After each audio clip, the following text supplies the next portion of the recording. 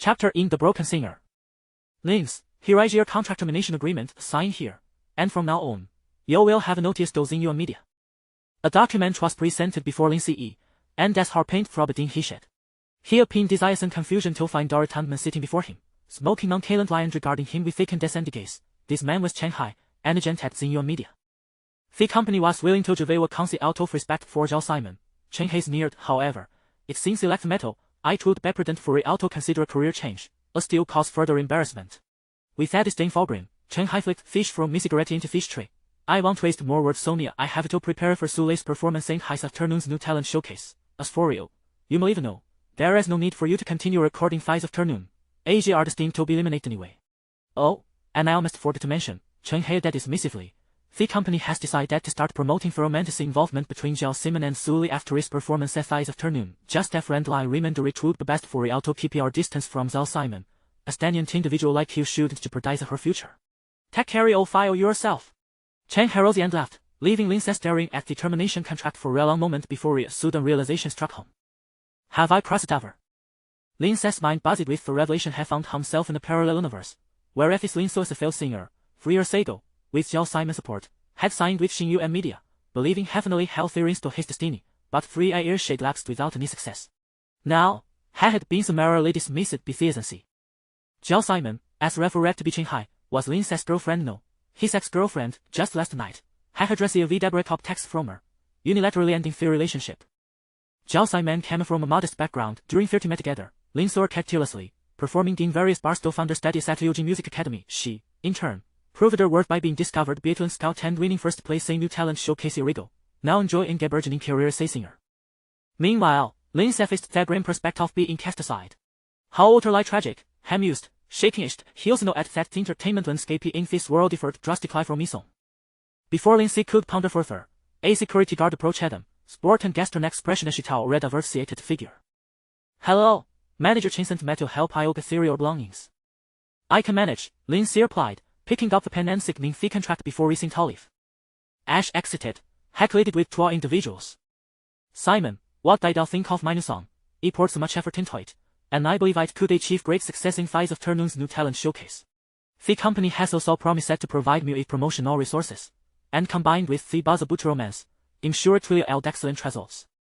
The speaker was Sulei, a slender and handsome figure about 1.75 meters tall, hailing from a law family, with rumored credentials from a prestigious music academy abroad. Beside him, Zhao Siman, with a stunning body, nodded in agreement, saying, "You listen to your song, and it's truly remarkable. Seize this opportunity if you can secure a top 3 finish. Your future prospects are boundless." She smiled at Sulei, her eyes brimming with encouragement. In that moment, Zhao Siman caught sight of Lin Ce, being just ported out by the security guard. Her expression faltered slightly as he turned to face him. Lin Ce looked at her as well, but when their eyes met, she made a move towards him. Instead, she stepped aside, silently allowing him to pass. They brushed past one another, and through a title, she had no to read a single word to him. Finally, that Lin Ce has been sent packing. He had no idea how he even got into this company in the first place. Sulei scoffed, his eyes filled with disdain as he watched Lin Ce's retreating figure, viewing him as nothing more than a complete failure. Perhaps sheer luck, Zhao Siman replied indifferently. Let's not discuss him any further. We should focus on our upcoming performance. As Lin Ce exited the building, he noticed Joshua, dressed fashionably, waiting by the doorway. Need something, he said, meeting her gaze. She approached and handed him a bulging envelope, wuzu size, hidden behind dark sunglasses, locked onto his face with a sharp intensity. This contains 100,000 yuan. I hope you will forget everything regarding your relationship with Simon. You know your future is promising. I don't want any stains in her record, particularly now when she will be in the spotlight with Sulei. During this period, I absolutely can't tell one scandal to emerge. A stain, a scandal, Lin Ce raised an eyebrow. Are you suggesting that your relationship with her would taint her future? Are you concerned they might expose it as a scandal? While no longer the original Lin Ce, he still felt a twinge of annoyance. Of course, Wu Su replied bluntly, this money serves as compensation, as well as for repaying the expenses you incurred while supporting her. Once you accept this payment, you're about free of ETAs. Lin Ce chuckled, passing to Zhao Siman that the previous support was to affection, it was voluntary. From now on, well girls spirit ways, he have no interest in riding her coattails or exposing her past to be pointless. Lastly, while he have lost interest in new talent showcase, he have no objection to taking vestige for a performance. Until then. With that, Lin Ce turned on his shield and walked away, uninterested in further discussion. Wu Su watched at this departing figure, frowning. Just you. The company hasn't even prepared that song for real. What will you perform? But Lin Ce paid no mind, continuing on his pithy. Wu Su lit out an night half and the old Zhao Siman's number, relaying Lin Ce's words. On the other end of the line, Zhao Siman stood by a floor-to-ceiling window, gazing down for several long moments before responding. Understood. Let's leave it take that. After all, he and you ran along are from the same world. She guessed after Lin Ce until his figure even issued tough crowd. New talent showcase is a reality talent competition for aspiring singers, conducted via live streaming. Though Lin Ce along our head management agency, has still possessed aspect in the competition. After a light lunch, he arrived early at the competition venue, in the backstage area, happy to do pop and paper, furrow in his brow as she contemplated what song to perform. After some reflection, happened down the title mountain and sea. Chapter 2. The new star in full bloom. Even if the curtain is about to fall, one must exit the stage with the poise of a victor. Lin Ce had little interest in taking the stage. However, contemplating the expressions of Hai and the others, he resolved to perform a piece. Having chosen his song, Lin Ce was suddenly alerted by a cacophony of voices nearby. He looked up to see a throng of people gazing towards the backstage corridor. There, a multitude of reporters had gathered, snapping photographs. Simultaneously, the murmurs of those around him reached his ears. It's Zhao Siman. Why is she here? Is Zhao Siman the special guest today? Wait. No, it seems she came to accompany someone else to compete. A wave of astonishment rippled through the crowd. Since her debut, there have been no rumors about Zhao Siman. Could that person be her boyfriend? Is this a prelude to an official announcement? Amidst the hushed whispers of surprise, Zhao Siman, beaming with a smile, walked in hand with Su Lei, making her way backstage. She turned to Su Lei and softly encouraged, "Do your best in the competition later." With a confident grin, Su Lei replied, "No worries." Zhao Siman maintained her smile, but upon reaching backstage, her gaze fell upon Lin Ce, who was seated with a pen in hand, looking in their direction. A flicker of hesitation crossed her beautiful face. Instinctively, she wanted to release her hold on Su Lei's hand, yet he held her firmly. With a hearty laugh, Su Lei said, "After I finish my performance, let us go have hot pot tonight." Zhao Siman nodded. "All right." She smiled, her gaze sweeping past Lin Ce's face. However, this time, Lin Ce had already averted his eyes, leaving Zhao Siman with a fleeting sigh in her heart. She appreciated Lin Ce's efforts, yet lamented the reality that they inhabited entirely different worlds. Zhao Siman was at the pinnacle of her career, flourishing in the limelight, while Lin Ce had long been cast aside, discarded by Xingyuan media. Shaking her head, she chose not to dwell on it further. After wishing Su Lei good luck, she turned and left the backstage area, which was, after all, a space designated for the performers. As soon as she departed, a whirlwind of discussions erupted. Su Lei, with a smile playing on his lips, pulled a chair and sat beside Lin Ce. He scrutinized Lin Ce, chuckling, "What a surprise! I thought you were cast out, yet here you are trying to compete? You must be unaware that this edition of National New Star is organized collectively by several entertainment companies. Even if you manage to take the stage, it's clear you're destined for elimination since you've long been released by your company." Lin Ce shot him a glance. "What business is it of yours?" Su Lei raised an eyebrow and leaned back in his chair. "Before coming here, I heard from many at the company that you harbor feelings for Siman. Normally, someone like you wouldn't warrant my time, but I must warn you. Under the company's arrangements, Zhao Siman is now my woman, and I do not wish for scum like you to intrude upon her world. Understand?" Su Lei's expression was one of warning. Lin Ce regarded him with a sudden smile. "If you utter even a single more word in my presence, I assure you this pen will serve a purpose beyond mere writing. Perhaps its point is sharper than a knife. Would you care to test it?" Su Lei's demeanor shifted at this, instinctively creating distance between himself and Lin Ce. He felt a surge of anger but quickly stood up, sneering, "Forget it. I won't stoop to the level of a defeated dog like you. I will make you comprehend the vast chasm that exists between you, me, and Siman. Thus, dispel any unrealistic fantasies at once." With that, he moved aside to prepare for makeup.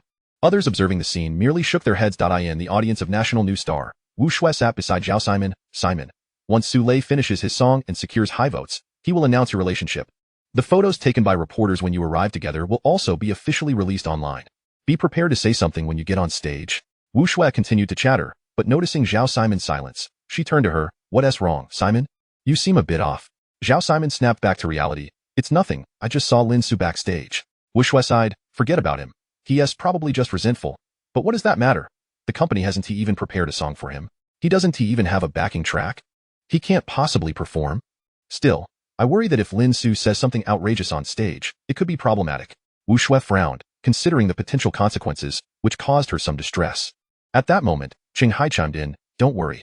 Even if Lin Ce does say something, we can easily refute it. With Simon's popularity, I believe few will take Lin Ce seriously. Besides, this might even add some heat to the relationship between Simon and Su Lei. Chung Hai wore a smug expression. Oh, and I've arranged for Lin Ce to be the first performer. Doesn't he want to play? Let him have his fun. I'm curious just how thick his skin really is. Chung Hai chuckled. Zhao Siman frowned slightly. Typically, the first performer faced the most pressure, and given Lin Ce's current standing, his performance could lead to public embarrassment, potentially even social ruin. Zhao Siman sighed. Isn't this a bit excessive? Chung Hai shook his head. Not at all, Simon. The company has high hopes for you and Su Lei. You mustn't show any mercy at this juncture. Lin Ce's presence is a persistent threat. It's best to take this opportunity to ensure he is utterly vanquished. Chung Hai's expression was resolute. Zhao Siman fell silent. Wu Shui, sitting nearby, shook her head, feeling that Lin Ce was merely reaping what he had sown. Before long, the judges took their seats, and the audience settled in. Simultaneously, the online live stream for National New Star commenced, instantly drawing in hundreds of thousands of viewers. Finally, is it about to begin? I wonder what kind of singers will emerge in this edition of National New Star.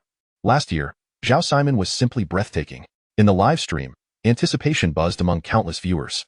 Finally, the host, dressed in formal attire, took the stage. Welcome, everyone, to our annual National New Star. Let us extend a warm welcome to our 3 esteemed judges. This edition of National New Star will, once again, utilize online voting for rankings. The 5 singers with the highest votes will advance to the next round. Now, without further ado, let us invite the first contestant to take the stage. Lin Ce. Chapter 3. Mountains and Seas. As the host concluded their remarks, they relinquished the stage, and a murmur of discussion erupted among the audience. Lin Ce? Who is this? Surely a nobody. Those familiar with the industry shook their heads in mild surprise upon hearing the name. Conventionally, the first performer should possess some degree of renown to invigorate the atmosphere. However, the decision to have the obscure Lin Ce take the stage appeared to designate him as mere cannon fodder. The judges seated at the panel gazed at the stage with unperturbed expressions, harboring little expectation for Lin Ce in the live broadcast room. The viewers were equally vocal. Who is this? I have no idea. I came to see Su Lei. When will he perform? Many were growing impatient, eager for Lin Ce to exit the stage. Backstage, Lin Ce grasped the guitar beside him and rose to his feet. Su Lei, seated nearby, scrutinized Lin Ce with a disdainful gaze. I'm eager to see what you can accomplish. Let me tell you, Lin Ce, individuals like you are doomed to serve as stepping stones for others. Lin Ce dismissed him with indifference, unwilling to engage in banter with a fool. Observers watching Lin Ce's retreating figure exchanged knowing glances, as many were privy to the underlying circumstances. Lin Ce had been cast aside by Xingyuan media. In other words, he was now an independent musician. An independent musician aiming to achieve recognition and success on a stage dominated by capital. Such aspirations were akin to folly. His current predicament was tantamount to walking into the jaws of death. Lin Ce did not dwell on these thoughts. Clutching his guitar, he stepped from the shadows onto the stage. The spotlight enveloped him instantaneously. With calm composure, he advanced to the center of the stage. Hello, your name is Lin Ce, correct? I don't seem to see the title of your song listed here, one of the judges remarked blandly, flipping through the information on the contestants. Zhao Siman furrowed her brow, her gaze fixed on Lin Ce. Beside her, Chung Hai wore a smirk of schadenfreude. Look at his dismal expression. He seems prepared to embarrass himself on stage. Wu Shui shook her head. I have already advised him to leave and spare himself the humiliation, but he refused to listen. Now it's too late. Once he faces the crowd and loses all dignity, perhaps he will regret it. Zhao Siman remained silent. The audience below watched him with curiosity. Lin Ce, holding his guitar, smiled lightly. That's correct. Just 2 hours ago, I was released from my contract with my management company. Thus, I am now appearing on this stage as an independent musician. It is precisely for this reason that I have not submitted the song I will perform. At this revelation, the crowd erupted in astonishment, and the live stream echoed with surprise. The judges, however, appeared unfazed, nodding slightly, one of them remarking, commendable courage. In this era, while many could sing, making a living from it was an arduous endeavor. So he is a terminated artist?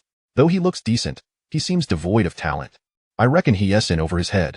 Does he think this is a novel, attempting to achieve a dramatic reversal? The live stream was filled with laughter and anticipation, eager to witness the spectacle. Some expressed support for Lin Ce, yet the majority held no particular expectations for him. All right then, please begin your performance, the judge signaled, indicating the start. In the presence of such a performer, they were reluctant to squander too much time. Moreover, a singer stripped of the backing of a media company was akin to a lamb walking to slaughter. He was certain to fail in the first round. Standing before the microphone, Lin Ce softly began. The piece I shall perform is titled Mountains and Seas. At the mention of mountains and seas, The judges exchanged glances, shaking their heads. Wu Shui raised an eyebrow, looking towards Cheng Hai, who appeared bewildered. He chuckled. Perhaps it's a song he composed himself. I've never heard of it. This fellow seems to have gone to great lengths just to humiliate himself on stage. If he sings that kind of rubbish, he'll instantly become a laughingstock in the industry. Besides, if he truly possessed the talent to write a good song, we wouldn't have terminated his contract, would we? Wu Shui nodded in agreement. Zhao Siman inhaled deeply, her gaze icy. Let us observe his performance. At that moment, the audience gradually fell silent. Lin Ce cradled his guitar, paused for a moment, then gently strummed the strings. The melodious music flowed gracefully from his fingertips. As the prelude began, many were taken aback. It has a certain charm. This feels promising. The judges nodded in approval as Lin Ce's voice rose in harmony. I gaze upon the innocent version of myself, appearing in a story devoid of my presence. Awaiting my response, a reason for why it has come to this. As the song unfolded, everyone was momentarily stunned. Not bad, huh? Wow. This is intriguing. Zhao Siman in the audience was momentarily taken aback. Wu Shui instinctively clenched her fist and turned sharply to Cheng Hai. Cheng Hai widened his eyes in surprise. Don't panic. It's only the first couple of lines. Let us wait. Perhaps he'll falter in the next verse. Just as he finished speaking, on stage, Lin Ce's voice suddenly soared. The music intensified, and his emotions burst forth. Lin Ce's singing resonated like a giant hand tearing through the sky, arriving with an unexpected force. He understands, he comprehends. I cannot offer, thus I turn and walk into the mountains. Chapter 4. The wrath of Starlink Media. Suddenly, as the song began, the entire venue erupted with applause. What a divine melody. I can feel goosebumps rising all over. My scalp is tingling. This is incredible. In an instant, the audience was astonished. The previously indifferent judges now widened their eyes in disbelief, fixating their gazes upon Lin Ce. Zhao Siman clenched her fists tightly, her heart racing, her beautiful eyes wide in shock. How is this possible? Wu Shui's pupils constricted sharply. Her mind went blank, utterly blown away by Lin Ce's song. When did he have this song? Why? How could this be? Wu Shui turned to glance at Cheng Hai, whose smile had completely frozen, replaced by fear and astonishment. Impossible, this cannot be. Cheng Hai felt beads of sweat trickling down his forehead. When did he write this song? I had no inkling. The songs he presented before were utterly worthless. This is undoubtedly a classic, a song worthy of timeless legacy. Yet, Cheng Hai had just terminated his contract with Lin Ce. In the live streaming room, the audience, who had been clamoring for Lin Ce to exit and let someone else take the stage, fell into a brief silence the moment Lin Ce began to sing. Soon after, torrents of fervent comments inundated the screen. This is madness. This song made me instinctively jump up. I feel electrified all over. Incredible. Is this person named Lin Ce? Absolutely phenomenal. A song to enshrine. Song God, song God. Is the competition really this fierce? The first performer of National New Star is already this explosive? What will the others even sing? Everyone was captivated by Lin Ce's performance. Lin Ce, cradling his guitar, stood under the spotlight. In that moment, he became the focal point of the entire audience. However, Lin Ce remained oblivious to the myriad gazes around him. His voice, still imbued with a subtle melancholy, loneliness, and an indescribable explosive quality, resonated in everyone's ears. He understands, I cannot provide, and thus he turns towards the sea. I listen to the youth's voice, yearning for a beautiful conclusion in the past that still holds a future, yet fails to become himself. He understands, I cannot provide, and thus he turns towards the mountains. He understands, I cannot provide, and thus he turns towards the sea. As the final note faded away, the lingering echoes filled the air. Lin Ce ceased strumming his guitar, standing amidst the audience, his gaze sweeping across all present. His expression was serene, calm, yet carried an undeniable air of defiance. The venue fell silent for a moment. Then, one judge rose excitedly, gazing at Lin Ce. That was magnificent, absolutely magnificent. Your vocal timbre is brimming with tension. Your singing is full of power. I haven't heard such an exceptional song in a long while. Without a doubt, this song will become a sensation, and it will explode. His voice was high-pitched, brimming with enthusiasm, and he clapped vigorously. Soon, a thunderous applause akin to a tidal wave surged forth. All the judges stood up, and some audience members in the front row could not help but rise and join in the applause. The atmosphere was so fervent it was beyond imagination. One more song. Encore. I can't get enough, brother. This song is too fierce. I'm absolutely in love with it. The crowd could no longer contain their excitement, shouting loudly. The live streaming room was completely ablaze, the comments flooding the screen. In the backstage area, Su Lei's palms were slick with sweat, his face flushed, his eyes wide, breathing a bit erratically. How is this possible? Where did this guy get such a song? This is definitely a song crafted by a legendary composer. Su Lei had initially hoped to overshadow Lin Ce today, bringing Zhao Siman along for publicity. He believed he would undoubtedly seize the headlines tomorrow, embarking on his debut journey, but now. Lin Ce's song had extinguished his spirit. After a long while, the applause gradually subsided. The judge looked at Lin Ce, suddenly recalling something, his face brimming with excitement. By the way, you mentioned earlier that you are now an independent musician? Upon this remark, the venue fell into an instant hush. Wu Shui glanced at Cheng Hai, whose complexion had turned ashen, bleak. If the company discovered he had let go of such a song, Cheng Hai would face dire consequences. Zhao Siman's gaze fixated on Lin Ce on stage, her eyes flickering. Lin Ce smiled slightly. Yes, just before I took the stage, Starlink Media terminated my contract, so I stand here as an independent musician. Wow. Isn't Starlink Media out of their minds? I think the people in that company have no vision. To let go of such a talented singer? Wow, unbelievable. Is Starlink Media really that foolish? To sever ties like this? They must be insane. The comments in the live streaming room echoed similar sentiments. Those people in the company must have some serious issues to let him go. This is undoubtedly a legendary figure, a superstar. Ha ha ha, I can already sense that someone in that company is in for a rough time. Everyone turned their attention to Lin Ce. The judge took a deep breath. I am quite surprised. He said sincerely, a singer like you with a song like this, I truly cannot comprehend why any company would choose to let you go. Lin Ce nodded slightly. Thank you for your affirmation, and thank you for enjoying my song. However, the reason the company terminated my contract, as far as I know, was to promote someone else. Lin Ce's words sent a shockwave through the crowd. Zhao Siman and Wu Shui's expressions changed instantly. Just as expected, this statement sparked another wave of fervent discussion. Promote someone? Who? Is this for real? I already think this song is legendary. That company sacrificed him to uplift another? Could that person be even more formidable than a song god? Looks like there's a spectacle ahead. The audience buzzed with speculation. The judge curiously inquired, who is that person? Lin Ce smiled. That person is named Su Lei. Now that my song has concluded, my stage has taken its bow. Let us now enjoy Su Lei and his music. Lin Ce finished speaking, bowed slightly to the audience, and with a gentlemanly turn, exited the stage amidst a sea of astonished gazes. At that very moment, the host hurriedly announced, next, let us welcome Su Lei to the stage. Backstage, Su Lei's face was exceptionally grim, his legs trembling. Lin Ce had just set the entire venue ablaze, elevating him to such heights. How could he possibly go out and sing now? Wouldn't he that be a laughingstock? He had initially hoped to seize this opportunity for a formal debut, but it seemed he was destined for humiliation. Wu Shui's expression darkened. He is ruthless. She turned to Zhao Siman. Simon, I think we should reconsider our joint marketing plan with Su Lei.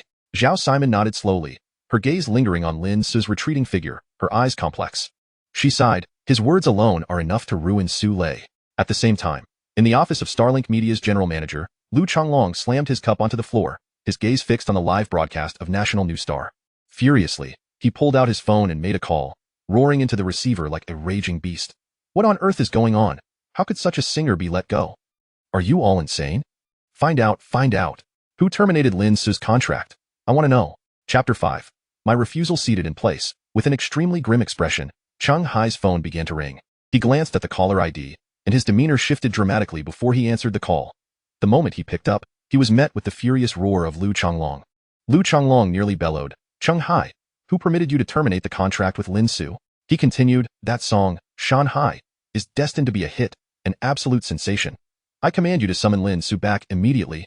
Reacquire this song, or else you will face dire consequences. Lu Changlong raged, why are you still standing there? You fool.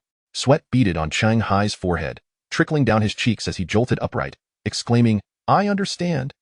I understand. He hung up the phone and dashed out in a panic. That moment, Su Lei had already taken the stage under the gaze of the audience. He faced the crowd with an awkward expression. Finally, as the music began, Su Lei started to sing. However, as soon as he opened his mouth, the audience erupted in boos. What is this nonsense? I thought Su Lei would be exceptional. How could the company abandon the previous singing sensation to promote him, only to end up with this? Go eat dung. The crowd became unruly, with jeers echoing throughout the venue. The live stream was also in chaos. I think this guy should just go home and sell sweet potatoes. Is this it? He isn't even worthy of holding Shanghai's shoes. I see him as a simpleton. Did he sell his dignity to get this chance? No sane person would choose him over the prior talent. The barrage of comments was relentless. Many netizens flocked to Xingyuan Media's official Weibo, unleashing their fury. When is your company going to shut down? Trash company, how can you still play these games? Your company is utterly brainless, abandoning Lin Ce for that pathetic Su Lei? I think Su Lei should just go home and shovel dung. To hell with you. On stage, Su Lei was halfway through his performance when he could no longer continue. His face turned pale, his legs trembled, and he was overwhelmed by pressure, ultimately breaking down in tears on stage. What followed was a torrent of mockery and scorn. Witnessing Su Lei's dismal performance, Zhao Siman felt utterly disillusioned. Contact those people and ensure that all footage from my visit to the backstage is sealed.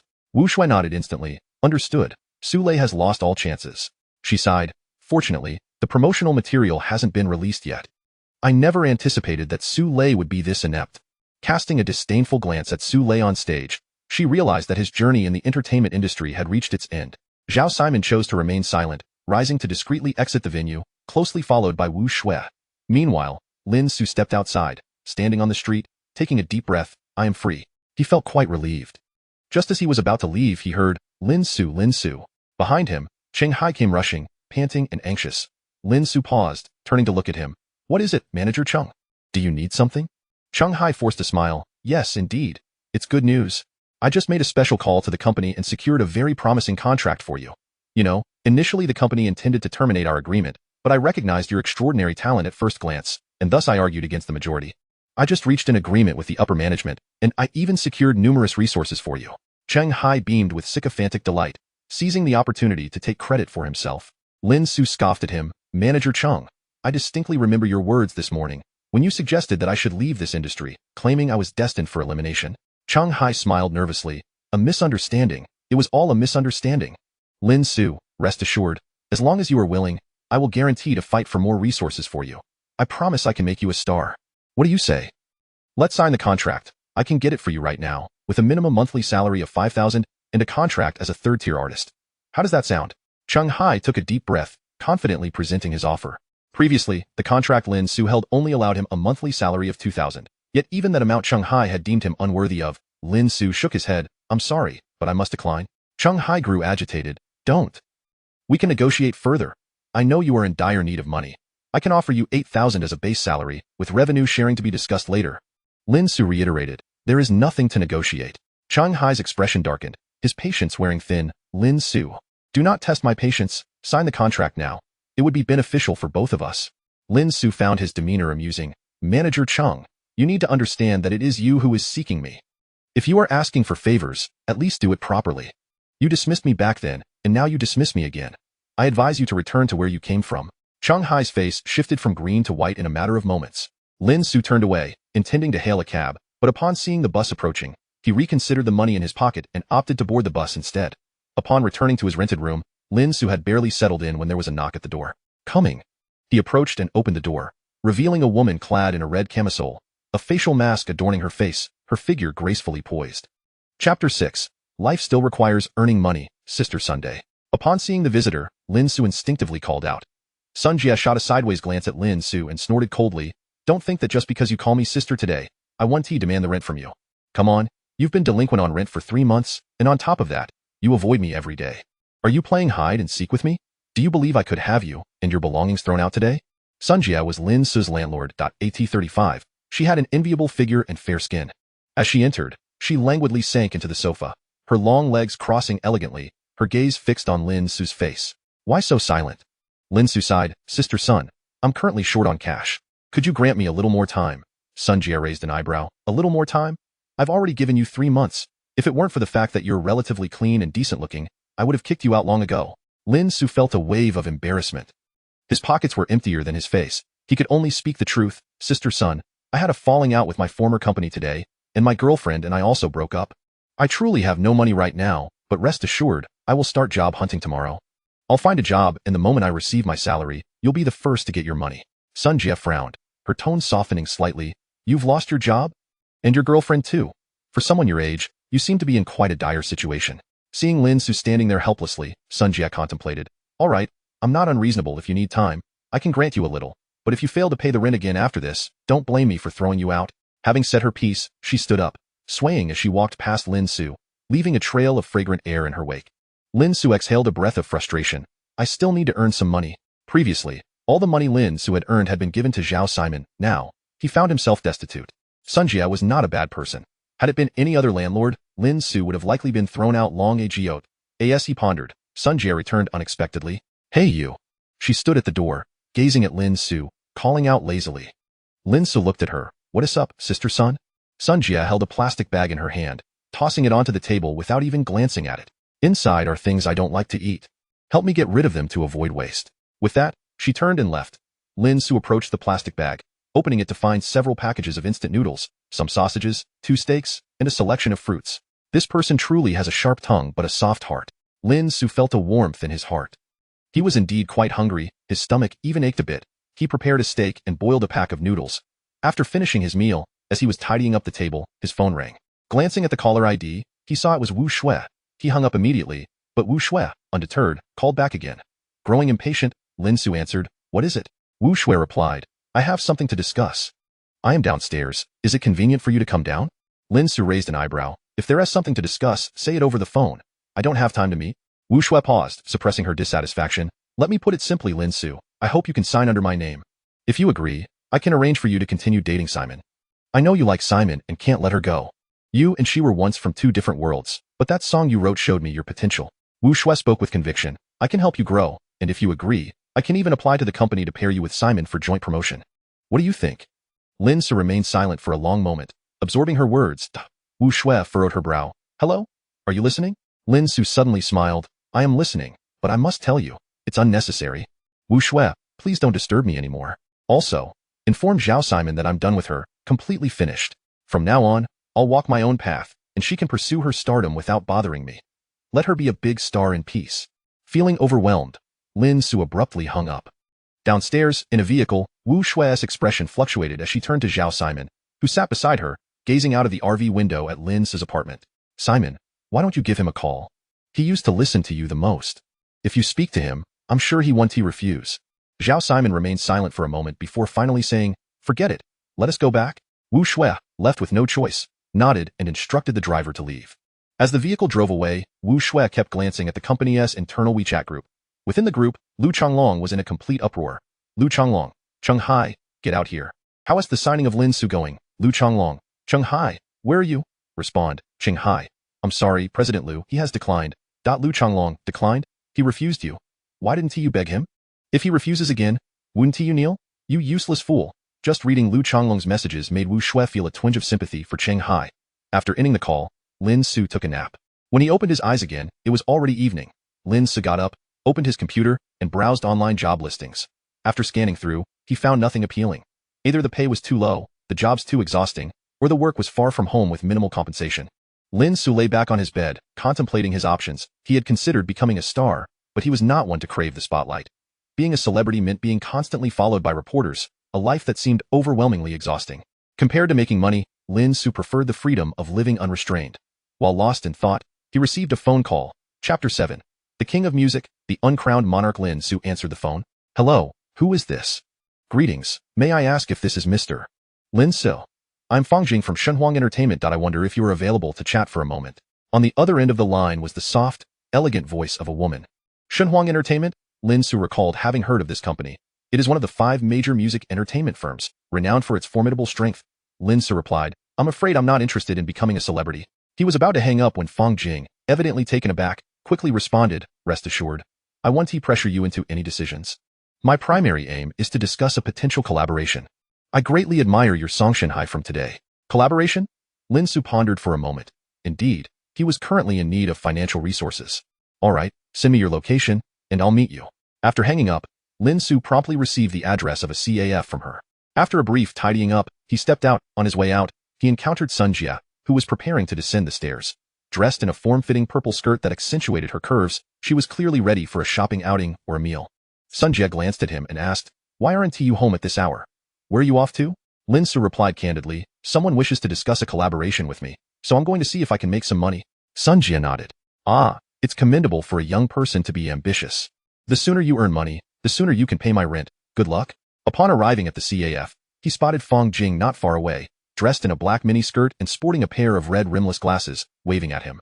Once Lin Ce took a seat, Fang Jing handed him a business card.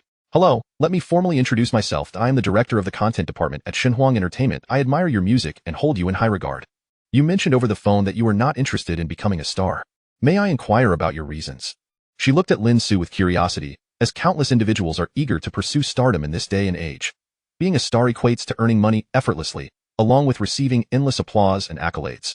Lin Ce accepted the business card, glanced at it, and responded calmly, "There's nothing to it. I simply do not enjoy it. I am accustomed to living freely and do not wish to exist under the spotlight." Fang Jing nodded, a hint of regret in her demeanor. "I understand. If you ever wish to debut, just based on Shanghai, you would undoubtedly achieve great fame.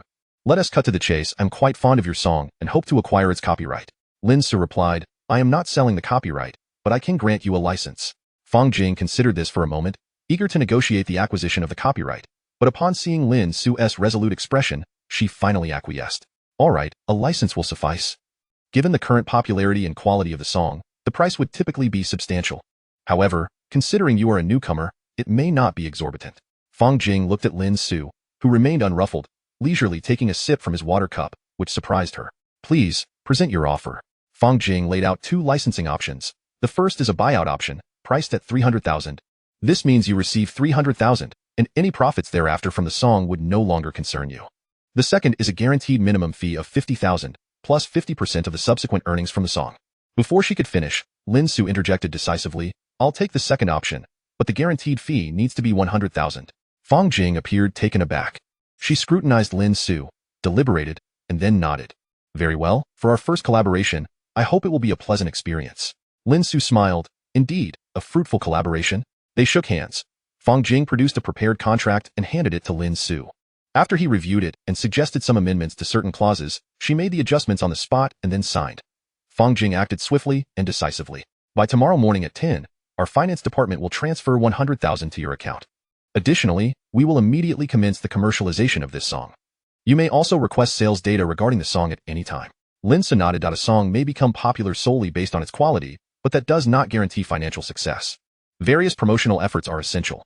Many stars who achieve fame do so by participating in numerous events, leveraging their popularity to generate income." Lin Ce, preferring to avoid complications, chose to grant Fang Jing the license. Thus, he alleviated his burdens while securing some much-needed funds. "Moreover, there is one more matter," she said, gazing at Lin Ce. "I wonder, Mr. Lin, would you be interested in joining Shenhuang Entertainment?" Lin Ce instinctively wanted to decline. "I do not wish to become a star." Fang Jing nodded in understanding. "I comprehend, yet I can see you possess considerable creative talent. Within our company, we have more than just artists, particularly in my content department. I believe you understand that a song comprises lyrics, melody, and the performer. You need not be a singer. You can be a lyricist and composer. Through crafting lyrics and melodies, you can receive corresponding compensation." She fixed her gaze on Lin Ce and continued before he could respond, "Moreover, you have prior experience in the entertainment industry, so you should realize that while singers are significant, they are not the most paramount. The true importance lies with the king of music. The king of music, the undisputed uncrowned monarch of this realm." "The king of music?" Upon hearing her words, Lin Ce pondered momentarily before breaking into a smile. "That does sound appealing. I feel it's worth a try." Lin Ce extended his hand toward Fang Jing, shaking it firmly. They exchanged smiles. Fang Jing stated, "I hope you can come to our company tomorrow to discuss the specifics. I will send the address to your phone shortly." With their business concluded, the two exited the CAF. Just as Fang Jing was about to inquire about Lin Ce's residence to offer him a ride home, they were interrupted by a powerful, raspy voice singing from the roadside. He understands, I cannot afford it." A street performer, clutching a guitar and dragging a portable speaker, was passionately belting out a song. Fang Jing couldn't help but exclaim, "It seems I've struck gold. This song is bound to be a hit." Lin Ce nodded solemnly. "You certainly have." Upon hearing this, Fang Jing shot Lin Ce an incredulous glance. It was her first encounter with someone so unabashedly unmodest. After exchanging farewells, Lin Ce returned home. As he entered the elevator, he spotted Sun Jia, reeking of alcohol and swaying unsteadily as she approached. "Sun Jia, how much have you had to drink?" Sun Jia's cheeks flushed. She lifted her eyelids to glance at Lin Ce, pursing her lips. "Not too much, just help me. Support me a bit." As she spoke, she swayed precariously and nearly collapsed toward Lin Ce. Chapter 8. The heated discussion on Weibo. "I can't believe this." Lin Ce had previously been swindled, and now, instinctively stepping aside, he witnessed Sun Jia clumsily fall to the ground. "How embarrassing," he thought, quickly rushing to her aid. "Sister Sun, are you all right?" Sun Jia appeared dazed, her face flushed with a rosy hue. "Home. I want to go home," she mumbled, and with that, her head tilted, and she succumbed to slumber. Lin Ce supported her as they ascended the stairs, and upon reaching her doorstep, he called out, "Sister Sun, we're home." "Hello? Sister Sun?" There was no response. The alcohol had taken its toll. How much did she drink? Lin Ce shook his head, contemplating for a moment before reaching into her pocket to retrieve a set of keys. After several unsuccessful attempts at unlocking the door, he finally managed to gain entry, guiding her gently to her bedroom and laying her on the bed. "Sister Sun, if you're okay, I'll be taking my leave," he said, tucking her in snugly.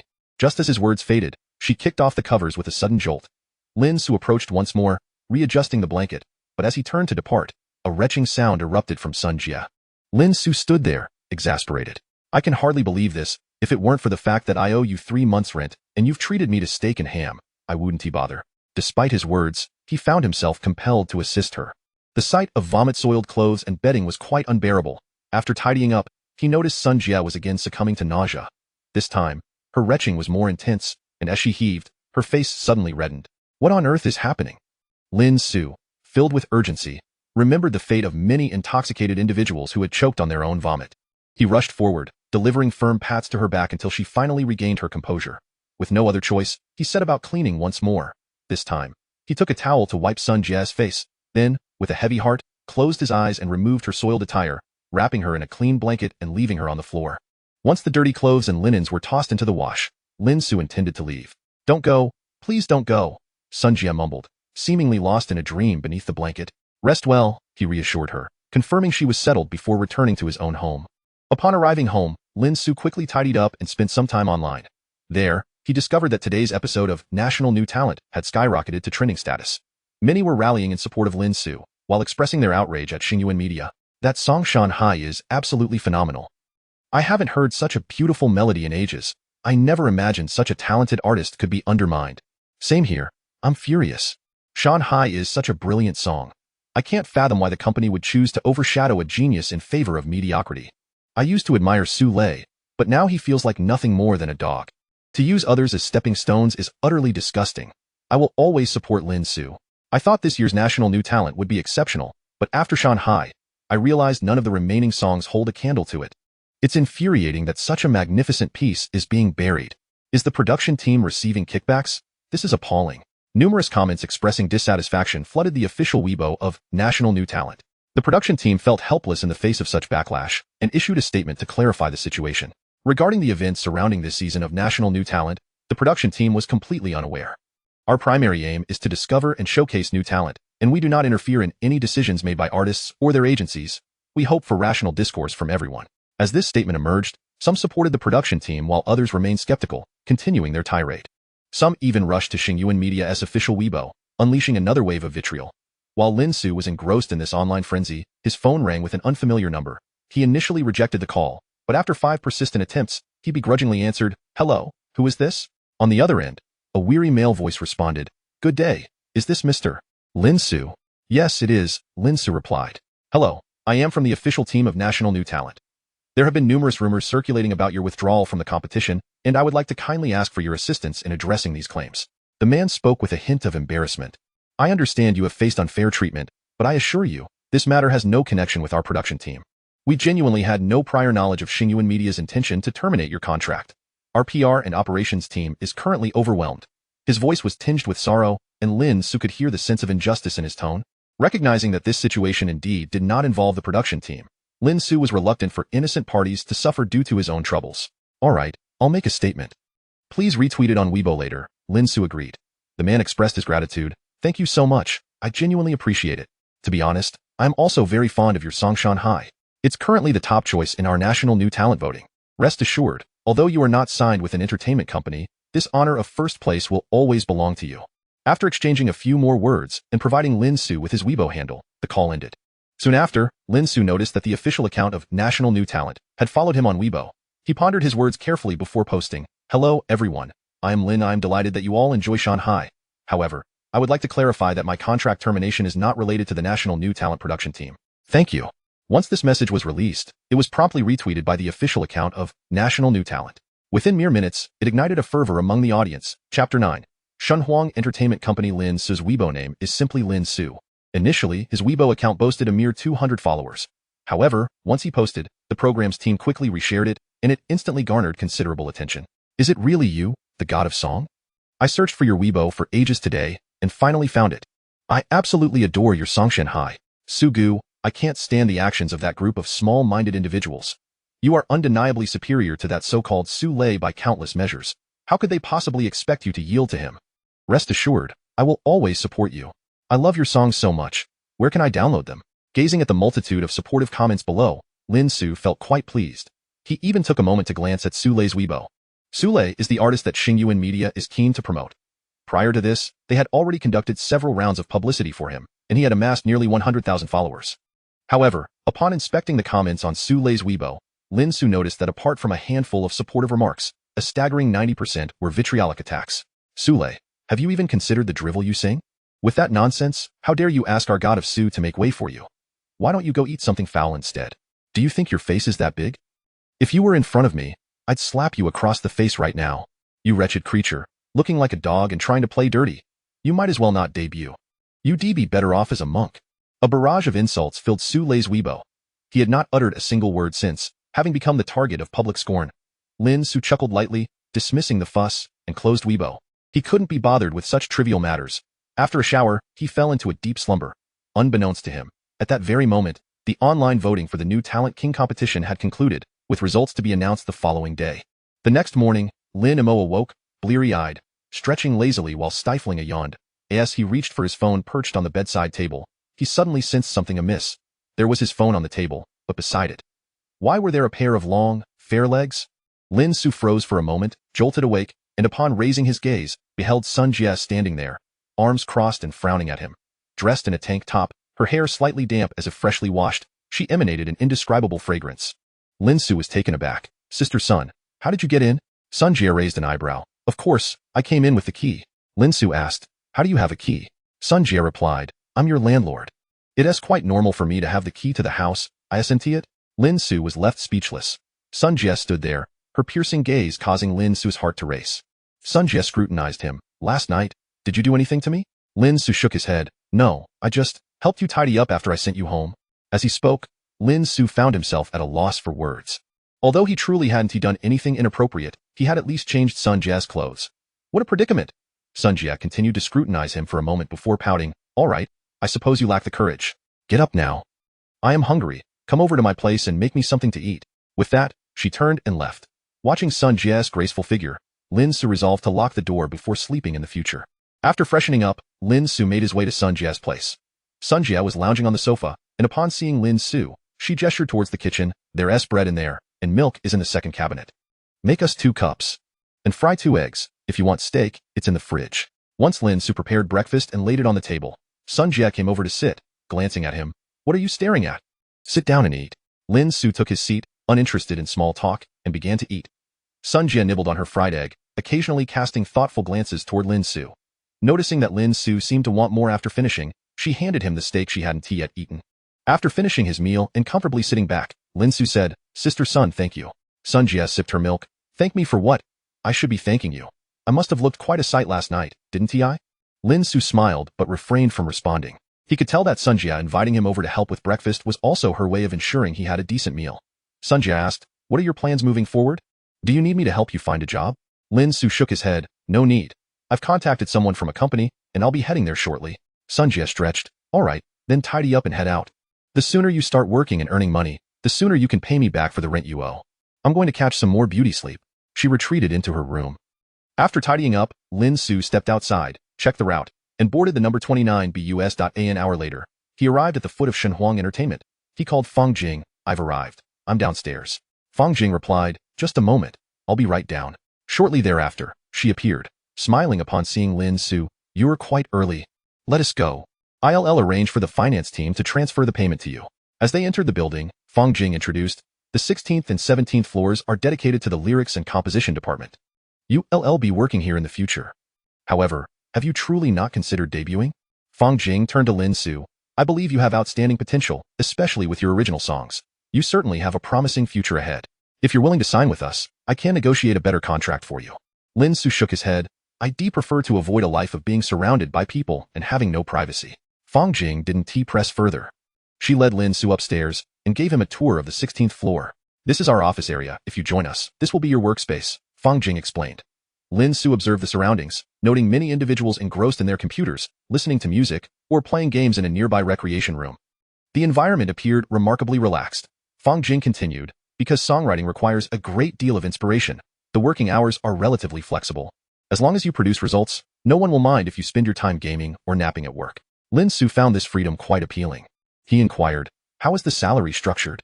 Fang Jing replied, the base salary is 10,000, plus a share of the sales from the songs you write. As a newcomer, if you write a song that sells 100,000 copies, you'll earn 10,000, which is 10%. Lin Ce frowned slightly, that's rather low. Fang Jing sighed, unfortunately, a song's revenue must be divided among the creator, the performer, and various other parties. However, this is not absolute. As you grow into a senior composer, your share will increase. If you become a top-tier composer, you could claim up to 100% for a single piece. Lin Ce nodded, I understand. What does it take to become a top-tier composer? Fang Jing chuckled, you're trying to run before you can walk? To become a top-tier composer, you first need to be a senior composer, which requires at least 5 of your songs to chart on the monthly rankings of Penguin Music.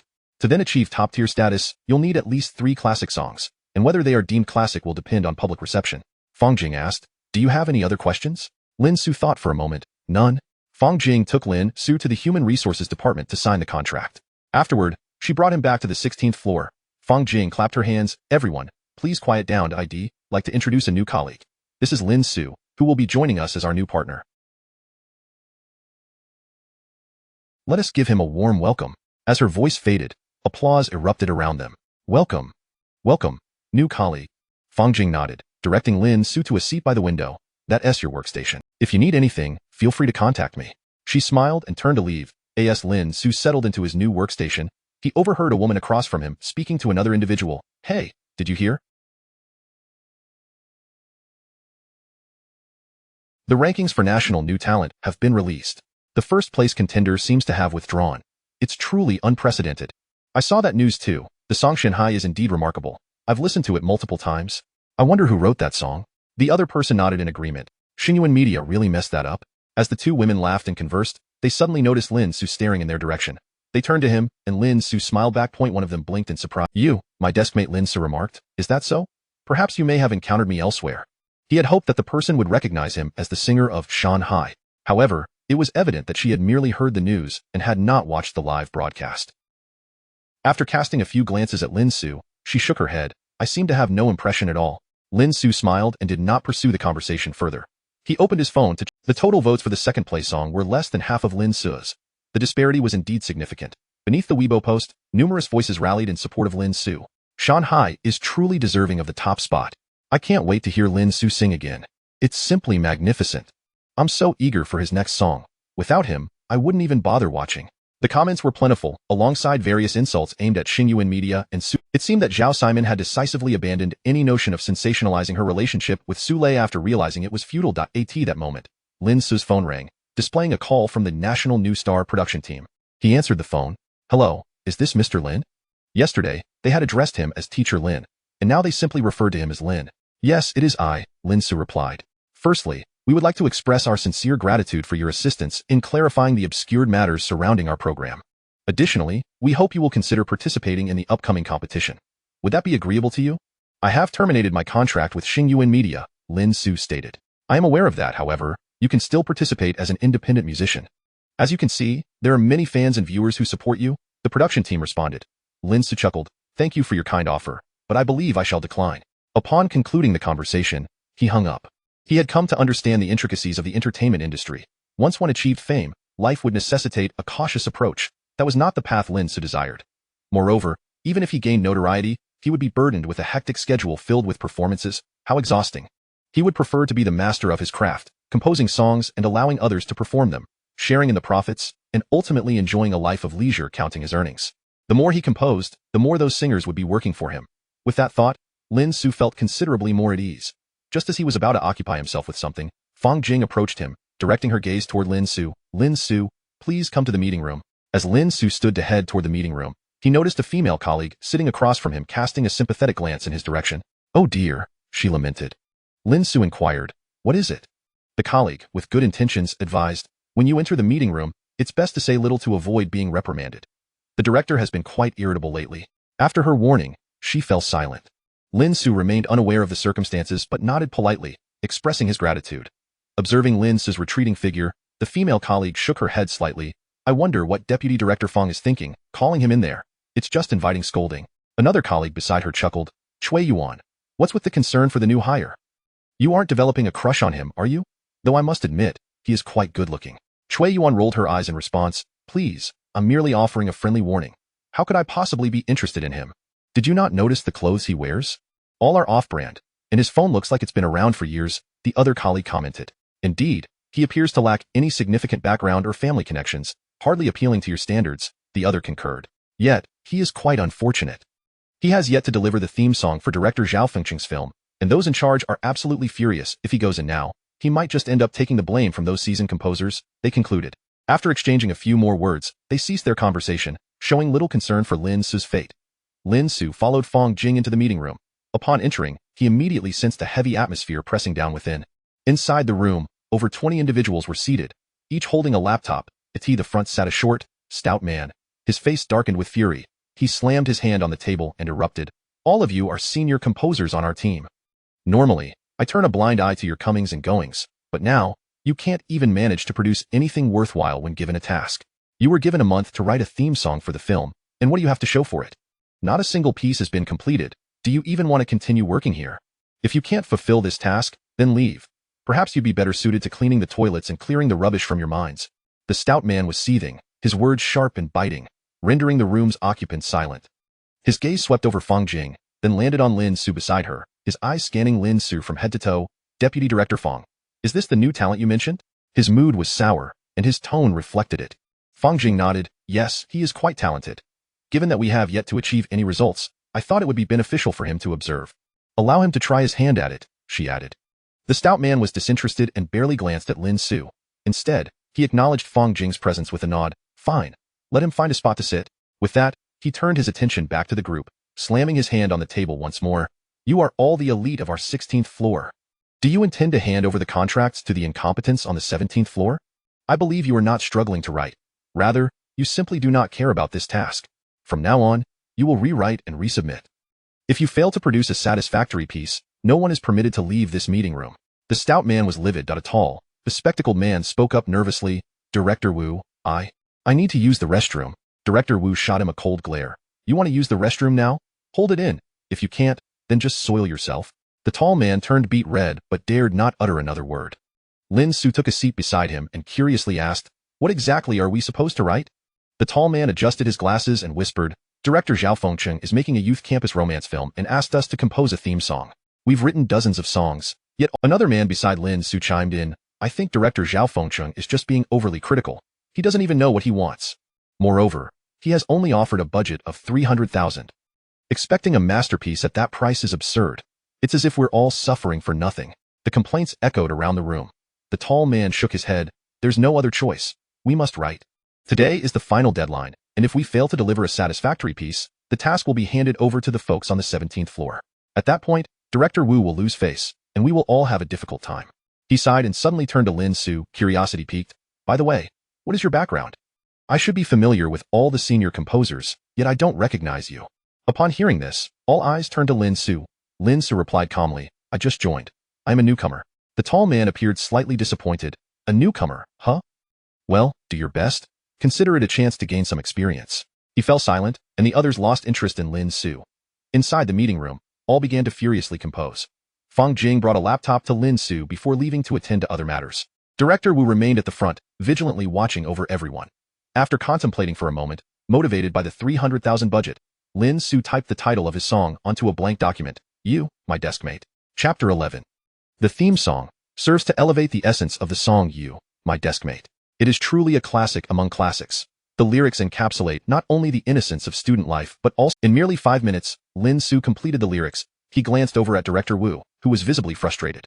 Upon feeling Lin Ce's gaze, Director Wu turned to him, furrowing his brow. What are you staring at? Can't you write? If you can't, then force yourself to produce something. Don't think that just because you're brought in by Vice President Fong, I will treat you with any courtesy. Director Wu was filled with ire. Anyone who irritated him was merely inviting trouble. The others cast sympathetic glances at Lin Ce, none daring to intervene on his behalf. A tall, thin man with glasses discreetly nudged Lin Ce's wrist. Stop staring, or he might just fire you out. Lin Ce nodded at him and turned back to Director Wu. I've finished the lyrics. How should I send them to you? Director Wu was taken aback. Finished? The tall, thin man and the others were equally astonished, their eyes filled with even more sympathy for Lin Ce. As expected, Director Wu's expression darkened instantly, the veins on his forehead bulging, clearly on the brink of fury. You completed it in less than 5 minutes? Are you fooling me, or yourself? Fine. If it weren't for Fang Jing, Director Wu would have already ordered Lin Ce to scram. Yet he restrained himself. Lin Ce sent the song to the email and exited the conference room with his laptop, too weary to argue. He had greater faith in the quality of his song. Lin Ce left the conference room amidst the envious gazes of the tall, thin man. The latter could only despairingly continue to suppress his frustrations. Director Wu received Lin Ce's song in his inbox, but he lacked the inclination to review it at that moment. If today's meeting went awry, the task would fall into the hands of the people on the 17th floor. The thought vexed him immensely. The 16th and 17th floors both belonged to the company's content creation department, yet they were also rivals. The monetary aspect was trivial, the real issue was pride. However, even a 30,000 yuan song fee could not entice the renowned composer to intervene. Director Wu was deeply troubled. In the conference room on the 16th floor of Xinhuang Entertainment, the atmosphere was grim. Meanwhile, in a conference room at Xingyuan Media, the situation could only be described as hellish. I asked you to bring Lin Ce back. Where is he? Lu Changlong glowered at Cheng Hai, who stood before him, trembling. Beads of sweat trickled down Cheng Hai's face. I tried. I really did. But he refused. Manager Lu, this kid is clearly ungrateful. Lu Changlong sneered coldly, unappreciative. Of course, he is. But his song Mountain and Sea has exploded in popularity. Now, everyone online is mocking us at Xingyuan Media. Our competitors are practically celebrating with fireworks. This is all. Could you not have delayed it just a little? Just a little? Lu Changlong roared. In the conference room, everyone else fell silent. Wu Shui observed and shook her head slightly. Lu Changlong's wrath was not something an ordinary person could withstand. Cheng Hai coughed awkwardly. I didn't intend for it to happen this way, but... Lu Changlong interjected. But what? Cheng Hai gathered his courage. But our original plan was to announce Su Lei and Zhao Siman's relationship during the National New Talent stage, using it as a promotional opportunity to boost their fame simultaneously. Lin Ce had been getting too close to Zhao Siman. I feared complications would arise, so I terminated his contract early. Lu Changlong fixed him with a cold stare. You are truly a complete fool. What does Su Lei even amount to? Now that Mountain and Sea is a hit, he had seen all the negative comments online, and the keyboard warrior's vitriol nearly gave him a heart attack. After venting his frustrations, he took a deep breath to calm himself and turned to Wu Shui. Is Lin Ce and Zhao? We need him back for National New Talent. Tell him that if he is willing to come back, we can offer him resources, a plethora of resources. He can become a star, a true superstar. Wu Shui wanted to add something, but Lu Changlong had already lost interest. That's settled. He turned back to Cheng Hai. And you, go and assist in persuading him. If he doesn't come back, forget about your performance bonus for this month. No, for the next 6 months. Lu Changlong slammed his hand on the table. Dismissed. Once he left, Cheng Hai wore a despondent expression. Wu Shui walked past him, shaking her head, and returned to her office. Inside the office, Zhao Siman stood by the glass window with a coffee in hand, gazing out at the cityscape. How did the talks go? Wu Shui smiled wryly. Manager Lu has completely lost his temper. He wants you to step in and bring Lin Ce back. Wu Shui hesitated as she looked at Zhao Siman. After a moment of silence, Zhao Siman asked, will he even want to come back? Wu Shui sighed. I'm not sure. Wasn't he always eager to fulfill your requests? Whatever you wanted, he would strive to provide. He was willing to live on steamed buns and cold water just to ensure you had beautiful clothes, even foregoing 10 yuan cold. Zhao Siman remained silent for a long time before exhaling deeply, then let us go meet him. Meanwhile, as the workday neared its end, the conference room door finally swung open. Yes, it did. The tall, thin man dashed towards the restroom like an arrow released from a bow. Lin Ce began packing his things, preparing to head home. Passing by the conference room, he encountered the grim-faced Director Wu exiting. Director Wu did not bother to glance at Lin Ce and hurried back to his office. Upon reaching his office, Director Wu reviewed part of the songs. His expression soured further. Trash, all of it. What is this nonsense? A bunch of useless drudges. He was seething with anger. Fang Jing entered with a smile. What's wrong? Why so angry? Director Wu inhaled deeply, suppressing his fury. I can't help it. What the hell are these people producing? I can't bear to look. Am I really going to have to let those folks on the 17th floor handle this task? Director Wu felt a sense of unwillingness. Fang Jing curiously inquired, what about Lin Ce's song? How was it? Director Wu replied, who is Lin Ce? Then realization struck him. Director Wu continued, you mean the one you brought in? He sent me a song in 5 minutes. 5 minutes. What can one possibly produce in 5 minutes? I couldn't even be bothered to look. Is he trying to fool me? Director Wu's displeasure was palpable. He had never held any expectations for Lin Ce, nor had he glanced. Fang Jing sighed, even if he finished in 5 minutes, perhaps it's actually good? Director Wu waved his hand dismissively. Forget it, I can't be bothered to look. I'll just send everything to Director Zhao.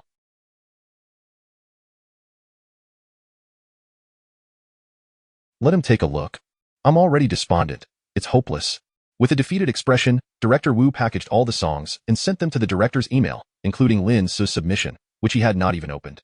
Director Wu said, let us wait for news, but it feels hopeless. Fang Jing sat beside him. Don't put too much pressure on yourself. After she spoke, she left, leaving Director Wu alone in his chair, visibly troubled. Meanwhile, Zhao Fengcheng was lighting one cigarette after another. Trash, all of it. This song is too greasy. What on earth is this? I want a youthful vibe, a campus feel. None of these songs work. What kind of bizarre creators are out there today? Zhao Fengcheng was exasperated. He had completed filming his movie a long time ago and only needed a theme song, yet the entire production hung in limbo waiting for this song. The filmmakers around him shook their heads in agreement. One suggested, Director, why don't we just grab a decent song to fill the void? After all, people are coming to watch the movie, not just to hear the music.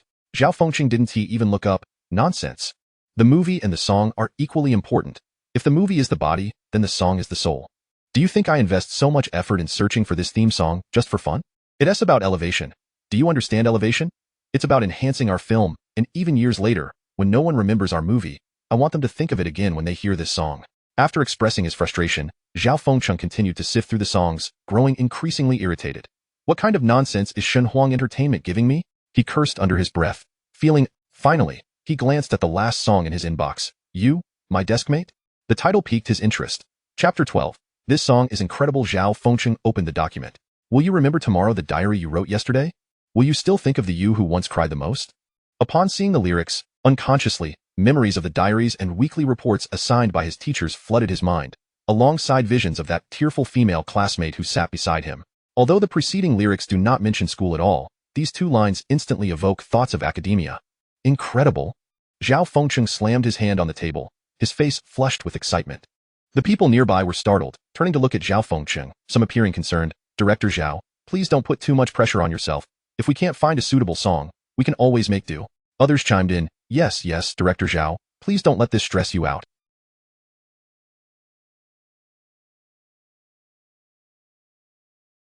If you were to fall ill, what would become of our movie? Zhao Fengcheng paused at their words, glanced at them, and then erupted. What do you mean? Do you think I'm losing my mind from frustration? He stared at the group, who remained silent. If he weren't losing his sanity, how could he be furious one moment and then laughing heartily the next? A normal person would never behave this way. Nevertheless, Zhao Fengcheng felt elated. I can't be bothered. I have found the song I desire. It's this one. Come over here and take a look. He beckoned, and the others immediately gathered around. As they peered at the computer screen, they exclaimed, your deskmate? Wow, these lyrics are fantastic. This song holds something special.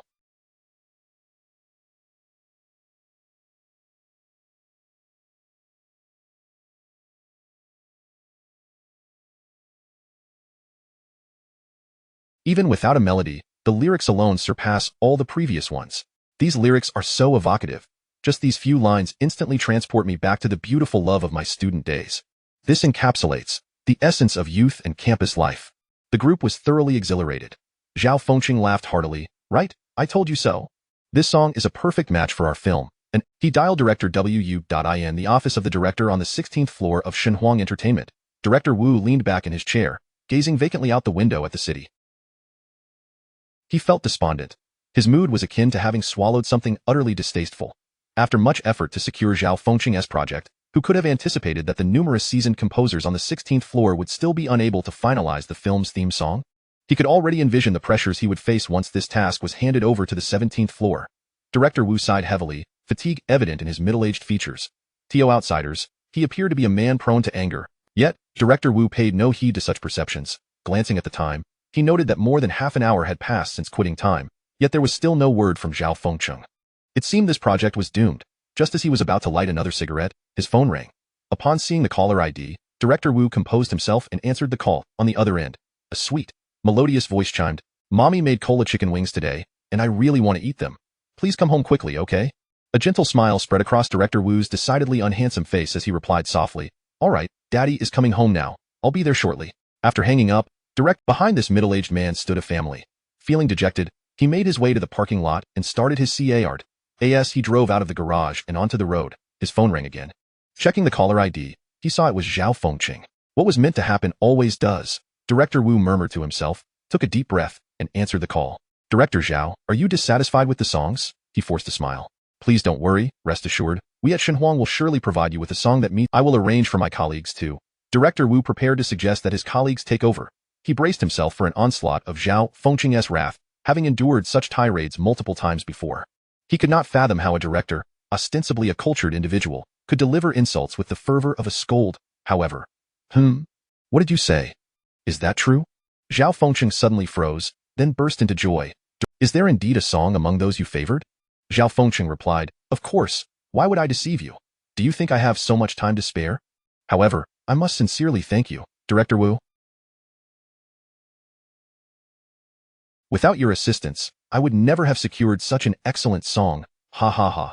By the way, when can you send over the complete song for me to preview? Director Wu responded, very soon, tomorrow. I will arrange for someone to record it and send it to you.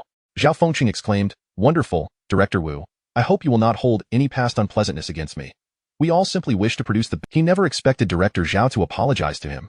Yes, Director Zhao, you are absolutely right. By the way, which song did you choose? I need to make arrangements.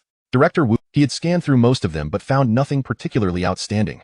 Cautiously, he inquired, fearful that Director Zhao had made a mistake, which would spell disaster for him. It's the song your desk mate. Indeed, Director Wu, I have always believed in Shenhuang, and you have not let me down. This song is truly remarkable, utterly exceptional. I am absolutely enamored with it. Ha ha ha. As Zhao Fengqing continued, he could not contain his laughter. He was overwhelmingly delighted. Meanwhile, Director Wu was taken aback. Then, that newcomer? Director Wu suddenly recalled the figure that Fang Jing had brought in. Chapter 13. Zhao Siman arrives initially. I presumed you to be a novice, yet unexpectedly, you reveal yourself as a concealed genius. Director Wu felt an absurd sensation. Director Wu, Director Zhao, are you certain you wish to proceed with that song? Might it not possess certain quality issues? Director Wu remained somewhat apprehensive. After all, he had witnessed 5 minutes. What could possibly be crafted in such a fleeting span? Zhao Fengqing, absolutely. Let me tell you, Director Wu, this song is simply magnificent, truly remarkable. It has far exceeded my initial expectations for the film's themes. Seeking a moment to collect himself, Director Wu parked his vehicle, instinctively delivering a resounding slap to his own face, leaving half of his visage tingling. This is not a dream. He promptly dialed Fang Jing. Fang Jing was at the gym, perspiring profusely on the treadmill, clad in form-fitting athletic wear. Fang Jing, hello, Director Wu. Director Wu, Deputy Director Fang, who exactly is that individual you brought today? Fang Jing, the theme song for Director Zhao's film has been finalized, and it's the song written by the person you brought. Fang Jing chuckled, isn't that's splendid. I'll give him a call shortly to inform him. Director Wu, that's wonderful. I appreciate your help. Once Fang Jing ended her conversation with Director Wu, she immediately contacted Lin Ce. Lin Ce was en route home, having just received a deposit of 100,000 yuan from the company. He was contemplating whether to purchase something for Sun Jia when his phone rang. Lin Ce answered, hello, Sister Fang. Fang Jing replied cheerfully, Lin Ce, I have great news for you. The song you wrote for Director Zhao has been chosen. Lin Ce responded casually, oh, I'm aware. Fang Jing paused, surprised, you're so calm. Shouldn't you be feeling elated? Lin Ce replied, it was an expected outcome. As long as that director isn't foolish, he wouldn't overlook my song. I've arrived home. I'll talk to you later. Lin Ce ended the call. Fang Jing listened to the silence on the other end, feeling slightly bewildered. Under normal circumstances, one would be ecstatic at such news. Yet Lin Ce remained so composed. I can't tell if this is arrogance or confidence. Fang Jing chuckled, regardless, I've certainly stumbled upon a treasure. Her spirits lifted. Meanwhile, Lin Ce was in the supermarket beneath his apartment, purchasing a plethora of items. He ascended the stairs with numerous bags, returned home, set down his purchases, and then knocked on Sun Jia. Her graceful figure, coupled with a faint, alluring fragrance, presented a unique sight. Sun Jia wiped her brow. What's up? Lin Ce replied, I've transferred the rent to you, and also, come over for dinner later. I bought quite a bit of food. Sun Jia eyed Lin Ce skeptically. Just this morning you were broke, and now you're flush with cash? You didn't sell yourself, did you? Lin Ce sighed, not quite. Sun Jia nodded. Lin Ce returned home, washed the ingredients he had bought, and was preparing to cook when a knock echoed through the door. So soon? Lin Ce walked over and opened the door, momentarily stunned upon seeing who stood before him. What brings you here? Zhao Siman remarked, I don't think I've ever been here before. Lin Ce poured her a glass of water and placed it on the table. Indeed, I rented this place after you began participating in that year's king of newcomers. Zhao Siman held the water, took a sip, and after a moment's contemplation, she spoke, Back then, I intended to help you move, but due to the competition commencing, the company feared unnecessary rumors and complications, hence they didn't permit me to come. I'm sorry. Zhao Siman expressed her regret. She had relied on Lin Ce's support for quite some time. After signing with Xingyuan Media, the company, seeing her potential, assisted her in securing a more upscale residence. However, Lin Ce was not included. Lin Ce dismissed it. It's all in the past. No need to dwell on it. By the way, here is something for you. It's been sitting here untouched, and since you're here, you can take it with you. Lin Ce retrieved an old music box from the cabinet and placed it before Zhao Siman. He then returned to the kitchen to prepare dinner, not paying much attention to her. Zhao Siman gazed at the antiquated music box, hesitated for a moment, then picked it up, wound it, and opened it. Soon, a melodious tune emanated from within. This was the very gift Lin Ce had given her to commemorate their first anniversary. Zhao Siman's expression turned wistful as memories flooded her mind. However, she quickly shook her head, casting aside the thoughts, and turned to observe Lin Ce diligently cooking in the kitchen. Lin Ce, skilled in his culinary techniques, soon filled the air with delightful aromas. Zhao Siman watched the scene before her in silence. This was the life she had envisioned, simple and serene, cohabiting with Lin Ce. Yet, she could not recall precisely when everything had changed. Before long, the dishes were served. You haven't eaten yet, have you? Please, have some, Lin Ce called out to Zhao Siman. She stood, approached the table, initially intending to decline, but inexplicably found herself sitting down at the dining table. She looked at Lin Ce. The reason I came today is that I hope you can agree to something. Lin Ce, still organizing items in the kitchen, did not turn around. If you're suggesting I return to Xingyuan Media, don't bother. A wise horse knows not to eat the grass by the roadside. What is more, I'm a person, Lin Ce replied flatly, devoid of much emotion. Zhao Siman suddenly felt a heavy weight in her heart, an unsettling sensation akin to... She bit her lip. Can't this be the last favor for me? Lin Ce shook his head. I've already done enough for you in the past. I won't be doing anything for you moving forward. Upon hearing this, Zhao Siman felt momentarily dazed, falling silent. Just as she was pondering this, another knock echoed from the door. Hey, I've finished my shower. Open up. Chapter 14. The elusive escape. Sun Jia's voice resonated outside the door. Who is this woman? Lin Ce approached the door. The landlord. Upon opening it, Sun Jia appeared in her pajamas, exuding a languid charm, steam still rising from her figure, emanating an indescribable allure. I could smell the delicious aroma wafting from your place even outside. If you're struggling to get by, perhaps hiring a chef wouldn't be a bad idea, she quipped as she entered. Lin Ce chuckled. My culinary skills are rather mediocre. They suffice for my own consumption, but I might ruin a restaurant's reputation if I were to cook for others. As Sun Jia stepped inside, her gaze fell upon Zhao Siman, who was seated, and she expressed mild surprise. Have you got a guest? Lin Ce replied. Just arrived. It's a bit of a coincidence. Sun Jia, undeterred, took a seat with ease. Meanwhile, Zhao Siman's eyes remained fixed on Sun Jia, scrutinizing her from head to toe, which made Sun Jia feel distinctly uncomfortable. Curiously, Sun Jia inquired, Are you his girlfriend? Zhao Siman remained silent, while Lin Ce calmly interjected, No, Sun Jia, please don't misunderstand. This remark pricked Zhao Siman's heart like a thorn. Sun Jia nodded, refraining from further questions, her attention now drawn to the array of dishes on the table, exclaiming in delight. It seems I am in for a treat.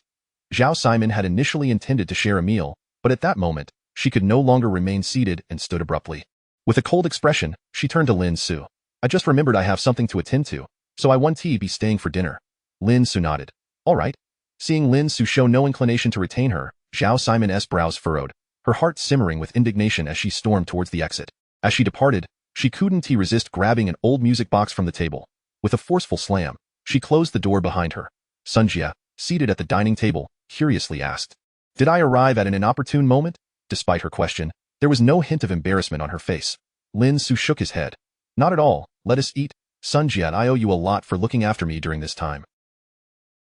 Otherwise, I might have been sleeping on the streets.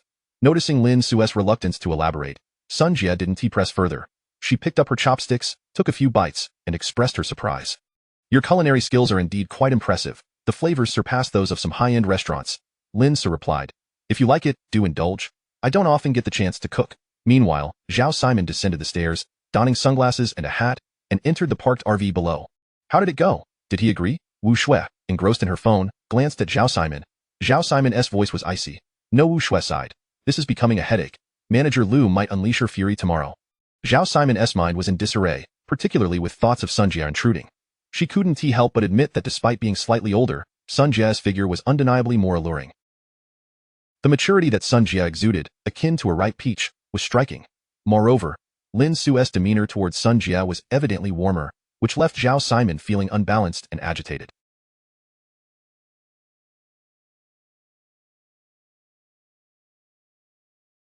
Wu Shui noticed Zhao Siman's unease. Simon? What's wrong? Suddenly suspecting a possibility, her expression darkened. Could it be that Lin Ce just took the opportunity to bully you? Tell me, and I'll go confront him immediately. Zhao Siman snapped back to reality. No, she frowned, looking at Wu Shui. If we can't handle Lin Ce, will Manager Liu really be furious again? Even if Lin Ce is currently enjoying some popularity, he remains an unproven newcomer, and prior to this, he was utterly unremarkable. I suspect that song of his wasn't even pinned by him. He might have procured it by some means. It's merely a fleeting moment of fame, Wu Shui nodded. I understand your point, but take a look at this. She handed her phone to Zhao Siman. Zhao Siman glanced at it and was instantly taken aback. On the screen was a Weibo post confirming Lin Ce's withdrawal from the show National New Star. Beneath this post lay a torrent of protests, with many pleading for Lin Ce to continue in the competition, while others resorted to a fresh wave of insults. This post had been published for less than 6 hours and this single post had swiftly become the most viral on the National New Star Weibo account, and the momentum was still growing. Zhao Siman was astonished. Where did all these supporters come from? Wu Shui offered a bitter smile. That's the power of Shanghai, she sighed. It's a pity. If Lin Ce were willing to return now, he could seize this opportunity to soar to new heights. That song of his truly exceptional. Wu Shui, though reluctant to admit it, had to concede. If we signed him now and crafted a romantic storyline with you, your popularity would skyrocket. Zhao Siman sat there, gazing at her phone, her emotions tumultuous. Perhaps I should give it another shot? Feeling vexed, Zhao Siman was met with Wu Shui's headshake. Let it be. Since you've failed, there's no point in pursuing it further. What should we do then? Wu Shui chuckled. What else? Simply do nothing. Give it a few days. Don't let his current arrogance fool you. In a few days, once the heat dies down, what do you think will happen to Lin Ce? Initially taken aback, Zhao Siman soon grasped the implication. Are you suggesting the company will blacklist him? Wu Shui nodded. Of course. Right now, his popularity is soaring, and the company is eager to sign him, but if they realize they can't, they will devise a different strategy. The more those supporting Lin Ce protest, the more thoroughly he will be shut out in the future. Wu Shui's eyes gleamed with determination. Having talent alone isn't sufficient? Let us wait and see. As the RV started and drove away.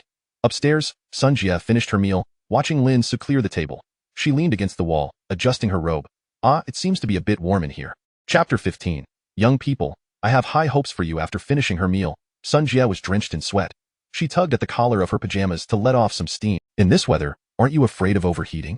Lin Ce, having just washed the dishes, replied, the air conditioning is broken and hasn't been repaired yet. Sun Jie retorted, you should have informed me sooner. After all, I am the landlord. When appliances like the air conditioning malfunction, it is my responsibility to address it.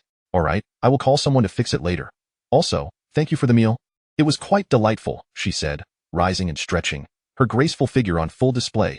As Sun Jie swayed her hips and departed, a faint, lingering fragrance filled. He tidied up, took a shower, and spent some time online. He noticed numerous criticisms directed at the National New Star program, as well as disparaging remarks aimed at Xingyuan media. Meanwhile, Sulei's Weibo had been set to restrict comments, clearly indicating he had been thoroughly criticized. The following morning, Lin Ce got up, went to work, and took the bus. On the bus, he overheard two office ladies in professional attire conversing.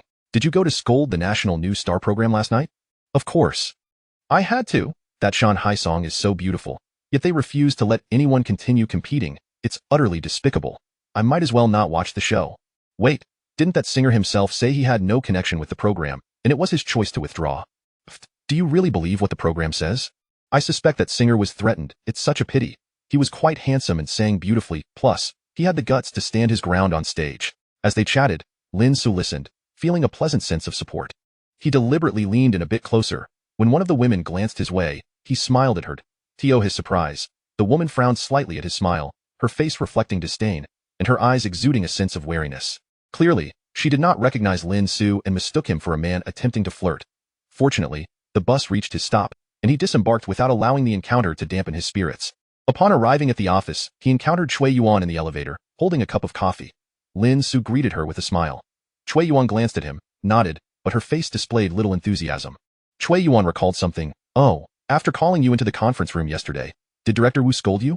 Lin Ce thought for a moment. Yes, he did. Cui Yuan looked at him. If you irritate him, he might just dismiss you outright. Thank you for the warning, Lin Ce replied. Cui Yuan waved her hand dismissively. No need for thanks. By the way, which university did you graduate from? She seemed curious. Lin Ce answered truthfully. I didn't attend university. I graduated from high school. Cui Yuan paused, taken aback. High school graduate? She was momentarily stunned, her mind struggling to comprehend. Is it possible that someone hasn't gone to university in this day and age? As soon as she finished speaking, She realized the insensitivity of her words and quickly added, I apologize, I didn't mean to look down on you.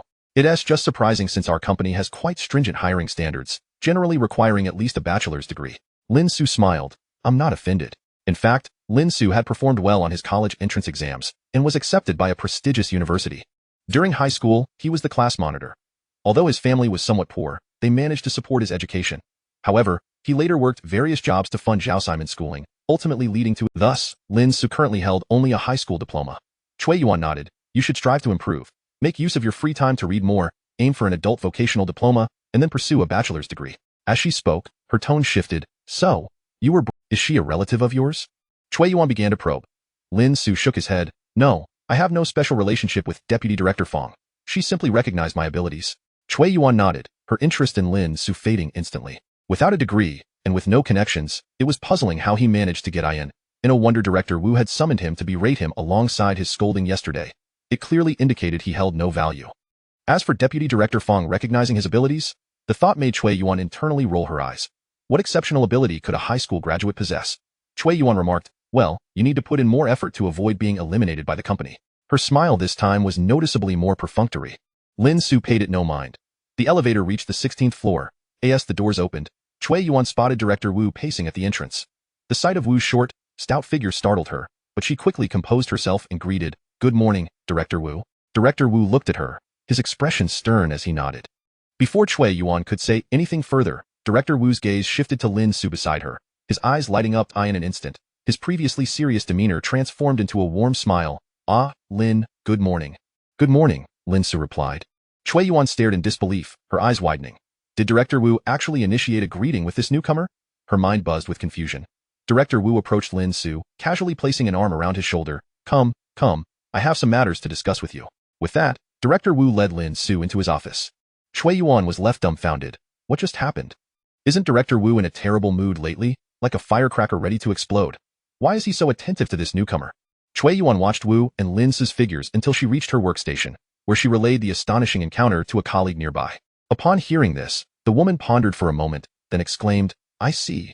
Cui Yuan immediately pressed, What do you mean? Of course, it's this person. You mentioned he's just a high school graduate with no ties to Deputy Director Fong. There must be a hidden agenda behind his entry into our company. Perhaps he is related to Director Wu. Cui Yuan's realization struck her like a revelation, elevating Lin Ce's standing in her mind. In the director's office, Director Wu invited Lin Ce to sit. What would you like to drink? How about some coffee? Just a glass of warm water will suffice. All right. Director Wu poured the water and placed it in front of Lin Ce, his face beaming with sincerity. Ah, I knew from the moment I saw you yesterday that you are truly exceptional. You, young man, are remarkable, very remarkable indeed. I have high hopes for you. Chapter 16. He is most likely a significant figure. Director Wu was in exceptionally good spirits. He turned to Lin Ce and said, Your song Tablemate You has been selected by Director Zhao, but currently, we only have the lyrics. We still need the melody. On Director Zhao's end, we also need you to record the song and send it over. Do you require me to find an experienced composer to assist you? Lin Ce shook his head. No need. I can compose the melody shortly. However, can I choose the singer myself? Director Wu nodded. Indeed. Shortly, I will have someone provide you with information on several singers. I hope you can finalize the song quickly. I have great faith in you. Director Wu expressed his delight, his gaze towards Lin Ce brimming with concern. By the way, if you have any questions, feel free to ask me directly. Lin Ce looked at Director Wu. I do have a question regarding the revenue from this song. Director Wu replied, right? The contract price for this song from Director Zhao's side is 300,000. From that, you will receive 30%. Lin Ce frowned slightly. Only 30%. That amounts to 90,000? Director Wu affirmed, yes, but this amount is merely for Director Zhao's usage fee. Any subsequent revenue generated by the song will also be shared with you, so you need not worry about that. Hearing this, Lin Ce felt reassured. He departed from the director's office and returned to his workstation, pulling out a staff paper to be. Upon seeing Lin Ce return, Cui Yuan eagerly approached him, curiosity evident in her tone. What did the director say to you? Lin Ce glanced at her. Nothing particularly special, just instructed me to get to work. Cui Yuan nodded, contemplating before probing. Is your relationship with Director Wu good? Lin Ce did not lift his gaze, continuing to write the score. It's average. Nothing to speak of. Cui Yuan fell silent, but her eyes held a scrutinizing look as she pondered the veracity of Lin Ce's words. In that moment, she noticed a tall, thin man with glasses not far away. Cui Yuan was momentarily taken aback and gently tapped Lin Ce's desk. When Lin Ce looked up, she pointed to the individual in the distance. Do you see that person? Lin Ce turned to see the tall, thin man, who was none other than the one he had encountered yesterday. I see him. What's up? Cui Yuan continued. Let me introduce you. His name is Chen Cheng, a seasoned composer at our company who wrote a song called Smoke in the North during university. He possesses immense potential and might even become a master of melodies in the future. I have a good rapport with him. If you wish to get acquainted, I can facilitate an introduction. Cui Yuan smiled. Uncertain of Lin Ce's genuine relationship with Director Wu, she thought it prudent to extend an olive branch. Noticing Lin Ce's silence, she added, however, Chen Cheng is not the easiest person to approach. He often appears aloof. If you go to him unannounced, you might be met with indifference. Before Cui Yuan could finish her sentence, Chen Cheng spotted Lin Ce and promptly approached. Upon seeing Chen Cheng, Cui Yuan stood up with a bright smile. Good morning, Brother Chen. Chen Cheng glanced at her and nodded. Good morning. Cui Yuan intended to say more, but she suddenly noticed Chen Cheng bypassing her and standing directly in front of Lin Ce. Cui Yuan was taken aback, and the surrounding colleagues were equally bewildered, all eyes drawn to the scene. This area was designated for ordinary composers, while seasoned composers like Chen Cheng typically had their own offices and rarely appeared here. I finally found you, Chen Cheng said, looking at Lin Ce. Lin Ce responded. What do you need? Chen Cheng, appearing somewhat excited, asked, Is it convenient to speak privately for a moment? Lin Ce glanced at the nearly completed score. Then please find a place to wait for a moment. I just need 5 more minutes. All right. Chen Cheng complied and found a spot nearby to sit quietly. This exchange astonished many onlookers. Cui Yuan was also taken aback. Within this industry, the status of a seasoned composer far exceeds that of an ordinary one. Typically, it is the younger composers who seek guidance from their more experienced counterparts. It was unprecedented to witness a seasoned composer displaying such humility towards a newcomer. Cui Yuan exchanged glances with a nearby female colleague, both recognizing the surprise in each other's eyes. Cui Yuan turned back to Lin Ce. Do you know him? Lin Ce, still focused on his score, replied, Not really. He just sat next to me in the meeting room yesterday. Upon hearing this, Cui Yuan's mind raced. Soon, as Lin Ce finished the score and expressed his satisfaction, he tucked it away and approached Chen Cheng. I'm done. Where shall we talk? Over there, in the small meeting room, Chen Cheng indicated. The two walked side by side, and on the way, Lin Ce sent a message to Fang Jing, informing her that the song was complete and asking her to arrange for some singers to audition. Cui Yuan watched Lin Ce's retreating figure, lost in thought. A nearby woman leaned in, intrigued. Who exactly is this person? Why does it feel like Chen Cheng is so excited to see him? Cui Yuan pondered for a moment before a realization struck her. I understand now. The female colleague eagerly inquired. What have you figured out? Cui Yuan, filled with confidence, replied. Lin Ce is undoubtedly someone with connections. Didn't you hear him mention that Chen Cheng was sitting next to him in the meeting room yesterday? Thus, Chen Cheng must be aware of his significant relationship with Director Wu, which is why he rushed over to establish rapport. Instantly, the surrounding individuals were enlightened. Yet, some remained puzzled. But Chen Cheng, despite being reprimanded by Director Wu, has never been one to yield easily. Would he truly treat this newcomer differently because of that connection? Their doubts lingered. Cui Yuan, however, suddenly became animated. There's only one possibility. As all eyes turned towards her, Cui Yuan confidently stated, This newcomer likely possesses an extraordinary background, so much so that even Director Wu must cater to him, which is why Chen Cheng is so eager. With this thought, Cui Yuan recalled the smile Director Wu had given Lin Ce when they exited the elevator earlier that day, and she realized that the smile had indeed carried a hint of flattery. Yes, it was flattery. Cui Yuan resolved to build a good relationship with Lin Ce. Meanwhile, Lin Ce and Chen Cheng had arrived at the small meeting room. Chen Cheng looked at Lin Ce and suddenly spoke, Brother, may I trouble you for a favor? Chapter 17, You, my deskmate, is officially released. Lin Ce glanced at Chen Cheng before speaking. Go ahead. Chen Cheng's face briefly displayed a hint of embarrassment.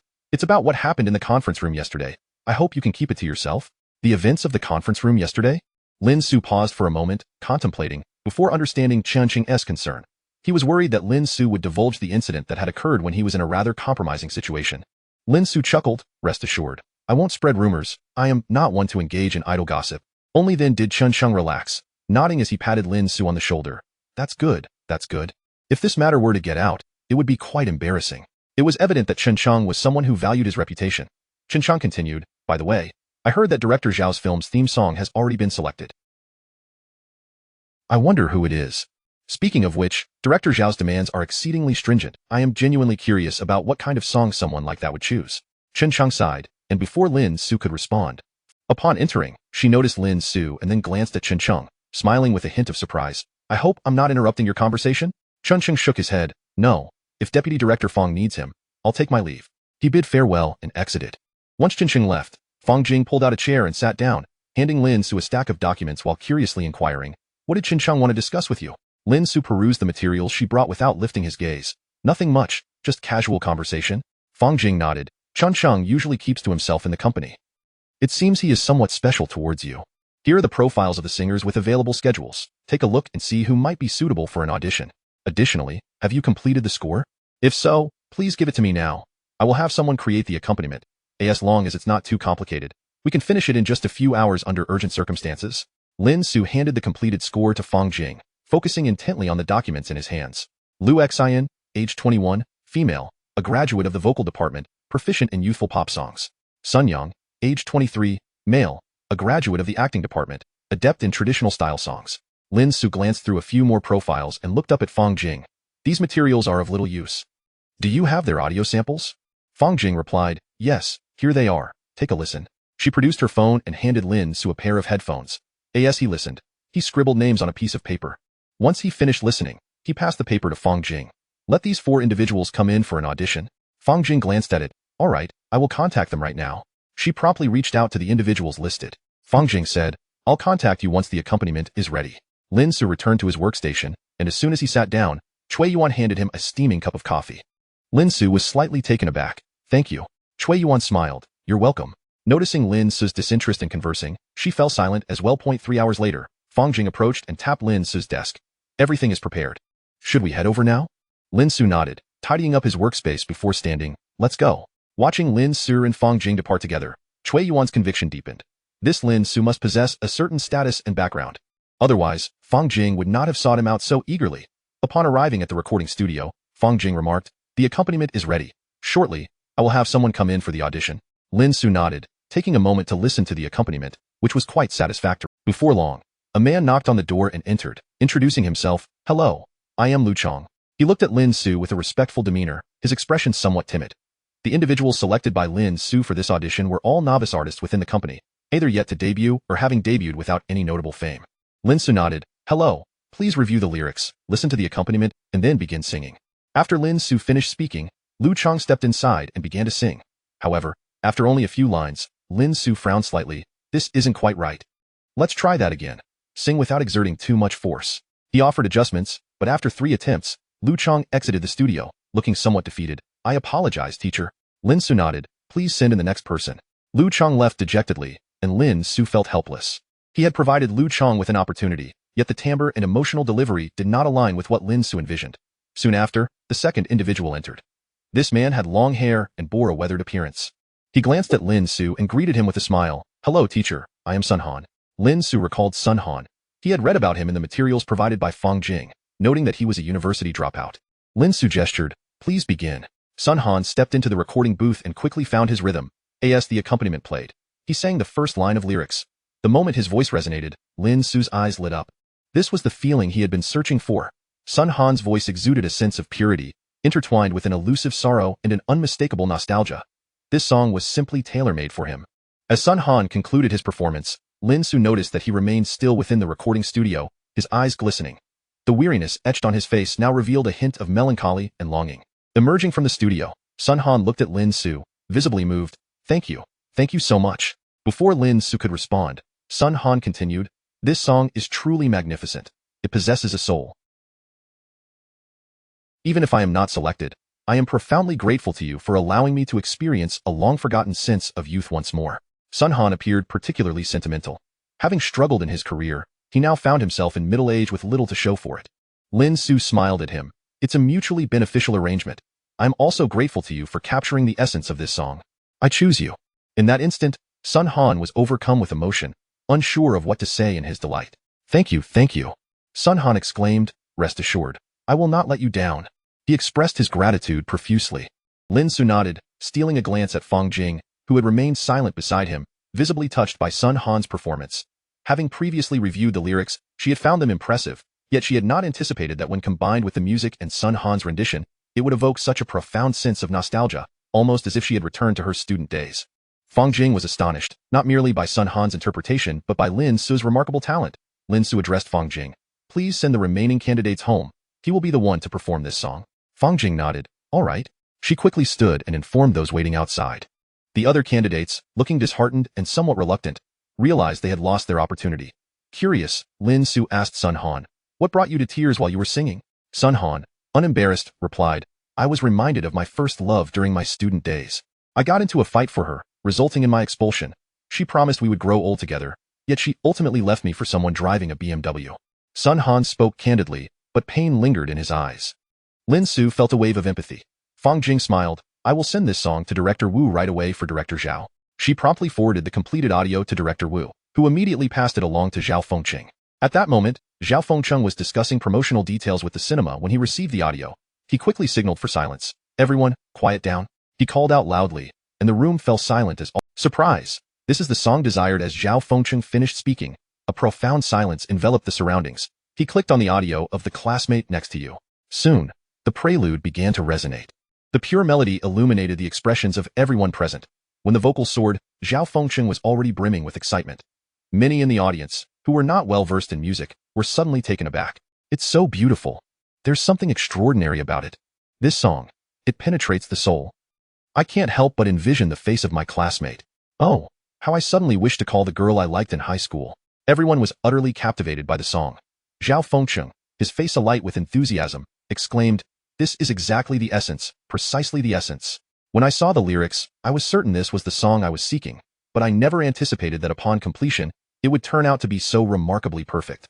Zhao Fengqing had an inkling that his film was destined for success, and this song would undoubtedly soar to prominence as well. He immediately dialed Director Wu's number. Director Wu, thank you so much.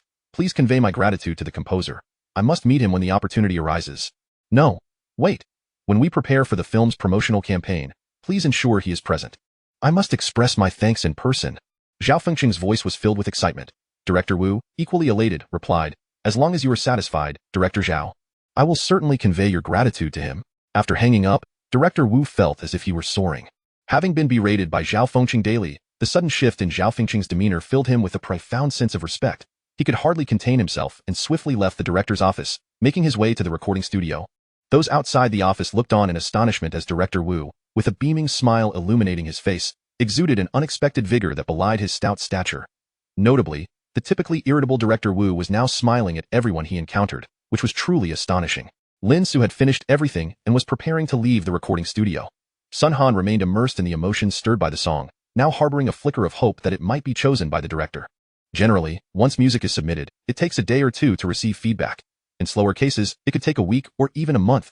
However, before Sun Han could even reach for the studio door, it was flung open by Director Wu, who had hurriedly arrived. Director Wu? Sun Han gasped in surprise upon seeing him. Director Wu glanced at Sun Han, nodding with a radiant smile. Yes, yes. He then turned his attention to Lin Ce, striding forward and enthusiastically slapping Lin Ce on the shoulder. Excellent, excellent. This song is absolutely phenomenal, simply outstanding. Indeed, very impressive. Good lad, haha. Director Wu showered Lin Ce with compliments. Lin Ce observed him calmly. Has the director sent word? Yes, yes. As soon as I sent the song, Director Zhao began listening. He is extremely pleased with your composition. He mentioned that when the film's promotional campaign starts, he hopes to invite you to the scene so he can personally thank you. As Director Wu spoke, he suddenly sensed something amiss.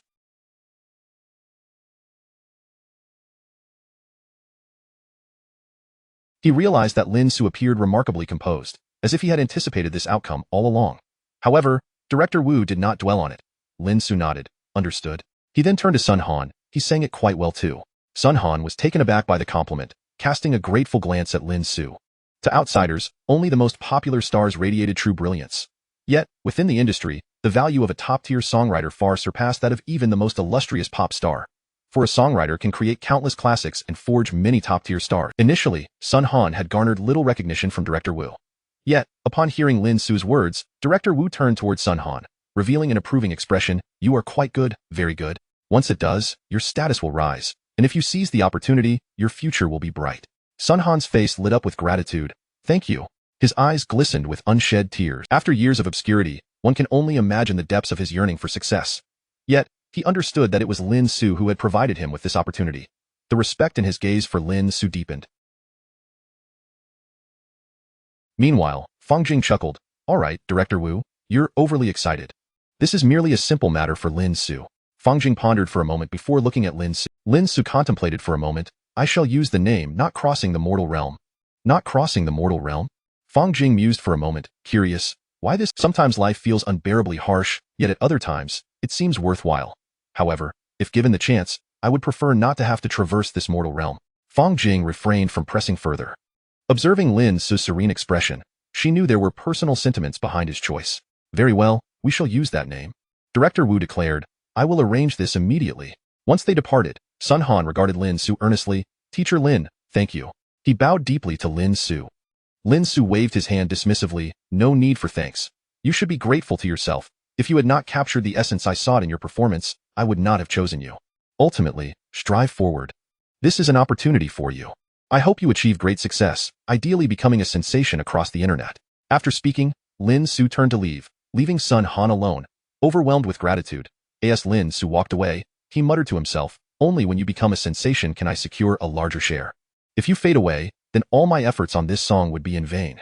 Lin Ce shook his head and, upon returning to his workstation, noticed a group of people hurriedly making their way to the conference room.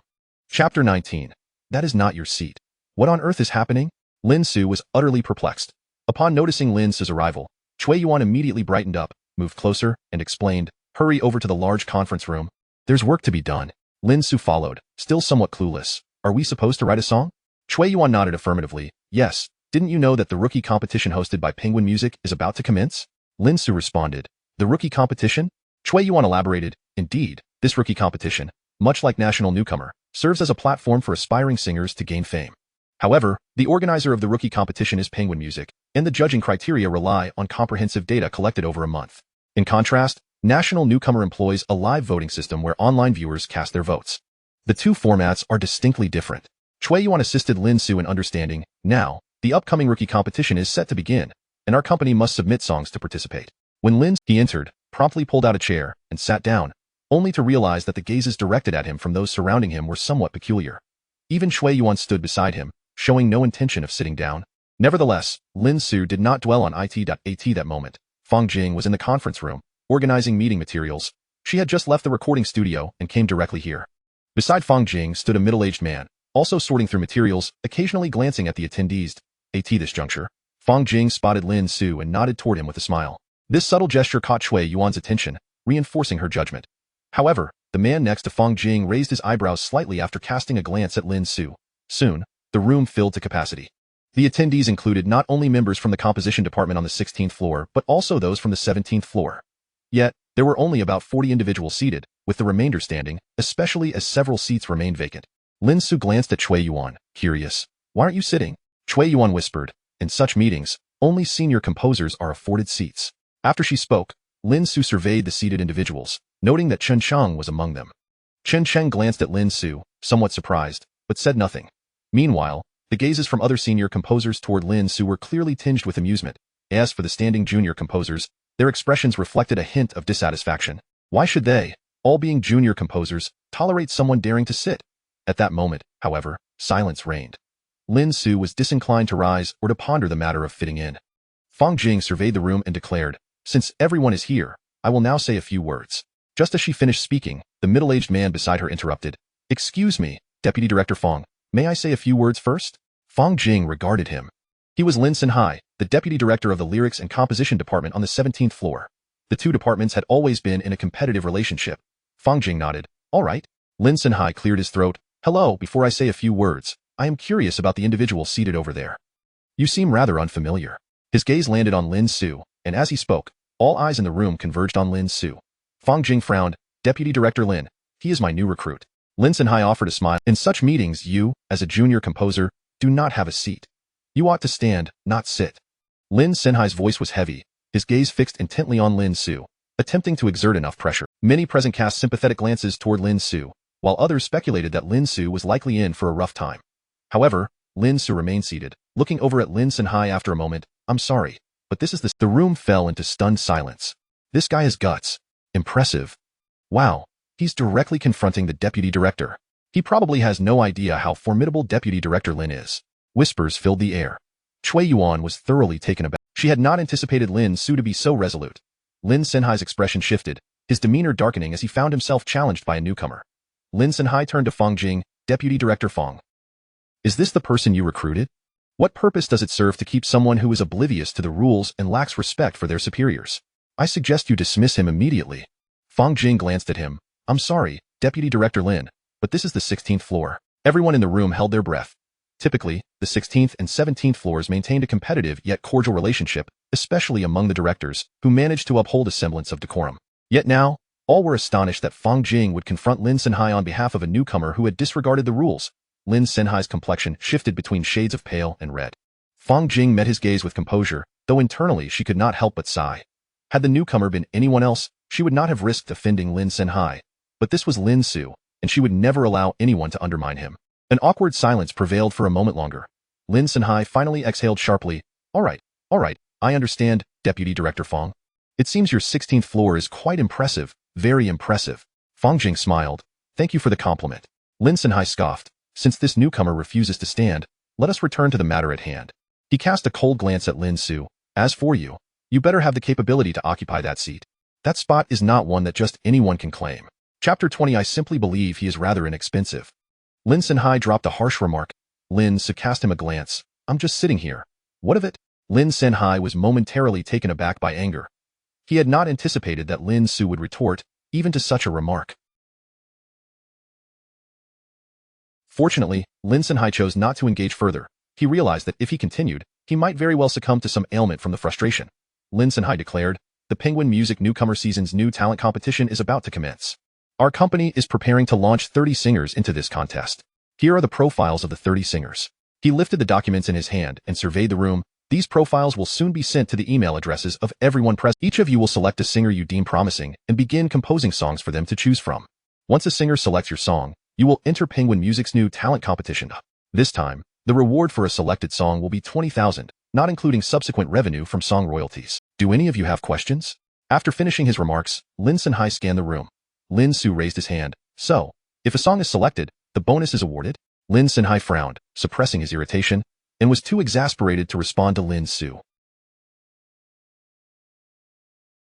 It was Fang Jing who looked at Lin Ce and replied, yes, 20,000 after tax. It's awarded upon selection. Lin Ce nodded, refraining from further comment. Lin Ce coldly retorted, instead of fretting about when the bonus will be awarded, perhaps you should first concern yourself with whether you will be selected. In this day and age, it's the first time I've encountered someone who, without having written a song, is already fixated on the bonus. Lin Ce's words drew sympathetic glances toward Lin Ce from many in attendance. However, Lin Ce remained indifferent to their scrutiny. At present, he was still in dire need of money, as long as he could earn. Everything else was negotiable. After the meeting concluded, Lin Ce shot Lin Ce. As several composers departed from the 17th floor, they did not neglect to glance at Lin Ce, their gazes filled with appraisal and a hint of disdain. Once they had left, Cui Yuan approached. You really have some nerve, actually confronting the deputy director. Though he is the deputy director of the 17th floor, he is still a deputy director. Lin Ce remained unperturbed. I'm not his father. There is no need to indulge him. Moreover, I didn't join the company to work for him. Hearing this, Cui Yuan found herself at a loss for words. Chun Chung approached, expressing admiration. To him, Lin Ce appeared to be merely a well-connected individual brought in by Fang Jing. Lin Ce shook his head. Not yet. Chun Chung sighed in resignation. Cui Yuan also exhaled softly. Others shook their heads in agreement. Lin Ce's response was as anticipated. The competition had just begun, and it was improbable for someone ordinary to have conceived a song so swiftly, especially a newcomer. Chun Chung patted Lin Ce on the shoulder. If you need any assistance later, feel free to ask. While I may not be able to write for you, I can certainly offer guidance. As a seasoned composer, Chun Cheng's words carried weight.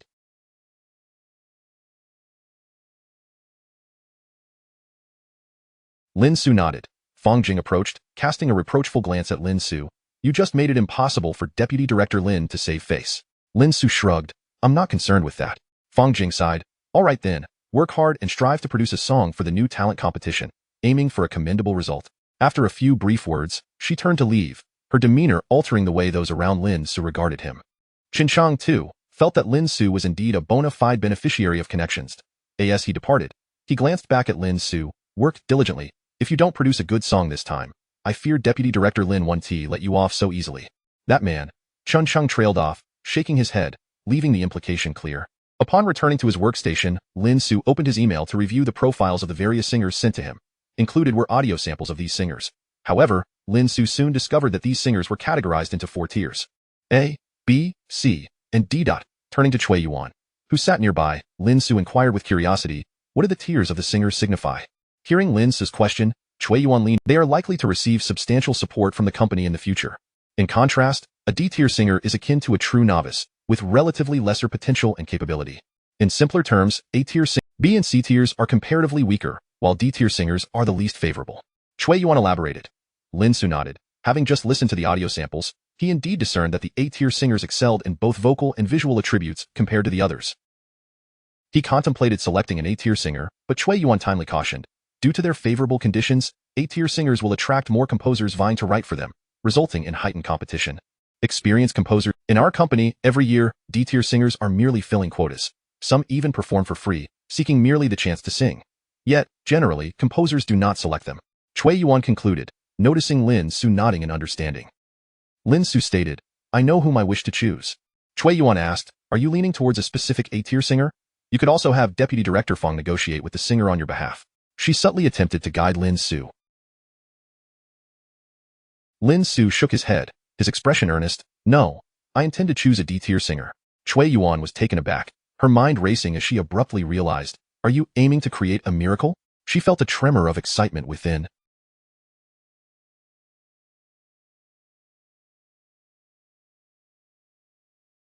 Ordinary individuals would not opt for a D-tier singer. Even to minimize competition, they would choose C or B instead. Perhaps only someone like Lin Ce, who could boldly confront the deputy director, would make such a choice.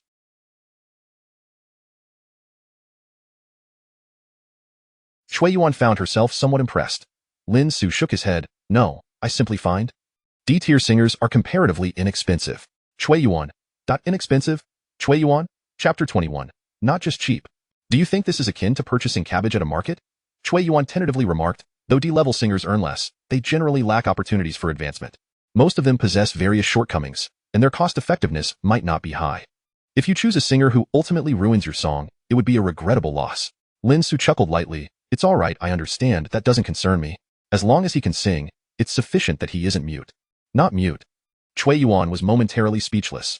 Observing Lin Ce's unwavering demeanor, she increasingly believed that he was merely leveraging connections to secure a job.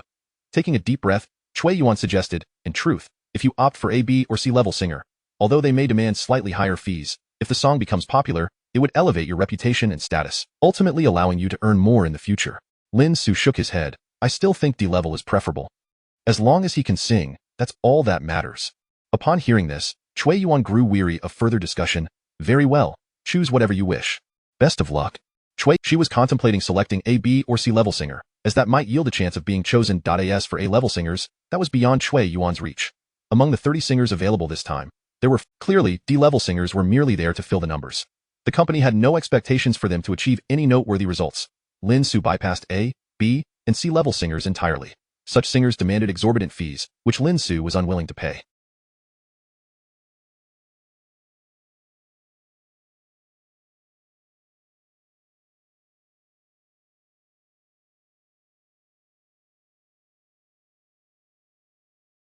He found the nearly free D-level singers far more appealing.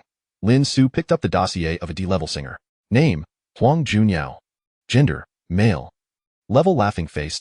Profile, hoarse voice. Lin Ce could. This profile is rather scant. It's hardly sufficient for a person, totaling fewer than 20 words. Shaking his head, Lin Ce donned his headphones to listen to Huang Junyao's voice. As described, the voice was indeed hoarse, but not purely so.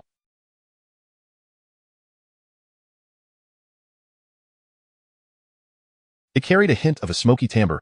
After listening for a while, Lin Ce understood why he had been rated as D-level. This voice couldn't necessarily be deemed poor. Rather, finding a suitable song for it would be quite challenging.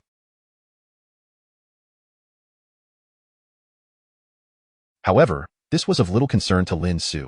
Well then, it's you. Lin Ce resolved to choose Huang Junyao and promptly began composing a song, the title, How I Long to Embrace You in an Ordinary Life. Before long, Lin Ce had completed the lyrics, and next came the sheet music.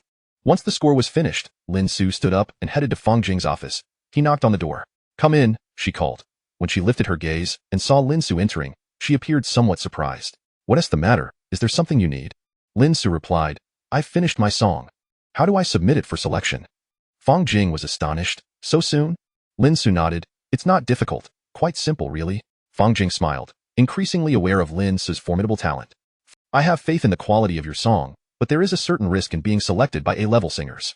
You must prepare yourself psychologically, as those singers often prefer to choose pieces from well-known composers.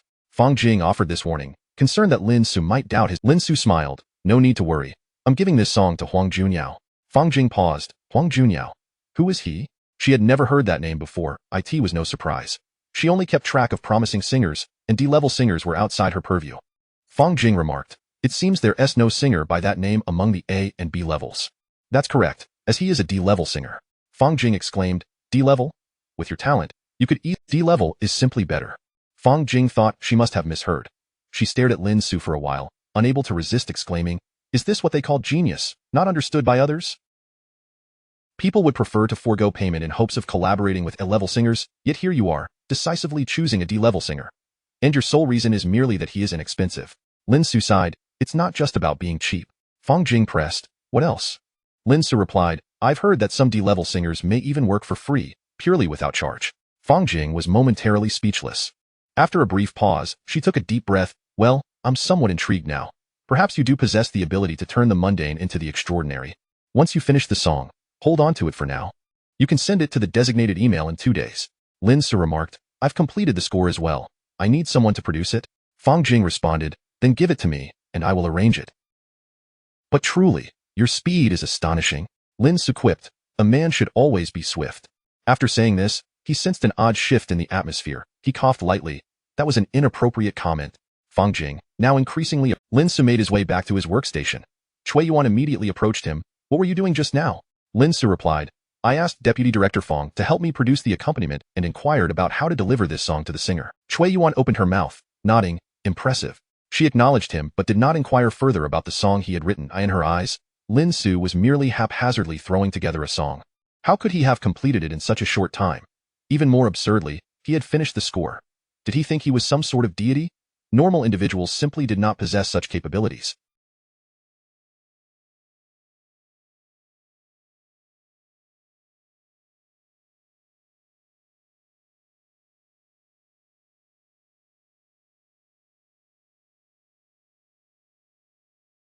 Cui Yuan continued to focus on her own work while Lin Ce idled at his station. As the end of the workday approached, he prepared to leave. While descending the stairs, he encountered Director Wu at the elevator. Lin Ce. Just the person I needed to see. Chapter 22 I have never been one to stir up trouble. Lin Ce glanced at Director Wu and inquired, what is it? Director Wu's smile radiated like a blooming flower as he replied, Director Zhao just called.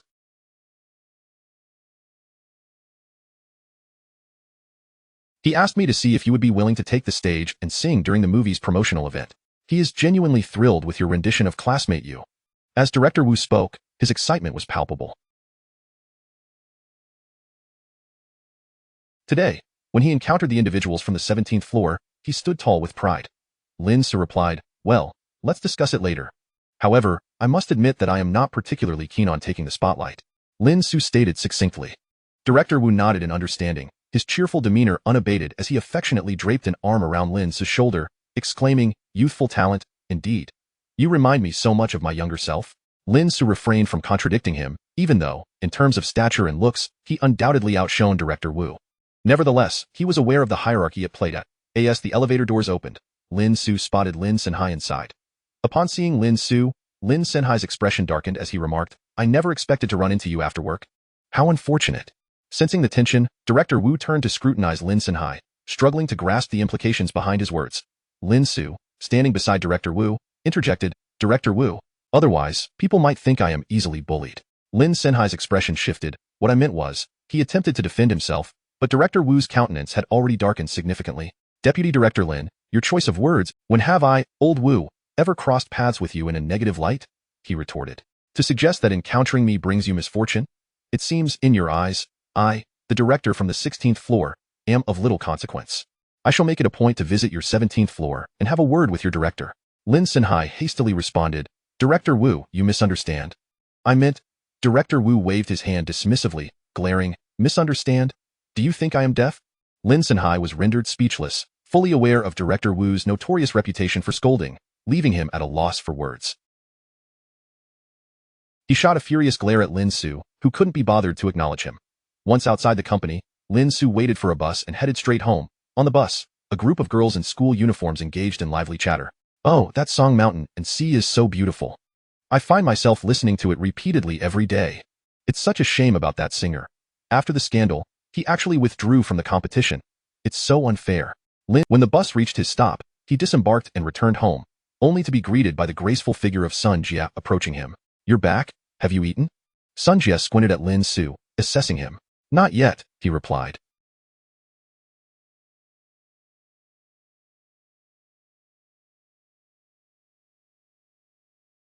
Sun Jie nodded. "In that case, come over to my place. I've bought quite a bit of fresh ingredients, and I'd hate for them to go to waste."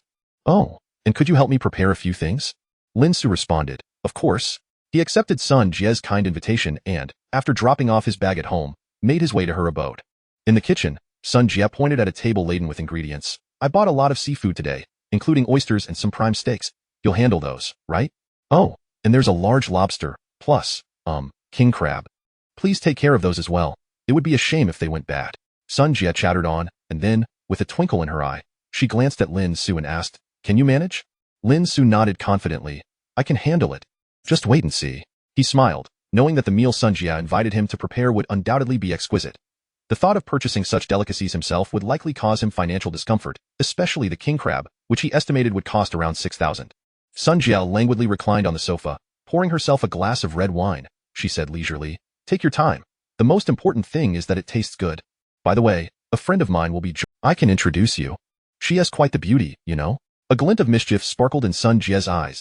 As Lin Ce processed the ingredients, he replied, "I appreciate that, Sun Jie." She swirled her wine glass and took a sip, her throat moving as she continued, "No need to mention it. I was thinking that since you seem like a decent guy, I might—" Lin Ce interrupted. "You're not trying to set me up, are you? I'm not considering that just yet." Sun Jie rolled her eyes, as if, "I am trying to introduce you to a job. I have no idea what you're doing now, but the position I'm suggesting offers an excellent salary and prospects." With a tone of genuine concern for Lin Ce, she added, "Once you earn some money, you can flaunt your designer suits and luxury cars in front of your ex-girlfriend." "Ex-girlfriend?" Lin Ce echoed. Sun Jie chuckled. "Of course, the one I met at your place. She must be your ex. I have a knack for reading people accurately. Isn't it just a case of loving wealth over poverty?" Such clichés abound. Sun Jie spoke with the air of someone who had seen through the world's complexities. Lin Ce, feeling exasperated, chose not to elaborate further. Sun Jie took another sip of her wine just as her phone rang. Upon answering, she said, "Hello? Have you arrived? Okay, I'll come down to get you. Let's use the back entrance. It's safer and more convenient." As she spoke, she swayed her hips and stepped out the door, leaving Lin Ce alone in her home. Before long, Sun Jie returned with someone in tow. "You busy person, it's really hard to see you." A gentle female voice laughed. "It's not difficult. You can always come find me," came the reply. Sun Jie shook her head. "Forget it. I'm too afraid to seek you out. I don't want to be followed by reporters." The woman's voice was exceptionally warm, radiating a sense of comfort. Just give my assistant a heads up."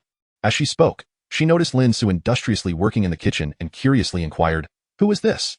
Sun Jie smiled. "My tenant, a pretty decent young man. His cooking skills are fantastic, so I thought I'd let you taste his creations. But if he sees you, he might just be startled." Chapter 23. The rising star Suzy Han. Sun Jie was engaged in a casual conversation with a woman in the living room while Lin Ce busied himself in the kitchen. During this time, Lin Ce received a call from the production team of the show, National New Talent. The team said, "Teacher Lin, could you reconsider? We assure you that the program will be fair. Even if you disregard our reputation, please think of the countless fans online who adore your singing. They are eagerly anticipating your return to the stage." The production team had been under fire lately, facing relentless. The head of the team, in particular, was growing increasingly agitated, desperately hoping for Lin Ce's return.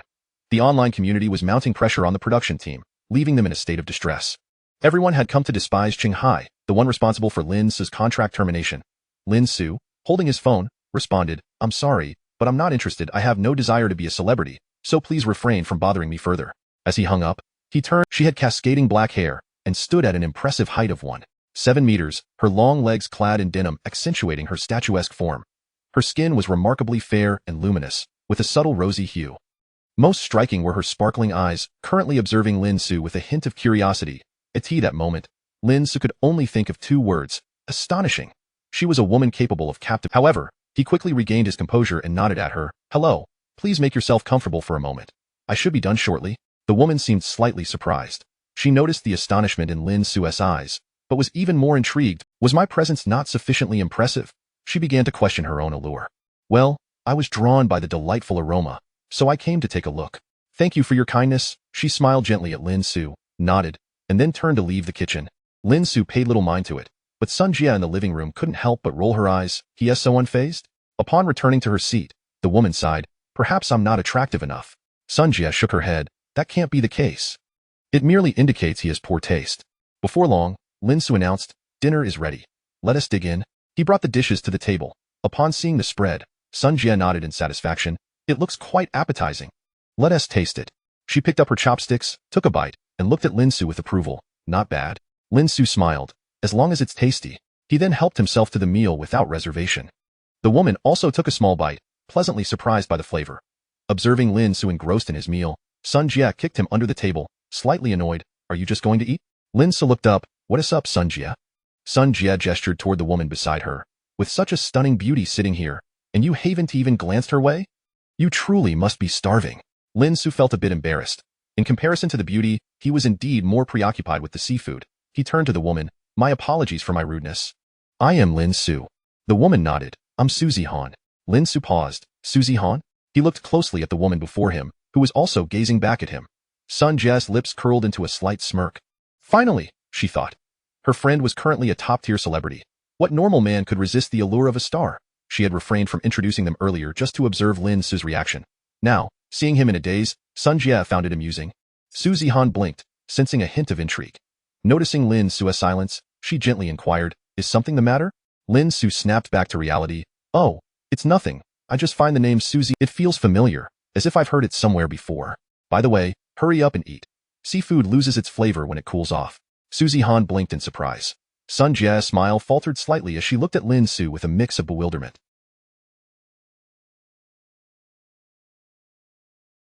This guy, he still hadn't recognized Suzy Han. She had clearly stated her name. It was evident she was the renowned star Suzy Han, yet he merely thought the name sounded nice, as if it rang a bell. Sun Jia couldn't help it. She picked up her chopsticks, ready to tap the table in front of Lin Ce, but Suzy Han stopped her. "Sun Jia, what is wrong?" Lin Ce asked, puzzled by Sun Jia's demeanor. Sun Jia, half amused, replied, "Nothing, just eat. It'd be a waste not to finish." She shook her head, finding Lin Ce utterly oblivious. Suzy Han, however, was not offended by being unrecognized. She continued to eat slowly, occasionally glancing at Lin Ce, who was devouring his food with unrestrained enthusiasm, finding him both intriguing and unique. In truth, Lin Ce's disinterest in current celebrities wasn't surprising. Some names he had merely heard but had no idea what they looked like. He simply had no inclination towards idolizing anyone. As they continued eating, Sun Jia and Suzy Han soon found themselves satisfied, resting their chins on their hands as they watched Lin Ce consume his meal. Once he finished, Sun Jia remarked, "Youth is indeed a blessing. Good teeth and a hearty appetite." Suzy Han stifled a laugh. Lin Ce, unembarrassed, smiled back at Sun Jia. "That's not quite accurate, Sun Jia. You look no more than 18. If you donned a school uniform, people might mistake you for a high school student." Sun Jia rolled her eyes. "Oh, please, you silver-tongued flatterer." After a brief pause, she shifted the topic. "By the way, I really do have a school uniform, 2 sets in fact. Should I and Zihan wear them for you to see?" A playful smile danced on her lips. Lin Ce, facing Sun Jia's gaze, popped a piece of lobster meat into his mouth. "Well, that's not entirely out of the question. But let me finish eating first." His tone was resolute as he returned to his meal. Sun Jia laughed in exasperation. "You little rascal." She found herself at a loss for words, but realized that Lin Ce's straightforwardness was far preferable to the insincere flattery of many other men. Suzy Han, seated there, observed Lin Ce's eating habits, finding it amusing. Throughout her life, regardless of how disheveled or polished the men before her appeared, yet here was Lin Ce, and for reasons unknown, simply watching him eat was a delightful sight. Lin Ce consumed another oyster and, having discarded the shell, Suzy Han reached for a paper towel from the holder on the table and offered it to him first. "Here, wipe your hands." Chapter 24. Shanghai launches on Penguin Music. Lin Ce, "Thank you." He accepted the tissue without deliberately touching Suzy Han's hand. This subtle detail made Suzy Han's gaze towards him even more amiable. Suzy Han pondered for a moment. "I believe I heard you say in the kitchen that you don't want to be a celebrity?" Her curiosity piqued. Sun Jia sighed. With his demeanor, even if you wanted him to be a star, he wouldn't make it. Lin Ce chuckled, choosing not to argue. Suzy Han nodded, lost in her thoughts. Sun Jia continued, "Oh, by the way, you asked me to help you find someone, and I think Lin Ce would be a good fit. What do you think?" Suzy Han contemplated. "Let me think it over." Lin Ce was bewildered. "Sister Sun, what's this about?" Sun Jia replied, "It's something you don't need to concern yourself with right now. Just know that I'm preparing to help you find a good job. A job is merely about earning money, and here we can offer you a lucrative salary while allowing you to enjoy the company of beautiful women. Are you not pleased?" Lin Ce scratched his head. Actually, my current job is, he wanted to express that his current position was quite satisfactory. However, Sunjia interrupted him. Rest assured, do you really think I would lead you astray? I simply feel that you are quite capable, so this opportunity I found for you. Please don't waste my time with unnecessary chatter. With a stern look from Sunjia, Lin Ce thought for a moment and chose not to pursue the matter further. If there were indeed a better job than his current one, Lin Ce would naturally be inclined to accept it. Yet, if it turned out to be less favorable, he could easily decline. Sunjia could not genuinely bind him to anything, as it stood. Lin Ce's current role could also be regarded as a part-time endeavor. After all, working as an independent composer posed no issue for him.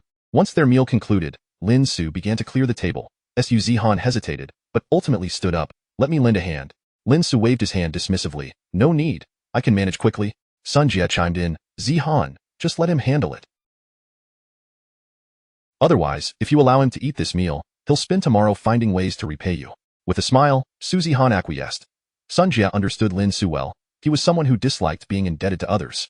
It was precisely for this reason that although Lin Ce sometimes faced difficulties in paying rent, Sunjia had never truly evicted him from his room. By having Lin Ce both cook and clean up, she was indirectly caring for his pride. After tidying up the dining area, Lin Ce took his leave.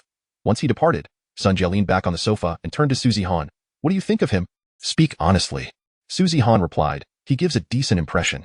Sunjia responded. Well, if you were looking for an assistant, he would be quite suitable. He is a good person, not one to take advantage of. The resources that Zihan, a rising star, had access to were indeed impressive.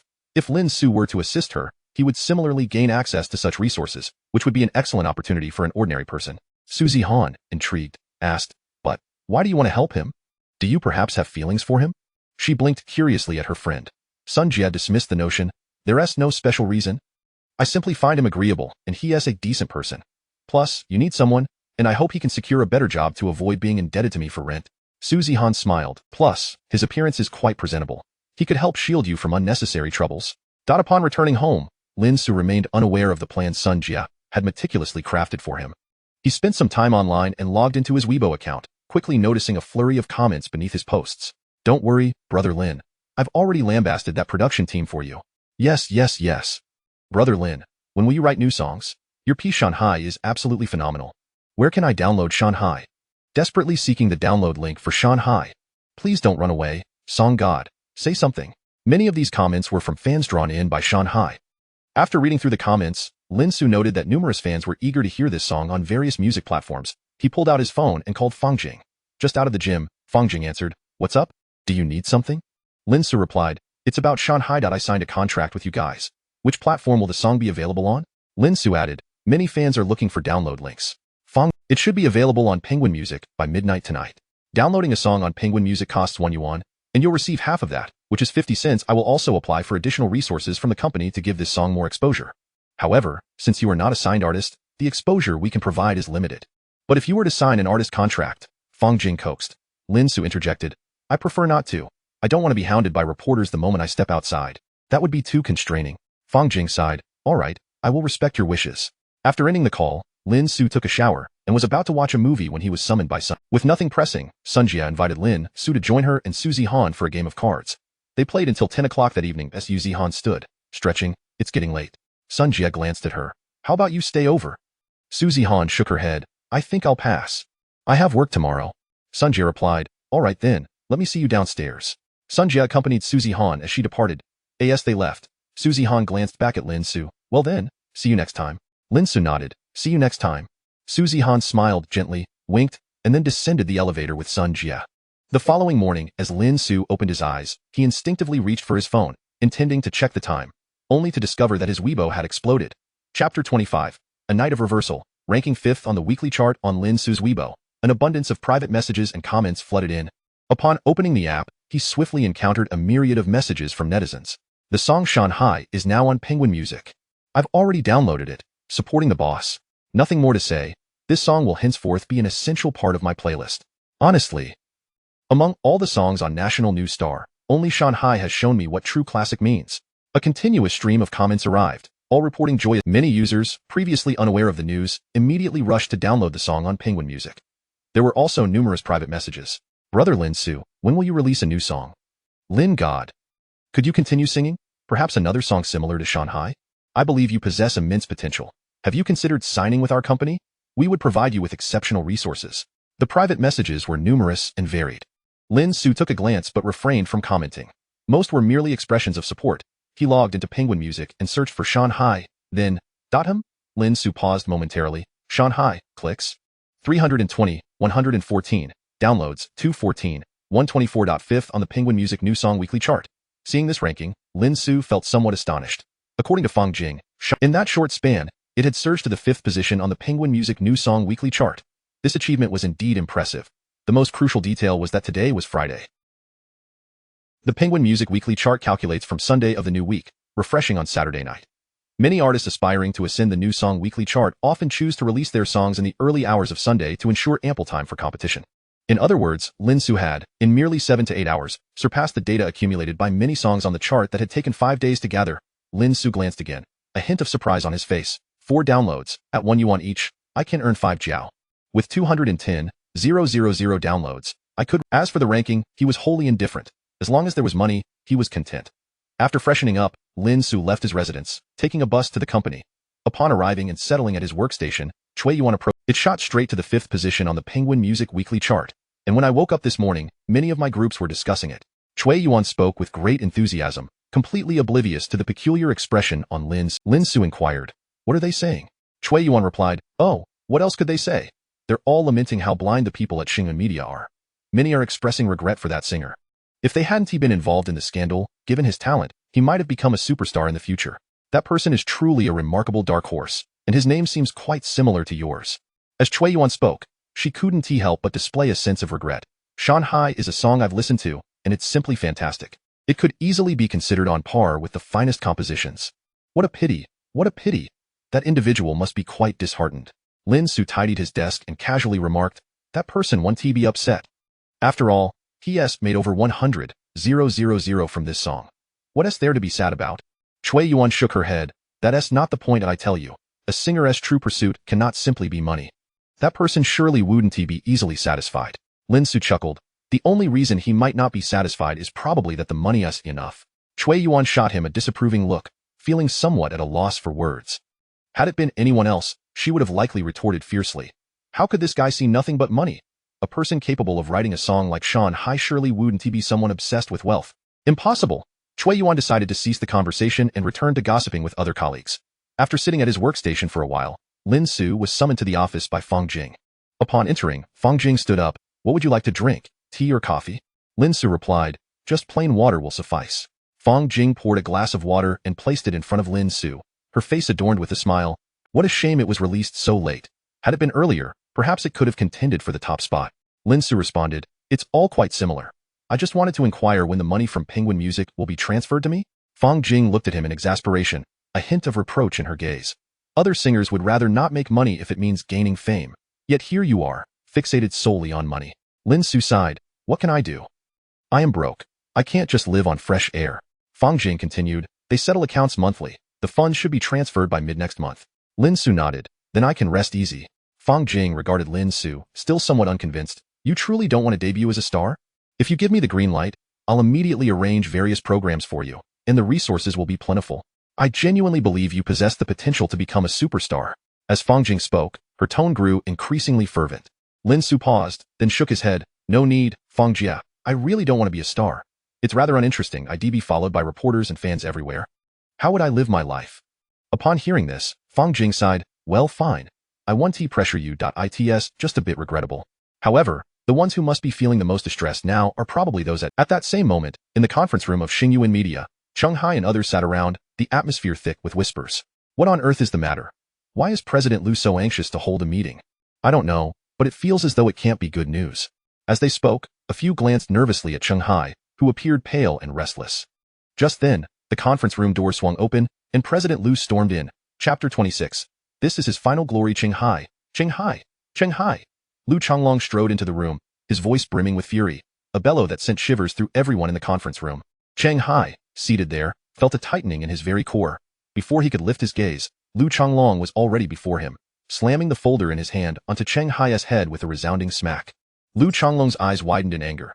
This is all you're doing, now? Shanghai has been released on Penguin Music and has rocketed to the 5th position on the weekly charts.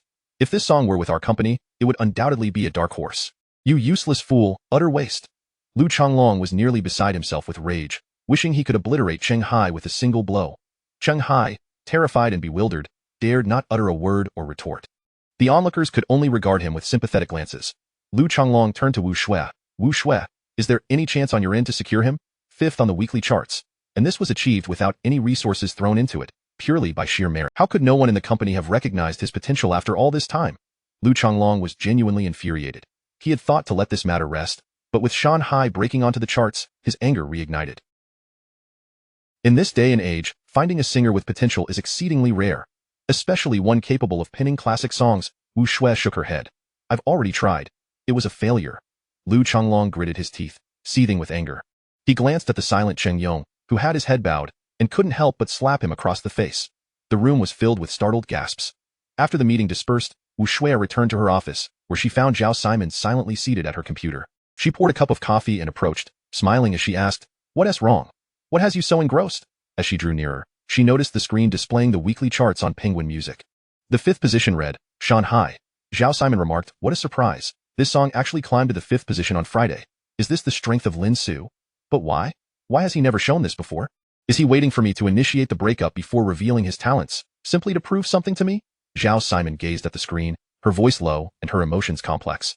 Wu Shui placed the coffee beside her and shook her head. Regardless of his thoughts, this matter is now in the past. Simon, trust me, Lin Ce will not last long in this era. We are never short of talented singers. Moreover, do you truly believe that Lin Ce is capable of writing such a song? Wu Shui spoke softly. Zhao Siman paused, looking up at her. What do you mean by that? Wu Shui smiled. I suspect that this song was likely procured by Lin Ce through some unknown channel, purchased at a high price from a renowned composer, or even from the song emperor himself. We don't yet know the specifics, but consider this. He truly liked you, didn't he? Have you ever doubted that? Zhao Siman pondered briefly. The Lin Ce of the past would have given every penny he had to her. She had never doubted this, nor did she need to, for he had always acted accordingly. Zhao Siman stated, "No, he liked me. Indeed, very much. I'm certain he would have given me everything." Wu Shui nodded. "That's right, if he adored you so. Then if he truly had the ability to write this song, how could he not have composed one for you? A person like him, always pursuing you from behind. How could he have kept such a transformative ability hidden until you decided to break up with him? It defies logic. It is utterly illogical. Thus there can only be one conclusion." Wu Shui's expression turned particularly grave. This song is not Lin Ce's original work. He is merely a singer who performed it. We need not concern ourselves with him. He will soon fade into obscurity due to a lack of follow-up songs and insufficient resources. In this era, are there not many singers who can only shine briefly? Wu Shui patted Zhao Siman's shoulder. Believe me, since Lin Ce cannot appreciate your worth, he is destined to be like a fleeting meteor. And your future is boundless. There is no need to regard Lin Ce. This 5th position on the Penguin Music Weekly chart will be his final glory. Zhao Siman took a deep breath, nodding. I understand. Unintentionally, she recalled the woman she had seen in Lin Ce's room. She felt a twinge of annoyance. Zhao Siman closed the Penguin Music interface. However, she failed to notice that almost at the same moment she closed it, Shan Hai climbed up a notch. Shan Hai, now 4th on the weekly chart. Lin Ce had a brief discussion in Fang Jing's office and was preparing to leave when someone knocked on the door. Please come in, Fang Jing called. A man entered. Deputy Director Fang, I need to discuss something with you. The guitarist responsible for the accompaniment has fallen ill, and the piece How I Long to Embrace You in a Mundane Life that you gave me yesterday may take a few days to complete. I would like to inquire if this is urgent on your end. Fang Jing glanced at Lin Ce upon hearing this. Lin Ce replied decisively, I happen to have nothing to do. I can play. The man was taken aback, glancing at Lin Ce, whose face was unfamiliar to him, mistakenly thinking Lin Ce was there to audition as a guitarist. He turned to Fang Jing. Fang Jing nodded. All right, then give it a try. She did not refuse, assuming Lin Ce merely wished to have some fun. The man looked at Lin Ce. Then follow me. He turned and once outside the office, the man glanced at Lin Ce. My name is Du Yu. Lin Ce replied. I am Lin Ce. Du nodded. Let us see how you perform. If you do well, you can stay. But I must warn you, our accompaniment standards are quite high, so you'd better take it seriously, very seriously.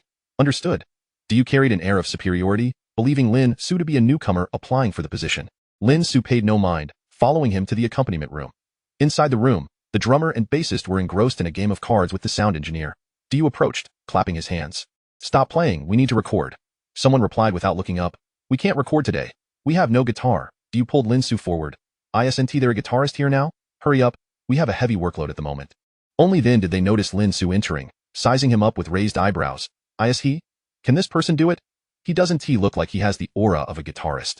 Chapter 27. The prodigy guitarist. Several individuals scrutinized Lin Ce. Du approached and remarked, "Well, let's see if you can manage it. If not, we can wait for someone else to return. It's no use just waiting idly. There's an overwhelming amount of work to be done," he added. Upon hearing this, the others ceased their chatter, discarding their playing cards onto the table and rising to their feet.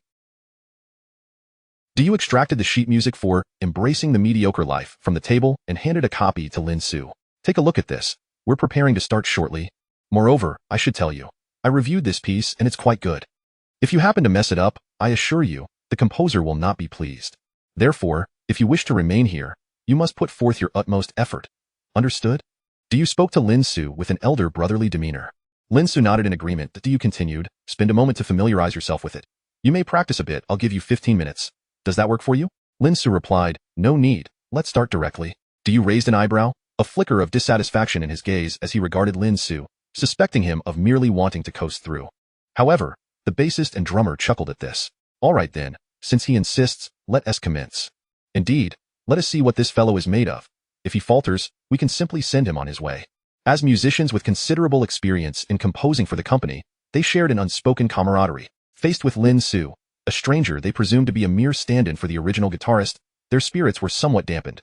They were prepared to scrutinize Lin Ce's every flaw, ideally finding a reason to dismiss him. Du, however, did not linger on the matter, stating, "Fine, since you wish to begin immediately, let us do just that.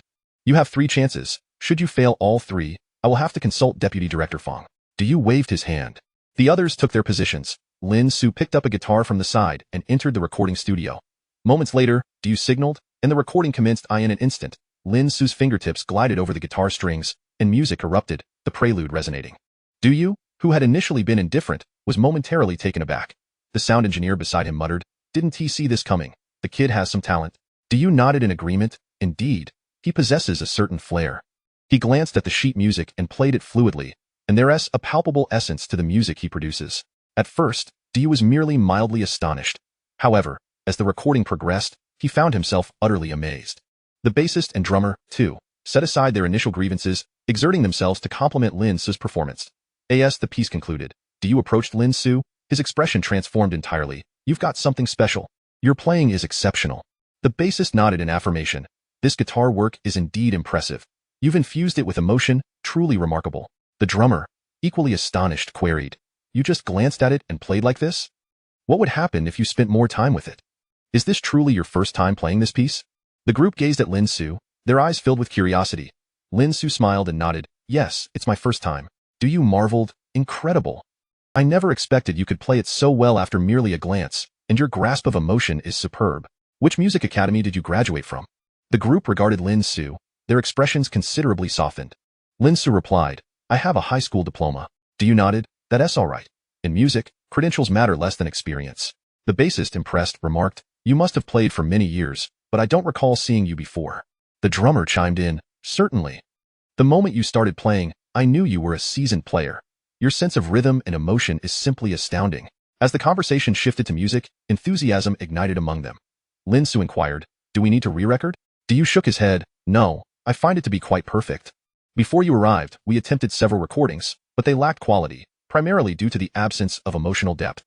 The moment you began playing, I immediately sensed the difference." As he spoke, the door to the recording studio swung open, revealing a somewhat short and stout woman with a furrowed brow, and our guitarist had an unforeseen issue that caused the delay. Sister Lee's countenance darkened. "That's your concern, not mine. I only care whether our music is completed. If we delay Jiajia's new song, we just had a guitarist join us, and we can begin recording right away." Sister Lee scoffed, "Then why are you all still standing there? Hurry up. I'm giving you 1 hour. I'll return in an hour to collect it." As she spoke, her gaze swept the. Once she left, Lin Ce inquired, "Who was that?" Du replied, "Chonjia's manager." Upon noticing Lin Ce's puzzled expression, Du was taken aback. "You don't know Chinjia?" Lin Ce nodded. "Is she quite famous?" The bassist, somewhat surprised, remarked, "She is rather well known, especially for her photo shoots. Her figure is quite remarkable." The bassist reminisced fondly. The drummer interjected, "Chonjia is currently our company's second-tier singer, stunningly beautiful and leggy, and she is not far from becoming a first-tier artist. She is also a key focus for the company. Just a few days ago, she invested considerable effort to collaborate with a top-notch songwriter to create a piece called Farewell, which we are currently scoring to help her climb the charts." Intrigued, Lin Ce asked, "A top-notch songwriter? Beyond that, you have the Song Emperor." However, the Song Emperor level is unlikely to write specifically for Chonjia. Diyu waved his hand. Let us not digress. We must prioritize the task at hand. He then turned to Lin Ce.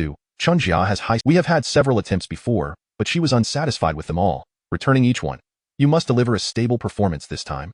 Lin Ce had initially considered leaving, but remembering that this piece was crafted by a top-notch songwriter, he was curious about its quality. He nodded. All right. Diyu handed Lin Ce the sheet music for farewell. After glancing through it, Lin Ce felt it was decent, yet he found himself somewhat disappointed with the top-notch songwriter's caliber. Is this it? The quality of a top-notch songwriter? Lin Ce felt that his own compositions could easily surpass theirs. However, despite a lack of motivation to play, he decided to assist, wanting to avoid putting Diyu and the others in a difficult position. He played through the piece. Once the scoring concluded, Diyu was particularly satisfied, regarding Lin Ce with eyes full of admiration. Your guitar skills are exceptional. You can infuse emotion into anything you play. Diyu and the others were increasingly impressed with Lin Ce. He sent the score to Sister Li, preparing for Lin Ce to continue the recording. However, Lin Ce had already made an excuse to leave early in a nearby lounge. Sister Li gazed at Chunjia, who was reclining on the sofa, visibly displeased. Those people in the scoring studio seemed to be slacking off. They dragging their feet even to score music.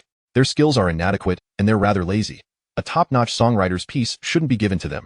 They're simply unworthy of handling such music. Such a waste of talent. Sister Li continued her tirade. Chunjia, languidly stretching, revealed her figure, her voice imbued with a hint of seduction. If it comes to that, we can just inform their director and have them replaced. There's no need to get upset over those impoverished musicians. They destined to remain in mediocrity, with no chance of rising above. Chunjia's tone dripped with contempt. Sister Li nodded in agreement. Indeed. If it weren't for us providing them with a meal, what would they do? Are they supposed to go out and teach music? Each of them thinks they can stand alone. Without a singer, their music is utterly meaningless. No sooner had Sister Li finished speaking than her phone buzzed. Surprised, she remarked, they completed the recording so quickly. I didn't expect them to finish so soon. Sister Li's brow furrowed. I suspect they're trying to pull a fast one on us. If this guitarist proves inadequate, I'll go directly to their director. They need to swap out musicians and re-record. And let this rascal, who thinks he can deceive us, be sent packing. Chunjia glanced at her. Bring it to me. I want to listen. Sister Li nodded and handed her the phone. Without hesitation, Chunjia began to play the recording. Chapter 28. My ideal is to earn money without working. The prelude has just begun. Chunjia adjusted her mindset, a hint of surprise crossing her features. The guitarist is nothing short of a genius. Her eyes sparkled with enthusiasm. This composition was one that Chunjia had procured at great expense, leveraging numerous connections to secure it from a renowned composer, and she held high hopes for it. However, the completion of the accompaniment posed significant challenges, particularly as many struggled to infuse emotion and feeling into their arrangements. To her astonishment, this version of the accompaniment turned out to be so flawless. Sister Li, sporting a broad smile, remarked, if that's the case, you must be prepared. I'll arrange a time to record this song. Chunjia nodded, suddenly recalling something. By the way, Sister Li, can we keep this guitarist? Sister Li paused in surprise. Keep him? Chunjia affirmed. Yes, his skill is unexpectedly high, and individuals like him are truly rare. Why not nurture him ourselves? Chunjia now had her own team. Upon hearing this, Sister Li immediately nodded. I understand your intent. Such a guitarist, if he were to solely compose for us, would undoubtedly be a significant asset to your future. Moreover, we must ensure he does not provide arrangements for others, thereby safeguarding your competitive edge within the company. Chunjia responded, precisely, that's exactly what I mean. Sister Li promptly turned to leave. I will go find him right now. He appears quite young, so it shouldn't be difficult to manage. Besides, you're destined to become a top-tier diva. Having him create arrangements specifically for you would certainly be a mark of respect. Sister Li chuckled, and Chunjia did not dispute her. Her ambition was to ascend to the pinnacle of stardom. Sister Li exited the lounge, hastening towards the arrangement room. Upon arrival, she pushed open the door and surveyed the area, her brow furrowing. Diyu noticed her approach and nervously inquired, Sister Li, is something wrong? Are you dissatisfied with the arrangement? Sister Li shook her head. No, your arrangement is quite acceptable. By the way, why? Sister Li's expression soured. Stepped out.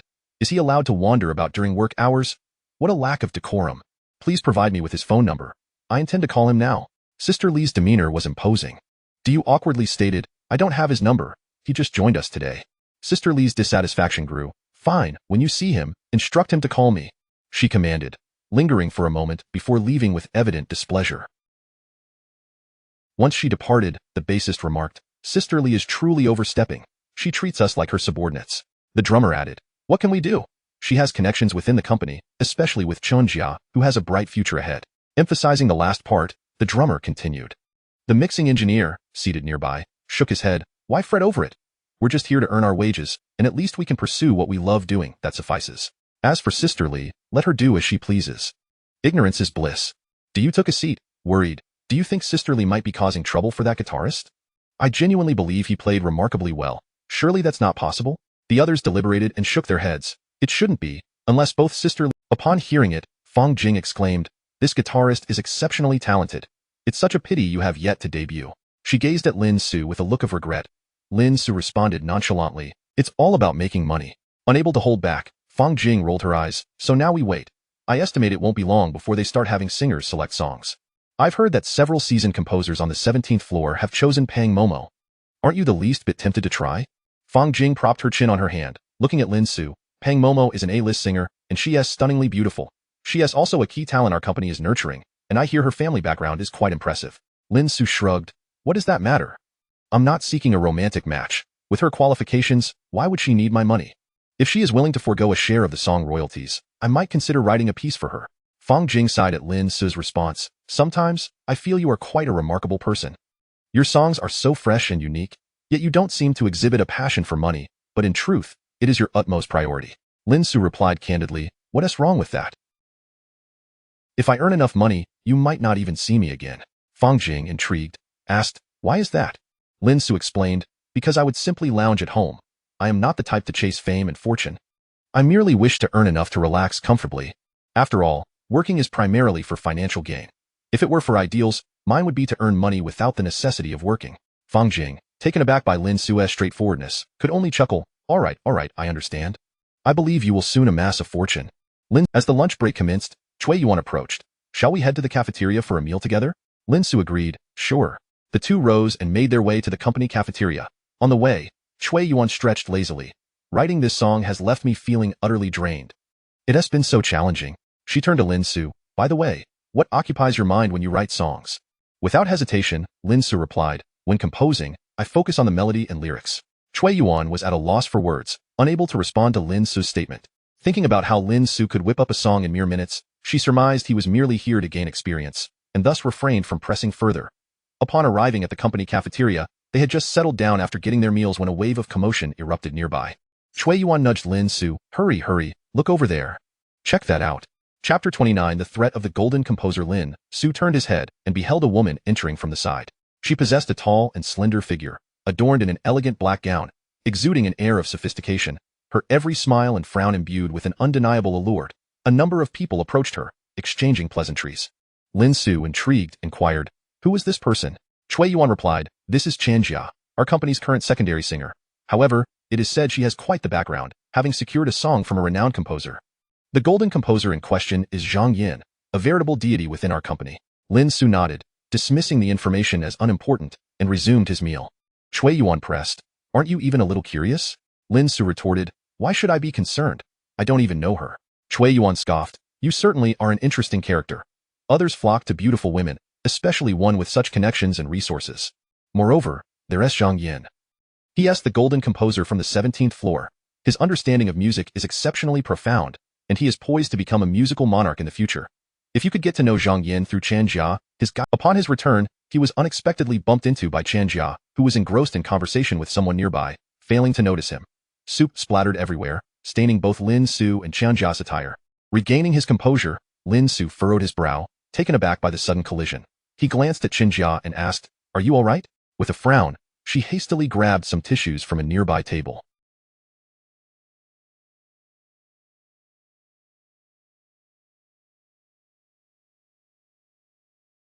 After scanning him and finding no recognition of his identity among the notable composers in the company, her expression soured. "My dress is ruined. Do you think I'm fine?" Before Lin Ce could respond, a man, flanked by a crowd, approached. He glared at Lin Ce, exclaiming, "What is wrong with you? Don't you watch where you're walking? And you dare ask if I'm fine? Are you blind?" Turning back to Qian Jia, he feigned concern. "Did he burn you?"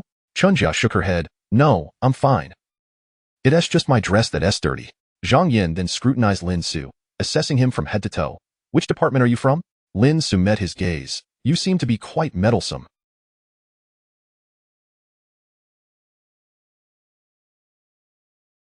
"But let me ask you, were you blind just now?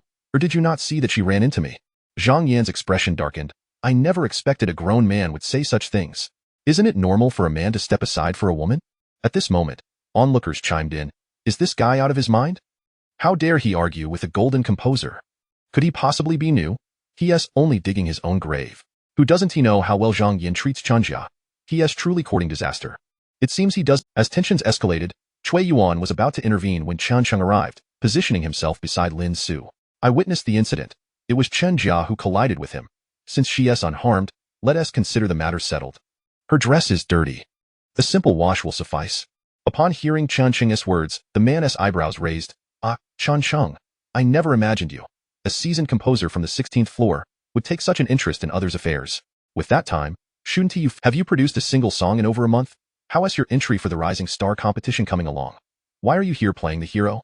Zhang Yan's words were blunt, causing Chen Cheng's expression to shift dramatically.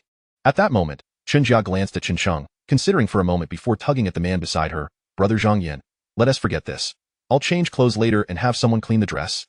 I wasn't aware this gentleman was your friend. Chunjia looked at Chen Cheng with genuine regret. Although she ought to be furious, she did not wish to offend a composer within the company, particularly one with the potential to ascend to the ranks of a gold. As for Lin Ce, Chunjia hardly spared him another glance. She began to walk away, pulling Zhang Yan with her. Zhang Yan, however, scoffed, extending a finger to point at Lin Ce's face. Remember that I am letting you off today out of respect for Chen Cheng. Otherwise, believe me, I could make one call to your 16th floor director and have you kicked out. Zhang Yan postured, fully aware of his elevated status as a golden composer on the 17th floor, mingling with established stars and holding a position. He certainly did not regard Lin Ce as a threat. Unexpectedly, Lin Ce met his gaze. I don't believe you. Zhang Yan paused, momentarily taken aback, then turned to Lin Ce, his eyes icy. What did you say? Lin Ce maintained his calm demeanor. I said I don't believe you. Go ahead, make that call to the 16th floor director, and see if they fire me right now. The atmosphere grew tense, the onlookers holding their breath. Chen Cheng was astonished, staring at Lin Ce in disbelief. Cui Yuan's expression was equally complex as she regarded Lin Ce in shock. A murmur swept through the crowd. Wow, this guy is bold. Is he really standing up to him? Is he actually confronting a golden composer? Impressive, very impressive. You want to prove your worth? Go ahead and call the director of the 16th floor right now, in my presence, and have him fire me. Chapter 30. I am the man you cannot dismiss. Zhang Yan's expression darkened considerably.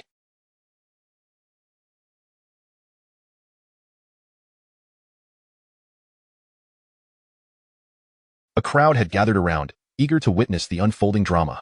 Chunjia furrowed her brows, casting a cold gaze at Lin Ce, and remarked icily, Do you genuinely wish to leave this company?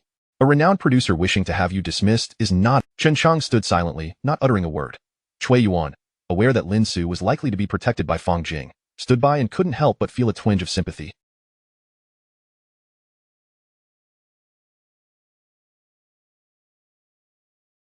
Lin Ce, despite his shortcomings in songwriting, was undeniably resolute in character.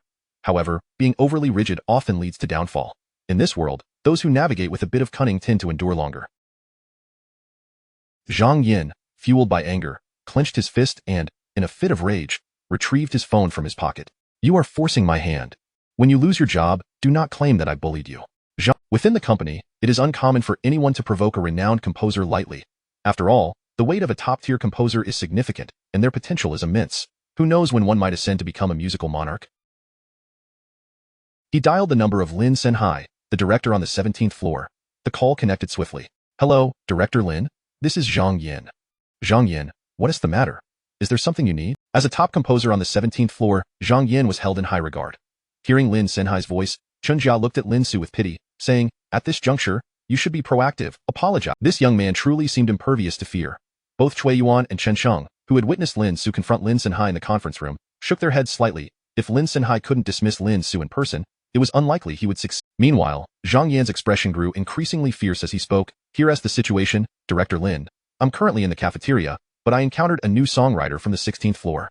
I find this individual's character highly questionable, and from my professional perspective, such a person should not remain in our company. Hence, I wish to consult with you regarding any potential openings in the HR department that might require optimization. Zhang Yan's words were blunt and unambiguous. Lin Ce, astute as he was, quickly grasped the underlying implications of Zhang Yan's statement. He also sought to curry favor with Zhang Yan at this moment, knowing that should Zhang Yan rise to become a musical monarch, he would undoubtedly be rewarded in the future. Is that so? I understand. Lin Ce replied decisively. Now, tell me the individual's name, and I will contact HR right away to ensure they are dismissed. Zhang Yin, I have great faith in your judgment. Your talent in songwriting and character is commendable, and your initiative to eliminate a parasite from the company deserves recognition. Lin Ce laughed heartily, bestowing ample respect upon Zhang Yin. Zhang Yan's demeanor softened, and he looked triumphantly at Lin Ce. The surrounding crowd, upon hearing this, gazed at Lin Ce with a newfound sympathy. This young man was likely to be dismissed. Serves him right. How could a mere novice composer think to challenge a top-tier This will surely be entertaining, as he is likely to lose his job. The crowd murmured, their eyes fixated on Lin Ce. Zhang Yin, with a provocative glint in his gaze, challenged Lin Ce. Come on, if you have the guts, reveal your name. Though I must warn you, even if you lack the courage to speak up, I can still find you. Zhang Yin was brimming with confidence. Lin Ce stepped forward, leaning closer to the phone. So, the individual on the line is Director Lin from the 17th floor, correct? I am Lin Ce from the 16th floor. Kindly have HR contact me. I await your response. Upon hearing this, the crowd fell silent, taken aback. Chun Chung stared at the ceiling, finding Lin Ce's audacity intriguing. Cui Yuan felt a surge of exhilaration, as she found Zhang Yin rather distasteful. Chen Jia's brow furrowed deeply as she glanced at Lin Ce, her expression akin to that of a fool. Yet, Lin Ce's composure suggested that the situation was far from simple. But, why should a mere newcomer composer speak so boldly to both a top-tier composer and a director-level executive? Zhang Yin sneered. You truly are thick-headed, thinking that Director Lin and I are jesting with you?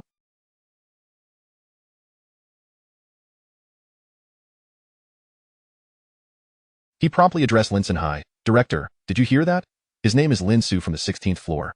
You can have a word with Director Wu and have him dismissed. Zhang Yin waited, and everyone else waited with him. Yet, the previously engaged Director Lin seemed to vanish into thin air. Eerie silence enveloped the atmosphere. After several seconds, Lin Ce's voice finally came through. Zhang Yin, I seem to be experiencing some signal issue. We can discuss this matter later. I have some urgent matters to attend to. Let us talk later. Click. Director Lin hung up. Stunned. Zhang Yin exclaimed, Director Lin? Director Lin? He held the phone, momentarily at a loss for words. The surrounding crowd mirrored his confusion. Chun Jia felt a jolt of surprise, perplexed by how swiftly Director Lin had changed his demeanor. Lin Ce observed him calmly and remarked, It appears, now, unable to bear the weight of the onlookers' scrutiny, Zhang Yin glared fiercely at Lin Ce. You have truly forced my hand. I will have your director from the 16th floor dismiss you. He immediately dialed Director Wu's number.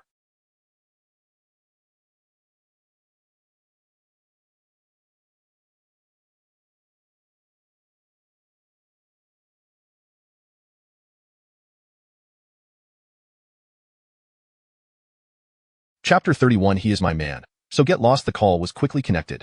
Director Wu's voice carried a hint of amusement. Oh, what wind has blown this renowned composer to call me? Listening to Director Wu's amiable tone, Zhang Yin felt a sense of relief wash over him. However, the onlookers cast sympathetic glances at Lin Ce once more. Chun Jia shook her head slightly, perceiving Lin Ce as someone who was utterly overreaching. As the director of the 17th floor, Lin Ce certainly lacked. Zhang Yin said, Director Wu, it's been a while since we last spoke. So I thought I'd give you a call to see when you might be free for a meal on me. Director Wu chuckled, sure. His agreement was enthusiastic. Those around could already predict Wu's forthcoming stance. For the sake of a budding composer, Director Wu, being no fool, would not dare to offend Zhang Yin, a celebrated composer.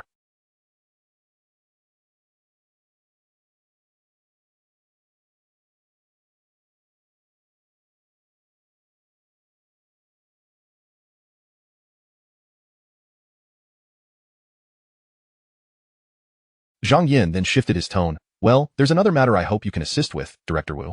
Director Wu replied, Go on. Are you suggesting that you want to join us on the 16th floor? If that is the case, just say the word, and I'll have a word with the company. Director Wu was evidently eager for talent, which also reflected positively on Zhang Yin. Zhang Yin smiled. That's something I'm still contemplating. However, Director Wu, there's a rather oblivious newcomer on your floor who has clashed with me.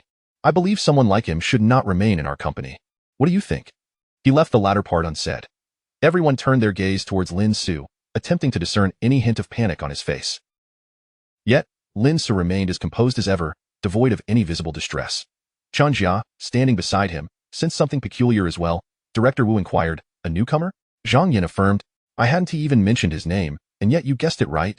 I surmise that you must have a vivid memory regarding this individual, given his myriad of issues. You must be hoping for an opportunity. Those around shook their heads in disbelief. This Lin Ce fellow must have done something egregious. Otherwise, it would not have been so easy for a director to pinpoint him. This chap is certainly on his way out now. With a mere word from Director Wu, this fellow could be dismissed by the afternoon. It seems the prestige of a celebrated composer carries significant weight. The crowd murmured in astonishment. Chunjia felt as though everything was about to reach a resolution.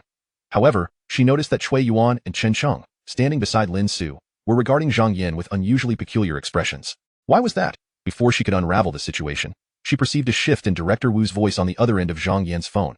Initially warm, it now bore a chill.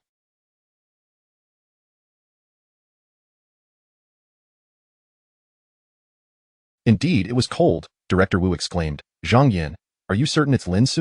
Zhang Yin replied, yes, Director Wu. I hope you can terminate his employment, immediately without delay. Director Wu fell silent for several seconds, seemingly taking a deep breath, and then, amidst the astonished reactions of those around, his roar erupted from the phone. Zhang Yin, have you lost your mind during this time? If your brain is malfunctioning, you ought to consult a psychiatrist. When did it become your prerogative, as a mere 17th floor employee, to dictate matters on my 16th floor? You read just a songwriter. Aren't your hands reaching a tad too far? This is none of your concern, so why are you meddling in affairs that do not pertain to you? I'll tell you this. Lin Ce is exceptional in every regard. You want me to let him go? Do you believe ID allow you to take a step out of line? And what about that Lin Senhai from your 17th floor? Is he the one stirring up trouble?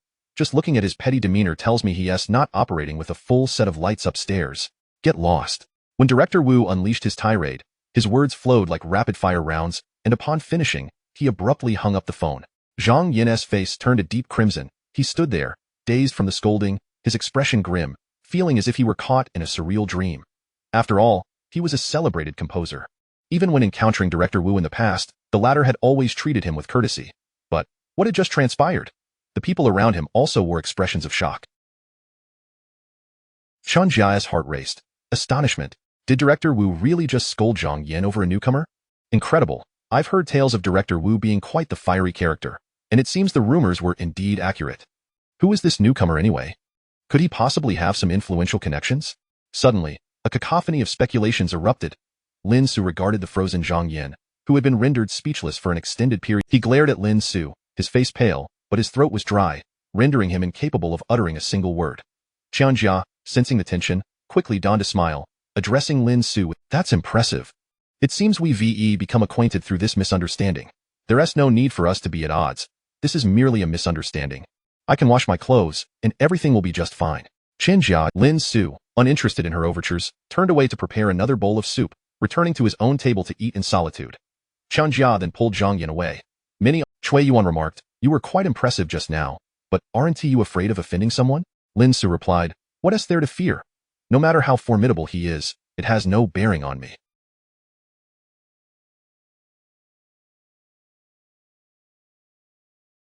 The meals I consume are earned through my own efforts, not tied to him. Cui Yuan pouted, choosing to remain silent. Chen Cheng, however, looked on in admiration. "Your perspective is truly I fear Zhang Yin might just be on the brink of apoplexy." Lin Ce shrugged. "Let him be." After finishing his meal, Lin Ce was about to return to his workstation when he bumped into Du Yu. Du Yu called out, "Ah, just the person I wanted to see. I have something to discuss." Lin Ce glanced at him. "What is it?" Du Yu replied, "It's about Chen Jia's manager, Sister Li. She was just here looking for you." "Wait a moment. I'll give her a call." Chapter 32. This newcomer is quite bold. Du Yu did not afford Lin Ce the opportunity to decline.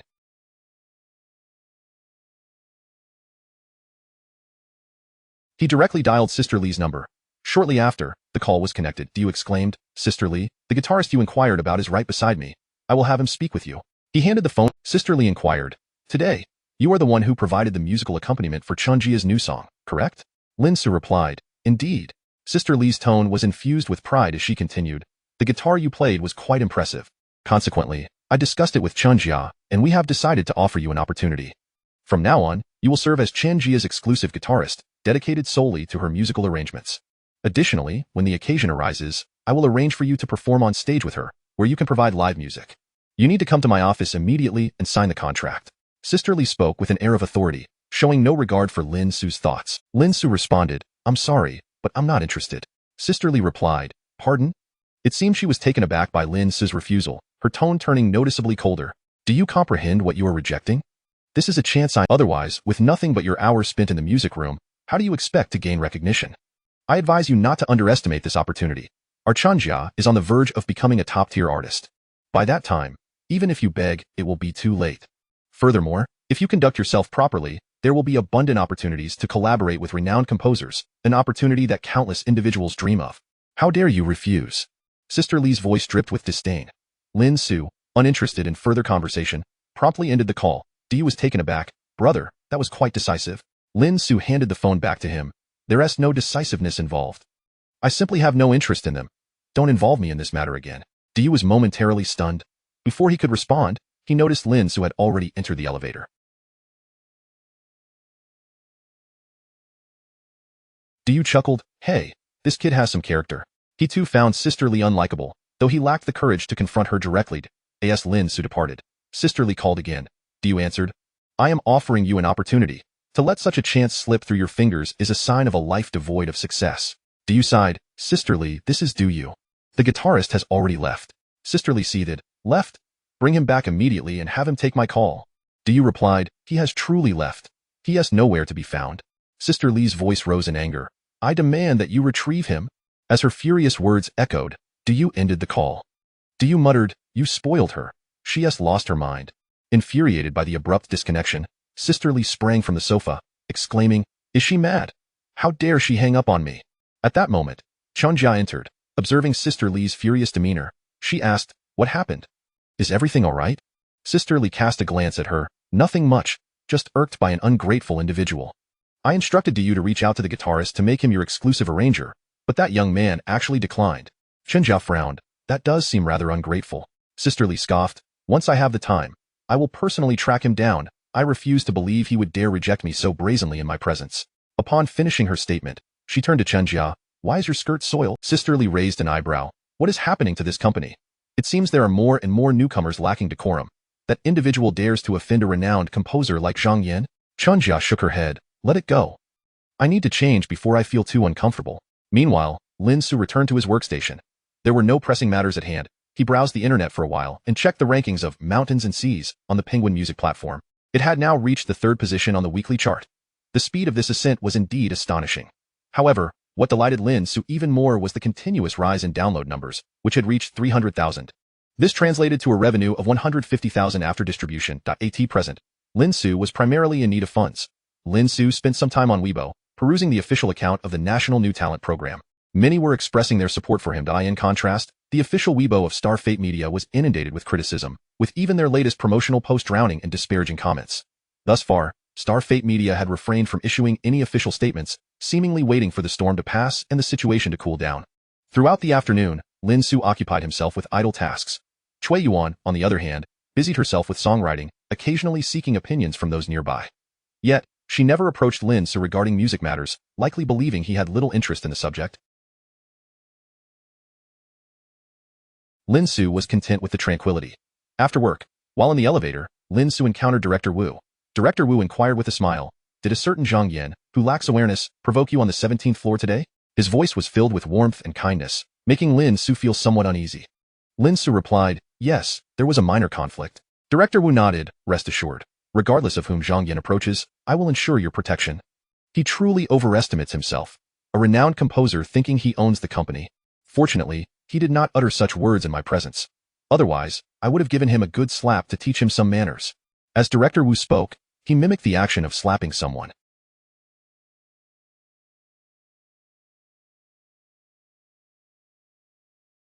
Upon exiting the company, Lin Ce waited for the bus to return home. On the bus, he noticed students just released from school, carrying their backpacks.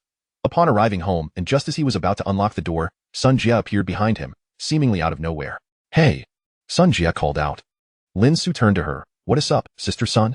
Sun Jia asked. Have you given any thought to what I mentioned yesterday? Lin Ce replied. What matter? Sun Jia shot him an example. You have no idea how many people are vying for this position. Do you think my friend is attractive enough? Sun Jia blinked playfully. Lin Ce quickly shook his head. No, she is quite beautiful, but he didn't finish his sentence. Sun Jia interjected. The job isn't strenuous, and the salary is decent. The initial guaranteed monthly salary is 30,000. 30,000? Lin Ce immediately became serious. Sister Sun, I think I should seriously consider this. Chapter 33. Zhao Siman's call Sun Jia observed Lin Ce's demeanor and could not help but roll her eyes at him. Look at you. Your eyes light up at the mere mention of money. You have no idea how many would rather forego a single penny just to stay by Zihan's side. Yet here you are, fixated solely on wealth. Lin Ce chuckled softly. What can I say? I'm broke. Poverty has become a source of fear. Sun Jia waved her hand dismissively. All right, come over to my place later.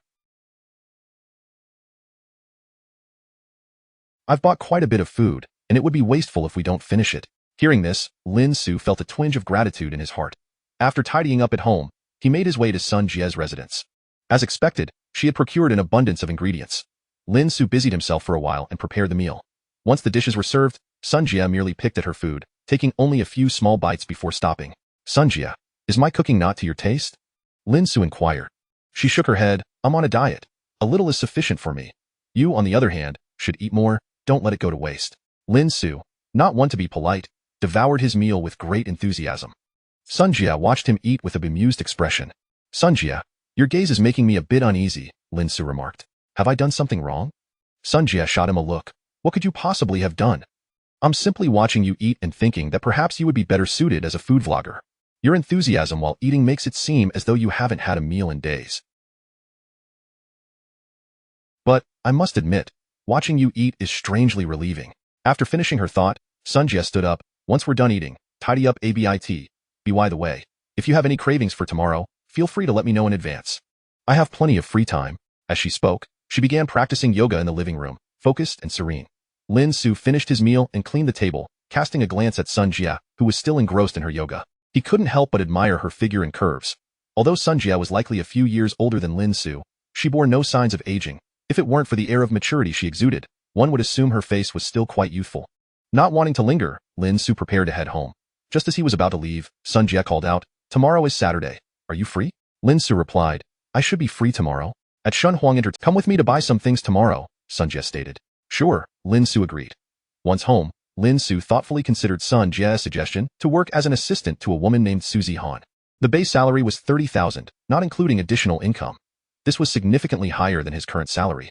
I'll ask about it on Monday at the company and see if I can take on a part. However, if a part-time arrangement was not possible, he ultimately felt staying at Shun Huang Entertainment was the more reliable choice, especially since he could eventually earn a share of the songwriting profits. Writing songs was not particularly challenging for Lin Ce. The next morning, Lin Ce rose early, completed his morning routine, and checked on Penguin Music. Mountain and Sea was ranked second on the weekly chart, an impressive position, and it was not far from the top spot. Unfortunately, today was the last day of the week, leaving him little time to accumulate more data. It was likely that Mountain and Sea would conclude its run at second place. For most, this would be a source of regret and disappointment. However, Lin Ce was unfazed. A knock at the door interrupted his thoughts. Lin Ce opened the door to find Sun Jia dressed in a simple athletic sweatshirt. Wow, you're up early on a weekend.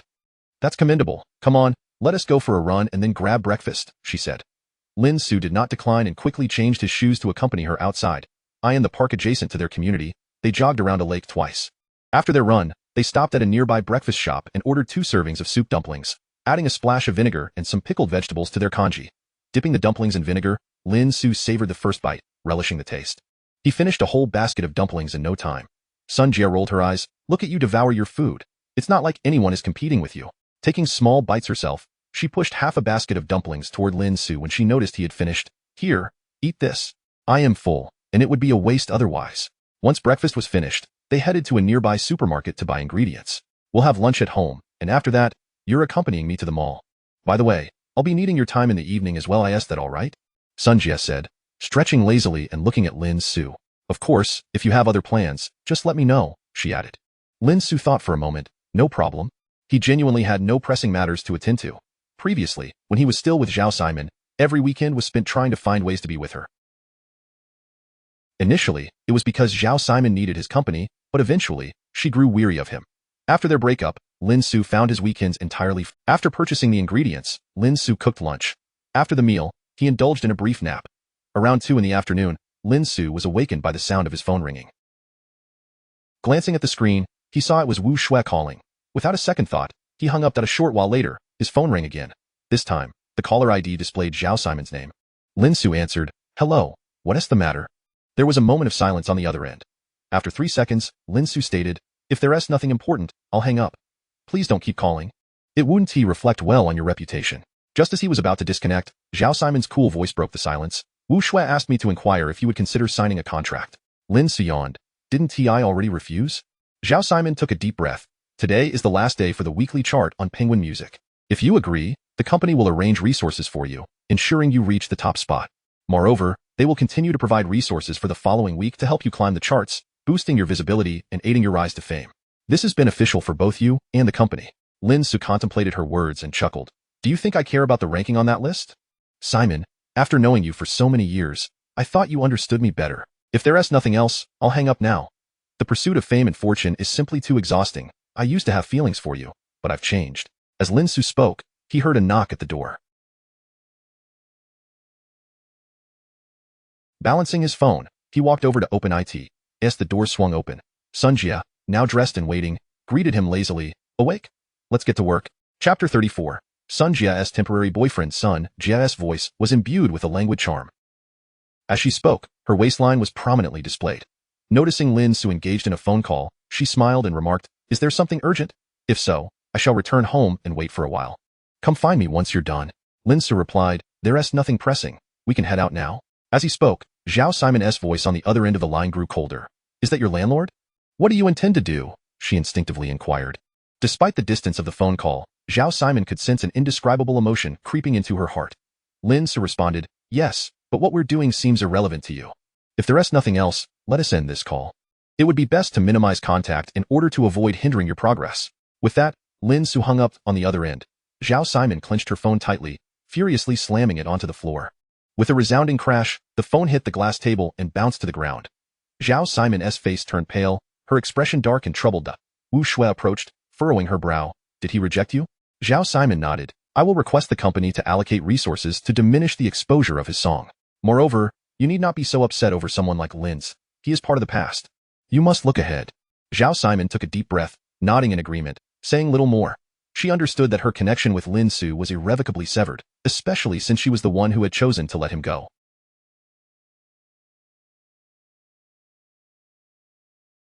However, upon hearing Sun Jia's voice on the other end, an ineffable anger surged within her. She felt betrayed by Lin Ce. Lin Ce ended the call. Sun Jia playfully inquired, I have no ties to her anymore. Sun Jia nodded. I'm a bit curious about what she does for a living. Lin Ce chuckled. Let us not dwell on her. Are you ready to head out? Sun Jia replied, It has been ages since I last shopped. Noticing Lin Ce's reluctance to elaborate, she refrained from asking further questions. The two departed for the underground parking lot, where Sun Jia inquired, They got into the vehicle. Let us go to the Times Shopping Mall, Sun Jia instructed. Lin Ce complied, starting the engine. The Times Shopping Mall was renowned as a high-end shopping district, home to numerous luxury brands. After parking, they exited the car, and Lin Ce followed Sun Jia, assisting her with the bags. Within an hour, his hands were laden with various purchases, giving him a glimpse of Sun Jia's shopping fervor. Hey, come over and take a look at this suit, Sun Jia beckoned Lin Ce, who had been resting nearby. He approached to examine a white suit, the brand unfamiliar to him, but the 6 zeros following the price tag made it evident that it was quite costly. It looks decent, Lin Ce commented. Sun Jia nodded. I think it's splendid, and this tie as well. She turned to the nearby sales associate. Additionally, please pair it with a pair of leather shoes. Before long, the associate Moments later, Lin Ce emerged in the new attire. Sun Jia assessed him from head to toe, nodding in satisfaction. Not bad at all. That suit suits your physique remarkably well. The sales associate smiled. It suits him splendidly. Sun Jia concurred. I share the same sentiment. My taste is impeccable. She turned to the associate. All right, let us finalize the purchase. Lin Ce was taken aback. No, Sun Jia. This is my treat, Sun Jia replied.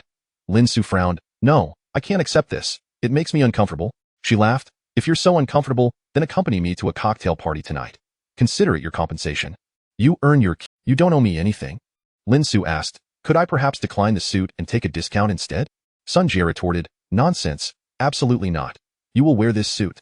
She then turned to the sales associate. Hey, why are you just standing there? Ring it up. If you dawdle, the sale will slip away. The associate snapped back to attention. Oh, right? She hurriedly rushed to the front desk to process the transaction. Sun Jia swiped her card, and with that, Lin Ce found himself without the opportunity to back out. Sun Jia observed Lin Ce.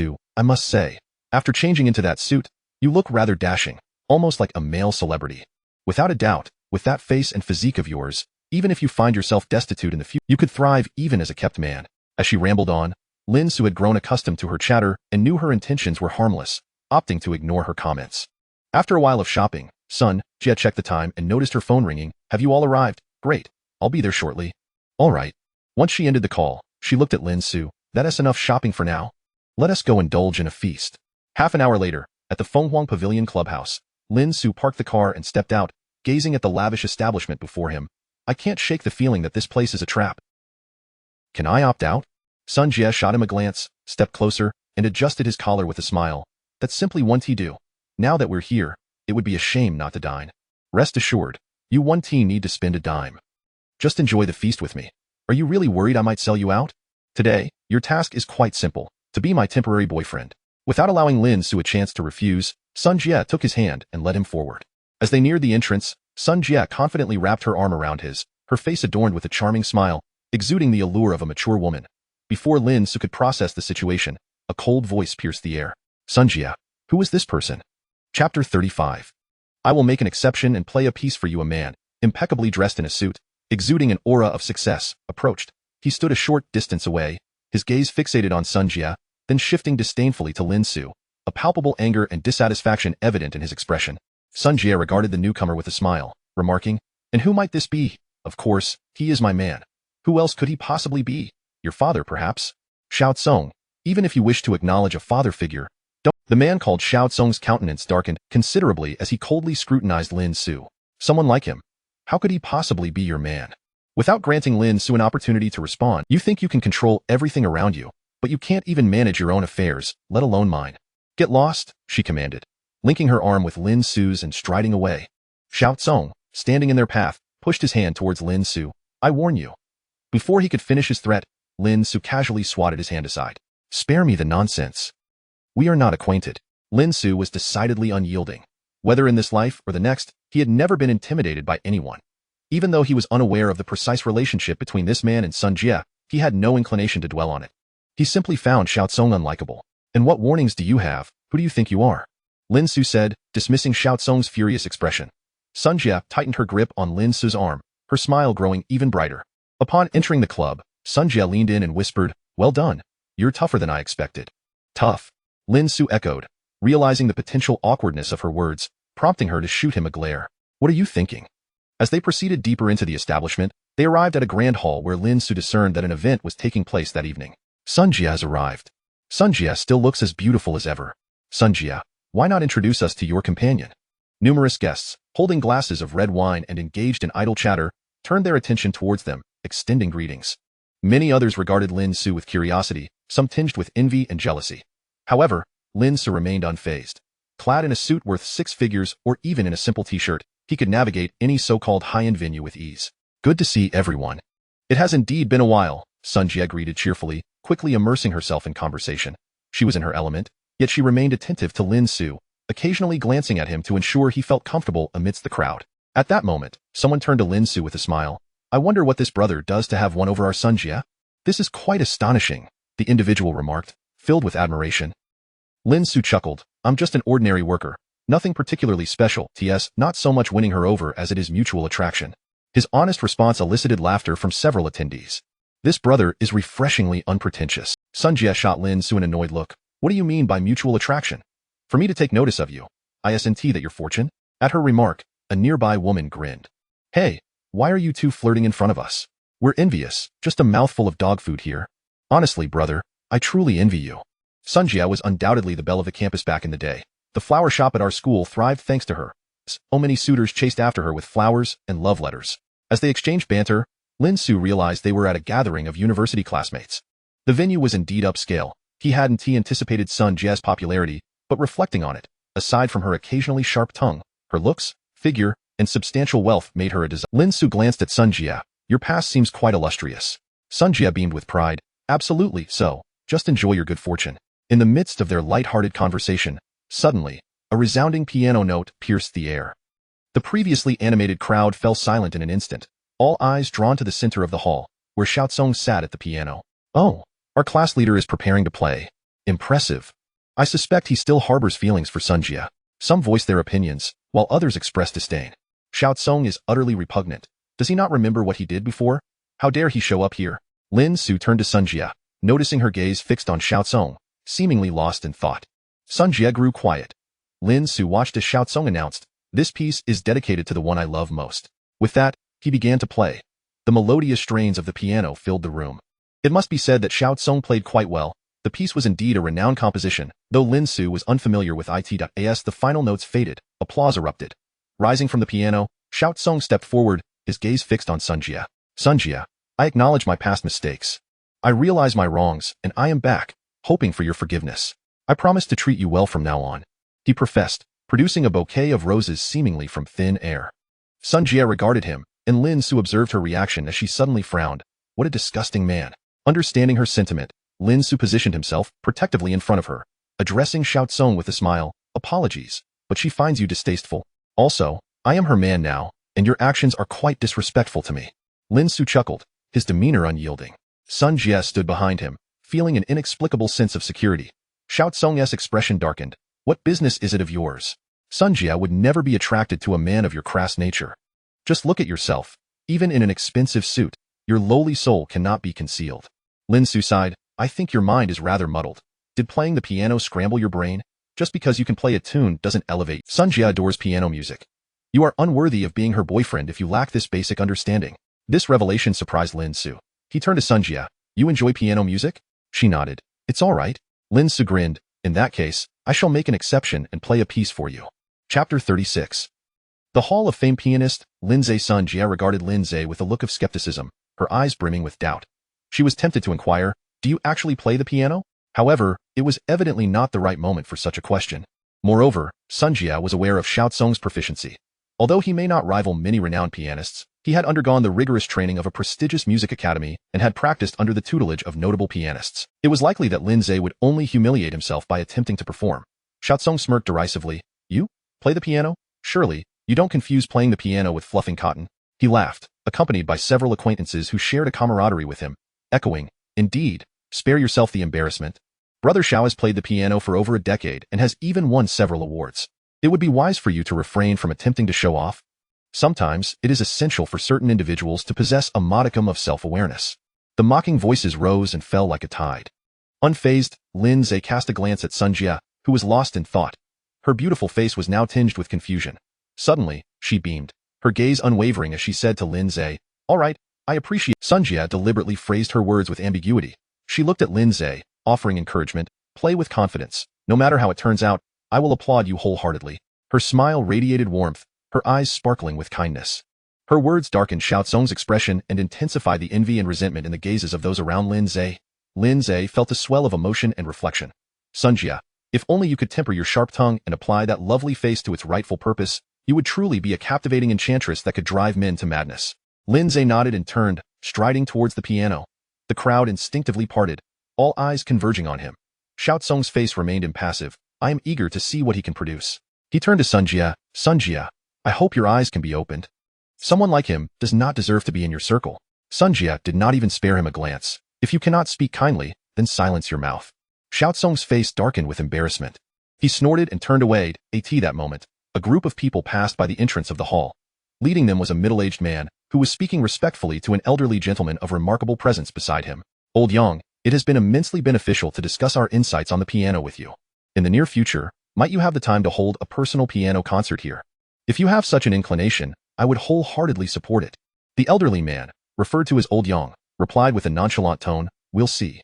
He possessed an extraordinary demeanor, being Yang Tianju, a preeminent piano master in the country, and he was merely accompanying a friend for a simple meal and was about to leave. Unexpectedly, as they passed, Yang Tianju caught sight of Lin Ce walking towards the piano. He did not pay much heed, but felt that Lin Ce's silhouette was somewhat intriguing. The middle-aged man, noticing this, glanced over and smiled. "Occasionally, we arrange for individuals to play the piano here. Old Yang, would you be interested in listening to a piece?" Yang Tianju shook his head. "No, thank you." Next to him, a young and attractive woman interjected. "My grandfather has heard all types of piano performances over the years. He has lost interest in ordinary pianists. Why would he waste his time on someone so commonplace?" The woman speaking was Yang Tianju's granddaughter. The middle-aged man nodded repeatedly. "I apologize for my presumption." He led Yang Tianju and the others towards the exit, ready to depart. However, as they turned, Lin Ce had already seated himself at the piano. He gazed at the black and white keys, took a deep breath, and steadied his emotions. In his previous life, Lin Ce was an international Hall of Fame pianist. In this world, It was his first time sitting before a piano in such a public setting. His fingers rested upon the keys. The icy sensation traveling through his fingertips felt almost otherworldly. The onlookers grew impatient, murmuring, "Why isn't he playing yet? I doubt he knows how. Perhaps he is merely putting on a show for Sun Jia, but he has likely overestimated his own abilities." Xiao Tsong's expression was filled with arrogance and triumph. Sun Jia furrowed her brow. She did not expect Lin Ce to play a masterpiece, but she hoped he would not embarrass himself too badly. She had already resolved that regardless of how Lin Ce performed, she would be the first to stand and cheer for him. After all, her man, even if he could not play, was still worthy of admiration.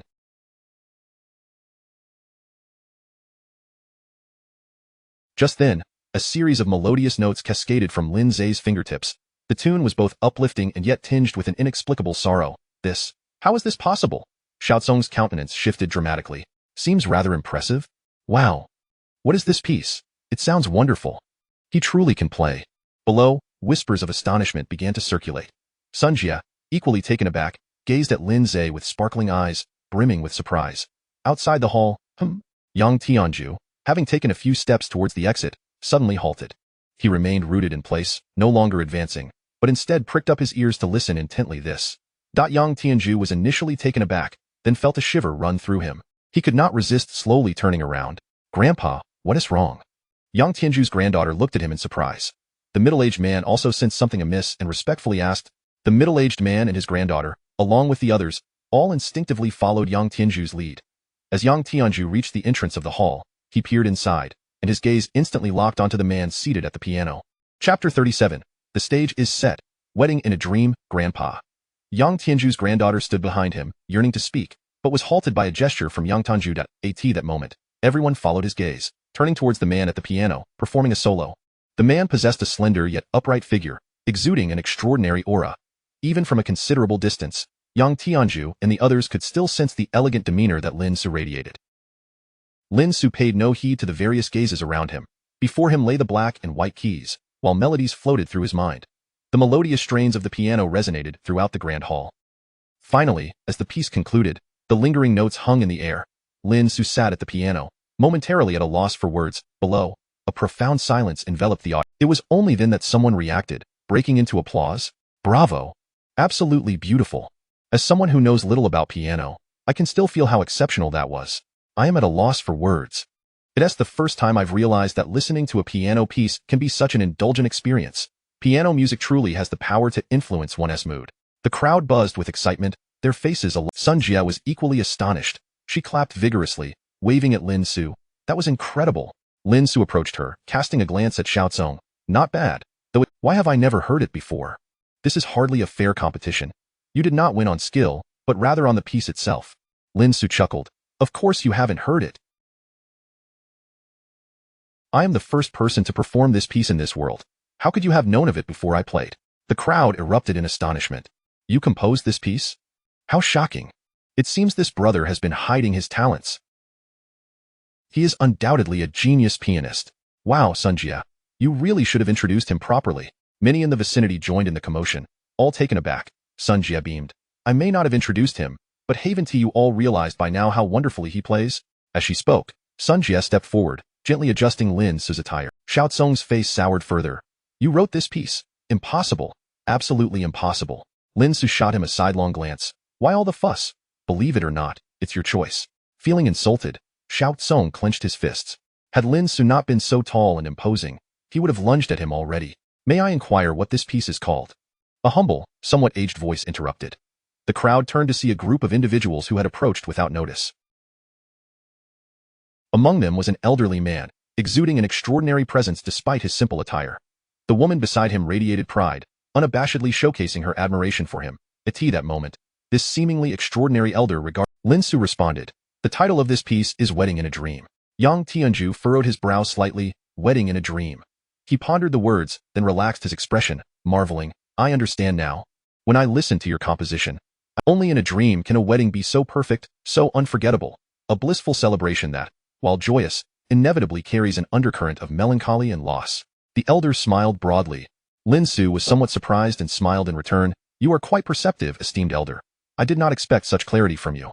Yang Tianju was momentarily taken aback by the compliment. For years, he had been the one to receive admiration, but never had anyone praised him quite like this young man before. He let out a hearty laugh. Nearby, the middle-aged man and Yang Tianju's granddaughter exchanged astonished glances. They had intended to speak, but Yang Tianju's mere glance silenced them all. Yang Tianju turned to Lin Ce. Lin Ce nodded, yes. Yang Tianju sighed in awe, truly, the world is full of talent. This brings me immense joy and surprise. This composition of yours deserves to be celebrated worldwide. It is on par with Yang Tianju's granddaughter, and the middle-aged man stood in stunned silence. For years, everyone knew of Yang Tianju's eccentric nature, rarely offering praise. Yet now, he bestowed such high commendation upon this young man. Lin Ce nodded, showing no signs of modesty. Thank you. Yang Tianju inquired, may I ask your name? Or perhaps, share your contact information? His demeanor was calm as he scrutinized Lin Ce, his delight growing with each glance. Lin Ce pondered briefly, my name is Lin Ce. As for my contact details, he hesitated. Yang Tianju quickly interjected, I mean no offense and shall not intrude upon you. If it's inconvenient, I can provide you with my contact information instead. This statement left those aware of Yang Tianju's status utterly astounded. The esteemed elder had truly humbled himself. Yang Tianju's granddaughter struggled to contain her frustration, wanting to speak but was silenced by Yang Tianju once more. Lin Ce smiled, it's nothing. I'll write my number for you. Yang Tianju accepted it, hesitating for a moment, clearly on the verge of speaking.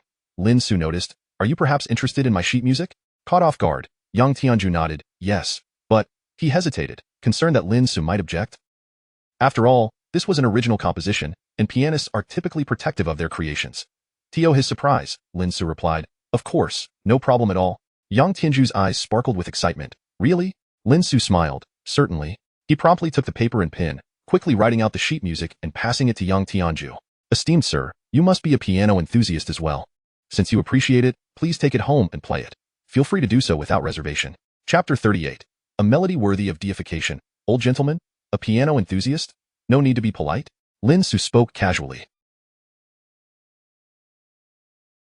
Yang Tianju received the sheet music as if it were a treasured possession. He did not even acknowledge the implications in Lin Ce's words. However, Yang Tianju's granddaughter was infuriated. She glared at Lin Ce. You have no manners whatsoever. As soon as she spoke, Yang Tianju's expression hardened, his brows furrowing. Qing Lian.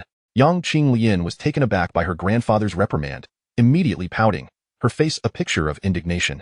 The middle-aged man beside them seemed at a loss for words. A group of onlookers regarded Lin Ce with peculiar expressions. Yang Tianju took a deep breath, looking apologetically at Lin Ce. I sincerely apologize. It is my negligence in upbringing that has led to my granddaughter's behavior. I hope you won't take it to heart. Lin Ce nodded. It's quite all right. I won't hold it against her. Hearing this, Yang Qing Lian was even more incensed, but with her grandfather present, she refrained from expressing her anger, sulking in silence instead. Yang Tianju intended to say more but paused, contemplating. This time, it is I who have intruded. When you have the time, young friend, we could share a cup of tea together. Yang Tianju bid farewell to Lin Ce. Clutching the sheet music, he turned and left with his companions. Upon exiting, Yang Qing Lian exclaimed, Grandpa, that person just now was utterly disrespectful. In the piano world, who would not respectfully address you as old Yang? Yet he referred to you as merely a piano enthusiast. How outrageous, simply intolerable. Yang Qing Lian could no longer contain her frustration, her delicate features marred by anger. The middle-aged man nodded in agreement. Indeed, his words lacked consideration. As he spoke, he observed Yang Tianju's expression closely. The others refrained from voicing their opinions at that moment. However, Yang Tianju, while examining the sheet music, suddenly burst into hearty laughter. He turned to Yang Qing Lian. Qing Lian, there is nothing. The fact that he can compose such music speaks volumes about his talent. Do you understand the significance of this sheet music? Yang Tianju's gaze was intense. Yang Qing Lian and those around her were momentarily stunned. Yang Qing Lian furrowed her brow. That piece just now was pleasant enough, but it was merely a nice tune, wasn't it? Yang Tianju chuckled softly. Pleasant? Merely pleasant? He shook his head. Qing Lian, you are mistaken. This sheet music is destined to be cherished across the globe. This piece, Dream Wedding, is a classic, one that can rival the world's renowned compositions. Anyone capable of composing such a piece, even if they refer to me as a piano enthusiast, what of it? He possesses that right. At this, Yang Qing Lian and the others were taken aback. It was the first time they had witnessed Yang Tianju bestow such high praise upon a piece of music. How is that possible? Yang Qing Lian exclaimed, turning to look for the figure of the man they had just encountered. Yet, all she could discern was a faint outline fading into the distance. Yang Tianju shook his head. How can it not be possible? I must return home at once to study this. This composition is truly exceptional. After Yang Tianju departed, The hall remained abuzz with conversation, many still reeling from the events that had just transpired. Who was that person just now? I don't know, but he seemed to possess a notable status. He appeared to hold that piece in the highest regard. The crowd buzzed with speculation. Sun Jie, in high spirits, glanced at the pale-faced Xiao Tsong, who stood speechless, fists clenched, resembling a statue. Sun Jie turned to Lin Ce. You played quite well. I shall reward you when we return. As she spoke, a playful smile danced across her face. Upon hearing this, the onlookers regarded Lin Ce with even greater envy, while Xiao Tsong's gaze burned with jealousy. Lin Ce nodded in agreement. Sun Jie bid farewell to everyone, then linked her arm with once in the car. On the way back, Sun Jie cheerfully remarked, I never expected you could play the piano so well. Was that piece really your own composition? Lin Ce, driving, nodded. Indeed, but I don't have a piano at home, and you never asked, so it's understandable that you didn't know. Sun Jie chuckled, stretching her arms. Let us drive to the riverside. I wish to feel the breeze. Without hesitation, Lin Ce steered the car toward the city's riverbank.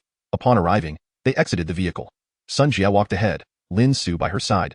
As the evening breeze brushed against their faces, it carried a gentle chill. Sun Jie gently tucked a strand of hair behind her ear, turning her head slightly.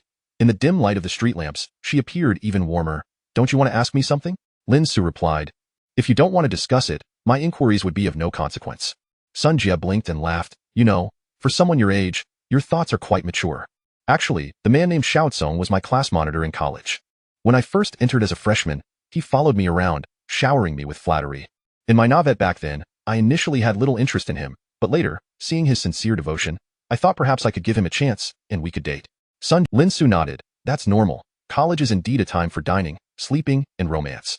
Sun Jie shot him a glance. However, it ultimately didn't work out. Just as I was contemplating giving it a try, I discovered him exiting a hotel with another woman. I recognized that woman. She was from the same year but a different department. She wasn't particularly beautiful, rather robust in stature, but her family was wealthy. Thus, Xiao Tsong chose her, and I came to terms with reality. Sun Jie spoke calmly. He recalled the night she had gotten drunk. Perhaps it was indeed related to this matter. However, Lin Ce refrained from asking further. He was merely curious. You mentioned that woman was wealthy? Are you sure? Detecting the skepticism in Lin Ce's tone, Sun Jie chuckled. Back in school, I never told anyone that my family owned several rental properties. I couldn't just approach someone and announce, I have a plethora of houses, could I? That would be madness. Lin Ce nodded in agreement. With Sun Jie's background as a beneficiary of urban redevelopment, her rental income likely surpassed the profits of many publicly listed companies. Sun Jie continued. Later, he and that woman went abroad for further studies. Now, having heard rumors of my wealth, he approached me, hoping I would provide him with a place to stay and perhaps sponsor him with some funds for his entrepreneurial endeavors. Lin Ce raised an eyebrow. Is he out of his mind? Sun Jie turned to Lin Ce. Isn't he just dreaming? In high spirits, Sun Jie abruptly stopped speaking, gazing intently at Lin Ce. Then, she stepped forward and enveloped Lin Ce in a warm embrace. Chapter 39. Are you prepared to take on a part-time job? Lin Ce stood frozen in place, momentarily taken aback. He felt a sweet sensation imprint upon his lips. Everything had transpired rather abruptly. Before long, Sun Jie released her grasp and, noticing Lin Ce's dazed expression, couldn't help but chuckle. I have fulfilled the promise of your reward. I need my beauty rest. Turning away, she walked toward the car. Lin Ce followed suit, scratching his head, somewhat perplexed by Sun Jie's intentions. As Lin Ce drove home, Sun Jie leaned back in the Upon their arrival, Lin Ce called out to rouse her. Sister Sun, we've arrived. Sun Jie opened her eyes, yawning once more. You drive quite well, young man, very steady. After exiting the vehicle, they parted ways, each returning to their respective homes. Feeling a bit hungry, Lin Ce changed out of his clothes, prepared instant noodles, and after a brief session online, he succumbed to slumber. Meanwhile, in a piano room, Yang Tianju concluded the final. Approaching him was Yang Qinglian, who glanced at the time, concern filling her eyes. Grandfather, since your return, you have played this piece no less than 10 times. You should be getting some rest. Yang Tianju, wearing a broad smile, showed no signs of fatigue. Each time I play this piece, I gain a new insight. It has been many years since I felt this way. He appeared to revel in the moment. I shall play a few more times before I retire for the night. Yang Qinglian intended to say something, but witnessing her grandfather in such a state for the first time left her at a loss. Ultimately, she resigned herself to quietly sit beside Yang Tianju as he tirelessly played Wedding in a Dream, again and again, until the entire composition flowed seamlessly, as if it had become one with him. Only then did Yang Tianju reluctantly rise from the piano, resolute in his intention to make this piece renowned throughout the piano community. The following day, at the break of dawn, Lin Ce was stirred awake by a knock at the door. Upon opening it, he found Sun Jie standing there. Lin Ce rubbed his eyes. Sister Sun, is it really so early? Sun Jie replied, it's already 7 o'clock. Hardly early. Hurry up and get up. Accompany me for a run. Young people should not be too lethargic. Lin Ce. After their run, they indulged in their customary breakfast of soup dumplings. Sun Jie refrained from mentioning the previous evening's events by the river, and Lin Ce did not inquire. Among adults, there are certain matters that remain unspoken. After breakfast, as Sun Jie had commitments in the afternoon, she instructed Lin Ce to return home alone. By the way, remember to consider that job I mentioned, she added. I will, Lin Ce assured her. Upon returning home, Lin Ce opened Penguin Music, glancing at the leaderboard. Today marked the day for the weekly refresh of the charts, and Mountain and Sea had fallen off the rankings. He logged onto Weibo. However, he took it in stride. After all, we live in an age of rapid information exchange, where trends often fade swiftly. Even on Xingyuan Media's Weibo, the number of supporters advocating for Lin's. Nonetheless, Lin Ce remained unfazed by it all. In the afternoon, he relaxed at home, watching movies. That evening, Sun Jie invited Lin Ce out for dinner, and this time, she did not require him to cook, but rather they enjoyed a simple meal at a restaurant downstairs. Sun Jie appeared to be in good spirits, even urging Lin Ce to join her for yoga. Fortunately, Lin Ce was quick on his feet. The weekend slipped away in no time. On the following Monday, Lin Ce awoke, freshened up, and prepared for work. He purchased buns from a breakfast shop downstairs and, after finishing them while waiting for the bus, he boarded and swayed his way to the office. Lin Ce pondered how to broach the subject of work with Fang Jing. As it stood, the workload at the company was relatively light for him, particularly since songwriting did not consume much of his time.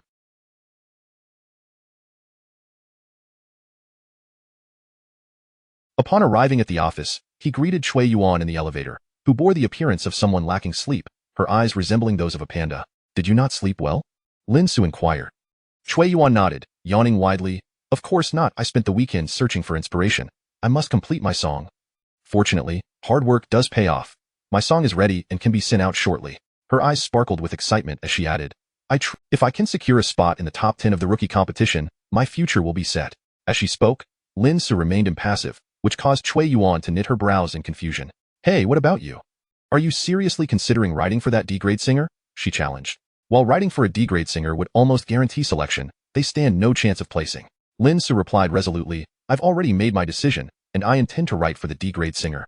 Cui Yuan pursed her lips, losing interest in discussing new songs with Lin Ce, even lacking the impulse to show him the song she had composed over the weekend. She became increasingly convinced that Lin Ce was merely coasting through life. Upon reaching the office, she sat down and shared her song with a few colleagues, engaging in discussions, while others made it clear they had no intention of including Lin Ce. Lin Ce, however, relished the peace and quiet. After wasting some time online, he glanced at the clock and felt it was time to see Fang Jing, so he rose and left his workstation for her office. He knocked on the door. Come in, Fang Jing called. Upon seeing Lin Ce, she appeared somewhat surprised and smiled. What brings you here so early? Are you inquiring about when that song can be sent to the singer? Lin Ce shook his head. That's one reason. But I also have another matter to discuss, Fang Jie. Noticing Lin Ce's hesitation, Fang Jing stood and poured a glass of water, handing it to him. Feel free to speak your mind.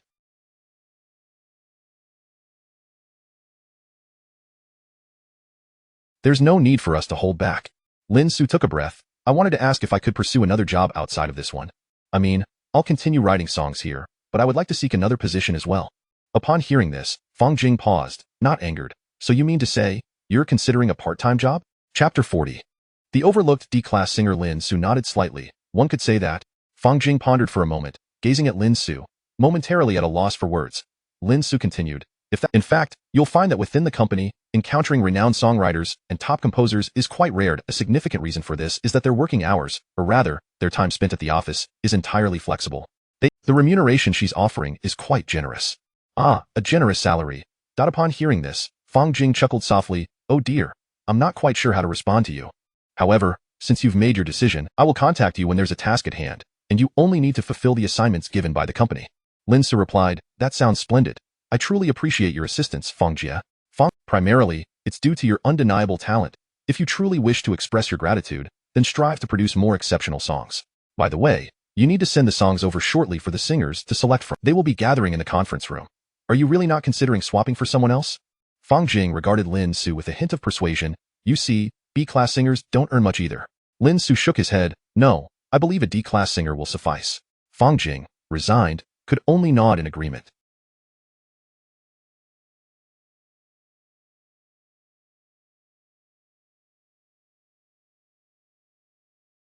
An hour later, All the songs from the composers had been sent to the chosen singers' email addresses. Cui Yuan appeared particularly anxious, looking at Lin Ce. I really want to try for an A-class singer, but A-class singers typically opt for songs from established composers. Ultimately, I chose a B-class singer. I hope my song gets selected. Cui Yuan's face reflected her unease. That moment, several individuals had already risen. Shall we head to the conference room? They'll be making their selections there. Let us go, let us go. A group of people stood up and made their way toward the conference room. Cui Yuan also stood up, glancing at Lin Ce still seated. Let us go take a look together. There's really nothing else to do. Lin Ce considered for a moment before nodding. He was also curious about the D-class singer he had chosen. He didn't harbor high expectations, merely hoping for a competent individual who could sing well. Additionally, he wished for someone amiable, lest they cause a scene demanding a share of the profits once the song became popular. That would certainly be undesirable. Lin Ce and Cui Yuan, along with the others, made their grand entry. Inside the conference room, many individuals were already seated. Lin Ce blended into the crowd, peering inside. Surrounding the conference table were 30 individuals. These were the 30 singers the company sought this time. Among them, the most striking was a woman seated at the front. She wore a pleated skirt, her tall figure complemented by an alluringly cold beauty. Before Lin Ce could inquire further, someone nearby whispered, "That's Peng Momo. She is stunning. I heard she was scouted by the company's talent scout from an art school. Her figure is simply exceptional. Even if she doesn't sing, I believe she could easily make it as a model." A few people murmured, gazing in her direction. Additionally, there were 4 individuals who, compared to the others, exuded a sense of arrogance. These were the A-class singers. Behind them sat 10 B-class singers and 13 C-class singers. At the very end, a man was glancing around anxiously. He appeared somewhat flustered. He was the D-class singer Lin Ce had set his sights on, Huang Junyao. Beside him, another D-class singer, a woman, kept her head lowered, nervously fidgeting with her fingers. Her attire appeared somewhat dated compared to the others, and she garnered little attention. In front of each of them sat a laptop. Now, the composers were mostly gathered around the periphery of the conference room, with some established composers finding seats in the corners. Chen Cheng noticed Lin Ce and nodded in acknowledgement. Before long, Fang Jing entered from outside, surveying the room. Has everyone arrived? Now, I shall announce the simple rules. The composers present have sent their written songs to each of you 30 singers' emails. Some have received more songs while others have received fewer. Therefore, you need to select one song that you wish to sing, which will then be recorded as your entry for the newcomer competition. Each person may only select one song. Those that remain unchosen will be deemed eliminated. Fang Jing glanced at the time. Now, let us commence. As soon as she finished speaking, everyone swiftly opened their laptops, checking their The composers present were filled with tension. The novice composers primarily sent their songs to B and C-class singers, while the seasoned composers often vied for A-class singers. Peng Momo opened her email and, upon doing so, was greeted with over 20 songs displayed before her. Clearly, many had chosen her, but she could only select one. She began to peruse the options diligently. The other singers were similarly engrossed in their selections, contemplating their choices. Meanwhile, D-class Huang Junyao awkwardly scratched his head. He cast a furtive glance at the email of a nearby C-class singer, who had about 4 or 5 songs. Evidently, the lower the singer's rank, the fewer songs they received, as there were simply fewer composers choosing them. Huang Junyao took a deep breath, summoning his courage to open his email. Inside, he found a solitary, pitiful song. Well, at least I have one, Huang Junyao sighed in relief. He knew he had no real right to be picky. However, glancing at the title, the song seemed promising. He read the title, How I Long to Embrace You in a Mundane Life, and as he contemplated, he clicked on it, opening the document for the song. Chapter 41. The pitiful poor singer Huang Junyao cast a fleeting glance at the lyrics. Just one look, and he was captivated. Could it be? This is truly a song meant for him, a D-grade singer? Surely, it was too good to be true. Prior to his arrival, he had relinquished all hope. He was utterly despondent. Every year, D-grade singers were nothing more than cannon fodder. In fact, for many years, numerous D-grade singers had not even been afforded a single song. Yet, unexpectedly, not only did he have a song this time, but its quality appeared remarkably promising. Astonishingly, it even had an accompanying melody. Without hesitation, Huang Junyao seized the headphones and activated the music. As the melodies enveloped him, his face flushed with excitement. Yes, this was it. This was the sensation he had longed for. While listening to the music, a premonition surged within him. It was destined to become a hit. The quality of this song surpassed all his expectations. Unable to contain himself, he began to hum along. However, as he did so, a voice interrupted. What are you making noise about? An irritable C-grade singer seated beside him glared at him with disdain. Huang Junyao quickly removed the headphones and offered an apology. I'm sorry. I just couldn't help but feel this song is exceptionally good. The individual scoffed derisively. Exceptionally good. Do you not realize you only have one song? I suspect your excitement stems from the fact that you possess but a single song. Don't get your hopes up too soon. Having a song does not guarantee success, the C-grade singer remarked, his expression dripping with contempt. As a C-grade artist, he had 5 or 6 songs lounging in his inbox to choose from. Nearby, a B-grade singer chuckled. If you want to succeed, the challenge is far from trivial. I have so many songs here, and I must sift through them one by one. I truly envy you. With only one song, you need not waste time deliberating or selecting, he added, shaking his head slightly. This remark elicited laughter from several others in the vicinity. The looks exchanged among the crowd toward Huang Ju. The entertainment industry was perpetually this way, where talent begets friendships, and lack thereof garners naught but indifference. Seated there, Huang Juanyao's face burned with embarrassment, yet he felt powerless to retort. This brief interlude soon concluded, as many individuals remained engrossed in their arduous selections. The eyes of numerous seasoned composers were fixated on the figure of Pang Momo, each hoping she would choose their song. This would not only enhance the likelihood of a hit, but also provide an opportunity to be close to a beauty like Pang Momo. After lingering for a while, Lin Ce felt a slight urgency and turned to exit to the restroom.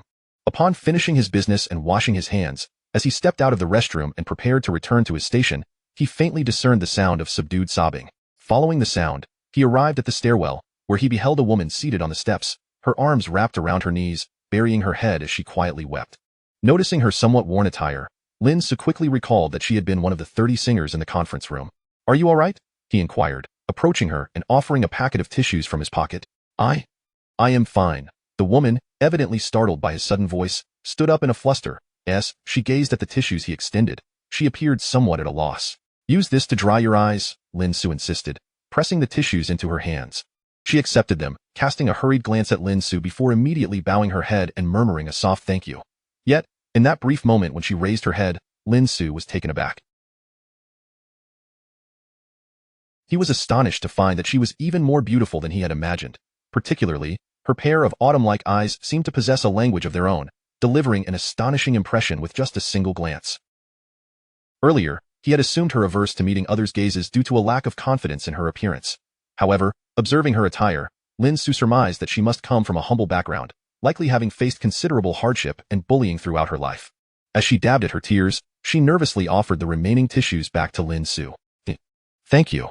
She avoided meeting his gaze, her shyness palpable. Lin Ce had no intention of accepting the tissues. Instead, he settled down on the steps beside her. "It's dirty here," the woman instinctively remarked. Lin Ce chuckled. "What does it matter? You were just sitting here, weren't you?" Though she remained silent, her demeanor visibly relaxed a fraction. After a moment of contemplation, Lin Ce asked, "Did you not receive a song?" She hesitated before nodding. Among the D-grade singers this time, there were 2. Huang Junyao and herself. It was not uncommon for D-grade singers to be left without a song, a fate that often led to a name that sounds quite regal and commanding. Huang Fei appeared slightly anxious, nervously fiddling with the hem of her clothing. She longed to leave, but felt that doing so abruptly might be inappropriate. Lin Ce straightforwardly stated, "You are a D-grade singer who hasn't secured a song, and thus, you are feeling downcast?" Huang Fei nodded in affirmation. Lin Ce continued. Huang Fei candidly replied, to earn money. Earning money. Indeed. Lin Ce remarked, "What a coincidence. Our aspirations and goals." Other composers had offered her no such opportunity. Noticing her reaction, Lin Ce waved his hand. "But do not rejoice too soon. As a D-grade singer, you will not receive any royalties." After speaking, he observed Huang Fei, who tilted her head, gazing at him with wide eyes. Those eyes were imbued with innocence and trepidation. Lin Ce thought to himself, "Though you look at me in that manner, I must assert that D-grade really." Huang Fei stood there and ultimately Lin Ce succumbed. "All right, fine. I'll ensure you receive some share of the earnings, so you can earn a bit of money. However, let me make it clear. The songs I provide will be of high quality, so you must exert yourself in singing them. Only by singing well can we earn money together. Is that agreeable?" Chapter 42. The legend. Lin Ce gazed at Huang Fei, who stood there with a visibly anxious demeanor. With a hint of resignation, he inquired, "Are you all right?" It was only then that Huang Fei snapped back to reality, hurriedly nodding, "Yes." A flicker of brilliance. Lin Ce, intrigued, remarked, "However, you are quite attractive. Why do you keep your head down?" Huang Fei pressed her lips together, refraining from answering the question. Instead, nervously Lin Ce chose not to press further, stating, "All right, let's put that aside for now. I need to write the song and speed up the process. Otherwise, we might run out of time." Rising from his seat, he made his way to his workstation, with Huang Fei trailing closely behind him. She was uncertain of where to go, only knowing to follow him. Lin Ce showed no intention of sending her away. Upon reaching his workstation, Lin Ce took out paper and pen, noticing that Huang Fei still stood beside him. I will finish this up shortly, he suggested. Huang Fei obediently hurried to bring a chair, then sat down next to Lin Ce, her head bowed. At this angle, you do resemble a bit of a simpleton, Lin Ce muttered to himself. Huang Fei, catching his words but not fully comprehending, raised her head, her expression one of confusion. Lin Ce shook his head. It's nothing. I was complimenting you. Huang Fei blinked in surprise. Lin Ce then resumed his task, contemplating momentarily before inscribing the title on the paper, The Legend. This song presented a considerable challenge, yet it was a true, quintessential classic. Earlier, when Lin Ce had listened to Huang Fei speak, he had sensed a certain ethereal quality in her voice, which was perfectly suited for this piece. He swiftly completed the lyrics, followed by the musical score. As he was finalizing the composition, Cui Yuan and her group returned. Cui Yuan appeared exceptionally excited, and upon noticing Lin Ce seated with Huang Fei, she exclaimed, "My song has been selected." Her voice brimmed with exhilaration. Lin Ce smiled. "Congratulations?" Cui Yuan beamed with delight. "You should congratulate the one who chose my song. Their taste is remarkable, as they can discern the merits of my composition." She continued to chatter animated. "Your song must have been selected as well, that is, the one for the D-level singer. However, D-level singers typically have no options. You should have listened to me back then. Even if you lacked confidence in your own song, you could have aimed for a C-level singer. At least C-level singers have a sliver of opportunity to rise."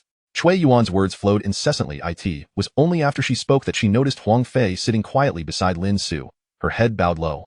Huang Fei kept her gaze downcast, feeling too shy to lift her head, harboring a plethora of grievances. After all, she was a D-level singer. A D-level singer is devoid of any rights. Lin Ce organized the lyrics and score, casting one last glance, feeling somewhat satisfied. He turned to Cui Yuan. "Being a D-level singer isn't entirely without merit. Who hasn't ascended from humble beginnings? At least being D-level means you have hit rock bottom. The only way from here is up, with no descent in sight." Cui Yuan paused at his words, observing Lin Ce as he rose to face the anxious woman seated before him. "Come, let us head to the music arrangement room. We must expedite this process." Huang Fei nodded, following closely behind Lin Ce as they made their way to the music arrangement room. Once they departed, a curious voice among Cui Yuan's group asked, "The one beside Lin Ce, isn't she the D-level singer without a song today?" "She must be. I noticed her, the one who kept her head down. Could it be that Lin Ce is composing a song for her on the spur of the moment? He seems quite taken with D-level singers, tirelessly opting for such artists. Does he truly believe there is a chance for success?" The group exchanged opinions, shaking their heads in disbelief. Cui Yuan cast them a glance. Perhaps he is merely indulging in a whim.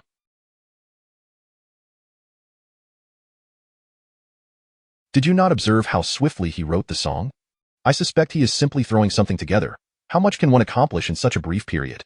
Listening to Cui Yuan, the others nodded in agreement, none believing that Lin Ce could produce a commendable song, much less that a D-level singer could conjure any miracles. In the music arrangement room, "Do you look astonished at the score Lin Ce presented? This composition has potential."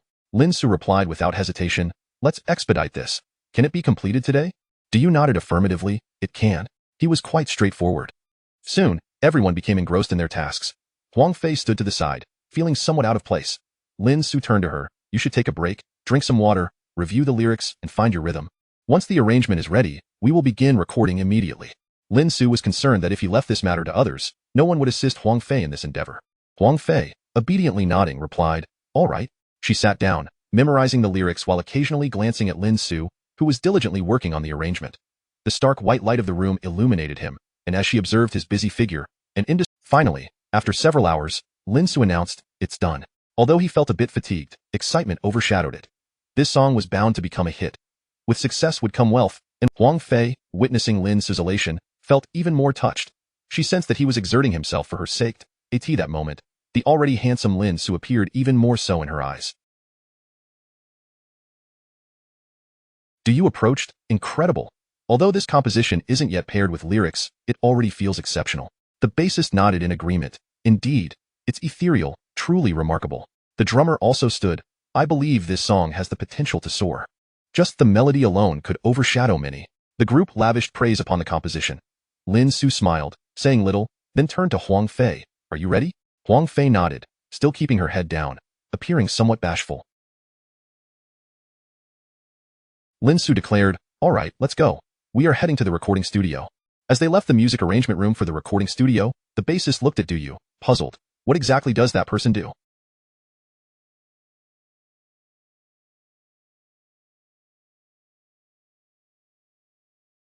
Is he leaving again? Do you scratched his head? I'm not quite sure. Isn't he a guitarist? The drummer settled in. Whatever his role, let's focus on our own work. Come on, let's play cards. The group did not dwell on it further. At this moment, Lin Ce led Huang Fei into the recording studio. However, what are you all doing? Do you not see that this recording studio is occupied? An impatient voice rang out. Chapter 43. The future diva beside them. A figure approached, displaying a look of impatience as he regarded Lin Ce and the bowed head of Huang Fei. Zhang Yan scoffed. You think you can just waltz in and claim it? Who do you think you are? I'll have you know that this studio is currently in use by Chunjia, and as for this person, Zhang Yan's gaze shifted to Huang Fei. Lin Ce furrowed his brow and turned to Huang Fei. Let us head to another recording studio. D-level singers were indeed restricted from utilizing various equipment, as per the company's regulations. Huang Fei nodded obediently, her head still bowed, obscuring her face from view. Zhang Yan, feeling triumphant, watched Lin Ce depart with the victory. He eagerly anticipated Chunjia performing his song to perfection, hoping to amass enough momentum to become the king of music.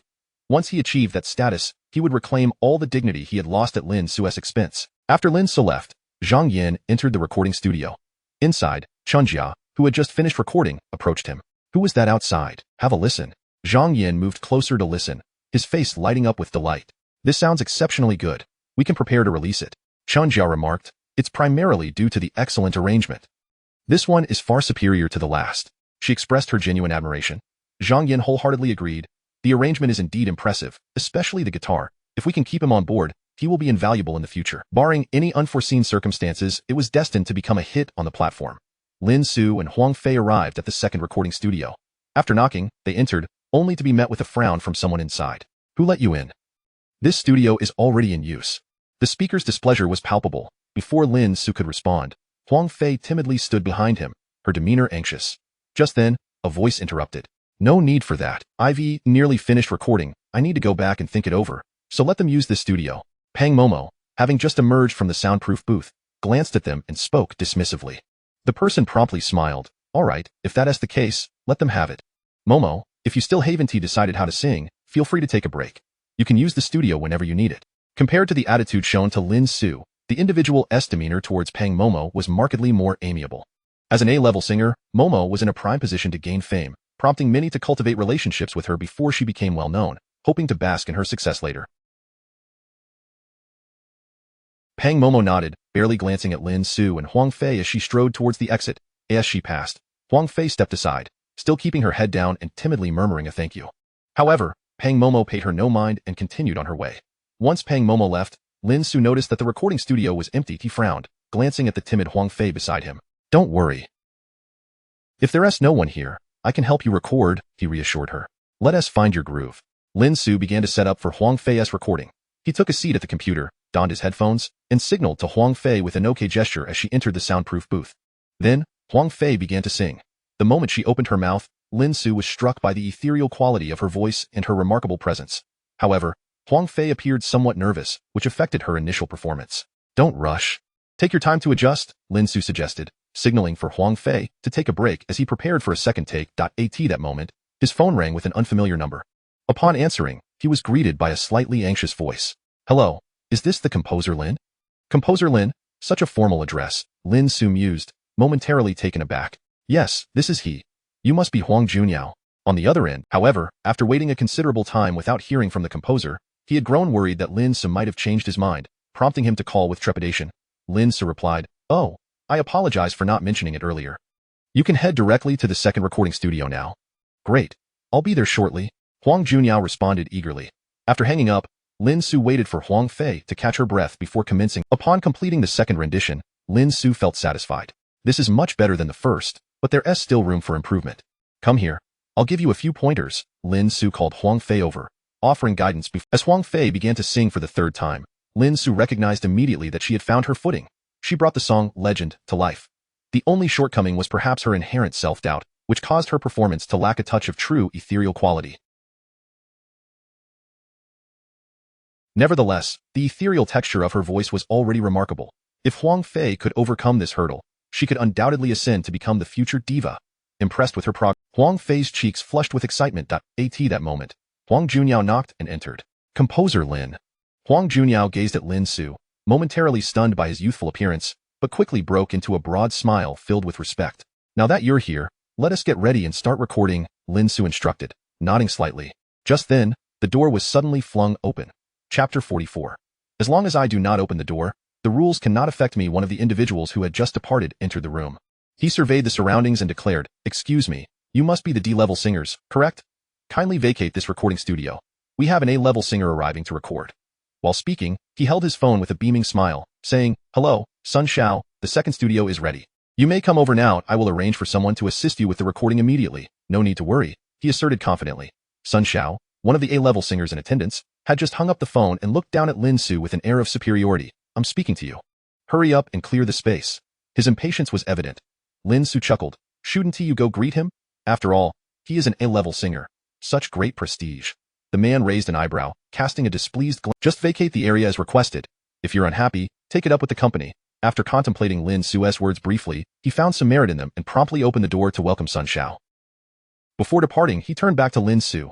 "I'm telling you now, he'll be here shortly, and I hope when I return, you will have vacated." With that, he closed the door and exited.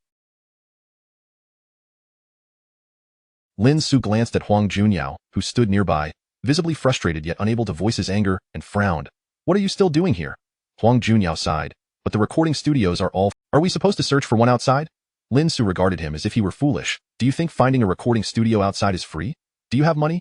Huang Junyao shook his head. No, he turned instinctively towards Huang Fei, who shyly murmured, I have 100 yuan." She fished a crumpled bill from her pocket. Lin Ce felt a tinge of exasperation. He stood up and walked to the door, with Huang Junyao and Huang Fei following behind.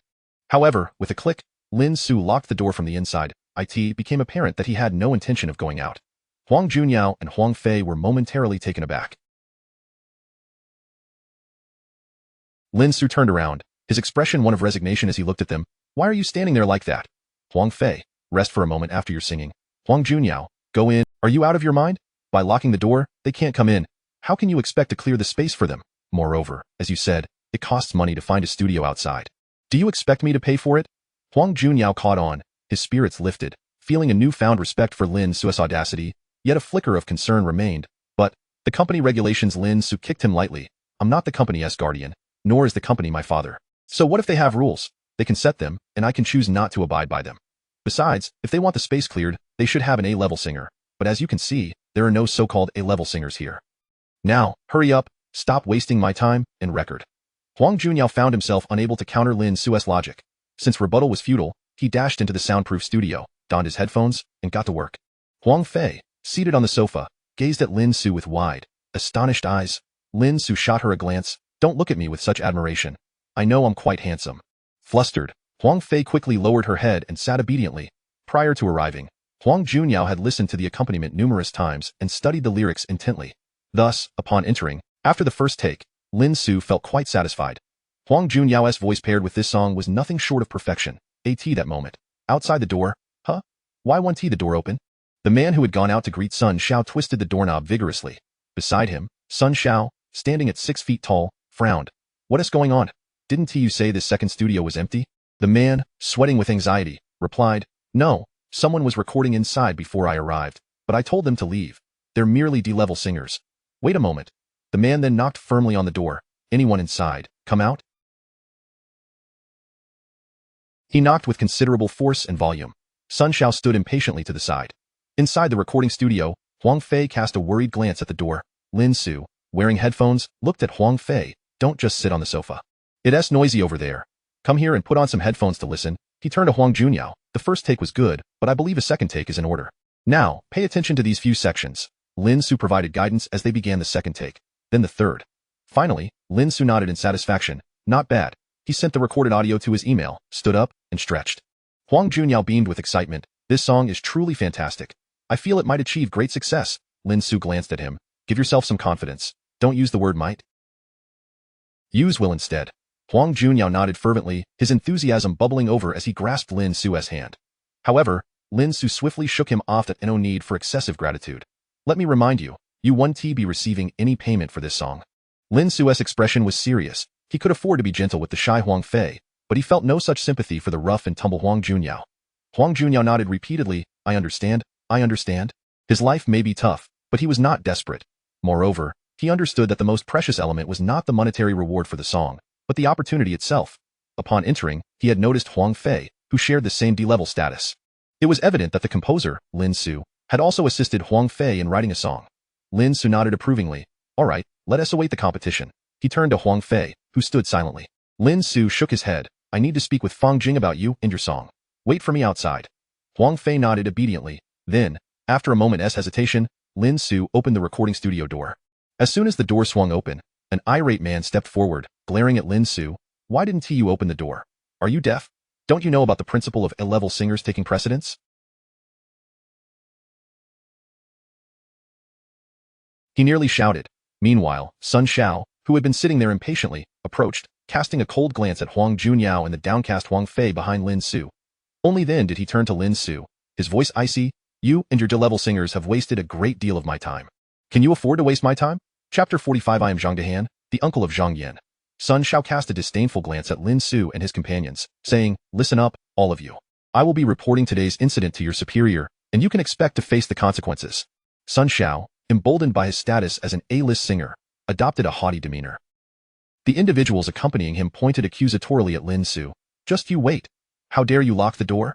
Lin Ce regarded them with indifference. What do you expect me to wait for? Do you even know who I am? Sun Xiao retorted, Yes, what is your name, and who is your superior? The others turned their attention to Lin Ce. With a sneer, Lin Ce replied, Remember this well. I am Zhang Dehan, by lineage. I am the uncle of Zhang Yan. My grandson, Zhang Yan, has stated that anyone who finds me displeasing should take it up with him, as he will bear the brunt of it. My grandson also mentioned that they might as well return home and take a good look in the mirror to see just how insignificant they truly are. As Lin Ce's words resonated, Huang Junyao beside him stared at Lin Ce in astonishment. Huang Fei, who had been looking down, curiously lifted her gaze, her eyes filled with confusion. Wasn't he called Lin Ce? When did he become Zhang Dehan, and who was Zhang Dehan? Additionally, when did Zhang Yan acquire an uncle? However, upon hearing Zhang Yan's name, Sun Xiao and his companion's expression shifted dramatically. Zhang Yan was a renowned composer within the company, holding significant status and prestige. Moreover, the position of a top-tier composer was indeed exceptional. Sun Xiao immediately inhaled deeply, replacing his previous expression with a forced smile as he approached. Ah, so you are indeed Zhang Yan's esteemed uncle. My apologies. It was my mistake earlier. I sincerely hope you won't hold it against me. It's merely a trivial matter. Let us not involve Zhang Yan in this, shall we? The people in the recording studio nodded in agreement, remorse etched on their faces. Yes, it was all my fault. Had I known you were Zhang Yan's uncle, I would have promptly arranged the recording studio for you. One individual adopted a sycophantic demeanor. A top-tier composer possesses the potential to ascend to the throne of music. Once Zhang Yan becomes the musical emperor, a single word from him could elevate them all, leading them to the pinnacle of their careers and unlocking countless opportunities and elite resources. They had no desire to offend Zhang Yan. Lin Ce scoffed, a bunch of narrow-minded fools. Let me make it clear. My grandson, Zhang Yan, has declared that he will never regard people like you with any respect. However, let us consider it as though it never occurred. You may leave now. With a dismissive wave of his hand, Lin Ce turned and departed with Huang Junyao and Huang Fei. Sun Xiao shouted after Lin Ce's retreating figure. Perhaps he has connections. Otherwise, a typical composer wouldn't he associate with a D-list singer. Sun Xiao's face lit up with realization, nodding fervently. That makes perfect sense. Zhang Yan might be trying to avoid suspicion, hence he kept it under wraps, but he allowed his uncle to remain by associating with a D-list singer. Perhaps even the song was co-written by Zhang Yan. I understand now. I truly do. Sun Xiao exclaimed, excitement coursing through him. The others looked on curiously. In the future, when I meet this esteemed uncle of Zhang Yan, I must find ways to cultivate a good relationship, starting with his uncle. Clenching his fists, Sun Xiao became animated, and those around him nodded in agreement. Lin Ce, Huang Junyao, and Huang Fei moved away. He intended to pay a visit to Fang Jing. He had yet to report the matter of writing a song for Huang Fei to her, and he also needed to discuss the copyright of the songs with her. Turning to Huang Junyao, he said, You need not follow me. Go about your own business. Huang Junyao hesitated, looking at Lin Ce. How should I address you in the future? Lin Ce sighed. Call me whatever you like. It's entirely up to you. Huang Fei timidly asked. Zhang Dehan? Lin Ce chuckled at her innocence. Silly, I don't even know who Zhang Dehan is. Wait here a moment. I'll go find Deputy Director. There's a child who needed a song today, and I've written one for her. Can I claim it as my own? Fang Jing inquired. Another D-list singer? They often have certain deficiencies, making it quite challenging to achieve success. Lin Ce chuckled. That's not a problem. Fang Jing remarked. You certainly are confident. noticing Lin Ce had no intention of. Additionally, any profits generated will be shared with you. The exclusive operating rights for the first batch of songs are typically 5 years, after which, depending on your industry standing at that time, the company may offer a renewal with a financial compensation. Lin Ce nodded in agreement, satisfied that the copyright remained with him, essentially just signed away for 5 years. Fang Jing continued, by the way, when do you plan to start your other job? Lin Ce replied, I haven't determined that yet. I still need to inquire further. Fang Jing acknowledged, all right then, as long as you fulfill the tasks assigned by the company, everything is fine. Exiting the office, Lin Ce dismissed Huang Junyao and turned to the shy Huang Fei, contemplating for a moment. He took a piece of paper, wrote down his phone number, and handed it to her. This is my number. Feel free to reach out if you need anything in the future. Now, you just need to wait for the newcomer competition to begin. After saying this, Lin Ce started to leave, but noticed Huang Fei was still watching him. Puzzled, he asked, what is it? Huang Fei timidly replied, it's nothing. I just wanted to. Thank you. She respectfully bowed to Lin Ce before quickly lowering her head and running away. Chapter 46, Su Zihan's assistant, this girl. Lin Ce observed Huang Fei's departing silhouette and shook his head slightly. He returned to his workstation, where Cui Yuan was still animatedly chatting with colleagues. Aren't they solely for A-level singers today? I've been there multiple times and couldn't find a spot. You think a D-level singer would be able to find the recording studio? Lin Ce responded, it was merely good fortune. Cui Yuan, recalling Lin Ce's connection. Upon arrival, he set his belongings down and knocked on Sun Jie's door. It opened promptly to reveal Sun Jie, clad in yoga attire, with beads of sweat glistening on her fair skin, evidently just having completed a yoga session. Sun Jie looked at Lin Ce standing at the door, somewhat surprised. What's this? You finished work and came to my place hoping to mooch a meal? I haven't bought groceries today, so if you want to eat, you'll have to accompany me downstairs to the supermarket. Lin Ce chuckled. Not quite. I wanted to ask about what you mentioned earlier regarding your friend's assistant. Is the position with a monthly salary of 30,000 still available? Sun Jie wiped the sweat from her forehead with a towel and turned to enter her room. Are you considering resigning from your current job? Lin Ce shook his head. No. I inquired at the company, and my current role only requires me to complete my tasks, leaving me quite free at other times. So, I could potentially juggle 2 jobs. Sun Jie nodded. All right, I'll give her a call and invite her over for dinner tonight. You two can discuss the details then. Sounds good. Sun Jie regarded Lin Ce. I'm about to take a shower, so you should head downstairs and buy some ingredients. Here's the supermarket. Take it. Sun Jie tossed a card into Lin Ce's hand. He intended to refuse, but Sun Jie, uninterested in further discussion, grabbed a camisole from her room and headed towards the bathroom. Lin Ce left, descending to procure the ingredients. Meanwhile, Sun Jie filled the bathtub with water and dialed Su Zihan's number. Zihan, are you free tonight? The assistant position we discussed earlier has been accepted. Would you like to chat with him, or should I have him come by tomorrow? Or perhaps contact your manager? Su Zihan replied, hold on, let me check if I have plans for tonight. 5 minutes later, Su Zihan said, I'm available tonight. ILL, come over after I finish up, which should take about an hour and a half. Great, I'll take a bath for an hour. See you tonight. See you tonight. After hanging up, Sun Jie reclined in the bathtub, enjoying her. Before long, Lin Ce, laden with bags of ingredients, stood at the door and knocked. No one answered.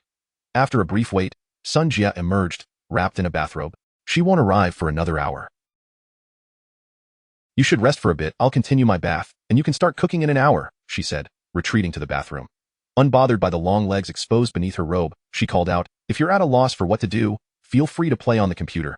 There are games, or you can find a movie to watch. Bored, Lin Ce moved to the computer, intending to browse the news. However, as soon as the computer powered on, he stumbled upon a folder labeled Daily Notes. Without much thought, he aimed to click the browser next to it, but accidentally opened the folder instead. Inside were several videos, each featuring a thumbnail of Sun Jie in a swimsuit. Wow, that figure. Remarkable. Lin Ce quickly closed it, redirecting his focus to the news until it was nearly time to cook. Finally, he made his way to the kitchen to prepare dinner, although his mind occasionally wandered back to that peculiar folder. Moments later, Sun Jie emerged from the bathroom clad in a camisole, towel drying her. She glanced at Lin Ce, now busy in the kitchen, before heading to the sofa to sip from a glass of red wine, casually sitting cross-legged. Don't say anything foolish later. This job is already quite good for you, she warned. If you lose it due to careless remarks, don't come looking for me again. Understood, rest assured, Sun Jie. Sun Jie hummed a tune. Before long, she received a call. Are you here? All right, I'll come down to get you. She rose and exited, descending the stairs, soon returning with Su Zihan and TOW. Su Zihan, still wearing a hat and sunglasses, appeared thoroughly concealed, resembling a secret agent. Go inside. Take off your hat and sunglasses. No one will see you here, Sun Jie urged. Su Zihan smiled, shedding her outer layer to reveal a fresh white cotton long shirt and jeans, exuding vitality. Sun Jie inquired, "Is dinner ready?"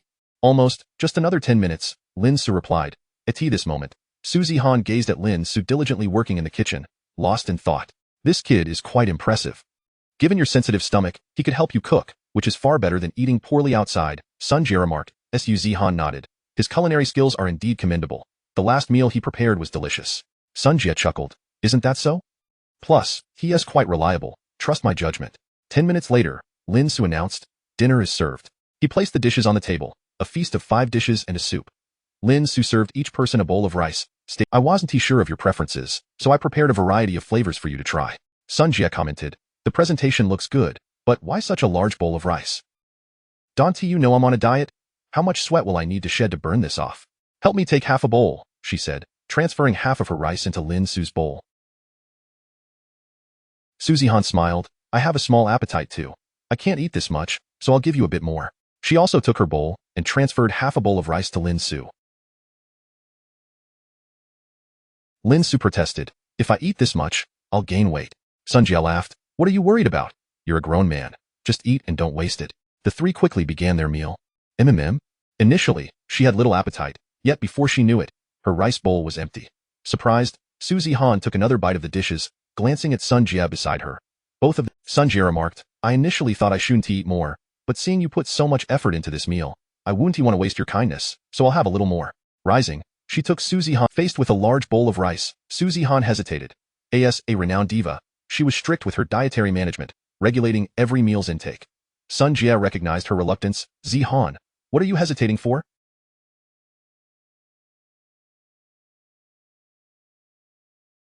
I'll eat with you. With that encouragement, Su Zihan nodded, adopting a resolute demeanor, lifting her bowl. Lin Ce found it amusing to observe. Women often sacrifice their meal portions for the sake of their figures. Yet, Lin Ce, not wanting to dwell on it too much, continued eating. The three devoured the meal with fervor.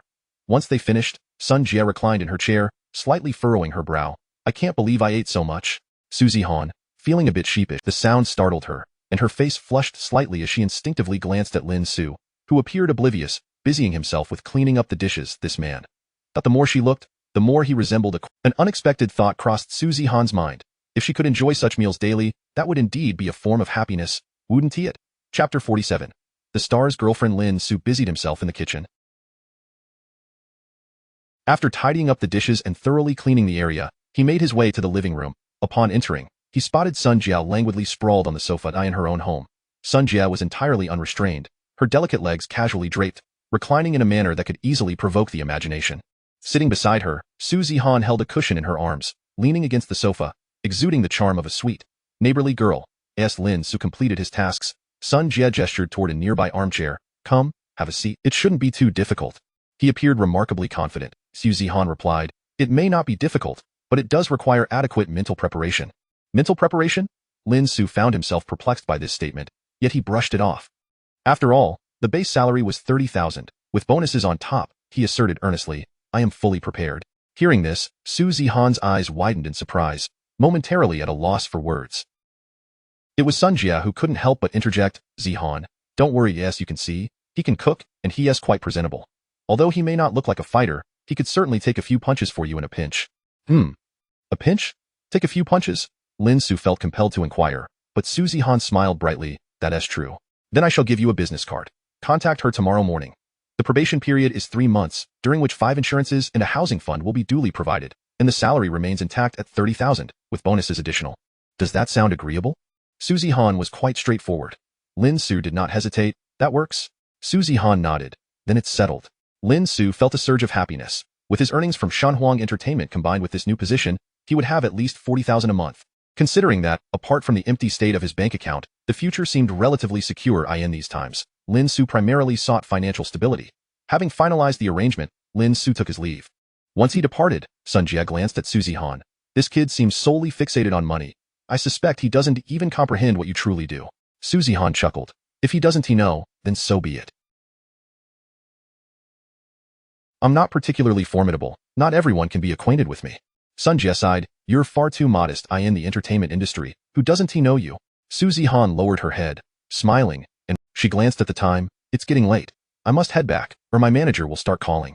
Sun Jia expressed her exasperation. Your manager is truly bothersome. You should take care. I don't trust that person. Who knows when they might decide to sell you off. Susie Han stood up, donned her attire, and equipped herself with sunglasses, a mask, and a hat. Sun Jia accompanied her downstairs, not parting ways until they reached the garage. After bidding farewell to Susie Han, Sun Jia initially intended to return home but then reconsidered and walked directly to Lin Ce's door. She knocked, waiting for a moment, but no one answered. Furrowing her brows, she retrieved a key and let herself in. Why aren't you ready yet? I've secured you a splendid opportunity, and you must perform well. Don't embarrass me. Sun Jia entered the room and their eyes met. Sister Sun, when did you come in? Lin Ce was taken aback. Sun Jia's heart raced. She feigned composure. I knocked, and when you didn't respond, I came in. Do people nowadays not lock the bathroom door? She turned and waved dismissively. If there is nothing else, I'll take my leave. Be more mindful next time. With that, she slammed the door behind her. Lin Ce stood there, watching Sun Jia's retreating figure, feeling a wave of helplessness wash over him. Why does it feel like I'm the one at fault? He shook his head, quickly throwing on a At that moment, his phone rang. Upon seeing the caller ID, Lin Ce froze. It was his mother, Sun Xiaohua. After a moment of hesitation, he answered, hello.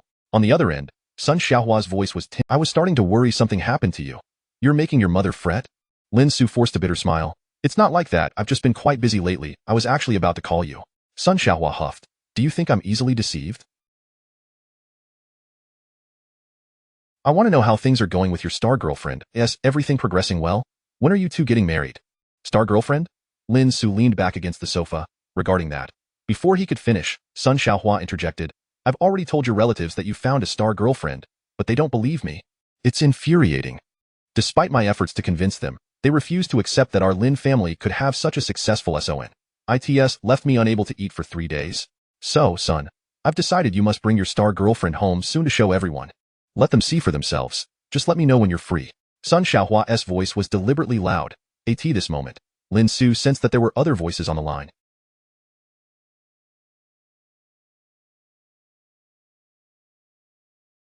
It felt as though Sun Xiaohua had put the call on speaker. He recalled how his mother had scrimped and saved to send him through high school.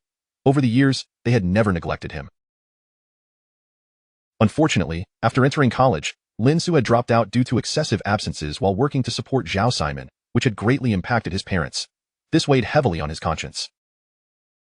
Moreover, he remembered that Sun Xiaohua was quite prideful and loved to boast about her precious son. Although Lin Ce might not be exceptionally outstanding, in his mother's eyes, he was always the best. Countless thoughts raced through his mind. Taking a deep breath, Lin Ce replied, All right, Mom. Rest assured, I will bring her back to see you when I have the chance. Chapter 48. The director's invitation. Sun Xiaohua sighed. All right, just don't overexert yourself out there. I will wait for you to come back when you have some free time. She ended the call. The living room was rather antiquated, filled with numerous guests. Sun Xiaohua had just been on a hands-free call. Originally, everyone had gathered for a simple meal and casual conversation, but as the discussion progressed, it veered towards Lin Ce. Some individuals made snide remarks. They criticized Lin Ce for abandoning a promising future and dropping out of university, ultimately ending up with nothing more than a high school diploma. Feeling frustrated, Sun Xiaohua retorted that Lin Ce's girlfriend was a celebrity. Naturally, the others were skeptical. Presently, as she hung up the phone, she felt a surge of vindication. Did you all hear that?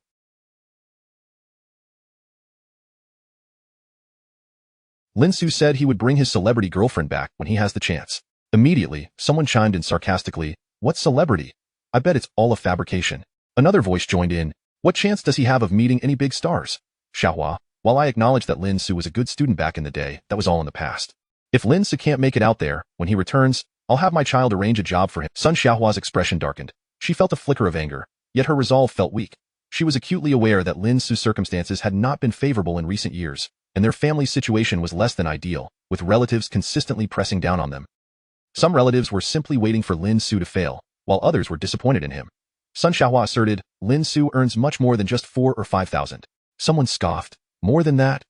What can a high school graduate earn? Xiaohua, I'm not trying to be harsh, but I understand your high hopes for Lin Ce. However, it's essential to acknowledge reality. Take a look at my child. With a base salary of 8,000, last month he even received a commission, totaling 13,000. He's already preparing to take out a loan for a car. That's what we call success. Sun Xiaohua wanted to argue back but found herself at a loss for words, feeling a swell of grievance and helplessness. All she could say was, Lin Ce will surely achieve greatness. Yet, her words were met with a chorus of disapproving head shakes. The following day, early in the morning, Lin Ce was jolted awake by the ringing of his phone. He fumbled to answer it, hearing Fang Jing's voice on the other end. Fang Jing said, Lin Ce, I need to discuss something with you today. Lin Ce replied, what is it? Fang Jing explained, Director Zhao's film is set for a promotional event today at the Central Film City. He hopes you can come by to observe and would also like to meet with you. What do you think? Lin Ce frowned. Today? Fang Jing replied, if you're unavailable, it's not a problem. Lin Ce pondered for a moment. I'm not sure. I'll have to see later, but it's likely I won't be able to make it. Fang Jing acknowledged, all right, I won't disturb you any further. If anything else comes up, I'll contact you. After hanging up in her office, Director Wu looked. Did he agree? Fang Jing shook her head. He's unavailable today. Director Wu appeared disappointed. Oh, what a missed opportunity. He shook his head and asked Fang Jing, by the way, do you know what job? Rules can only constrain ordinary individuals, not geniuses. I've been contemplating that if we can't provide him with enough freedom, given his talents, I'm unsure how long he would stay with us. Rather than forcefully interfering, it would be better to grant him the respect and autonomy he deserves. We ought to adopt an approach befitting a genius. Wu nodded in agreement. That makes sense. Fang Jing continued. As for what he's doing outside, I didn't inquire deeply. I only know he's working as someone else's assistant. Director Wu was taken aback. Why? It makes no sense. Someone of Lin Ce's caliber shouldn't be reduced to such a role. Fang Jing smiled. It's likely because the pay is better, though there may also be some personal connections involved. After a moment of contemplation, Director Wu nodded. At this point, as long as he stays with us, I will inform Director Zhao about this and also reach out to Sun Han to have him provide support at the event. After Director Wu left, Fang Jing shook her head, increasingly admiring Lin Ce. Lin Ce got out of bed, dressed, washed up, and after adjusting his outfit in front of the mirror, he headed out. Following the address provided by Suzy Han, he arrived at a villa area. Is this where I'm working? Such an elegant environment? Lin Ce was taken aback but dialed the number Suzy Han had given him. Before long, the call was answered.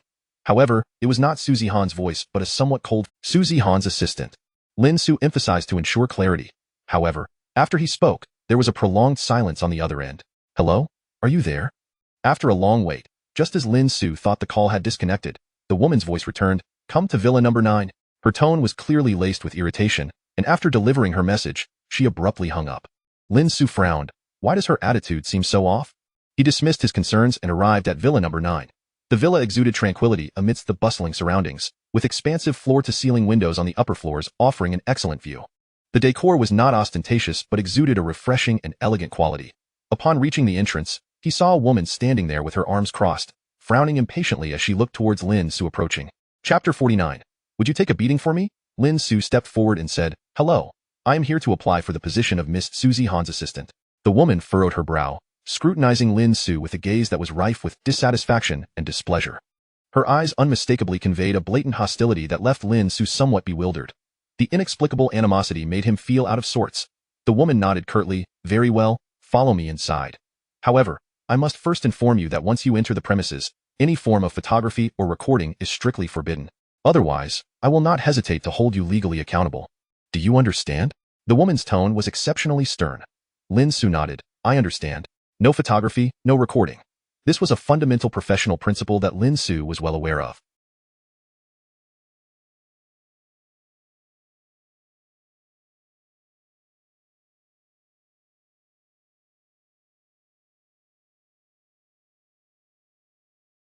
He was simply taken aback by the apparent complications involved in meeting Suzy Han. It was not like at Sun Jia's home, where a simple phone call would have Suzy Han arriving immediately. Perhaps Sun Jia's connections were simply more formidable. He silently pondered as he stepped inside. The interior was adorned with a fresh and elegant decor that exuded comfort. Upon entering the living room, he was greeted by a large LCD television displaying a yoga program. At that moment, Suzy Han, clad in a form-fitting yoga outfit, was gracefully executing poses on her mat. Her incredibly supple waist arched beautifully, her neck tilted back, revealing her snowy white. Lin Ce was momentarily mesmerized. The woman, observing Lin Ce's captivated expression, felt her impression of him deteriorate further.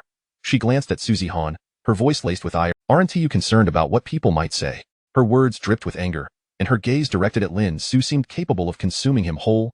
Wait, I see this a job as an assistant? When did it transform into a personal assistant role? A personal assistant with a base salary of 30,000. Who also gets to be around a stunning beauty like Suzy Han. This job seemed rather precarious. Lin Ce felt a hint of concern. He primarily feared complications. This was evident from the woman's demeanor. Xu Zihan paused her movements, her body relaxing as she stood up, wiping the fine beads of sweat from her forehead and abdomen with a towel. With her exceptionally beautiful and fair face, she smiled at the woman, nodding, "Yes, Sister Su. He is the personal assistant I wish to hire. As for what others say, I couldn't care less." Su, the woman addressed, was visibly agitated. "You couldn't care less? How can you be so indifferent? Do you not realize how many eyes are watching you? And what skills does this man possess? What can he do?" Lin Ce interjected, "I can cook." She hadn't even asked him a question, yet he had jumped in with an answer. Su's expression darkened. Beside them, Xu Zihan blinked and chimed in, "I've tasted his cooking. It is quite delicious, and oh, rather, it's extraordinarily delicious." Su, in a fit of exasperation, retorted, "You would risk so much for a mere meal?" Su, regardless of your objections, I want him, so please refrain from further discussion. Su sighed, "You sigh." Ultimately, she seemed resigned to her fate. Turning to Lin Ce replied, "I understand." Su then stomped her foot in frustration, turning to Xu Zihan, "Let us set this aside for now. Prepare yourself. We have an announcement to attend to shortly. This is, if the film performs well at the box office, you could benefit from it and gain access to more resources in the future. Of course, achieving success with a transformative project is quite challenging, but we must convey to director Zhao, it is time to work. You claim to be a good cook? Hurry up and prove yourself." With that, she exited. Once she was gone, Xu Zihan languidly collapsed onto the sofa, stretching her body with a delightful yawn. Observing her curvaceous figure, Lin Ce averted his gaze and inquired, "Have you had breakfast yet?" Xu Zihan shook her head, "Not yet, which is why I'm waiting for you to make it." "There should take a look. Also, may I place an order?" Lin Ce nodded, "Certainly, I will do my best to accommodate you." Xu Zihan contemplated for a moment. "I would like some soy milk, fried dough sticks, a soft-boiled egg, and a steak." Without hesitation, Lin Ce headed to the kitchen. What's wrong with cooking? The monthly salary was 30,000 after all. Lin Ce moved swiftly, finding most tasks manageable, save for the fried dough sticks, for which he needed to prepare the dough himself. Fortunately, flour and other essentials were readily available. While Lin Ce was busy in the kitchen, Xu Zihan took a shower. When she emerged, clad in a white bathrobe with slightly damp hair cascading down her shoulders, the scene was simply breathtaking to Lin Ce. She sat at the dining table, taking a delicate bite of the fried dough stick, her eyes sparkling with delight. With an expression of pure enjoyment, she exclaimed, "This is absolutely delicious, fantastic." Lin Ce replied with a hint of resignation, "It's just all right. Given the last-minute nature of it, the flavor is slightly lacking. I didn't have enough time." Xu Zihan smiled, "But for me, it's wonderful. I haven't had fried dough sticks in ages. By the way, you should eat as well. With Sister Su gone, there's no need for you to be so reserved." Her demeanor was gentle, and her voice carried a soothing warmth. Lin Ce chuckled, "All right." He didn't hesitate, feeling a bit hungry himself, and began to eat. Meanwhile, Xu Zihan rested her chin on her hand, gazing at Lin Ce as he ate, tilting her head slightly, her eyes shimmering with unspoken thoughts. Suddenly, she posed an unexpected question. "If one day I were to be harmed, would you stand up and take a beating for me?" "Stand up?"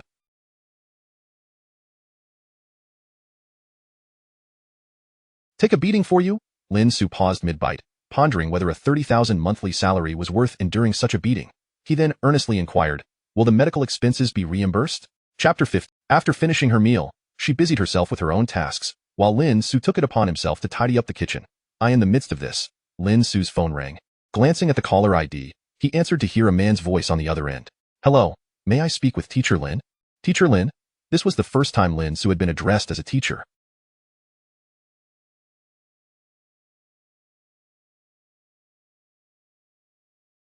He replied, "Hello, this is Lin Ce, but I am not a teacher." The man on the other end laughed heartily. Hello. I am Zhao Fengqing. I acquired your phone number from Director Wu. Although we have not met, you previously composed a film score for me." Lin Ce quickly connected the dots. "Hello, Director Zhao, there's something you need?" Zhao Fengqing responded, "Indeed, we have a promotional event for our film today, and I was wondering if you might be willing to come by. I would very much like to meet you in person. Many of our friends are eager to meet you as well, especially since the song you wrote for us is simply magnificent. I have yet to express my gratitude in person. If you are available, I can send a car to pick you up." Zhao Fengqing's demeanor was exceptionally humbled. As a director of art films, he was particularly fond of the more literary and artistic types, and he was, by nature. Moreover, Lin Ce's composition, The One Sitting Next to You, had thoroughly delighted and surprised him. Thus, when Director Wu informed him that Lin Ce would be unable to attend, he promptly requested the number and decided to reach out himself. Lin Ce replied, Director Zhao, I sincerely apologize, but I may not be able to make it." His tone was earnest as he added, "I'm glad you like the song. However, You could send Sun Han instead. How thoughtless of me. Someone like you, Teacher Lin, must undoubtedly be quite busy. You must enjoy reading extensively, traveling to numerous places, and meeting a multitude of people, continually gathering inspiration and ideas to push your creative boundaries. I apologize for my presumptuousness. He was still wearing an apron, scrubbing dishes in the kitchen, a stark contrast to Zhao Fengqing's imagined perception of him. Lin Ce said, yes, let's plan to meet when time allows. Thank you for your recognition and appreciation, Director Zhao. After ending the call, Lin Ce exhaled a deep breath.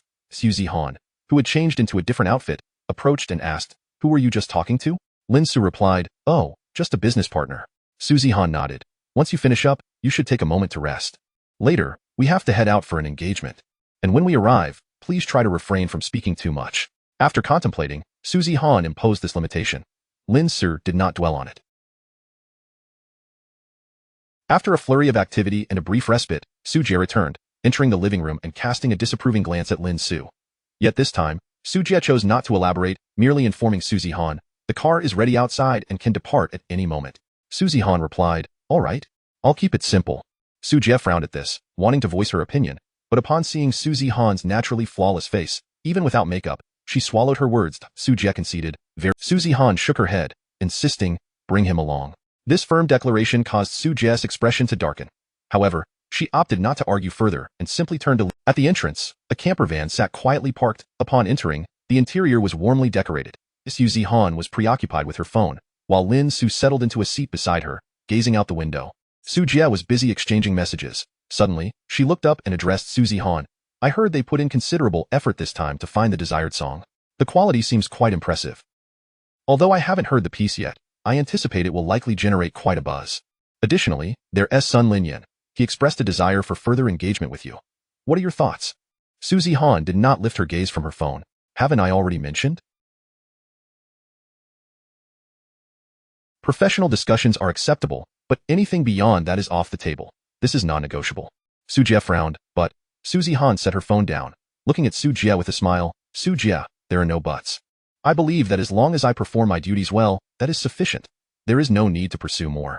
And you know how lazy I am. During my free time, I would rather lounge at home in a daze than venture out, let alone engage in any other frivolities. What do you think? Su Jie found herself at a loss for words and chose to remain silent. Lin Ce, sitting there, had not paid attention to the conversation between Xu Zihan and Su Jie. His thoughts were preoccupied with how to explain the situation to his mother. Xu Zihan glanced at Lin Ce, who was lost in thought as he stared out the window. She found it somewhat amusing. She was unsure whether Lin Ce was aware of her true identity or if he was pretending not to know. Or perhaps he was aware but simply didn't care. It seemed all possibilities were equally plausible. Shaking her head, she returned to her phone. Finally, the camper van came to a stop in the underground parking lot of the Central Ring Film City. Outside, a massive promotional banner displayed Xu Zihan's radiant face. Yet, Lin Ce was completely oblivious to it. Stop daydreaming. We've arrived. If anyone tries to confront me later, remember to back me up. Xu Zihan leaned in close to Lin Ce, her warm breath brushing against his ear, startling him. Chapter 51. Zhao Siman and Xu Zihan, all right. Lin Ce snapped back to reality, nodding earnestly. If anyone dares to lay a hand on you, I will be the first to rush in. Xu Zihan merely chuckled, nodding in response before stepping ahead. As Lin Ce walked alongside her, he noticed that a considerable number of security personnel had suddenly appeared around Xu Zihan, seemingly there to provide protection. This seems a bit peculiar, Lin Ce mused to himself. Sister Su shot a glance at Lin Ce, her eyes brimming with warning. Do not utter anything inappropriate and refrain from engaging in unnecessary banter. Furthermore, under no circumstances should you reveal your identity to anyone. They ascended from the underground parking garage to the main floor of the Central Film City. As Lin Ce pondered Xu Zihan's identity, the elevator doors slid open to reveal a sea of people, an overwhelming crowd, many brandishing name placards. What on earth is happening? Lin Ce was momentarily taken aback, but quickly followed Xu Zihan as she ventured deeper into the throng. Zihan. Zihan. Zihan. Ah.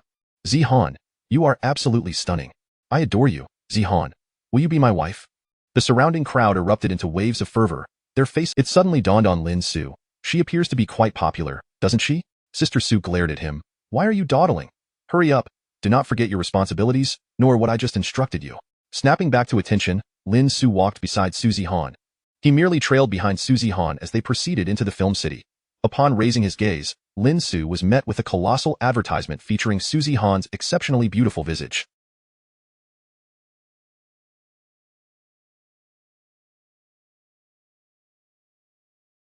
This Lin Ce was momentarily speechless. He was then ushered into the lounge behind the film city, enveloped in the bustling atmosphere. What a crowd! Upon entering, Suzy Han found a spot. Sister Su approached her. This is quite normal, and if this venue were larger, we would have even more attendees. As she handed Suzy Han a bottle of mineral water, she cast a sidelong glance at Lin Ce. What are you doing entering the lounge? You ought to be stationed at the entrance. Lin Ce frowned, finding Sister Su's insistence a bit excessive. Suzy Han interjected on his behalf. There's no one else here. There's no need for him to stand outside. By the way, when does Director Zhao and the others plan to start? Suzy Han deftly shifted the topic to divert Sister Su's focus. I'll go inquire now, Sister Su replied before stepping out. Lin Ce turned his attention to Suzy Han, who, sensing his gaze, playfully asked, What is the matter? Why are you staring at me? Is there something on my face? She blinked, teasingly. After a moment's hesitation, Lin Ce finally asked, I am merely an actress with modest fame, though I do have a fair number of admirers. Lin Ce expressed his admiration. It's evident. So many people are your fans. However, do not lose heart. I believe your potential is immense, and you will undoubtedly become a major star in the future. In the future, a major star. Suzy Han blinked, realizing that she was already a leading actress in the film industry. This project marked her transition into film, as she starred in a movie directed by Zhao Fengqing. This was precisely why Sister Su was particularly invested in the film's performance. Should the movie achieve box office success, it would broaden Suzy Han's opportunities within the film market. Conversely, a poor box office performance could hinder her transition from television to film. Suzy Han replied, Then I shall take your words as a good omen. Lin Ce smiled. The credit lies with your potential. Suzy Han laughed, not bothering to argue. She had initially aimed for modesty, only to realize that Lin Ce genuinely perceived her as a budding actress. Nonetheless, she found this perspective rather amusing. Meanwhile, in another lounge, have all the actors arrived? And what about the one singing the theme song? Has Sun Han arrived? Zhao Fengqing consulted the personnel list for final preparations. Most have arrived, but director, we have encountered a slight issue. A staff member approached Zhao Fengqing, hesitating before speaking. Zhao Fengqing inquired, What issue? The staff member explained, I just received a notice from the film city stating that Zhao Siman is hosting a brand promotion event here, which may coincide with our timing. Zhao Fengqing paused. Zhao Siman? The name eluded him. In just a second, he recalled, the singer who has been gaining considerable fame recently? The staff member nodded. Yes, I fear we may lose some attendees to her event. Sister Su hesitated but ultimately followed along. As they exited the film city, their eyes were drawn to a massive promotional banner unfurling just a short distance away, showcasing the now popular singer Zhao Siman. Below, the first floor event space was already set up, with a sizable crowd eagerly awaiting. Zhao Fengqing expressed his dissatisfaction. What on earth is going on? Why must worry crept into her voice? Will this affect our event? Zhao Fengqing took a deep breath. I don't foresee significant issues. Yet, scarcely had he spoken when a luxury van pulled up outside the central film city.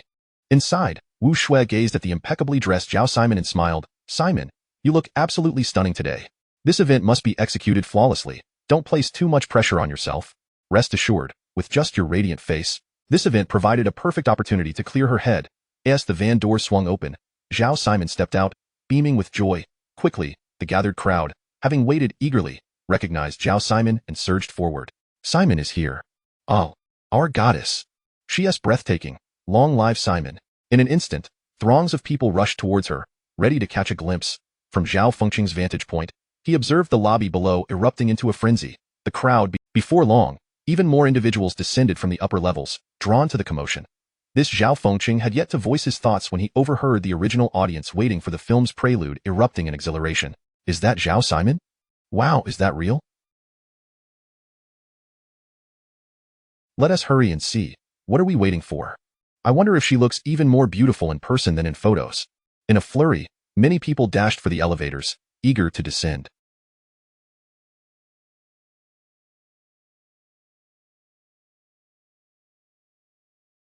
This spectacle left Zhao Fengqing's expression particularly grim. Chapter 52. You are just a nobody. Zhao Fengqing felt a sense of foreboding. The crowd on the first floor was growing increasingly dense. Simon. Simon, I adore you. Simon is so beautiful. Simon, I will always be your fan. Zhao Siman wore a radiant smile. Sister Su also appeared somewhat dissatisfied, mildly astonished by Zhao Siman's popularity. An increasing number of people were congregating on the first floor, with many from the film studio heading down to join the throngs. Zhao Siman expressed her gratitude. Thank you all for your affection. Today, I am equally delighted to meet everyone here. Her melodious voice and stunning figure intensified the already electric atmosphere.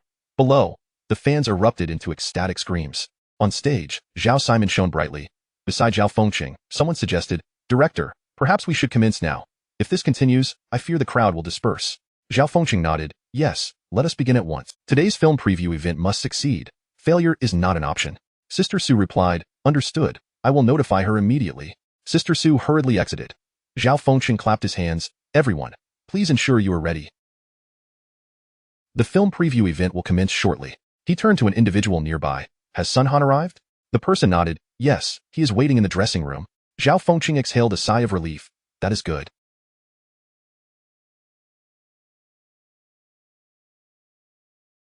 Additionally, please coordinate to connect the sound system for our preview event with the one outside. Isn't there a Zhao Siman? I refuse to believe that a rendition of Classmate You won't draw the crowd away. Zhao Fengqing was determined. His only regret was failing to secure the songwriter for the event. Sister Su entered the dressing room. Zihan, prepare yourself. The event is about to begin. Su Zihan looked at Sister Su. Curiosity piqued. Sister Su, why do you seem a bit off? Has something happened? Sister Su took a deep breath. There's a slight unexpected situation. The recently popular singer Zhao Siman is currently outside for an event, and she is expected to hold a live signing. Su Zihan was somewhat surprised, glancing at Lin Ce. You know of Zhao Siman? She felt a twinge of dissatisfaction. How could Lin Ce know of Zhao Siman while being oblivious to her, a leading star? Lin Ce replied candidly, I do. Su Zihan said nothing further, rising to her feet. She took a deep breath and clenched her fists. The event is about to start. I must perform well, Su Zihan. She encouraged herself before stepping out. Sister Su walked alongside Su Zihan, detailing various points of caution. Lin Ce followed on her left, prepared to assist where he could. Upon exiting the dressing room, a handsome man emerged, beaming at Su Zihan. And this man was Liu He, the male lead of Zhao Fengqing's film, playing Su Zihan's love interest. Liu He continued, I have prepared a speech for the event, which may come in handy later.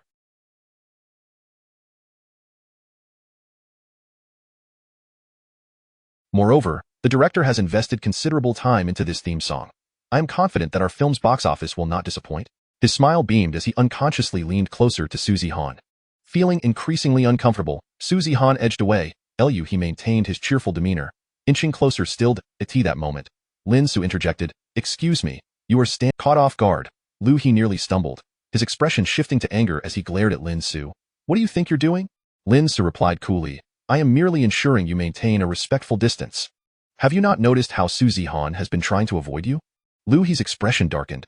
And you are? At that moment, Liu He's manager approached, a scowl on his face. Do you realize whom you are speaking to?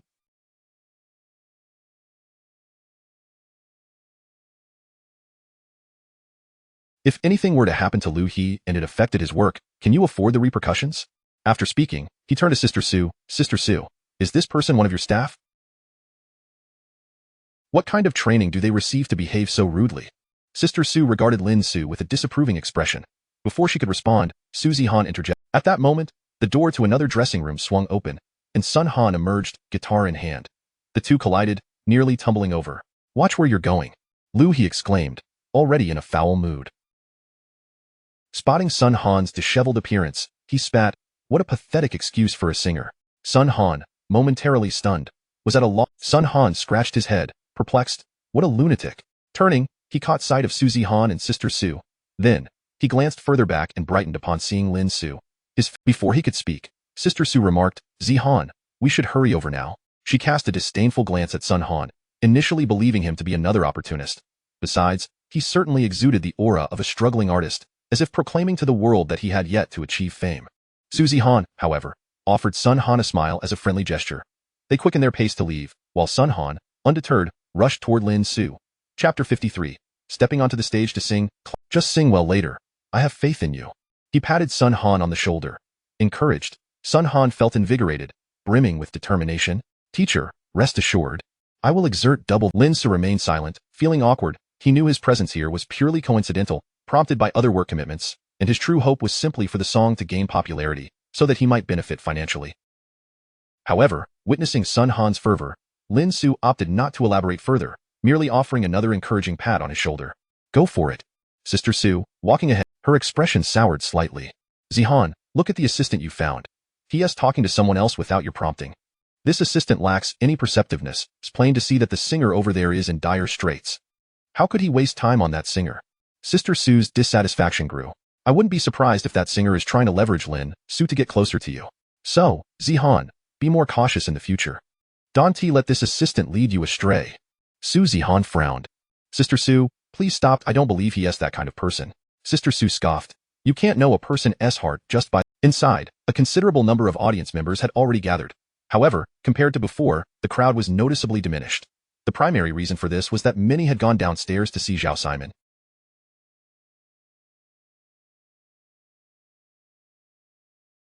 Zhao Fengcheng turned to his surroundings. Is everyone ready?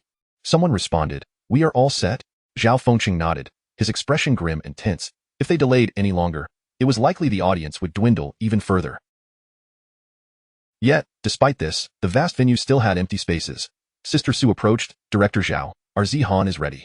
Lu He's manager also brought Lu He over. Director, Zhao Fengcheng nodded, about to say something when he noticed more people heading outside. At that moment, someone rushed over. Director Zhao, it's bad news. Zhao Siman has started singing. Zhao Fengcheng froze. Singing? What song is she performing now? The person replied, she is singing her hit song, called. Zhao Fengcheng's face darkened. I didn't ask what song she is singing. What are you thinking? He turned his attention back to the venue.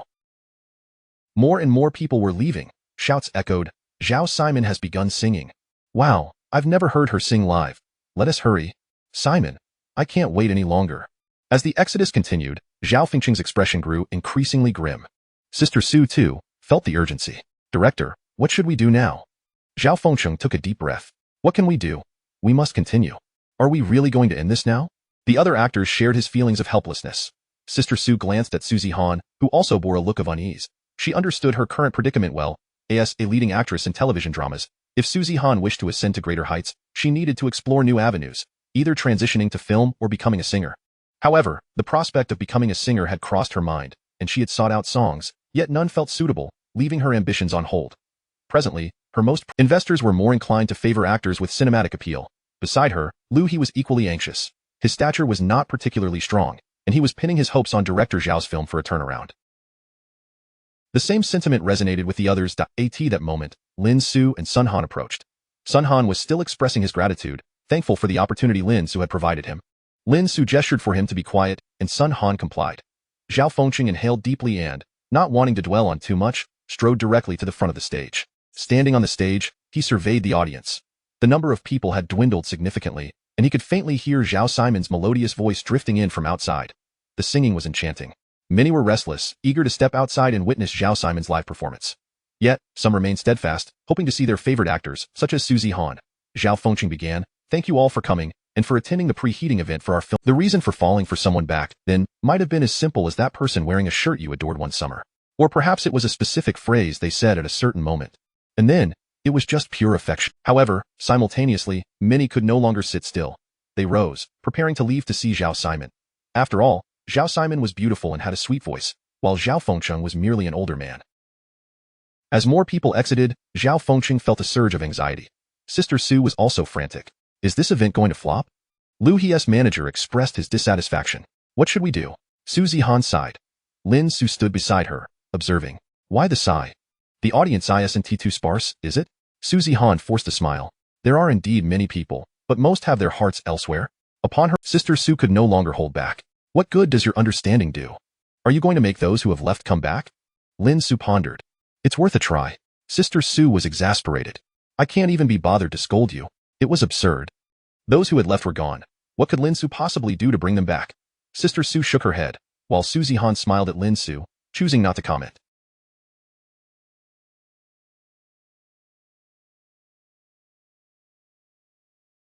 She assumed Lin Ce merely wanted to take some action, but she held no expectations of him achieving anything significant and preferred not to delve deeper into the topic, lest it put Lin Ce in an uncomfortable position. At that moment, Lin Ce stepped back and observed Sun Han, who was clutching a guitar and appeared somewhat anxious. Now is your chance to shine. Sun Han looked at Lin Ce, inquiring, Teacher, what do you mean? Lin Ce pointed towards the stage. Go right up there and sing, classmate you. It was a jest, yet the sparse audience on site was disheartening. Delaying further would only lead to even fewer attendees.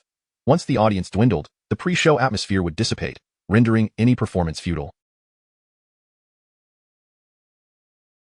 Moreover, Classmate was the song that had catapulted Lao Lang to fame, resonating across the nation, and Lin Ce held unwavering confidence in its appeal. All right. Sun Han, an artist of little renown, had no significant standing within the company. If not for Lin Ce, He might never have had this opportunity at all. Thus, upon hearing Lin Ce's urging, he seized his guitar and strode towards the stage without a moment's hesitation. What is he up to? Sister Su questioned, puzzled as she observed Sun Han's ascent. Lu He scoffed. Our leading cast hasn't even taken the stage yet. What's the point of this guitarist's appearance? Such a lack of decorum. His manager expressed growing impatience. Troubles seem to befall us one after another. What was supposed to be a splendid pre-show now appears to be a disaster. I wonder if the subsequent box office will recover, he fretted. That moment, Su Zihan glanced at Lin Ce, standing calmly to the side. Her initial anxiety inexplicably ebbed away in his presence. On stage, Zhao Fengcheng felt an inner turmoil. Despite his numerous attempts to engage the audience, he failed to resonate with many. Just then, he spotted Sun Han approaching. Confusion flickered in his eyes, but Sun Han nodded resolutely at him. In that instant, Zhao Fengcheng comprehended Sun Han's intent. He spoke. Before we present our film's lead actors, I hope everyone will enjoy the theme song of our movie. Now, I shall hand the stage over to Sun Han. Desperate times called for desperate measures. If others could sing, so could they. Murmurs of dissent rippled through the crowd. Why must we wait? I came to see my idol, Su Zihan, yet the director keeps her from the stage? Why the delay? This is never-ending. If I wanted to hear songs, I could simply attend a Zhao Siman concert. Her beauty and talent are unmatched. What is this? The discontent grew louder, and many began to rise, preparing. Witnessing this, Sister Su felt a surge of urgency. She looked towards Zhao Fengcheng, hoping he would allow Su Zihan to perform immediately. This film was pivotal for her future. He handed the stage to Sun Han. Clutching his guitar, Sun Han moved to the forefront. Before he could sing, several individuals had already exited the venue. A twinge of panic struck Sun Han, and he instinctively glanced towards Lin Ce, who nodded encouragingly. With newfound courage, he began to sing. Will you remember tomorrow? The diary you penned yesterday? Will you still think of the you, who once cried the most? As Sun Han's voice filled the air. This song. It seems rather pleasant. Those who had stood to leave paused momentarily, then instinctively returned to their seats. Yu Zihan's eyes lit up slightly. This has a nice vibe. Sister Su frowned. Nice? What difference does that make? So many have already left. Lu He's manager sneered. I suspect this singer intends to ruin the event. Lu He, too, expressed his dissatisfaction. What was the director thinking, allowing such an obscure figure to take the stage before me? Before he could finish, Zhao Fengcheng signaled, and the sound system was activated throughout the cinema. Sun Han continued to sing, his heart gradually finding tranquility. Teachers can no longer recall the you who couldn't solve the problems. I stumbled upon old photographs and remembered my classmate. Sun Han's voice was pure, and as his song unfolded, many in the audience found themselves entranced. This song, it evokes a sense of nostalgia. Suddenly, I envision the afternoon sun, the class teacher at the back door, catching students chatting during lessons. Why does this song touch me so deeply? Some were astonished. Those who had just stepped outside the venue found themselves drawn back in by the melody.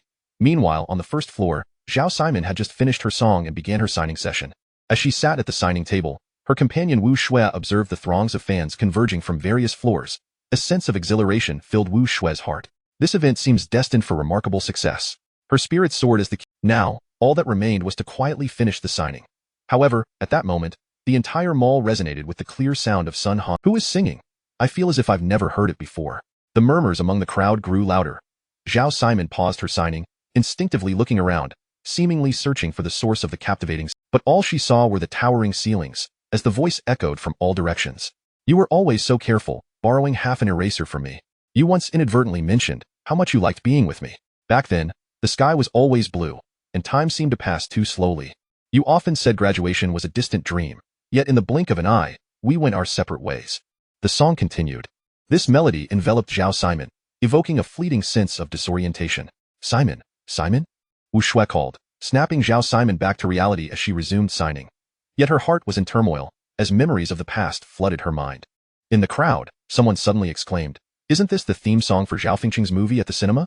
At that revelation, the atmosphere shifted, and the crowd began to stir. Why do I suddenly feel like crying? I remember my classmate. It's been years since we last connected, and I wonder if that chubby girl has married yet. Alas, I can't believe how many years have passed since graduation. I still feel like a student, as if time has stood still. Initially, one person left for the cinema, followed by a second, then a third. Ultimately, throngs of people surged towards the direction of the performance. Zhao Siman was taken aback, and Wu Shui was utterly stunned. Note: the lyrics referenced in this chapter are derived from the song Classmate by the artist Lao Lang. Chapter 55. The crowds. A surging sea of humanity. What on earth is happening? Zhao Siman instinctively lifted her head, glancing toward the direction of the sound system. Wu Shui, observing the increasing throng of departing individuals, wore a troubled expression. Why are so many people leaving? Zhao Siman shook her head. A sense of unease stirred within her, yet she knew she couldn't betray her feelings on her face at this moment. She continued to smile, signing autographs for those behind her. However, Zhao Siman began to listen intently to the song, focusing on the singer's timbre, attempting to retrieve any information about this artist from her memory. Could it be a renowned singer? But no. This song and this voice left her with no recollection whatsoever. An ever-growing number of people moved toward the cinema, drawn by the sound. Yet, Zhao Siman could not afford to pause. She forced herself to maintain her composure and complete her signing duties. Inside the cinema, Sister Su was beginning to feel restless. In such a crucial moment, how could they allow someone like this to take the stage? What if it all goes wrong? Sister Su bit her lip. No, I must speak with the director. As she spoke, she made her way toward Zhao Fengcheng Liu He. Observing from the sidelines, she resolved to get Su Zihan on stage before the audience dwindled, hoping to stabilize the situation. Lin Ce glanced at her. There's no need to rush. The performance has already begun. Just wait a moment. Sister Su shot him a glare. Wait a moment? How easy it is for you to say.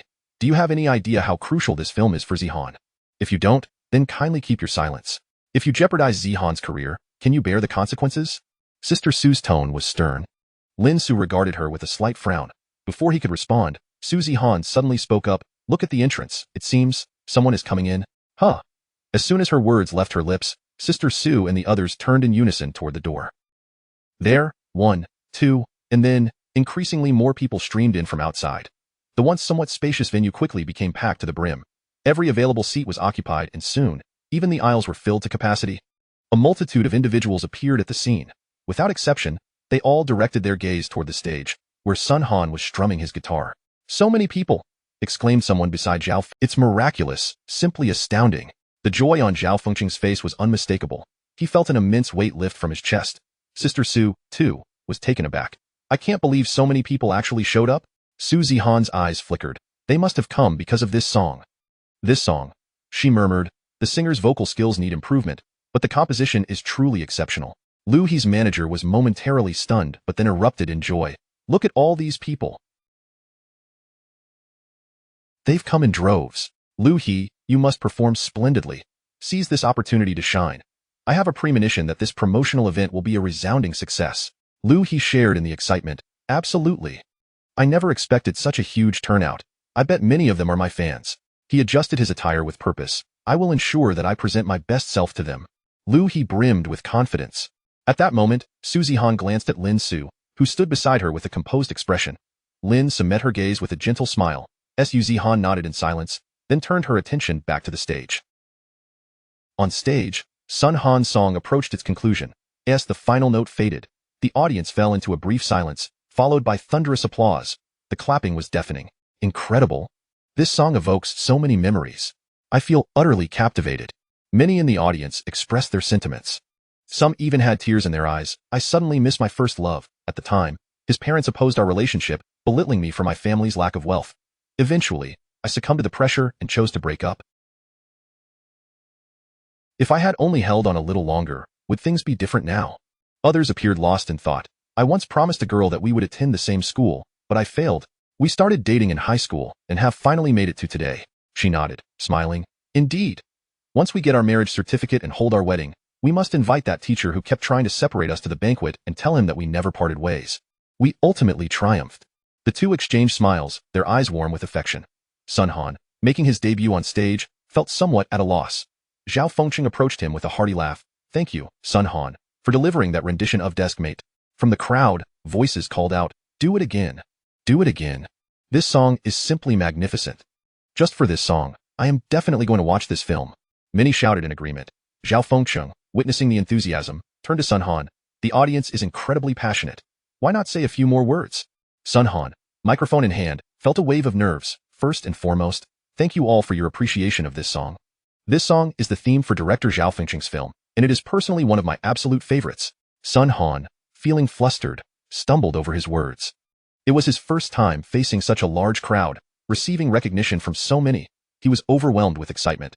Taking a deep breath, he steadied his emotions. However, beyond that, I truly wish to express my profound gratitude to another. Almost instantly, the stage lights focused a beam in the direction of his gaze. At the scene, everyone's attention instinctively followed the beam of light, turning to look in that direction. Chapter 56. Enemies on narrow paths. The spotlight fell in the direction of Lin Ce. However, the lighting technician, oblivious to whom the light was intended, merely followed the gaze of Sun Han. Lin Ce stood slightly behind Suzy Han, and after a moment of hesitation, the beam enveloped Suzy Han, while Lin Ce took half a step back.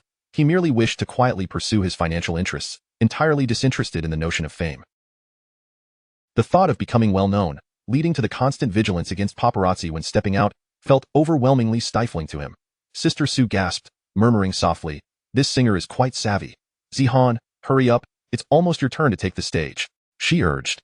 Suzy Han, somewhat perplexed, quickly composed herself, displaying a bright smile. Beside her, Lu He's manager grew anxious. "Hurry, this is a great opportunity." He nudged Lu He. Realizing the situation, with what he deemed a charming smile, he reached for Suzy Han's hand, intending to stride forward. However, Suzy Han deftly evaded his grasp, turning instead toward the stage. "Zihan, goddess, you look stunning. I adore you. My father loves you. My mother loves you. My brother loves you. My entire family adores you." I could only see Zihan on television before. Encountering her in person, Lin Ce was taken aback, astonished by the fervor surrounding her. Zihan smiled and acknowledged the audience. Meanwhile, Lu He straightened his posture, closely following her side. "Is that Lu?" As Suzy Han and Lu He approached the stage, the lighting technician's beam followed their steps, completely leaving Lin Ce behind. Sun Han paused, feeling a surge of urgency to say something.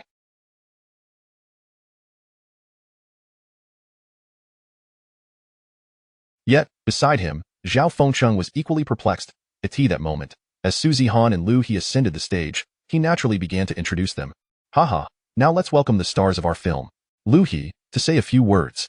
Zhao Fengcheng stepped aside, casting a glance at Sun Han, who was fixated on Lin's. He longed to express something, even prepared to shout into the microphone.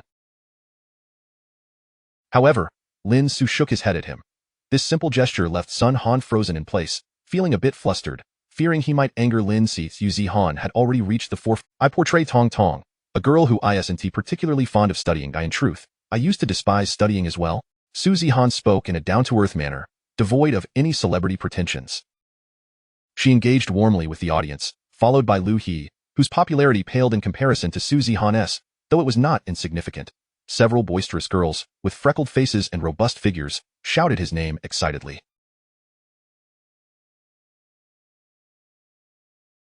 Zhao Fengcheng observed the increasing crowd with relief. Standing beside Sun Han, he remarked, "It's all thanks to you this time." Sun Han shook his head repeatedly. No, it's entirely the teacher's credit." Zhao Fengcheng, puzzled, asked, "Teacher?" Sun Han replied, "Yes, without the teacher, I would never have had the chance to sing this song." Zhao Fengcheng understood, smiling. "I have long admired the composer of Classmate You. It's a pity I've never had the opportunity to meet him. When I have some free time, I'll invite him out for a meal together." Sun Han hesitated. Director Zhao. Actually, he wished to reveal to Zhao. However, at that moment, Suzy Han and Lu He had concluded their speeches, and Zhao Fengcheng returned to the forefront to steer the proceedings. Sun Han, regrettably, had to swallow his words. Occasionally glancing at Lin Ce, he noted him standing in the shadows of the corner, calmly observing everything with an air of detachment, embodying the demeanor of an aloof sage. Perhaps this was the essence of a teacher's realm. Sun Han mused, if it were him, he would dream of being recognized for the song he had penned. Yet now, observing Lin Ce's composed demeanor, he felt a profound respect. This was true elevation. Lin Ce stood there, gazing toward the stage with an indifferent expression, his mind already contemplating the potential prosperity that could arise if Classmate You were to achieve newfound fame alongside the film. Should the film's producers recognize the song's impact, they might be compelled to offer him a substantial reward upon the film's triumphant release. He pondered, when that time came, would he accept the reward or decline it?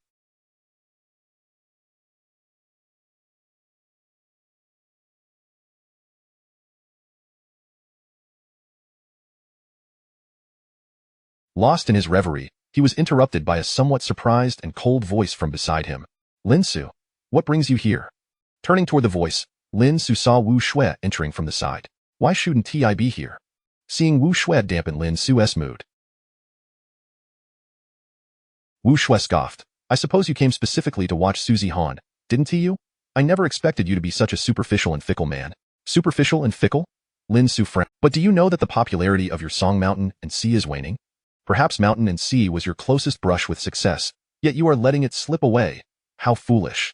Wu Shui showed no mercy, and after delivering her words, she turned her gaze. Her purpose was simple, to gather information about the singer who had just performed, for she believed it would undoubtedly be a hit. Chapter 57. Could he be the Emperor of Melody? Wu Shui's gaze scoured the surroundings, showing little regard for Lin Ce.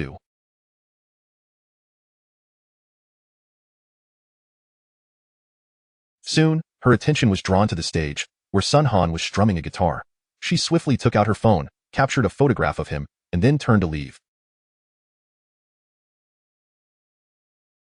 Throughout the encounter, Wu Shui paid no further heed to Lin Ce. After departing from the film studio, she boarded the mobile home. Inside, Zhao Siman inquired, "How did it go?" Wu Shui handed her phone over, stating, "The singer must... The quality of the song Classmate You is simply exquisite. I have a premonition that it won't be long before both this song and this artist rise to fame." Zhao Siman gazed at Sun Han's photograph, her brow slightly furrowed. Sun Han appeared utterly unremarkable, lacking any indication of stardom, yet it was precisely this kind of individual who had produced a song of such caliber as Classmate You. Zhao Siman inhaled deeply, asserting, "This person is in... What truly matters is this song. Is there a way to ascertain the composer of this song?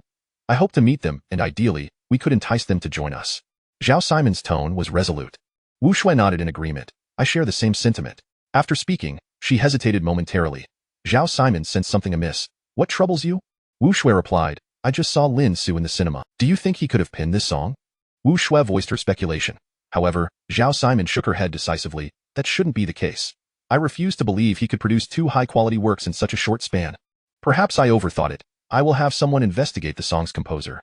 Hopefully, we can secure a contract with them. If not, acquiring a song from them would suffice." The mobile home soon departed. As they left, Zhao Siman glanced back at the film studio through the window, her thoughts returning to Lin Ce. He must have come here for Suzy Han, that scoundrel. Zhao Siman felt a surge of indignation. Meanwhile, the event at the film studio was progressing smoothly. Backstage, Zhao Fengqing was in high spirits. This time, thanks to everyone's unwavering support, I am confident our film will achieve remarkable box office. At this moment, Liu He's manager chimed in with a smile. It's also due to Liu He's composure, coupled with the collaboration between him and Zihan, which stabilized the situation. So, Liu He, when the opportunity arises, you must treat Zihan to a meal and discuss. It has little to do with me. Her words left Liu He feeling slightly embarrassed. Zihan then turned her attention to Sun Han, smiling as she complimented, "In truth, we owe much to this talented singer. The song you performed was absolutely magnificent." Instantly, all eyes were fixed on Sun Han. He appeared flattered yet startled. "It wasn't anything extraordinary. The song isn't particularly challenging. It's primarily my teacher's brilliance. I am merely a tool." Sun Han displayed remarkable humility, yet Lin Ce merely stood aside, seemingly disinterested, even stifling a yawn due to the event's monotony. Zihan remarked, "To compose such a song, your teacher must be exceptionally talented." Sun Han nodded vigorously. "Absolutely. My teacher is the most unassuming and self-effacing person I have ever encountered." He spoke of this with unmasked pride.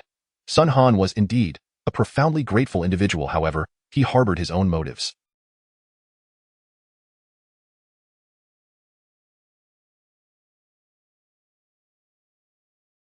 With Lin Ce present, wouldn't he need to flatter him quickly? Meanwhile, Liu He cast a discontented glance at Sun Han.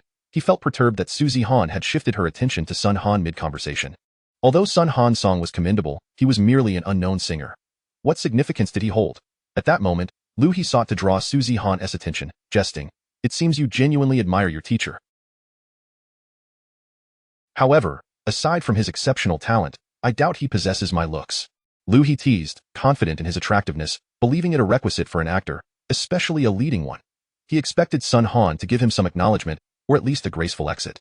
Instead, Sun Han regarded him earnestly and replied, "Your teacher's handsomeness is far beyond what your face can compare to. Do not even attempt it, lest it bruise your ego." Liu He's expression froze, a mixture of anger crossing his features, yet he dared not retaliate in front of Zhao Fengqing. Liu He's manager also looked displeased. Unable to contain herself, Suzy Han chuckled, finding Sun Han's honesty refreshing, and her curiosity about his teacher piqued. Su Jie, nearby, smiled and remarked, "Regardless, this event has been a resounding success. Now, let us hope for a booming box office." Zhao Fengqing nodded. "I am confident it will." After speaking, he turned to Sun Han. "Also, do remember to convey my regards to your teacher. I initially intended to visit your company and personally invite him to dinner. However, due to an overwhelming number of tasks, I was unable to do so. Please extend my sincere apologies." Zhao Fengqing's words elicited surprise among the attendees. As a renowned director, he held considerable authority, second only to the financiers and producers. Theo requests Sun Han to relay such a message with such solemnity clearly indicated his respect for the teacher Sun Han mentioned. Su Jie could no longer contain her curiosity, inquiring, Director Zhao, is the teacher you speak of perhaps the Emperor of Melody? Chapter 58. Is it beautiful, Emperor of Melody? Upon hearing this term, everyone present turned their gaze towards Zhao Fengqing. The expressions of the crowd, now directed towards Sun Han, who stood beside Zhao Fengqing, shifted dramatically. The value of an Emperor of Melody far surpasses that of a mere talented singer.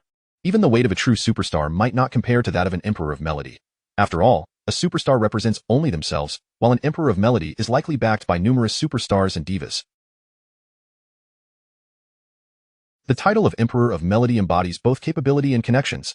Zhao Fengqing inhaled deeply. I am not certain about this. You would need to consult Sun Han. He looked towards Sun Han, who replied straightforwardly, my teacher. Out of the corner of his eye, he caught sight of Lin Ce, who found the situation amusing and simply smiled. This mere smile infused Sun Han with boundless courage and exhilaration, far surpassing the. Upon hearing that the individual was not an Emperor of Melody, Liu He's manager felt a slight sense of relief.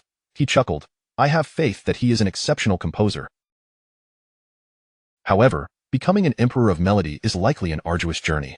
But once you return, you might mention to your master that if he is willing, our Liu He can also sing. The manager patted Liu He on the shoulder. Should your master compose a good song, it could greatly enhance his popularity in the future. The manager spoke with unwavering confidence. Liu He chimed in, indeed, I have aspirations to venture into the music industry, but I have yet to find a song that suits me. I see your master possesses considerable talent. Perhaps he could assist in writing one for me. When he has some time, please have him reach out to me. Sun Han hesitated, glancing at Lin Ce, who shook his head. Sun Han immediately interjected, this might be a bit troublesome, as my master may not have enough time. Liu He smiled, tell him my name is Liu He. I believe he will do me this courtesy. Liu He's words left Lin Ce feeling somewhat exasperated. Did this individual truly overestimate his own significance? Liu He. If not for accompanying Su Zihan here, Lin Ce would have had no idea where this Liu He was hiding in some remote corner of the mountains. At that moment, Zhao Fengqing shook his head. All right, let us set this matter aside for now. I truly appreciate everyone's efforts today. Once the box office results come in, I shall host a celebratory banquet. Throughout the encounter, Zhao Fengqing scarcely acknowledged Lin Ce, perceiving him merely as an assistant brought along by someone else. Once Zhao Fengqing left, Sun Han did not linger either. Although he yearned to converse with Lin Ce, he refrained from speaking, anxious about displeasing him. After their departure, Liu He immediately approached Su Zihan with a beaming smile. Zihan, if you have no other commitments, shall we dine together? Su Zihan shook her head. No, I have a few things to attend to. Liu He, still hopeful, persisted. Just a quick bite. I know a restaurant with exquisite cuisine. He took a step closer, but Lin Ce was quicker, positioning himself between them. Apologies, she mentioned she has prior engagements and is unavailable. Do you presume to represent Zihan's interests? Su Zihan interjected. He can. Liu He was taken aback, glancing between Su Zihan and Lin Ce, then begrudgingly nodded. You may indeed. With that, he uttered a parting remark, visibly infuriated, and turned to leave with his manager. As they departed, Liu He's manager shot a fierce glare at Lin Ce, feeling that Lin Ce had shown a lack of respect. Su Zihan watched them leave, exhaling in relief, then glanced at Lin Ce standing before her. You handled that well. Lin Ce replied, it was my duty. Su Zihan smiled. Sister Su approached, completely ignoring Lin Ce, her thoughts lingering on Sun Han's song. Zihan, what do you think about contacting Sun Han to see if he can inquire with his master about writing a song for you? Su Zihan shook her head. Not for now. He mentioned his master is quite busy. Sister Su expressed her disappointment. What a pity. The composer's talent is indeed surprising. I am also curious about how this song will ultimately perform. What manner of person is this composer, I wonder? Sister Su and Su Zihan. Upon exiting, they were once again surrounded by a throng of enthusiastic fans, who fervently called out Su Zihan's name, while Lin Ce followed closely behind, resembling a bodyguard. Once they boarded the van, Sister Su checked the schedule. There shouldn't be anything pressing today. We have to head out of town for an engagement tomorrow. Su Zihan reclined in her seat, lazily stretching, then let us head home. She turned to Lin Ce, blinking. I would like to have hot pot later. Not too spicy. In the supermarket, after completing his shopping, Lin Ce prepared hot pot for Su Zihan. During the meal, Su Zihan asked, Sister Su, would you like to join us? Sister Su replied, no, I have a few things to attend to, but, her gaze shifted to Lin Ce, her expression wary.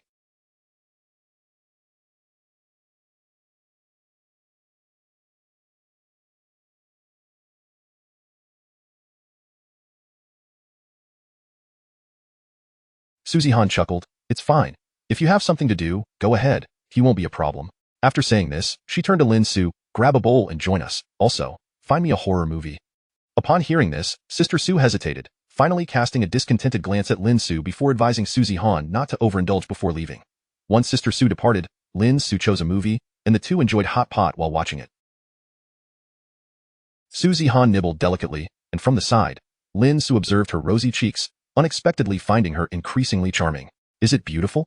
Suddenly, while engrossed, Chapter 59, Heartwarming Moments, Not Bad, Lin Ce replied instinctively, only to feel that something was amiss, quickly adding, the movie is quite enjoyable. Suzy Han raised an eyebrow. Are you implying that I am not good-looking? Lin Ce hurriedly corrected himself. No, you are even more beautiful. Suzy Han scrunched her little nose. If you were to say I'm not good-looking, that would indeed be unfortunate. Lin Ce was at a loss for words in response to this. The two fell silent, indulging in hot pot while watching the film. The glow from the screen illuminated Suzy Han's exquisite face, while steam rose gently from the bubbling pot. This was a rare moment of leisure. Occasionally, when a frightening scene appeared, Lin Ce would catch Suzy Han covering her eyes with her hands, peeking through her fingers. Her expression, half eager to watch yet hesitant, was utterly amusing to Lin Ce. After finishing the hot pot and the movie, Lin Ce busied himself with tidying up, while Suzy Han reclined on the sofa, observing him without any intention of helping. Her large eyes fixed on him made Lin Ce feel somewhat uneasy. Nevertheless, he kept reminding himself, she is the boss. She pays the salary, which is quite substantial. This thought alleviated his discomfort considerably. Once you finish tidying up, if you're heading back, you can have the driver take you. Suzy Han observed the time, which seemed rather late. She stretched lazily, then ascended the stairs without further ado.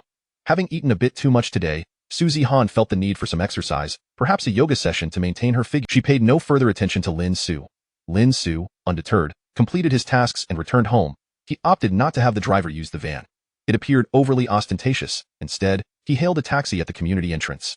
On his way back, he received a call from Fang Jing. Today, Director Zhao's promotional event was a resounding success. He even called Director Wu to express his gratitude for your song, Fang Jing said, her tone laced with amusement.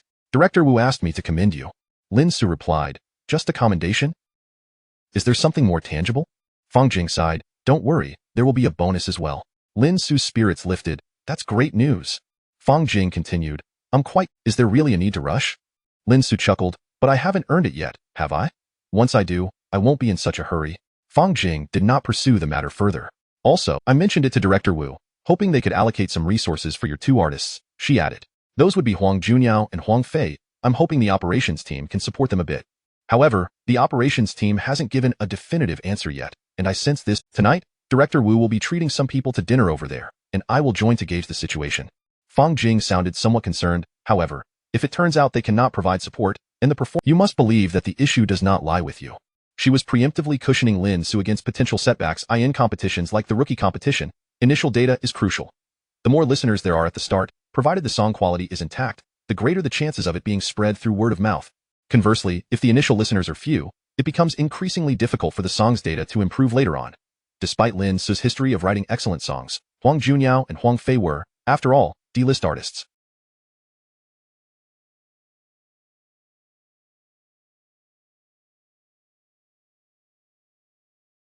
Historically, D-list artists were often mere fillers, with promotional resources prioritized for A-list artists, leaving D-list artists with virtually nothing.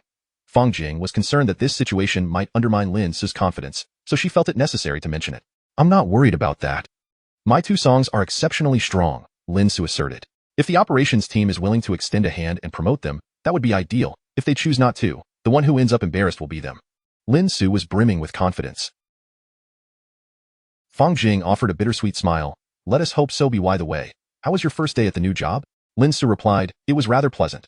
The food was good. I watched a movie, had a bit of fun. Right now, my sole focus is on earning money. I have no time for leisure. After exchanging a few more words, Lin Ce arrived at his destination, bidding farewell as he stepped out of the taxi. Upon entering his home, he was greeted by a knock at the door. Turning to open it, he found Sun Jie standing at the threshold. Jie, what a coincidence. I just walked in, and here you are, Lin Ce greeted with a smile.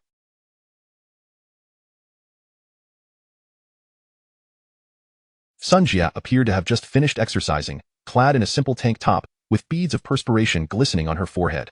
Her fair skin shone under the light, almost blindingly so. Not one to stand on ceremony, Sun Jie remarked. What impeccable timing.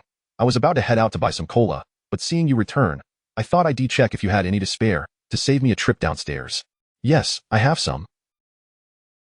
Let me get it for you, Lin Ce replied. Retrieving a can of cola from the refrigerator, he popped the tab and handed it to her. Sunjia took a small sip, tilting her head back slightly as she savored the drink. After finishing, she exhaled contentedly, her eyes instinctively narrowing. Though this beverage isn't particularly healthy, it's truly delightful to indulge in occasionally. Lin Ce nodded in agreement. Of course, it's the quintessential comfort drink. If you seek joy, a sip is essential. However, the first sip is always the best. Subsequent sips never quite match it. Sunjia didn't dwell on it, taking a seat on the nearby sofa as she gazed at Lin Ce. How was your work today? You didn't cause any trouble for Zihan, did you? Not at all. It was quite satisfactory, Lin Ce assured her. Sunjia nodded. Well, since I recommended you for the position, you must give it your all. Approach your tasks with seriousness, or it would reflect poorly on me. Lin Ce chuckled, his gaze lingering on Sunjia, sensing that her attire was rather revealing. The air was infused with a subtle, alluring fragrance. Chapter 60, Young people, learn how to conduct yourself. As Lin Ce pondered whether he should take some action, Sunjia rose from her seat and said, all right, you should rest now. Remember, don't lose track of my person. With that, Sunjia departed without further ado. Lin Ce found himself rather helpless in the moment. At this juncture, within a private room, our busy work schedules have contributed to this oversight. Allow me, old Wu, to pour myself a drink as a form of self-punishment. He then downed the contents of his glass in one swift motion. The strong liquor burned his throat slightly. One man present, wearing a smile, responded, Director Wu, you are too kind. However, now that you have finished your drink, isn't Vice Director Fong planning to show her face as well? This man, Feng Jun, served as the After all, good content requires a certain degree of operational support to thrive. Yet, unseen frictions existed between the two departments. Previously, Director Wu and Director Feng had encountered their share of conflicts. Upon hearing Feng's words, Feng Jing also lifted her glass and cheerfully declared, of course, I must drink to that. Here's to you, Director Feng. After speaking, she downed her drink in one go. Feng Jun nodded in approval. That's the spirit. He smiled, and the others chimed in. Vice Director Fong and Director Wu have always been straightforward. Indeed, they never shy away from a drink. Ha ha ha. The group, all from the operations department, continued. As the drinking progressed and glasses exchanged hands, Feng Jun spoke up, Old Wu, if there is something you wish to discuss, please feel free. It can't be just a simple meal with us from the operations department, can it? He chuckled. At this moment, the others turned their attention towards Director Wu and Feng Jing, aware that it was time to address serious matters. Director Wu did not hesitate, directing his gaze towards Feng Jing, Vice Director Feng. He is exceptionally talented and has written songs for 2 singers participating in the Rising Star competition. Therefore, I hope that when the competition commences, the operations department can extend some support to these 2 singers. Feng Jun smiled knowingly. He assumed that Feng Jun had also come to recognize Lin Ce's merits, and his expression softened. However, Feng Jun replied with a smile, I have heard of him, though only through others. They say that Lin Ce can be rather arrogant. A young person needs to be tempered by experience and face more challenges to mature and excel. Otherwise, regardless of talent, one may end up obstinate and self-righteous. Don't you agree? As Feng Jun's words hung in the air, Director Wu's expression darkened considerably, and he found Feng Jun's demeanor increasingly irksome. Has Lin Ce offended you in some way? Feng Jun shook his head. He hasn't offended me personally. However, as you know, I have always admired diligent young individuals, yet sheer hard work isn't enough. One must also understand how to navigate interpersonal relationships. His implication was clear, suggesting that Lin Ce had indeed crossed someone and had been maligned thereafter. It was evident that someone had sought out Feng Jun, mentioning Lin Ce's name to him, thus embedding it in his mind.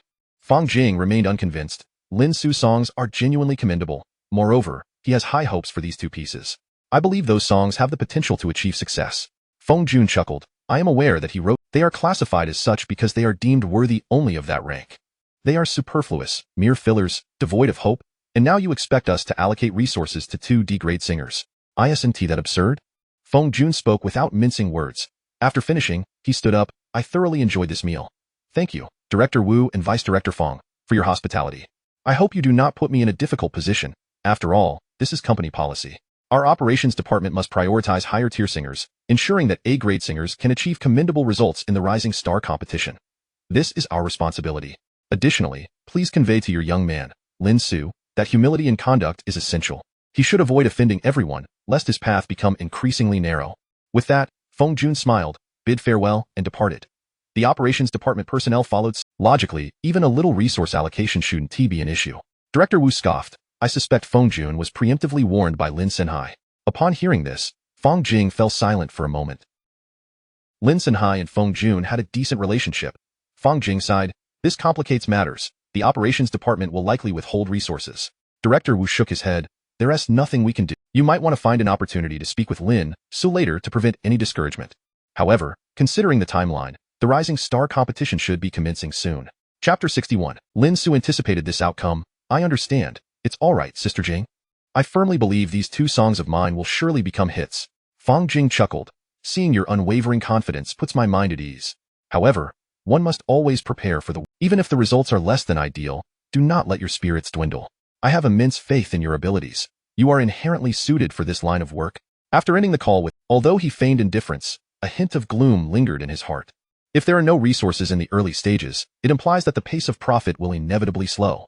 Nevertheless, I refuse to believe that in this rookie competition. As he went to the bathroom to freshen up, he caught a glimpse of himself in the mirror. Standing at a height of 1.78 meters, with a neat crop of short hair and a reasonably handsome appearance, his physique appeared somewhat slender. Overall, he looked decent, yet, "It seems I am lacking in abdominal muscles," Lin Ce mused, furrowing his brow. "It's time to start exercising." Before sleep, Lin Ce performed 20 burpees, followed by 20 push-ups and sit-ups. The following morning, Lin Ce awoke and spent some time browsing the internet on his phone. He first checked the data for Shanghai. Although the peak of its popularity had waned, the daily download numbers continued to rise, which was encouraging. After a brief scan, Lin Ce got out of bed, completed his morning routine, and was met with a knock at the door. Upon opening it, he was greeted by Sun Jie, clad in a tracksuit. With her headphones on, she glanced at Lin Ce and inquired, "Running?" "Running," he confirmed. "Let's go," she replied. Their conversation was crisp and efficient. The two of them set out for a morning run, and after completing it, they enjoyed some soy milk and fried dough sticks. Upon returning home, Lin Ce took a shower before preparing to head to work on the bus. As it swayed back and forth, Lin Ce overheard a conversation between two young professionals in business attire. "I wish I could be that beautiful. Isn't that the truth? But there was a song that was absolutely delightful. Unfortunately, I arrived late and missed its title. What a pity. Don't fret. I heard that song is the theme for a movie. In a couple of days, we can catch the film and find out." Lin Ce followed the sound and noticed the two were animatedly discussing the previous day's events. Soon enough, the bus reached its destination. Lin Ce disembarked and made his way towards the villa. At the entrance, he spotted Su Jie waiting for him. Su Jie furrowed her brow upon seeing Lin Ce. "Why are you so late?" Lin Ce glanced at the time. "It hasn't even reached 9. Su Jie, slightly irritated, retorted, "Early? Don't you know that today Zihan is heading out of town?" Just as she was about to continue, Su Zihan appeared at the window, calling out, "Lin Ce, come help me pack my things." Her timely intervention relieved Lin Ce from Su Jie's scrutiny. Su Jie, seeing this, refrained from further comment as they entered the villa. Lin Ce assisted Su Zihan in packing her luggage, which contained an entire small suitcase filled with makeup products, leaving him somewhat astonished. While tidying her belongings, Su Zihan inquired, "Today I have to run an errand in Hangzhou, and later tonight, I need to attend a concert. Will you stay here, or accompany me?" Su Zihan tucked a strand of hair behind her ear and gazed at Lin Ce. "If you prefer not to go, that's perfectly fine. I'll accompany you," Lin Ce replied. Su Zihan nodded. "All right then, please help me load these items into the car." Once everything was settled, the group boarded the RV. Just as Lin Ce settled into his seat, he received a text message from Feng Jing. "Please make sure to answer." Although confused, Lin Ce replied with an affirmative. At that moment, the vehicle started moving. Su Jie maintained a stern expression, glancing at Su Zihan before directing her gaze back at Lin Ce. "Zihan, is it really necessary? It's just like going on a little trip." Su Jie frowned, but before she could voice her thoughts, her phone rang. Upon seeing the caller ID, she paused momentarily before answering. "The box office figures from yesterday are in. 15 million on opening day. Quite a commendable result, so I wanted to call and let you know." Zhao Fengxing's voice trembled with exhilaration, given that it's not during the summer or National Day rush, but a regular release period. Achieving such why don't you share this good news with her directly? As she spoke, she prepared to pass the phone to Su Zihan. However, to her surprise, Zhao Fengxing abruptly interjected, "I sincerely apologize, but I have a very—" Su Jie was momentarily taken aback, instinctively responding, "All right, Director Zhao, you take care." As soon as her words fell, the line went dead. Su Zihan looked at her quizzically. "What happened?" Su Jie, with a "I was about to hand the phone to you, but he claimed there was an urgent call he needed to attend to and hung up. I simply cannot fathom what call could be of such urgency," Su Jie remarked, shaking her head. Just as she finished speaking, the sound of a phone ringing echoed within the vehicle. Upon hearing the tone, Su Jie turned to see Lin Ce leisurely retrieving his phone from his pocket.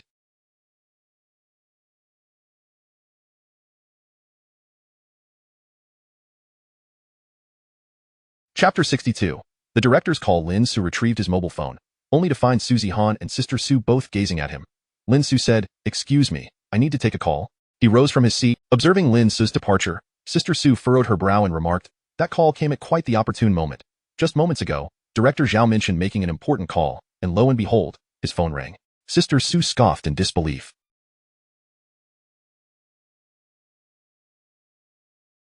Suzy Han replied, "It must be a coincidence." She did not dwell on it much. On the other end of the line was Zhao Fengcheng. Lin Ce answered, "Hello, this is Lin Ce."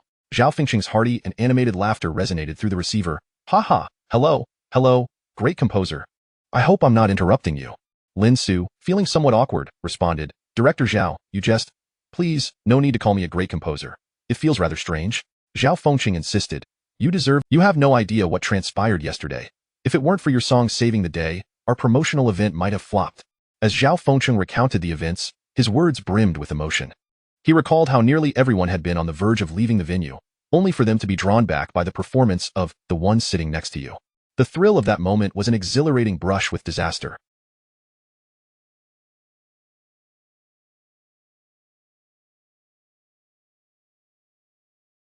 Lin Ce replied, "The quality of the song is decent, and I am delighted to have been of assistance to you, Director Zhao." Zhao Fengcheng exclaimed, "Modesty does not suit you. If the song can merely be deemed decent, otherwise, I would have insisted we celebrate over a drink. By the way, I have already contacted Penguin Music, and your song will be available there shortly. Additionally, once the box office results for the film are finalized, I would love to know if you are free to join us for a celebratory banquet." Zhao Fengcheng was, Lin Ce replied, "Let's discuss that when the time comes. I cannot be certain of my schedule." That day, Lin Ce genuinely did not know if he would have the time. Zhao Fengcheng, undeterred, said, "All right, I will reach out to you then. I cannot express enough gratitude. Your song is simply extraordinary." As the conversation drew to a close, Zhao Fengcheng added, "Oh, I almost forgot. Reviews for the film should be out today. I suspect many will mention your song." Sister Su, still frowning, looked at Lin Ce and inquired, "What were you discussing over there? I could have sworn you addressed the other party as Director Zhao." Lin Ce glanced at her and confirmed, "Indeed, the caller was Director Zhao Fengcheng." Sister Su was momentarily taken aback, and Suzy Han blinked in surprise at Lin Ce. Sister Su's expression darkened. "What nonsense are you spouting? Just a moment ago, Director Zhao was on the phone with me. How could he possibly call you? Moreover, I did not observe any familiarity between you two yesterday. I advise you to be cautious with your words. It is unwise to speak recklessly. Do you truly believe I would take your claims at face value?" Sister Su launched into a tirade. Lin Ce, resigned, replied, "Believe it or not, it is of no consequence to me." Sister Su held Lin Ce in even lower regard. She had never supported Suzy Han's decision to appoint him as her life assistant. If one were to seek an assistant, it would be more appropriate to choose a woman. She turned to Suzy Han and suggested, "Zihan, I have some acquaintances who possess excellent assistant resources. Perhaps I could ask them for help? This Lin Ce dares to spout nonsense in your presence. Who knows what other troubles he might cause in the future? It may be best to replace him. I believe it would be wiser to select a female assistant. That way, we need not worry about any unfavorable rumors circulating about you." Suzy Han furrowed her brow. "No need for that. I think he is quite capable. Sister Su, he was introduced to me by a very good friend, and I find him to be quite satisfactory. Therefore, I hope you will refrain from further comment. The decision to employ him rests with me." Suzy Han's tone was surprisingly assertive. "I shall say no more." Suzy Han's expression softened at last. Lin Ce observed Suzy Han's profile, increasingly convinced that this woman was destined for greatness. Suzy Han perused her phone. Suddenly, she exclaimed, "Wow, there are already so many reviews." Sister Su, intrigued, asked, "What do the reviews say? Surely there are plenty praising your acting skills? Let me take a look." Sister Su eagerly leaned in to read. Fatian Fish wrote, "This film is quite delightful, transporting me back to my school days. The female lead is simply stunning, but what left the deepest impression on me was the song featured in the film. It is truly magnificent." Sahara's film critic commented, "To be honest, I have little interest in this genre of film, but I happened to hear a song called The One Sitting Next to You, and it compelled me to watch the movie. After viewing it, I can only say that while the film itself is passable, the theme song elevates the entire experience. Furthermore, the female lead is undeniably beautiful." Super Aka remarked, "As a film enthusiast, I found the plot rather ordinary, the female lead captivating, and the male lead acceptable, but the song The One Sitting Next to You moved me to tears. I must admit, after the film ended, I called my former desk mate, a girl I had cherished for a long time but never had the courage to confess my feelings." When the call connected, her husband answered. "Regrettably, that wonderful girl from my past belongs to someone else now, but I am relieved to hear she is doing well. As the reviews continued to roll, you are the lead actress after all. Su Zihan chuckled. But they do mention me as well. Besides, that song truly is exceptional. I felt quite moved when I heard it yesterday. Sister Su sighed. Indeed. Who would have thought a single song could carry such weight? Su Zihan spoke softly. It is not merely the song that possesses power. It articulates the inner stories of many. Upon hearing Su Zihan's work, he had not anticipated her depth of understanding. Sister Su took a deep breath. When I have the opportunity, I must uncover the identity of the songwriter. I would love to meet him. Lin Ce silently scoffed. You wish to meet. However, if it were Su Zihan who expressed the desire to meet him, that could be a different matter altogether. Chapter 63. Applause for you. Several hours later, the RV arrived in Hangzhou, parking beneath. Today, Su Zihan was set to participate in an interview program. Lin Ce disembarked the vehicle, assisting in carrying the belongings and trailing closely behind Su Zihan as they entered the station.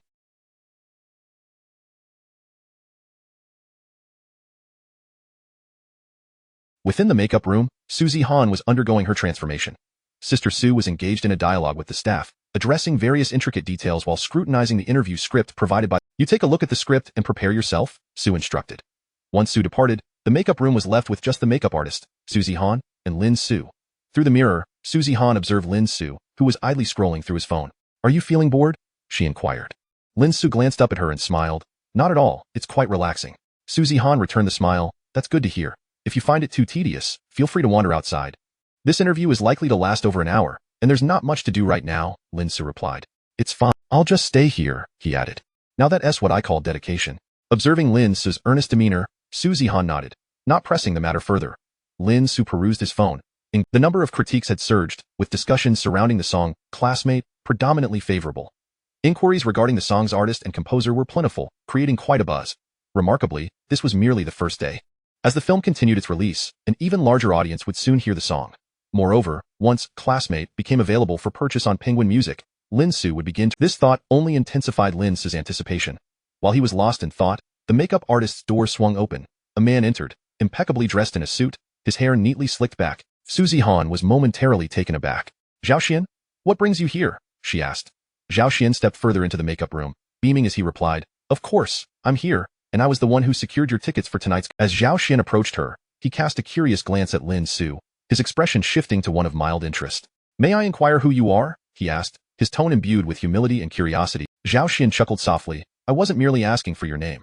I was asking. His sentence trailed off. Lin Ce interjected. I am Zihan's assistant? Zhao Xian raised an eyebrow, his smile fading. Oh, so you're the assistant. Zihan, when did you hire a male assistant?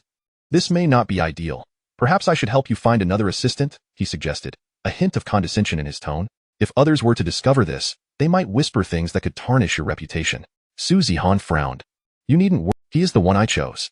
Zhao Xian turned his attention back to Su Zihan, smiling. I understand. No need to be upset. I was merely speaking casually. After speaking, he turned back to Lin Ce, his demeanor darkening. I need to speak. Please excuse yourself. Lin Ce marveled at the man's swift change in demeanor. Upon entering, he had been all smiles, but now that he was aware of Lin Ce's identity, his expression had turned cold. Remarkably, he maintained a friendly visage towards Su Zihan while directing a frosty glare at Lin Ce. It was as if he had mastered the art of fade. Lin Ce felt an urge to slap him. However, remaining seated, he regarded Zhao Xian. Have you paid me yet? Zhao Xian was taken aback. Why would I pay you? Lin Ce nodded. If you don't pay me, why should I heed your words? Is it because you think you're handsome, or is it due to your audacity? Zhao Xian, momentarily stunned, quickly reddened with anger. How dare you speak to me like that? Do you even know who I am? Lin Ce stood up, quietly observing him. His gaze was calm, yet it unnerved Zhao Xian, who felt as though Lin Ce might strike him at any moment. Zhao Xian hesitated, his face a mix of embarrassment and fury, yet he dared not make a move. Su Zihan noticed Lin Ce's current demeanor, slightly taken aback, but quickly interjected, Zhao Xian, my interview is about to commence. Please do not disrupt my makeup and preparation. Zhao Xian's expression flickered between emotions before he nodded. Very well. I'll step out for now, and we can discuss things after your interview. His gaze darkened as he fixed it upon Lin Ce. And you're Lin Ce, right? I'll remember you. Lin Ce smirked. Unfortunately, I cannot say the same about you, my dear Zhao. My dear Zhao. Once he had left, Lin Ce resumed his seat and yawned again. Su Zihan, intrigued, asked, Were you scared just now? Scared of what? Lin Ce replied. Of course, were you afraid he might strike you? Men like him, dressed in fine suits and priding themselves as elite success stories, lack the courage to resort to violence. They are merely refined egoists, attempting to impose their power or wealth to intimidate others. Should it come to blows, the moment I throw a punch, they'd be begging for mercy. Hearing Lin Ce's words, Su Zihan found him increasingly intriguing. She smiled. Aren't you curious about his identity? Lin Ce shook his head. Not at all. I have no time to remember someone irrelevant. Su Zihan nodded. I appreciate that sentiment. It makes perfect sense. Allow me to applaud you. As she spoke, she genuinely clapped her hands a few times. Chapter 64. Yang Tianju, an internationally renowned piano maestro. Observing Su Zihan applauding with enthusiasm, Lin Ce couldn't help but smile. As long as that Zhao Siman refrained from stirring up trouble, Lin Ce had little interest in engaging with him. Shortly thereafter, Sister Su returned, stating, I have communicated with the host.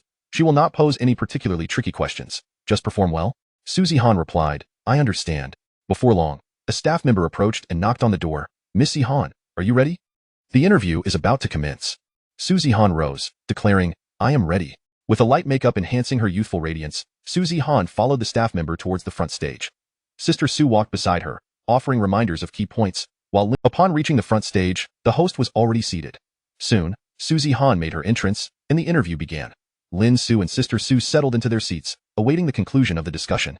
The audience, though not numerous, displayed eager eyes upon seeing Su Zihan, revealing that many were her devoted fans. Amidst the crowd, Lin Ce sensed a gaze filled with animosity. Following the line of sight, he spotted Zhao Siman. That look caused Lin Ce to furrow his brow slightly. Sister Su, seated beside him, was intently focused on the stage. The interview had commenced, with the host engaging Su Zihan in conversation, discussing her future plans and various aspects of her life. The interview progressed smoothly, with Su Zihan responding with grace and agility. The show was positively received, and the audience appeared thoroughly entertained. Once the recording concluded, the host exchanged handshakes and pleasantries with Su Zihan before departing. Descending from the stage, Su Zihan appeared considerably more relaxed. She glanced at Lin Ce and said, You must be hungry. Let's grab a bite.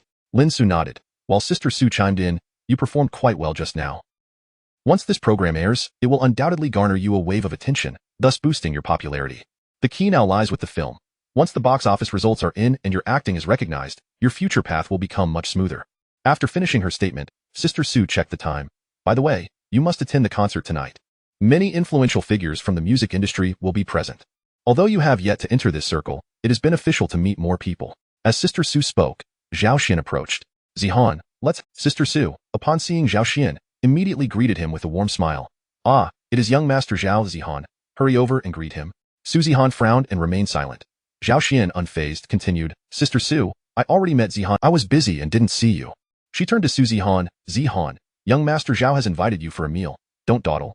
Su Zihan. Sister Su urged, Zihan, just go. It's merely a simple meal. With a resigned sigh, Su Zihan nodded. All right. She turned to Lin Ce. You and Sister Su can grab something to eat. After speaking, Zhao Siman cast a triumphant glance at Lin Ce, his expression betraying disdain and contempt, and in a lowered voice, he ominously remarked, Did you see that, kid? I can dine with Su Zihan. And you? You must recognize your own position. Do not seek unnecessary trouble, or your role as an assistant may not last long.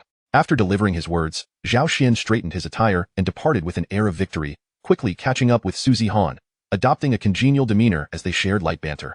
Lin Ce felt somewhat helpless. When did dining with Su Zihan become a matter of pride? He had been preparing meals for her daily, and not only did they share meals, but he often enjoyed watching her practice yoga simultaneously. Sister Su approached, scrutinizing Lin Ce with a frown. Do you have some sort of feud with Zhao Siman? Lin Ce recounted the events in the makeup room. Sister Su did not reprimand him this time. Instead, she nodded. Zhao Siman indeed harbors some inappropriate intentions towards Zihan, so your intervention was justified. However, it is essential to maintain decorum. He is, after all, someone with connections. Lin Ce inquired curiously, what does he do? Sister Su shook her head. What he does is of little importance. Just know that the director of Hangqing TV is a student of his grandfather, who is the vice president of Zhujiang Conservatory. Upon hearing this, Lin Ce was taken aback. Even an ordinary teacher could have numerous successful students, let alone the vice president of a prestigious institution. It was no wonder he could procure such elusive concert tickets. Sister Su remarked, Zihan will undoubtedly find opportunities to break into the music industry in the future, which will require a considerable... We are still in the accumulation phase. Oh, why am I telling you all this? Enough of that. I am hungry too. Let's go grab a bite. As Sister Su spoke, she moved forward. Lin Ce suddenly recalled something. Chapter 65. Yang Tianju's call. The call came from a somewhat unfamiliar number. Lin Ce initially assumed it was a telemarketing call and promptly hung up. However, not long after, the same number rang again, prompting Lin Ce to answer. Lin Ce, hello, who is this? On the other end, an elderly voice responded, greetings, young friend, I wonder if you still remember me. Upon hearing the voice, Lin Ce paused for a moment, quickly recalling, you are the piano enthusiast who requested the sheet. It is rare for a young friend like you to remember me, a mere piano enthusiast. Lin Ce smiled, your voice sounds quite familiar. There's something you wish to discuss? The elderly gentleman then spoke, well, young friend, I have a small event coming up, and I would like to perform a piece. Would that be acceptable? There was a hint of trepidation in the old man's voice. Beside him, young Qinglian furrowed her brows. Additionally, a few others stood nearby, all of them staring in astonishment at the elderly figure. Their eyes widened in disbelief. Had it not been for Yang Tianju's prior instruction to remain silent, they would have likely burst into inquiries. They were curious about the identity of the person on the other end of the line, who could compel Mr. Yang Tianju to adopt such a humble demeanor. Who is Mr. Yang Tianju? Today, he is not only an internationally renowned piano master with an esteemed position in the piano community, but also a lifelong honorary professor at the Central Conservatory of Music. In terms of seniority, even the dean of the conservatory would have to address him as teacher, yet now, Yang Tianju had just referred to the other party as a mere piano enthusiast. How many piano enthusiasts have reached the status of an internationally acclaimed piano master? This was preposterous. If Mr. Yang Tianju is merely a piano enthusiast, then it is likely that there are few who can truly be called pianists in the entire piano world. The onlookers exchanged glances, bewildered.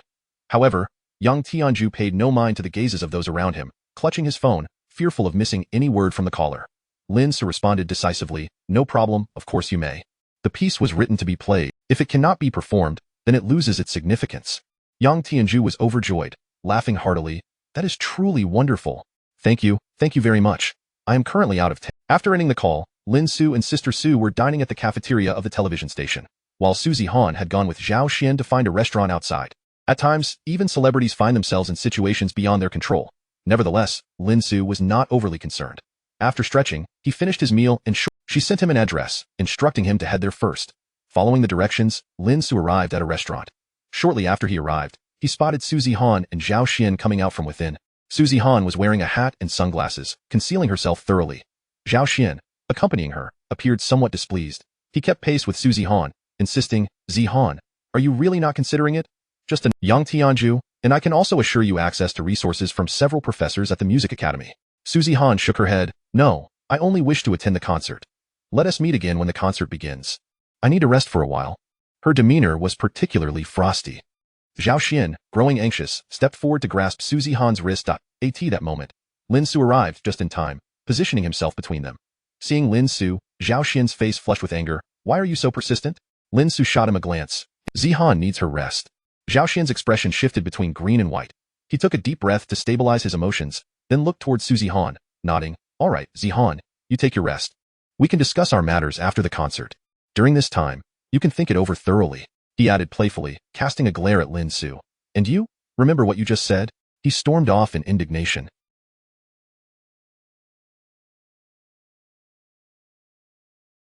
Lin Ce and Su Zihan returned to the RV together. Inside the vehicle, Sister Su noticed Su Zihan's pale complexion and immediately inquired, what happened? Did something occur?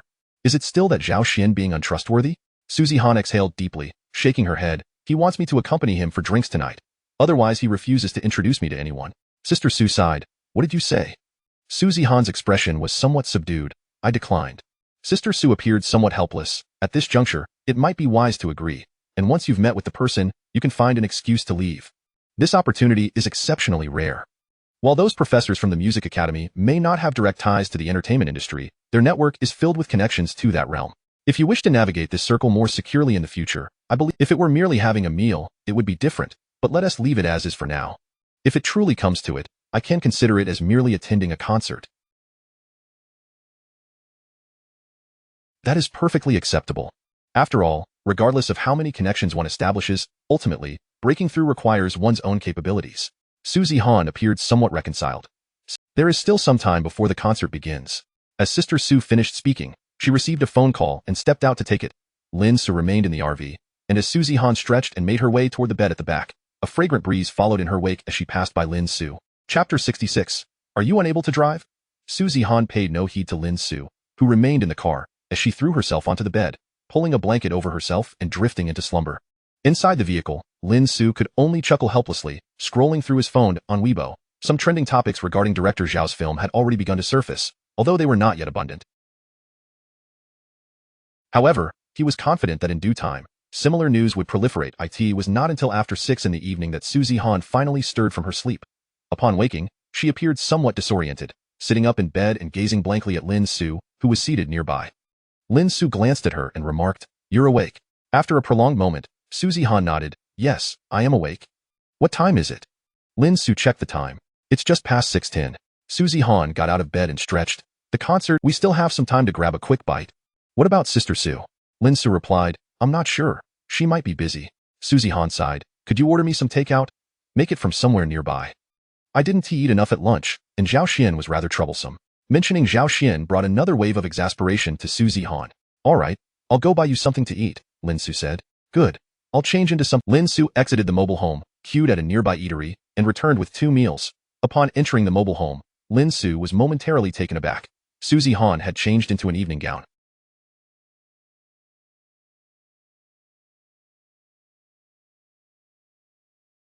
As she sat down, her hunger became evident. She reached for the meal Lin Ce was holding, ready to eat when she noticed him staring at her in a daze. She chuckled, "What's wrong? Why are you looking at me like that?" Lin Ce replied, "It's nothing. It's just that you look completely transformed in that gown." Su Zihan teased, "Do I possess a certain classical beauty now?" She blinked playfully. Snapping back to reality, Lin Ce cleared his throat, "You should eat quickly." Amused by his reaction, Su Zihan began to eat without hesitation. When it came to food, she seemed to have little pretension. As long as it was delicious, she savored every bite. After finishing their meals, Lin Ce tidied up just as Sister Su's voice called from outside the mobile home. "Young Master Zhao, we can drive Su Zihan directly over when we're ready." Zhao Xian replied, "Ive already brought the card. We can take a nice drive." Sister Su remarked, but Su Zihan is still not certain if she is awake. She was quite exhausted and fell asleep as soon as she returned to the mobile home. "That is fine. I can wait for her to wake up," Zhao Xian insisted, clearly unwilling to relent. The two stood outside the mobile home in a stalemate until Su Zihan opened the door. Upon seeing her, Zhao Xian's face lit up with surprise. Su Zihan explained, "I just woke up a little while ago and had a bite to eat. I'll head to the concert venue myself. Please don't trouble yourself," she added. Zhao Xian shook his head vigorously. "That one, I should drive you there, and you might not know the way if we get delayed. It would be such a shame." Moreover, he continued, "Time is running short. The concert is about to start. You are my invited guest, and if you don't come with me, you may not be able to enter alone, so please don't decline." Zhao Xian's insistence was unwavering.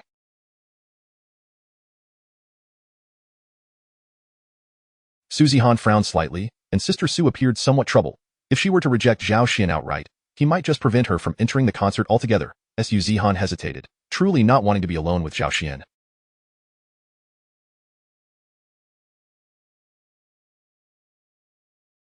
Then she had an idea. "All right, but I'd like to ride in your car with him, if that is acceptable." She motioned for Lin Ce to step forward. "I need him to carry my bag." This was a flimsy excuse, but it sufficed.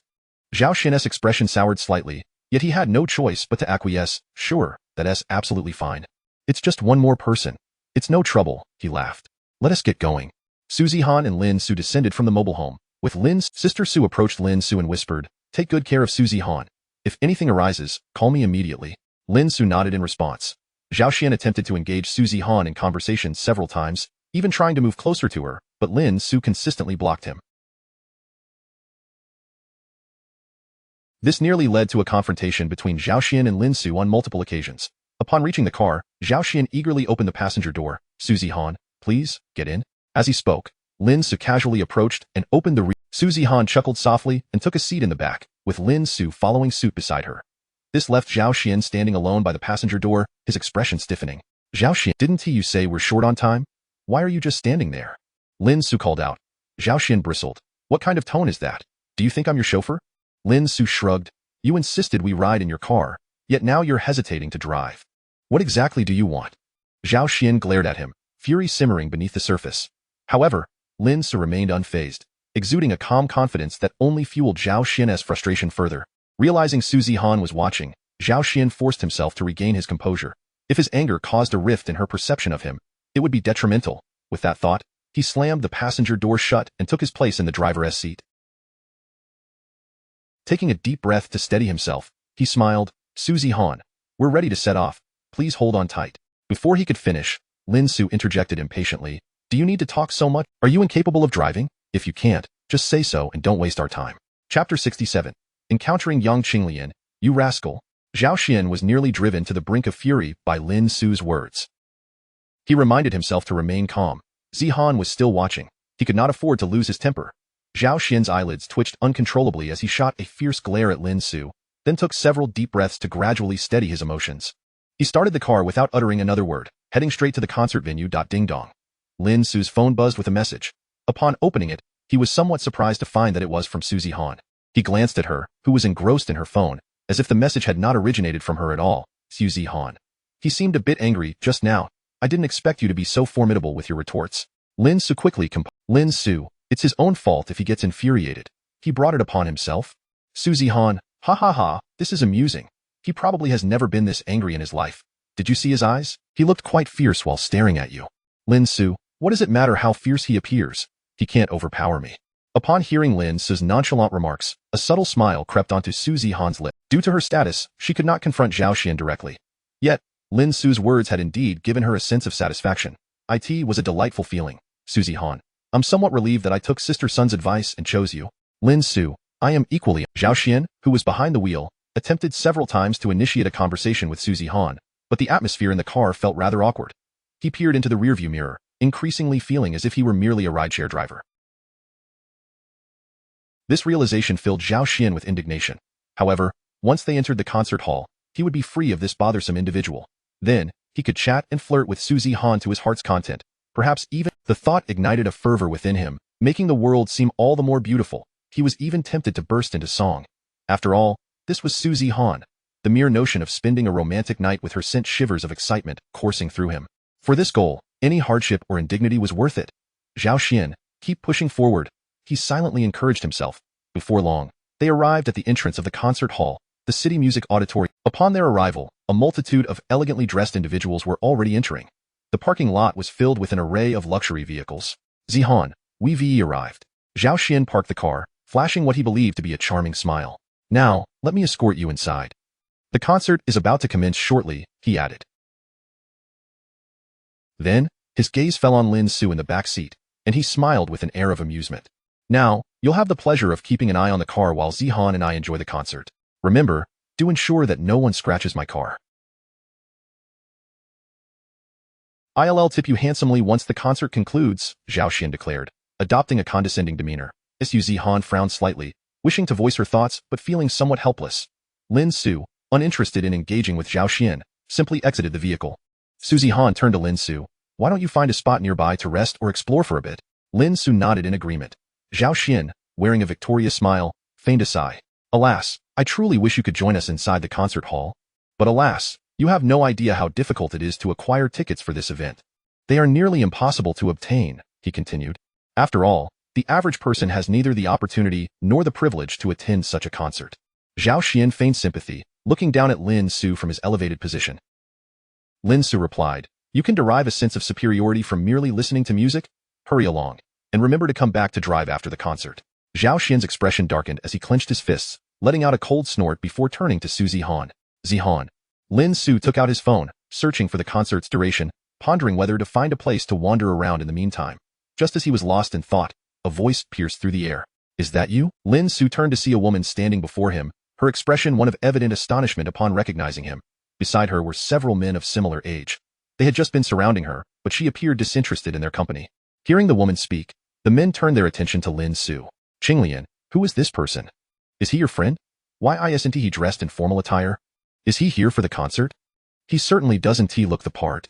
The men exchanged remarks, their gazes towards Lin Ce tinged with suspicion and hostility. Yang Qinglian furrowed her brow, uncertain of how to introduce Lin Ce. Surely, she could not disclose that he was the one bold enough to refer to her grandfather as a piano enthusiast. However, Lin Ce recalled Yang Qinglian's identity. What a coincidence, I remember you. Yang Qinglian raised an eyebrow. What's so coincidental about it? Were you not specifically invited here? Specifically invited? Lin Ce was puzzled by her implication. Yang Qinglian assumed he had come at the behest of her grandfather. Nevertheless, she was too preoccupied to dwell on it. The individuals accompanying her were all either grandsons of music academy professors or their favored students, eager to ingratiate themselves with young Qinglian in hopes of connecting with the esteemed Mr. Yang Tianzhu. Thus, upon seeing Lin Ce, they regarded him with wariness. Young Qinglian, uninterested in idle chatter, addressed Lin Ce. Since you're here, let us go. I cannot enter. Young Qinglian was momentarily taken aback. A ticket? She frowned. It's all right, just follow me. Let us go. After speaking, she turned to leave but paused, recalling her grandfather's favorable opinion of Lin Ce. She hesitated before stepping back to walk alongside him.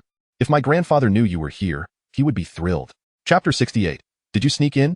Young Qinglian spoke in a voice barely above a whisper. Young Qinglian and Lin Ce walked side by side. A few men nearby watched this scene, their brows furrowing involuntarily. What is this person's background? I don't know. He looks unfamiliar. It seems there's no one like him in our circle. Damn it, he seems to be quite close to Qinglian. Upon arriving at the concert entrance, Su Zihan and Zhao Xian had already gone inside. Lin Ce, lacking an invitation or ticket, effortlessly entered alongside young Qinglian. Inside, the venue was circular. In the center, on the stage, stood a grand piano. Most attendees were donned in formal attire. Lin Ce, dressed rather casually, caught the attention of some patrons, but he paid little heed to their scrutiny. Young Qinglian said, "You should sit in the front row. There are seats available there." Lin Ce glanced at her. "What about you?" Young Qinglian replied, "I'm heading backstage. Would you like to come along?" She looked at Lin Ce's face, aware that her grandfather would be exceedingly Young Qinglian could not shake the memory of her grandfather repeatedly playing the score after acquiring it. Lin Ce shook his head. "I'll pass. I prefer not to be in the spotlight." Young Qinglian nodded. "All right, you can sit there. If any of your friends come, feel free to invite them. There are plenty of empty seats in the front row. By the way, take this. If anyone checks tickets, just show them." Young Qinglian casually said, producing a VIP card and handing it to Lin Ce. This action elicited a wave of astonishment from the entourage accompanying her. This concert was notoriously difficult to gain entry to, but that was only true for the average person. The rarity of tickets stemmed from the fact that the esteemed Mr. Yang Tianzhu would personally perform today. Thus, what was considered precious by others was rather inconsequential to young Qinglian. Moreover, the organizers always reserved several prime seats. Therefore, young Qinglian had ample seating available. Lin Ce acknowledged, "I understand." As young Qinglian prepared to head backstage, she inquired once more, "Are you truly not coming with me?" Lin Ce shook his head. "I think I'll pass. I dislike being watched by too many people." Young Qinglian's expression turned peculiar, yet she nodded before turning to leave. The individuals following her regarded Lin Ce with curiosity, uncertain of his origins.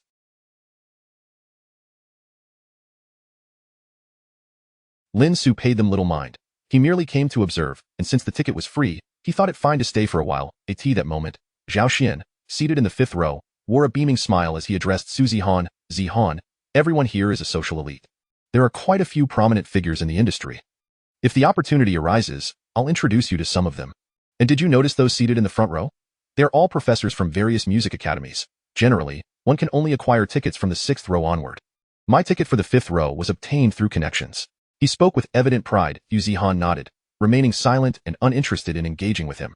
Noticing her disinterest, Zhao Xian was about to further his attempts to draw closer to her when suddenly, his gaze sharpened.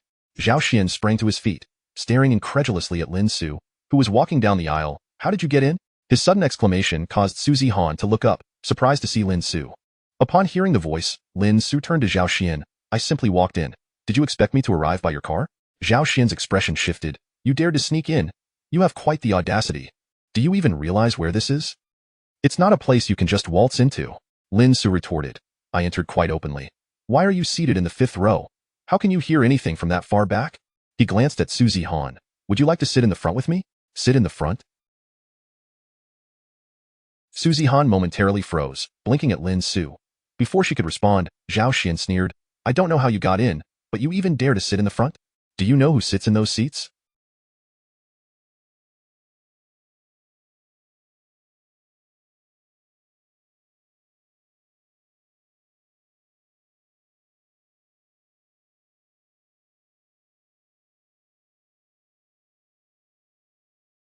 "They are not places for someone like you." Zhao Xian was visibly irritated, feeling greatly offended by Lin Ce. Unfazed, Lin Ce continued to look at Su Zihan. She met his gaze, blinked, and then nodded. "All right." Without hesitation, she stood up and walked toward Lin Ce. Zhao Xian panicked. "Zihan, don't follow him into trouble. The front seats aren't for just anyone. Furthermore, security is very strict here. There will likely be person. Let us go." She smiled, ignoring Zhao Xian's increasingly grim expression, and followed Lin Ce forward. Witnessing this, Zhao Siman clenched his fists, his face a mask of fury. This is outrageous. You both are going too far. He watched as Lin Ce and Su Zihan moved from the 5th row to occupy seats in the front row. They actually dared to sit in the front row? You've lost your minds. Zhao Sian's expression darkened to an extreme as he took a deep breath. Since you are so reckless, don't blame me for being ruthless. He turned to a staff member nearby, beckoning them over. The staff approached. Good day, sir. How may I assist you? Zhao Siman pointed to the front row. There is someone who snuck in. I want you to verify his identity immediately. I'm certain he has neither a Chapter 69, a rather ordinary VIP card. Upon hearing Zhao Sian's words, the staff swiftly summoned a few individuals to deliberate, casting their gaze towards Lin Ce, who occupied a seat in the front row. Today, Lin Ce was dressed in attire that was evidently far from formal. His outfit was simply quite ordinary. However, in this gathering where everyone else donned elegant evening wear, finally, one of them suggested, perhaps we should verify his credentials, a proposal that garnered the agreement of several others. The staff immediately advanced towards Lin Ce. Observing this scene, Zhao Sian's eyes flickered with a hint of satisfaction. Just wait and see. I am eager to witness how you will handle this. He could already envision Lin Ce's disheveled expression upon being ousted. In the front row. Lin Ce sat with Su Zihan beside him. Is it truly all right for us to sit here? She inquired. Her curiosity piqued as she regarded Lin Ce's composed countenance. Lin Ce nodded. Of course it is. Have you not noticed how many seats remain unoccupied? Turning her gaze to the adjacent seats, Su Zihan indeed observed that, compared to other areas, the front row had quite a number of vacant spots. Just as they were conversing, someone approached them. Good day, sir. This is the front row seating. May I kindly verify your invitation? The staff member appeared beside Lin Ce, slightly bowing as he addressed him, a polite smile gracing his face. Su Zihan was taken aback, contemplating what they might do if Lin Ce was unable to produce the necessary documentation. However, Lin Ce merely nodded. Certainly. He retrieved a VIP card. The staff member glanced at the card in Lin Ce's hand, momentarily taken aback. The card was the highest tier VIP pass for this concert, instantly elevating the staff's demeanor towards Lin Ce. My sincerest apologies for the disturbance, sir. I hope we have not interrupted your enjoyment, the staff member said respectfully. Lin Ce nodded. Is there anything else? The staff member shook his head. No. I apologize once more. I trust you will not take offense. With that, he respectfully departed. Once the staff member had left, Su Zihan's eyes widened as she stared at Lin Ce. What did you just show them? Lin Ce replied, a card. I suppose it qualifies as an invitation. Su Zihan was quite surprised. How did you come by that? Where did it originate? She had initially assumed Lin Ce had merely blended in. Lin Ce explained, a friend provided it to me. I happened to encounter an acquaintance at the entrance. Su Zihan nodded in understanding. No wonder. But your acquaintance seems quite influential. I've never heard you mention them before. Lin Ce chuckled softly. We're not particularly close. We've only met once. Su Zihan shook her head, momentarily at a loss for words. Yet, she felt relieved that they could now enjoy the concert in peace. Meanwhile, Zhao Siman observed in disbelief as the staff merely exchanged a few words with Lin Ce before departing. This left him momentarily stunned. As the staff member approached, he immediately stepped forward, glaring angrily. What is going on here? Why haven't you expelled that individual? I believe I informed you earlier that he possesses neither a ticket nor an invitation. He has clearly infiltrated the venue.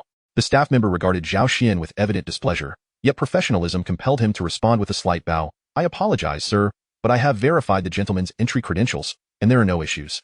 If there is nothing further, I kindly ask you to return to your seat and enjoy the concert quietly.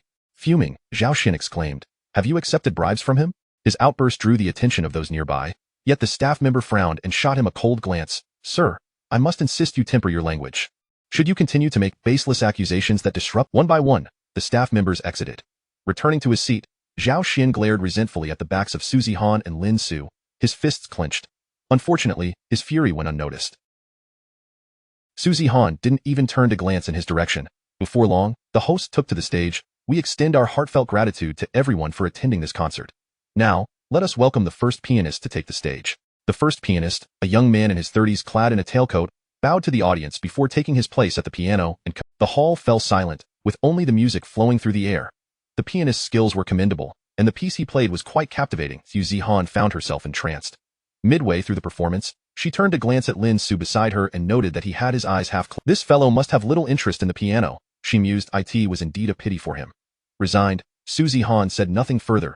As the first pianist concluded, applause erupted throughout the hall. Next, the second pianist took the stage. The order of performers at this concert was deliberately arranged, with each subsequent pianist holding a higher status within the circle. In the backstage lounge, only Yang Tianju and Yang Qinglian remained. Yang Tianju sat there, glancing at the time occasionally, displaying a hint of excitement. Observing her grandfather's demeanor, Yang Qinglian couldn't help but comment, "Grandfather, it's merely a rather— I am exhilarated. Is the individual you mentioned truly here?" Yang Qinglian nodded. "Indeed, he has arrived, grandfather. How many times must you ask? I even had him seated in the front. Many important individuals have come today." Yang Tianju laughed heartily. "Ah, you wouldn't understand. This piece was composed by him. Naturally, no one understands the wedding, and his creativity is simply breathtaking. Once I finish my performance, likely only he will possess the authority to judge it. Most importantly, I am eager to see him once more." Yang Tianju did not shy away from expressing his admiration for Lin Ce. Yang Qinglian poured a glass of water for Yang Tianju. "I invited him to the backstage earlier, but he declined. I wonder what he is thinking." Yang Tianju pondered for a moment. "Did he say why he was unwilling to come?" Yang Qinglian replied, "He mentioned that he dislikes being surrounded by too many." Outside, a pianist concluded his performance and descended from the stage. Chapter 70. The master takes the stage. As the previous pianist concluded his performance and exited the stage, the audience erupted into enthusiastic applause. Lin Ce, having been on the verge of slumber, was jolted awake by the sudden crescendo of clapping. Groggily, he inquired, "Is it over? Can we leave?" Su Zihan, with a hint of exasperation, replied, "Someone has merely finished playing." She regarded Lin Ce with a bemused expression. "You don't even enjoy listening to the piano, yet you're struggling to stay awake. Why did you come in the first place?" Lin Ce shrugged. "I suppose it was a matter of not wanting to refuse an invitation." Su Zihan raised an eyebrow. "Was it your friend who compelled you to attend?" Lin Ce chuckled. "Not exactly, but I thought, since I'm here, I might as well make the most of it. While I might not gain anything by attending, not coming would surely be a loss." "Didn't someone mention that tickets were hard to come by?" Upon hearing Lin Ce's response, Su Zihan appeared slightly taken aback and couldn't help. These were professors from various music academies, who regarded Lin Ce with a degree of curiosity, speculating about his identity. However, once the next pianist took the stage, silence enveloped the room once more. Finally, when this pianist concluded, the host stepped onto the stage. "Thank you. First and foremost, I would like to extend my heartfelt gratitude to the previous piano maestros for their splendid performance. Their music is truly delightful. And now, it is my honor to introduce the most anticipated artist of this piano concert, Mr. Yang Tianju. Next, Mr. Yang Tianju will grace us with his remarkable performance." The moment the host, Yang Tianju's performance. "I've heard that he will be presenting a new piano piece today. It's simply exhilarating." In the audience, a buzz of excitement and anticipation filled the air, revealing their unabashed enthusiasm. Lin Ce noticed that even those behind him, who had previously seemed drowsy, were now wide awake at the mention of Yang Tianju. Glancing at Su Zihan, he found her gaze sparkling with anticipation as she focused on the stage. In a hushed tone, Lin Ce asked, "Is Mr. Yang Tianju truly that popular?" Su Zihan nodded, unperturbed by Lin Ce's unfamiliarity with Yang Tianju, and explained softly, "Absolutely. Mr. Yang Tianju holds a remarkable position in the realm of piano. As for his influence, it's difficult to encapsulate in just a few words. He is immensely talented." Lin Ce nodded thoughtfully, turning his attention back to the stage. Just then, Yang Tianju, clad in a tailcoat, emerged gracefully from backstage. The moment he appeared, the audience "That's Mr. Yang Tianju," exclaimed Su Zihan. Lin Ce was taken aback. "A piano enthusiast?" With a playful nudge, Su Zihan replied, "What do you mean, a piano enthusiast? He is a master in the field." Regaining his composure, Lin Ce observed Yang Tianju. To his surprise, he had not anticipated Yang Tianju's prominence. Although taken aback, Lin Ce quickly composed himself. After all, he was not involved in the piano community. If Yang Tianju was renowned, then so be it. At that moment, Lin Ce understood why Yang Qinglian had so effortlessly arranged a seat for him. Yang Tianju greeted the audience warmly, standing center stage and surveying the crowd. When Su Zihan exclaimed, "Did you see that? Mr. Yang Tianju smiled at us. Could it be that he recognizes me?" Lin Ce mused. Nodding, Lin Ce replied, "Perhaps." However, Lin Ce was certain that Yang Tianju's gaze was directed at him. Yang Tianju began, "I am delighted to be here and to perform for you all. Before I began." After hearing it, I was captivated and requested the sheet music from him, with his consent, of course, to present it here for your enjoyment. Yang Tianju's words set the audience ablaze with excitement. Is that true? Who is this young person capable of composing a piece so— Yang Tianju sought the sheet music. This is astonishing. I'm even more impressed by Mr. Yang's openness in sharing this story. Truly, he is remarkable. This is precisely why I admire Mr. Yang Tianju. Not only is he a virtuoso on the piano, but his character is equally commendable. The audience buzzed with chatter. Su Zihan, her eyes wide with curiosity, remarked, "I'm so intrigued. I wonder what kind of piece it will be." Too much attention could lead to complications he wished to avoid. Lin Ce appreciated wealth but had no taste for trouble. Xu Zihan did not press further. At that moment, Yang Tianju inhaled deeply and approached the piano. He took his seat with an upright posture, and in an instant, the entire venue fell silent. It felt as though the world had narrowed down to just him and his piano. This was the innate aura of a master pianist. Soon, the notes began to resonate. Thump, thump, thump. As the melody filled the air, Lin Ce thought, indeed, he is playing the wedding in dream. In the audience, countless hearts were overwhelmed with admiration. This piece is simply extraordinary. What is this sensation? Indescribable. Yet it transports one into a dreamlike realm. Chapter 71. It was a moment graced by the presence of a prodigious pianist, Yang Tianju, whose melodies reverberated throughout the auditorium. The audience, enraptured by the music, found themselves lost in its enchanting embrace. Standing at the rear of the stage, Yang Qinglian gazed upon the performance, her heart stirred by a myriad of indescribable emotions as she listened to the composition. Her gaze drifted to Lin Ce, seated in the front row, observing the serene expression upon his countenance. Yang Qinglian found it difficult to fathom that such exquisite music could emanate from the hands of one so youthful as Lin Ce. Beside Yang Qinglian were several young individuals who had accompanied her. Is this indeed the piece prepared by Mr. Yang Tianju? It is utterly breathtaking, one exclaimed. Indeed, the atmosphere conjured by this composition is truly intoxicating, another added. I scarcely know how to articulate my thoughts. This piece has completely— Is it truly the work of a young man? They remarked, turning their expectant gazes towards Yang Qinglian for an explanation. Yang Qinglian nodded affirmatively. Yes, it originates from the group eagerly inquired. What sort of person is he? What sort of person? Yang Qinglian's expression grew complex as she glanced at Lin Ce once more before responding with a measured tone. He is someone with whom it is difficult to associate the art of piano at first glance. Perhaps the others marveled. He must be quite an extraordinary individual. If the opportunity arises, might you facilitate an introduction? Another asked eagerly. Yes, I too. With a peculiar expression, Yang Qinglian replied, well, there should be an opportunity in due course. In truth, she yearned to reveal Lin Ce's true identity, yet, mindful of her grandfather's admonition to withhold such information without Lin Ce's consent, unbeknownst to them, the very individual they wished to meet had already graced their presence. At last, the performance concluded. Yang Tianju, still savoring the essence of his composition, stood before the audience, which, after a brief moment, I wonder what sort of person could have penned such a masterpiece. I surmise that the composer must possess an intensely romantic soul, a notion that is evident in the music itself. I believe he has experienced heartache. At that moment, Xu Zihan regained her composure, her expression a tapestry of emotions as she sighed softly. Master Yang Tianju truly performed splendidly. Her eyes glistened, clearly moved by the piece's emotional depth. Turning to Lin Ce, she teased, did you manage to stay awake this time? Lin Ce smiled, I was quite alert. He played remarkably well. Remarkably well? Xu Zihan laughed at his understatement. He is an international piano man. Otherwise others may seek to trouble you for such remarks, she chided playfully. Lin Ce cast a sidelong glance at her, the dim lighting of the concert hall casting a soft glow upon Xu Zihan's exquisite features, momentarily leaving him lost in thought. Noticing Lin Ce's distracted demeanor, Xu Zihan's face flushed slightly, prompting her to turn away, preferring silence on stage. Yang Tianju took a deep breath to steady his emotions. Rising from the piano, he faced the audience and bowed deeply, inciting another wave of enthusiastic applause. This piece is magnificent, someone called out. Master Yang Tianju, might I inquire the name of this composition? With a gentle smile, Yang Tianju replied, the title of this piece is Wedding in a Dream. Wedding in a Dream? The audience erupted into a fresh wave of astonishment. What a splendid title. Indeed, this piece evokes a dreamlike quality from the very first notes, as if one is lost in a reverie. How fitting. The entire composition, while imbued with beauty, carries an ineffable sorrow, reminiscent of the pursuit of an ideal wedding, forever tinged with reality's imperfections and regrets. Master Yang Tianju is truly remarkable. The composer of this piece must be extraordinarily gifted. The audience's reflections echoed throughout the hall. At that moment, Xu Zihan suddenly paused, turning to Lin Ce with a curious expression.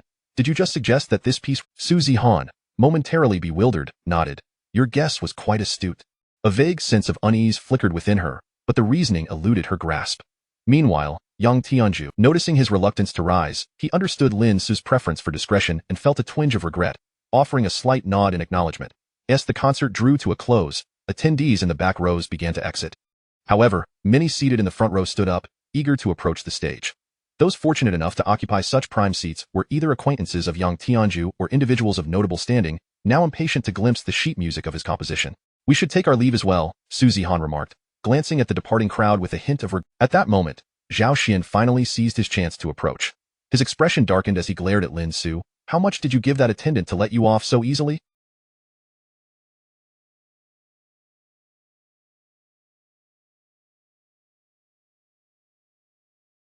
How could they possibly not eject you? How is it that they allowed you to remain? Zhao Siman's face soured as he spoke. Lin Ce met his gaze. What business is it of yours? Zhao Siman's expression fluctuated between anger and frustration. Taking a deep breath to compose himself, he turned to Su Zihan. Zihan, now that the concert has concluded, may I escort you backstage? Would you care to meet Master Yang Tianju? He offered eagerly. Just give me your word. Su Zihan hesitated slightly. Should we take Lin Ce along? Zhao Siman shook his head. In such a place, it is already quite fortunate for me to bring one person. There is certainly no way I could accommodate more. You know well that Mr. Yang Tianju is exceptionally popular, and the number of those wishing to meet him is countless. If everyone who desires an introduction were allowed access, imagine how exhausted the old gentleman would be. Trust me, Zihan, come with me now. If possible, I can also introduce you to some professors from the conservatory. Before Su Zihan could respond, Zhao Siman turned to Lin Ce. What are you still doing here? Do you not understand my words? I am taking Zihan. You can just leave alone and not linger here. If my time with Zihan is wasted, and we fail to meet Mr. Yang Tianju, can you bear the responsibility? Lin Ce frowned. I merely wish to meet someone. Why complicate matters so? Zhao Siman scoffed. It sounds simple when you say it. Do you have any idea how many people will go their entire lives without the chance to meet Mr. Yang Tianju? He turned back to Su Zihan. Zihan, do not hesitate. We must hurry. If we delay any longer, Mr. Yang Tianju might leave. As he finished speaking, he reached out to... However, she slightly turned her body and deftly evaded him. Zhao Siman, you go ahead. I feel a bit tired and prefer not to join this commotion. Zhao Siman was taken aback. Zihan, do you realize what you are saying? This is the opportunity you have long awaited. Su Zihan nodded. I understand perfectly. I have just come to a realization. Ultimately, I must rely on my own abilities. If destiny allows, I believe I will have the chance to meet Mr. Yang Tianju in the future. After speaking, Su Zihan turned to Lin Ce. Let us go. With that, she and Lin Ce prepared to leave. Witnessing this scene, Zhao Siman was stunned. Lin Ce glanced at him before matching Su Zihan's. Walking side by side, he noticed the hint of melancholy in Su Zihan's expression and felt a pang of sympathy, along with a touch of curiosity. Haven't you always wanted to meet that old gentleman? Su Zihan cast a sidelong glance at Lin Ce. I indeed wish to meet Mr. Yang, but I dislike watching those I care about being belittled by others. Can't you see how Zhao Siman is constantly targeting you? Lin Ce was momentarily speechless. I noticed that, but I did not expect you. I do not wish for my people to be bullied. That would reflect poorly on me. Lin Ce struggled to comprehend Su Zihan's reasoning, yet her words warmed his heart. How about this? I will take you to meet him. What? Su Zihan exclaimed. Without further ado, Lin Ce grasped her wrist and turned towards the backstage area. Su Zihan was taken aback. What are you doing? Lin Ce smiled. I am Yang Tianju. You wanted to see him, so I will make that happen. Su Zihan grew anxious. Lin Ce, stop this. Let go of my hand. Not everyone can just waltz over there. Don't create unnecessary trouble. Lin Ce dismissed her. It's merely a meeting. Trust me, it will be fine. Zhao Siman watched Lin Ce dragging Su Zihan away, quickly donning a smug expression. Zihan, you finally see things clearly. If you wish to meet Mr. Yang Tianju, you will have to go through me. Now that you have made up your mind, come with me. And as for this Lin Ce, he can leave at once. Zhao Siman approached, reaching out to take Su Zihan's hand from Lin Ce.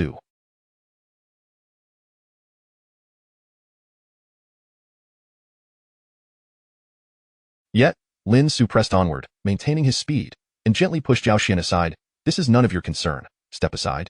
Zhao Siman stumbled, his expression darkening. Have you lost? Su Zihan, unable to resist Lin Ce, remarked. It really isn't appropriate for us to just go in like this. Lin Ce reassured her. It truly doesn't matter. Trust me. Hearing his words, Su Zihan gradually quieted, and, if anything were to happen, she could simply abandon him. At most, they would be unceremoniously ejected. With that thought, she took a longer glance at Lin Ce's back, noticing his resolute stride. Zhao Siman finally regained his composure and followed closely behind. He intended to ensure that once Lin Ce and Su Zihan entered the backstage, he would immediately summon someone to expel them. Upon reaching the backstage, the crowd was sparse. In the front, a group of people had gathered around Yang Tianju, showering him with congratulations. Old Yang, that piece was simply magnificent. Might we have the honor of seeing it as well? Indeed. I, too, am eager. Though the melody seems simple, the atmosphere it evokes is nothing short of profound. Whoever composed this piece is undoubtedly a genius. Meanwhile, the younger generation stood respectfully at a distance. Yang Tianju laughed heartily. Of course. This piece deserves to be shared, but before that, I must seek an opportunity to consult with that young friend. Personally, I am inclined to incorporate this piece into the piano curriculum. It is truly representative. As soon as Yang Tianju spoke, numerous voices arose around him. Yes, old Yang. When will you have time to introduce us to that young friend? Exactly. If possible, we could even invite him to teach at our school. As several individuals spoke up, Yang Tianju was about to respond when his gaze caught sight of someone approaching from beyond the crowd, causing him to pause in surprise. Chapter 73. He is my friend. Yang Tianju spotted Lin Ce approaching through the throng of people. A fervent smile instantly brightened his face. At that moment, Yang Qinglian, who stood beside him, also noticed Lin Ce. Before they could exchange words, Zhao Siman, following closely behind Lin Ce, hastily stepped forward, positioning himself in front of Lin Ce and Su Zihan, and shouted, "Where are the security personnel? Hurry over and escort this irrelevant person out. What kind of operations are you running? Is this a place where anyone can just stroll in? What if this person causes harm to Elder Yang?" Zhao Xian's voice was loud enough to capture the attention of many present. The security staff, who had been waiting nearby, quickly rushed over upon hearing the commotion. "We sincerely apologize." The security personnel, initially assuming a significant incident had occurred, appeared tense as they stood behind Zhao Xian, addressing Lin Ce and Su Zihan. "Excuse us, but have you received an invitation to be? Those without authorization are not permitted to enter. We kindly request that you cooperate and leave." The security staff maintained a degree of politeness, yet their gazes remained fixed, apprehensively scrutinizing Lin Ce. They understood that if any trouble were to arise, their responsibilities would be at stake, for the individuals present were of high social standing, far beyond their capacity to confront. Seeing this, Su Zihan immediately turned to the security personnel. "I deeply apologize for the inconvenience." She then lowered her voice to Lin Ce. "Perhaps we should leave for now. Whether we see this or not." With a triumphant expression, Zhao Xian looked at Su Zihan. "Zihan, don't pay any attention to this fellow. Come over here with me, and I can take you forward. But let this guy The security staff looked at her, and she reassured them. "It's all right. There's no need to be overly anxious. I know this person." The security personnel recognized Yang Qinglian and were aware of her status. Upon hearing her vouch for Lin Ce, they nodded in acknowledgement, visibly relieved, and quickly stepped aside, no longer intent on obstructing their passage. Zhao Xian was momentarily taken aback. At that moment, Yang Qinglian was also observing Su Zihan, the two women appraising one another. Then, Yang Qinglian's gaze returned to Lin Ce. "What brings you backstage?" Lin Ce replied, "She wished to meet Elder Yang Tianju, so I brought her along." Upon hearing this, her expression revealed no particular emotional upheaval. She merely nodded. "Very well, if you wish to meet, then let's proceed." With that, she turned and walked towards the designated area. She did not recognize Yang Qinglian, yet could discern that her status was not ordinary, having managed to send the security personnel away with just a few words. Zhao Xian, witnessing this, was immediately. He took a step forward, blocking Lin Ce's path once more, and shouted, "He cannot enter." Lin Ce raised an eyebrow, casting a nonchalant glance at him. Yu Zihan also regarded Zhao Xian with a hint of disdain. Just as Yang Qinglian had turned away, she halted upon hearing Zhao Xian's remark. Furrowing her brow, she turned back to confront him, scrutinizing him from head to toe. "Who are you? Why do you say he cannot enter?" Zhao Xian, emboldened, responded, "This person doesn't even have a ticket to the concert. He simply snuck in." Letting him slip in to listen to the concert was one thing, but now, having finished, he actually moreover, who knows what he might do to Elder Yang? What if he were to cause harm? After Zhao Xian finished his tirade, Yang Qinglian's gaze toward him grew colder. Meanwhile, Yang Tianju pondered. Given his own status, directly reprimanding Zhao Xian would be somewhat inappropriate. Before Yang Qinglian could respond to Zhao Xian, someone from the group who had been with her earlier recognized Lin Ce. After all, they had just witnessed Yang Qinglian escorting him in. Although they were unaware of Lin Ce's exact identity, they surmised he was likely a friend of Yang Qinglian. At that moment, one individual, eager to make an impression in front of Yang Qinglian, immediately interjected, "Zhao Xian, why all this nonsense? This is my friend. I brought him in. Is that not sufficient?" Zhao Xian, taken aback, turned to the speaker, his expression shifting several times. "Lu Gu, don't fool me. This person clearly came in with me." Before Zhao Xian could finish, another man chimed in, impatiently. "I'll tell you, this brother is also my friend. What is it to you if I brought my friend to enjoy a concert? Indeed, I recognize this brother. We entered together just moments ago." "Exactly, Zhao Xian. What on earth are you doing? Are you deliberately seeking trouble with us?" Several men accompanying Yang Qinglian chimed in one after another. Zhao Xian's face turned a shade of humiliation and awkwardness. He recognized most of these individuals, all of whom were well-connected second generation. He could not comprehend why they would come to Lin Ce's defense. Yang Qinglian addressed him. "Did you hear what they said? Why don't you step aside?" She frowned. Zhao Xian was left bewildered.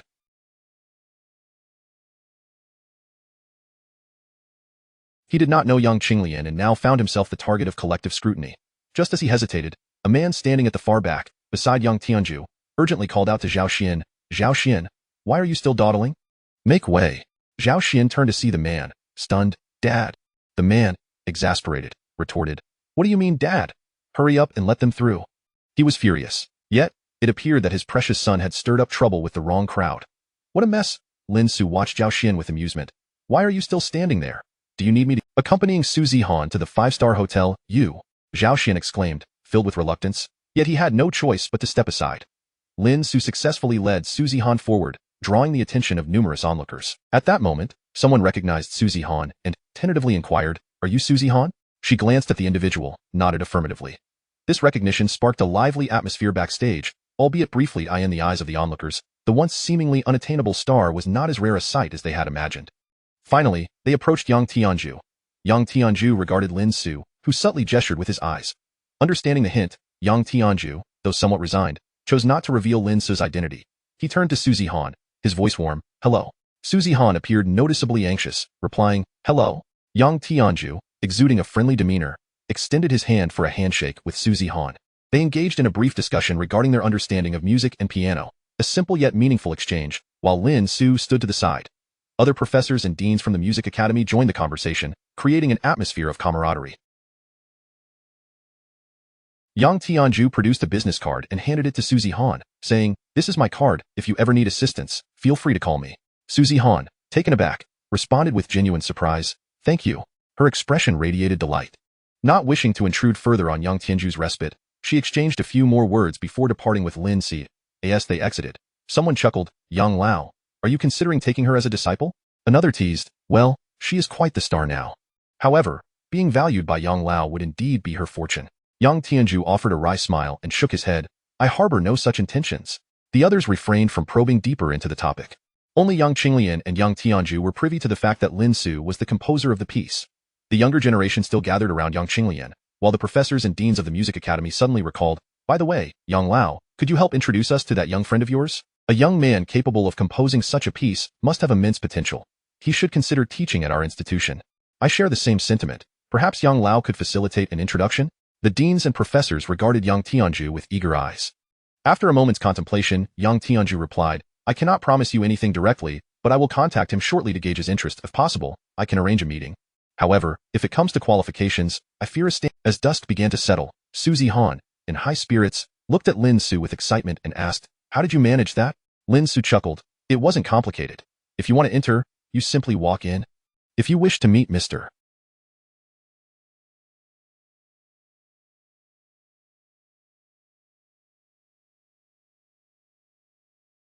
Yang Tianju, just approach him directly." "What's so challenging about that?" Su Zihan shook her head. "You have no idea. I was genuinely worried that someone might suddenly appear and eject us both. By the way, that piece Mr. Yang played today was truly magnificent. I can't help but wonder what kind of person could compose such music. What do you think?" Su Zihan inquired, glancing at Lin Ce. Lin Ce mused, "Perhaps he is a strikingly handsome and talented individual, yet modest and low-key." Su Zihan, somewhat exasperated by his response, remarked, "I was being serious." Lin Ce retorted, "So was I." Dismissing further conversation, Su Zihan retrieved a hat and sunglasses from her bag. After her stylish transformation, she declared, "Let's go. You performed admirably today, so I shall treat you to a lavish meal." Su Zihan led Lin Ce to a high-end restaurant known for its privacy, where they enjoyed a delightful dinner. During the meal, Lin Ce's phone rang. It was Yang Qinglian calling.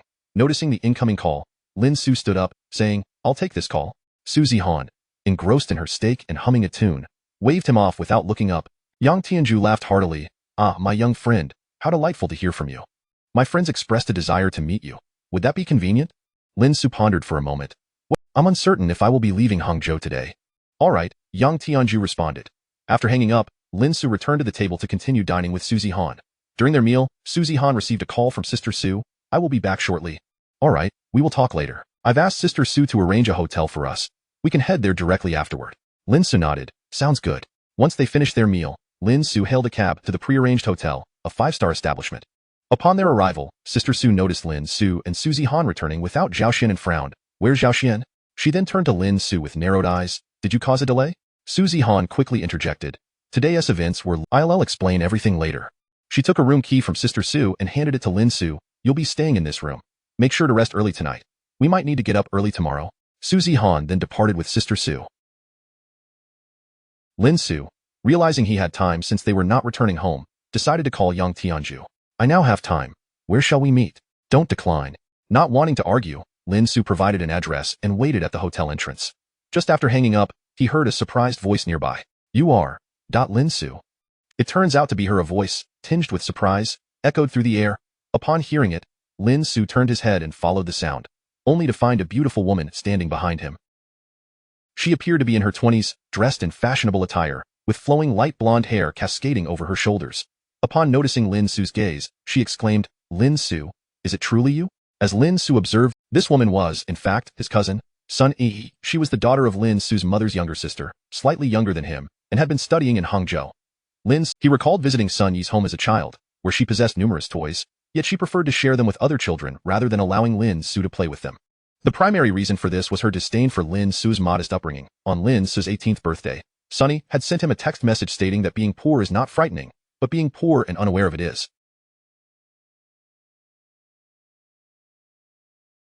He remembered that day vividly. He had been taken by Sun Xiaohua to visit his aunt's home, where Sun Yi's mother provided money for Lin Ce and Sun Yi to buy a cake.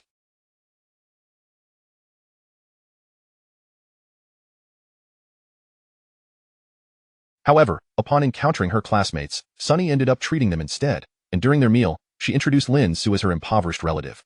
Consequently, Lin Ce left without partaking in any food. Following that incident, Sunny had sent him that memorable text. As time passed and Lin Ce entered university, their communication dwindled, and even during festive occasions, he received no greetings from her.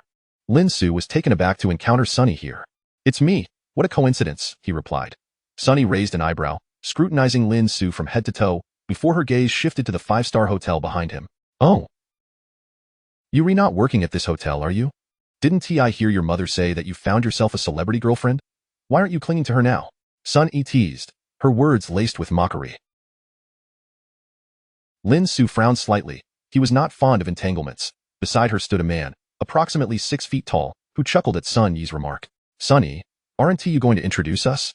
Sunny then said, this is the Lin Ce I mentioned to you, the one who claims to have a celebrity girlfriend. She referred to Lin Ce by his name alone, showing no inclination to acknowledge him as her cousin. The man nodded. I remember now. So it's him. He seems rather unremarkable. It's hard to believe he could attract any starlet, he continued.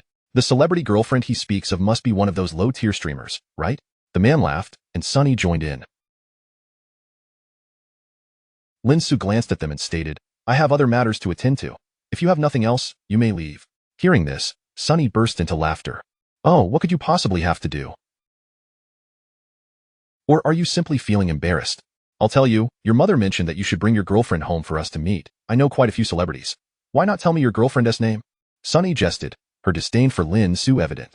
Although he had done nothing wrong, his poverty was often seen as a fundamental flaw in her eyes. From childhood, she had sensed an air of destitution surrounding Lin Ce.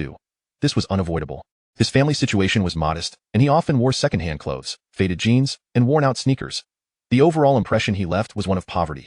Meanwhile, Sun Yi frequently donned new outfits and trendy shoes, regarding Lin Ce as an embarrassment to her family. Lin Ce frowned. There is no need for me to disclose that to you. Sunny laughed. No need. I believe you simply can't bring yourself to say it. By the way, let me introduce you. This is my boyfriend, Li Kaishi. He is currently a Master S student at Zhejiang Conservatory and is likely to participate in a talent show after graduation, aiming for a debut. At that point, he will be a celebrity, you know? Sunny boasted, linking her arm. Li Kaishi looked up, feigning humility while exuding arrogance. Well, it's not certain I might end up writing songs for some major stars instead. After all, I'm not one to seek the spotlight. Their banter continued, and Sunny, noticing Lin Ce's silence, pressed for, what are you waiting for? If you're waiting for your girlfriend, I can wait with you. I'm quite curious about who this girlfriend of yours really is, she added, like how she chuckled. Sunny, let it go. He is not saying anything. This is quite awkward. We should be on our way. Sunny insisted, oh, come on. Our whole family knows he has a celebrity girlfriend now, right, Lin Ce? Speak up, Lin Ce, she urged, her sarcasm evident, as she relished the prospect of watching Lin Ce squirm in embarrassment. She held him in contempt, regarding his mother as an equally outdated figure. As Sun Yi continued her tirade, Lin Ce turned his gaze toward the end of the road, where a set of headlights approached. A sleek black Mercedes glided toward them, its presence commanding and elegant, adorned with a distinctive license plate. As it drew nearer, the powerful beams illuminated the path ahead. "What a stunning car!" Sunny exclaimed, spotting it first, her surprise palpable. Li Kaishi glanced at it, momentarily taken aback, then grinned proudly. "I recognize that car. Did you see the license plate? It belongs to the piano department at our conservatory. If I'm not mistaken, I wonder who's inside," Li Kaishi mused. Sun Yi, filled with astonishment, replied, "Really? What a coincidence." Li Kaishi smiled. "It is rather coincidental. Let us step aside. It seems to be approaching." "Do you think the dean—" Li Kaishi and Sunny stood frozen in surprise. Only Lin Ce maintained a calm demeanor, watching as the vehicle came to a stop before him. He neither retreated nor yielded, recognizing it as the car dispatched by Chapter 76. "So you are Lin Ce." The vehicle came to a gradual halt. Sun Yi and Li Kaishi were momentarily taken aback. Soon after, Li Kaishi grew somewhat anxious, adjusting his attire. "If it truly is the dean, I must ensure I make a favorable impression." Both were tinged with nervousness. Finally, the car doors swung open, and an elderly gentleman, somewhat advanced in age, emerged from the vehicle. He appeared vigorous, his hair a mix of white, and he was still— As soon as he stepped out, Li Kaishi recognized him instantly. "It really is the dean." His expression filled with delight. He promptly approached. "Hello, dean." The dean of Zhujiang Conservatory of Music, just alighting from the car, was scanning his surroundings. He had been entrusted by Yang Tianju to come and collect the young friend of Yang. Initially, Yang Tianju had intended to come personally. However, given that they were in Hangzhou, the territory of Zhujiang Conservatory, the institution had eagerly volunteered to send a driver to accompany him. The dean's primary aim was to meet the young man capable of composing Wedding in a Dream ahead of time. If he indeed possessed exceptional talent, it would be prudent to prepare in advance. Yet, as soon as he alighted, he heard someone calling out to him. Turning around, he was greeted by the smiling faces of Li Kaishi and Sun Yi. His gaze appraised Li Kaishi from head to toe, and he chuckled, "Hello." He mused that this individual— However, the obsequious grin on Li Kaishi's face left the dean somewhat dissatisfied. A truly accomplished pianist should embody the spirit befitting their craft, yet Li Kaishi exuded an air of sycophancy. If this were indeed the composer, the dean felt a tinge of disappointment. Seeing that the dean acknowledged him, Li Kaishi excitedly exclaimed, "Hello, dean. I am a master's student in the piano department at Zhujiang Conservatory. I never would have guessed that we have such talent in our midst. I had not realized it before. Ah, this truly is my oversight, haha." The dean felt elated. It turned out that the composer of Wedding in a Dream was one of his own students.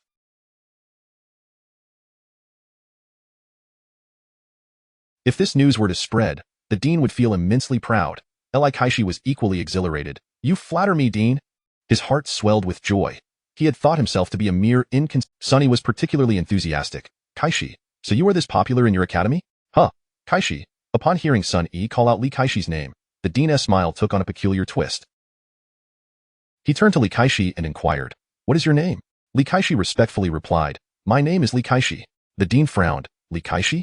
It seemed that the individual Yang had said. While he pondered this, Sun Yi, casting a disapproving glance at Lin Ce standing nearby, exclaimed, "Lin Ce, what are you still doing here? Hurry and step aside. Don't you realize how off-putting your presence is?"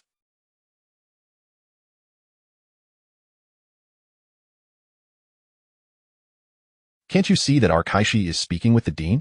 Sunny glared at Lin Ce with evident annoyance. Li Kaishi also shot a sidelong glance at Lin Ce, coolly advising, "Brother, I suggest you step aside for now. Standing there like a wooden post is not ideal." Just as they finished speaking, Lin Ce, the dean suddenly seemed to awaken from a daze, turning to scrutinize Lin Ce standing at a distance. Taking a step forward, he appraised Lin Ce's calm countenance, and a flicker of surprise crossed his mind. "Are you Lin Ce?" Lin Ce responded, "Yes." The dean slapped his forehead and laughed heartily. "I sincerely apologize. My eyesight has failed me. I am truly sorry. Is this a convenient time? Otherwise, shall we board the car?" The dean wore a genuinely warm smile, tinged with a hint of embarrassment. He had been preoccupied with too many thoughts when he exited the vehicle, causing him to misidentify Lin Ce. Lin Ce nodded. "All right." He was disinclined to engage in further conversation and headed straight for the Mercedes-Benz. The driver promptly exited the vehicle to open the door for Lin Ce. Upon witnessing this scene, Sunny stood in shock, quickly calling out, "Lin Ce, what are you doing? That car is not for you." Lin Ce did not even spare her a glance. Li Kaishi was equally bewildered and hurriedly approached the dean, anxiously asking, "Dean, did you perhaps mistake someone?" This person. Li Kaishi found himself at a loss for words.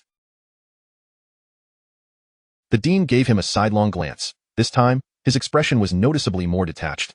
"I indeed made an error in identification. This no longer concerns you.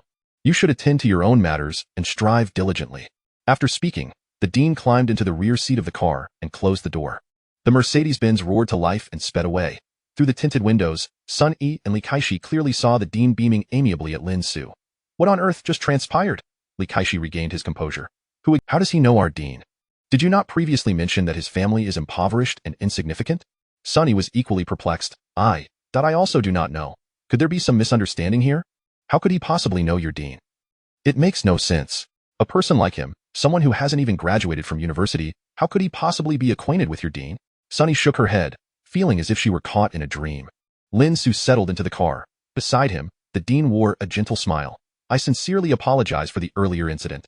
Lin Ce replied, It's nothing. The dean nodded. My surname is Chu, and I am the dean of Zhujiang Conservatory of Music. Today, I had the pleasure of hearing Wedding in a Dream. It is truly an exceptional piece. Yang mentioned that you composed it. He cautiously regarded Lin Ce. Lin Ce nodded. He expressed his admiration and requested the sheet music, which I provided. So it was performed for someone else. Yang expressed his admiration, and he simply handed over the sheet music to Yang. The dean, taken aback by Lin Ce's casual demeanor, felt a wave of astonishment wash over him. He desperately wished to inquire if Lin Ce had any other compositions. Perhaps, could he share another with me?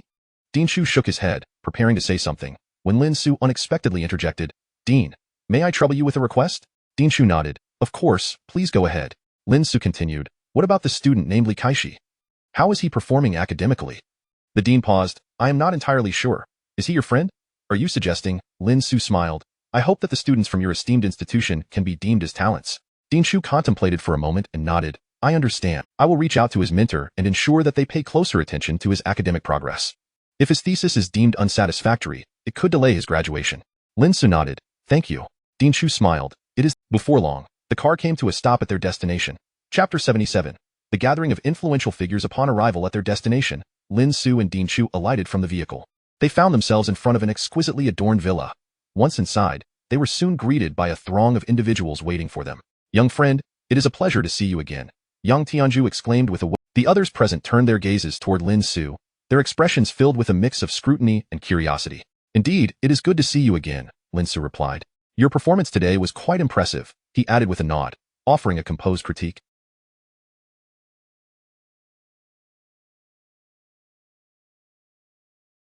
This remark elicited exchanged glances among the onlookers, their eyes betraying a hint of astonishment. Prior to Lin Ce's arrival, Yang Tianju had already informed them of Lin Ce's remarkably youthful age, and they had mentally prepared themselves. However, they were still taken aback by the reality of his youthfulness. It was astonishingly pronounced. Yang Tianju chuckled at Lin Ce's comment. That is merely a testament to the quality of your composition. Impatience, we are all quite curious about this young brother, another chimed in. To be able to compose a piece like Wedding in a Dream at such a young age is truly extraordinary. A chorus of flattery ensued. Lin Ce glanced at them and stated simply, I am Lin Ce. Once he finished speaking, everyone awaited further elaboration, but Lin Ce remained silent. Finally, someone could not contain their curiosity, asking, Is that all? Lin Ce nodded. Had any other junior dared to speak so succinctly in their presence, they would likely have dismissed him outright. Yet, before them stood Lin Ce, a figure whom even Yang Tianju treated with utmost respect, which compelled them to exercise patience. Eventually, a man of approximately 1.75 meters in height spoke up, I am Feng Haiyuan, a professor from the Magic Sound Piano Department. Another slightly older gentleman promptly added, I am Wang Zhuayu, a professor from the Central Conservatory of Music. After their introductions, they once again turned their attention to Lin Ce. Zhou Mayu inquired, would it be convenient for you to perform a piece for us? Perhaps Wedding in a Dream? She suggested. Everyone nodded in agreement, their curiosity about Lin Ce did not decline. He had come primarily to express his gratitude to Yang Tianju. If it had not been for Yang Tianju at the concert, he would never have had the opportunity to introduce Suzy Han to him. Very well, Lin Ce responded. He surveyed the room and then walked over to a white piano. Taking his seat at the instrument, everyone found their places and turned their gaze to him. Yang Tianju, beaming with delight, remarked, I am in for. As the enchanting music flowed, those present could not help but close their eyes, fully immersing themselves in the exquisite melody. After a considerable time, the piece came to a close. Zhou Mayu expressed her thoughts. When I heard Yang Lao play earlier, the emotions conveyed were already rich, but hearing you play it yourself, I discovered nuances I had not perceived before. Feng Haiyuan nodded in agreement. May I ask, young friend, if you would permit us to include this piece in our teaching materials? Upon hearing Wang Zhuayu's request, both Zhou Mayu and Feng Haiyuan nodded in unison. Dean Chu, seated nearby with a smile, had contemplated this matter prior to their gathering but had refrained from broaching the subject directly. This piece not only deserved a place in teaching materials but was also, after all, it was merely a piece of music. However, Lin Ce was unaware of the significance of a composition being included in teaching materials. The piano piece is currently featured in the teaching resources of several music academies. Seeing Lin Ce maintain such a calm demeanor upon receiving this news, the others could not help but nod appreciatively. At the very least, they acknowledged his commendable composure. Dinshu pondered for a moment before suggesting, while Lin Ce's performance had been remarkable, the threshold for becoming a music academy professor was not easily crossed. If it were solely based on this one composition, Lin Ce might only be able to secure a teaching title in a music academy once the piece gained widespread acclaim. Lin Ce shook his head. I think I will pass. I do not possess a particularly fervent passion for the piano. I would not want to mislead students. Not particularly passionate about the piano.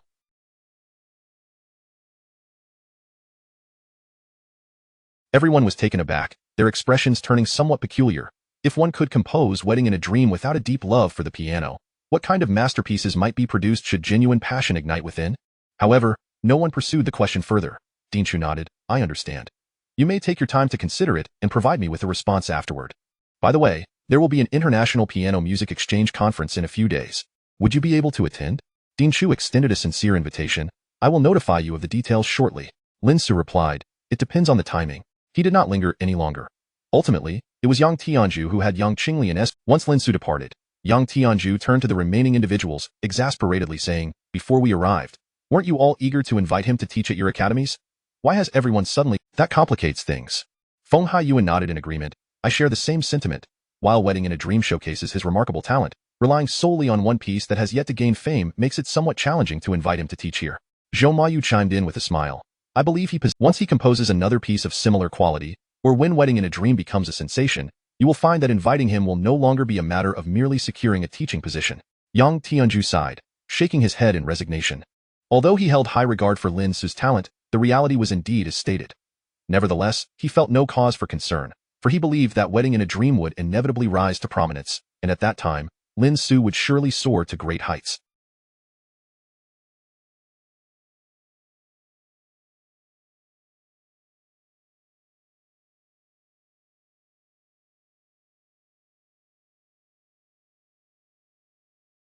As Lin Ce and Yang Qinglian stepped outside, she drove him back in her car, the passenger seat. Lin Ce caught a whiff of the faint, delicate fragrance that emanated from Yang Qinglian.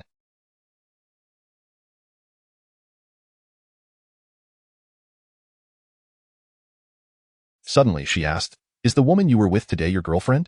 Chapter 78. It's about to ignite. Lin Ce cast a glance at Yang Qinglian. From the side, her figure appeared quite pleasing, with an alluring silhouette. Compared to Suzy Han, Yang Qinglian was more voluptuous. Lin Ce remarked, no, that person is my boss. Yang Qinglian expressed a hint of surprise. Your boss? Lin Ce nodded. Indeed, she pays my salary, so she must be my boss. This response took Yang Qinglian somewhat aback. She nodded, continuing to drive in silence for a moment before speaking again. Recently, my grandfather has frequently mentioned you. My grandfather holds you in high regard. He believes you have a promising future, especially in the realm of piano. He deeply appreciates your talent. This is the first time I've seen my grandfather admire someone so much. As Yang Qinglian spoke, Lin Ce nodded. Please extend my gratitude to your grandfather. Yang Qinglian paused. If you do, or if there's a specific piano academy you wish to attend, you can inform him directly. He can arrange everything for you, including access to many renowned piano academies abroad. As long as there's a place you wish to go, he can facilitate it. This revelation startled Lin Ce momentarily. Such an immense favor. After contemplating, he solemnly replied, please thank your grandfather. I appreciate his endorsement. However, I must admit that my passion for piano is not particularly strong, and my aspirations do not lie within that field, so I regretfully decline. Upon hearing this, Yang Qinglian nodded. I understand. She refrained from further discussion, and as Lin Ce exited the vehicle and was about to enter the hotel, he was startled by the sudden appearance of Sun Yi and Li Kaishi. Sunny rushed over. Lin Ce, why did the president of the Zhejiang Conservatory of Music just pick you up? Where did you both go? Sunny stared at Lin Ce, her voice laced with a tone of interrogation. Beside her, Li Kaishi eagerly added, yes. Also, did the president mention anything about me? Both of them fixed their gazes on Lin Ce. He shot them a glance. What business is it of yours? Without another word, he proceeded towards the hotel. Sunny was incensed. Lin Ce, how can you speak to us like that? Li Kaishi, equally furious, chimed in, we've been waiting for you for quite some time. What sort of attitude is this? As he spoke, he moved to grab Lin Ce's arm. However, Lin Ce sidestepped and continued into the hotel, addressing the doorman. I am a guest at this hotel, and these two individuals behind me are pestering me. Kindly intervene. Without looking back, Lin Ce walked inside. Sunny and Li Kaishi attempted to pursue him, but were quickly intercepted by the doorman. Apologies, but you two cannot enter at this time. Sunny exclaimed, why can't I go in? What makes him entitled to enter? The doorman smiled, he is a guest here. If you are also a guest, you are welcome to enter as well. Li Kaishi's temper flared. Who do you think you are? I'll book a room right now. Step aside. He forcefully pushed the doorman and attempted to enter. However, upon reaching the front desk and seeing the listed prices, both Li Kaishi and Sunny were utterly deflated. The cheapest room for one night was a staggering 5,800. How on earth could Lin Ce afford such an expensive hotel? Good day, do you need a room? The receptionist inquired with a sweet smile. Gritting his teeth, Li Kaishi replied, yes. He forked over the 5,800, then turned around. Where was Lin Ce? He had vanished. What a waste of money. Lin Ce, holding his room card, ascended the stairs. 1888. Is this a sign of prosperity for me? He hummed a tune, feeling quite cheerful. As he ascended, he retrieved his phone. On his phone was a message from Fang Jing sent an hour ago. Lin Ce only just noticed it. Fang Jing, the newcomer competition will commence at midnight tonight. The songs of your two artists are ready and will be uploaded simultaneously. Lin Ce hurriedly replied, all right, I understand. Thank you, Sister Jing. Fang Jing quickly responded, not a bother, by the way, are you quite busy? Lin Ce, it's manageable. I'm on a business trip with my boss, currently out of town, returning tomorrow. Additionally, I have good news. Director Zhao's film is performing exceedingly well at the box office, and the song Classmate You has made its debut on the Penguin Music platform. Now the data for Classmate You is climbing, and it should be Classmate You is on Penguin Music. Did that mean there was money to be made? Excitement surged within him as he promptly messaged Fang Jing back. I got it, Sister Jing. Fang Jing, all right. He searched for Classmate You and upon seeing the numbers, he was electrified. The song had been released 5 hours ago. Current data, clicks, 541, 012, downloads, 632, 141. Seeing these figures, and this is only 5 hours post-release. If this continues, how much profit will there be? We're about to strike it rich. Lin Ce felt a rush of exhilaration, his spirits soaring. This sensation was far more gratifying than the earlier encounter with those professors from the music academy. Lin Ce glanced at the comment section for Classmate You. This song is fantastic. I cried listening to it. This song is a classic. I stumbled upon it while watching the movie, and after hearing it, I was utterly captivated, rushing online to find it. This is a song worth looping. I need not say more. Listening to this song reminds me of so many past events. I often feel as if I was just in school yesterday, yet here I am, over a decade graduated. What we remember fondly is not youth itself, but the her within that youth. Reading through the comments, Lin Ce, the reviews were overwhelmingly positive. Reaching his door, he didn't even glance back, swiping his room card to enter. Once inside, Lin Ce's heart suddenly tightened. He heard a faint sound of running water coming from the direction of the bathroom. Chapter 79. The newcomer competition commences. What is going on? Lin Ce's mind buzzed. Had he entered the wrong room? Just as he instinctively prepared to leave, the bathroom door swung open.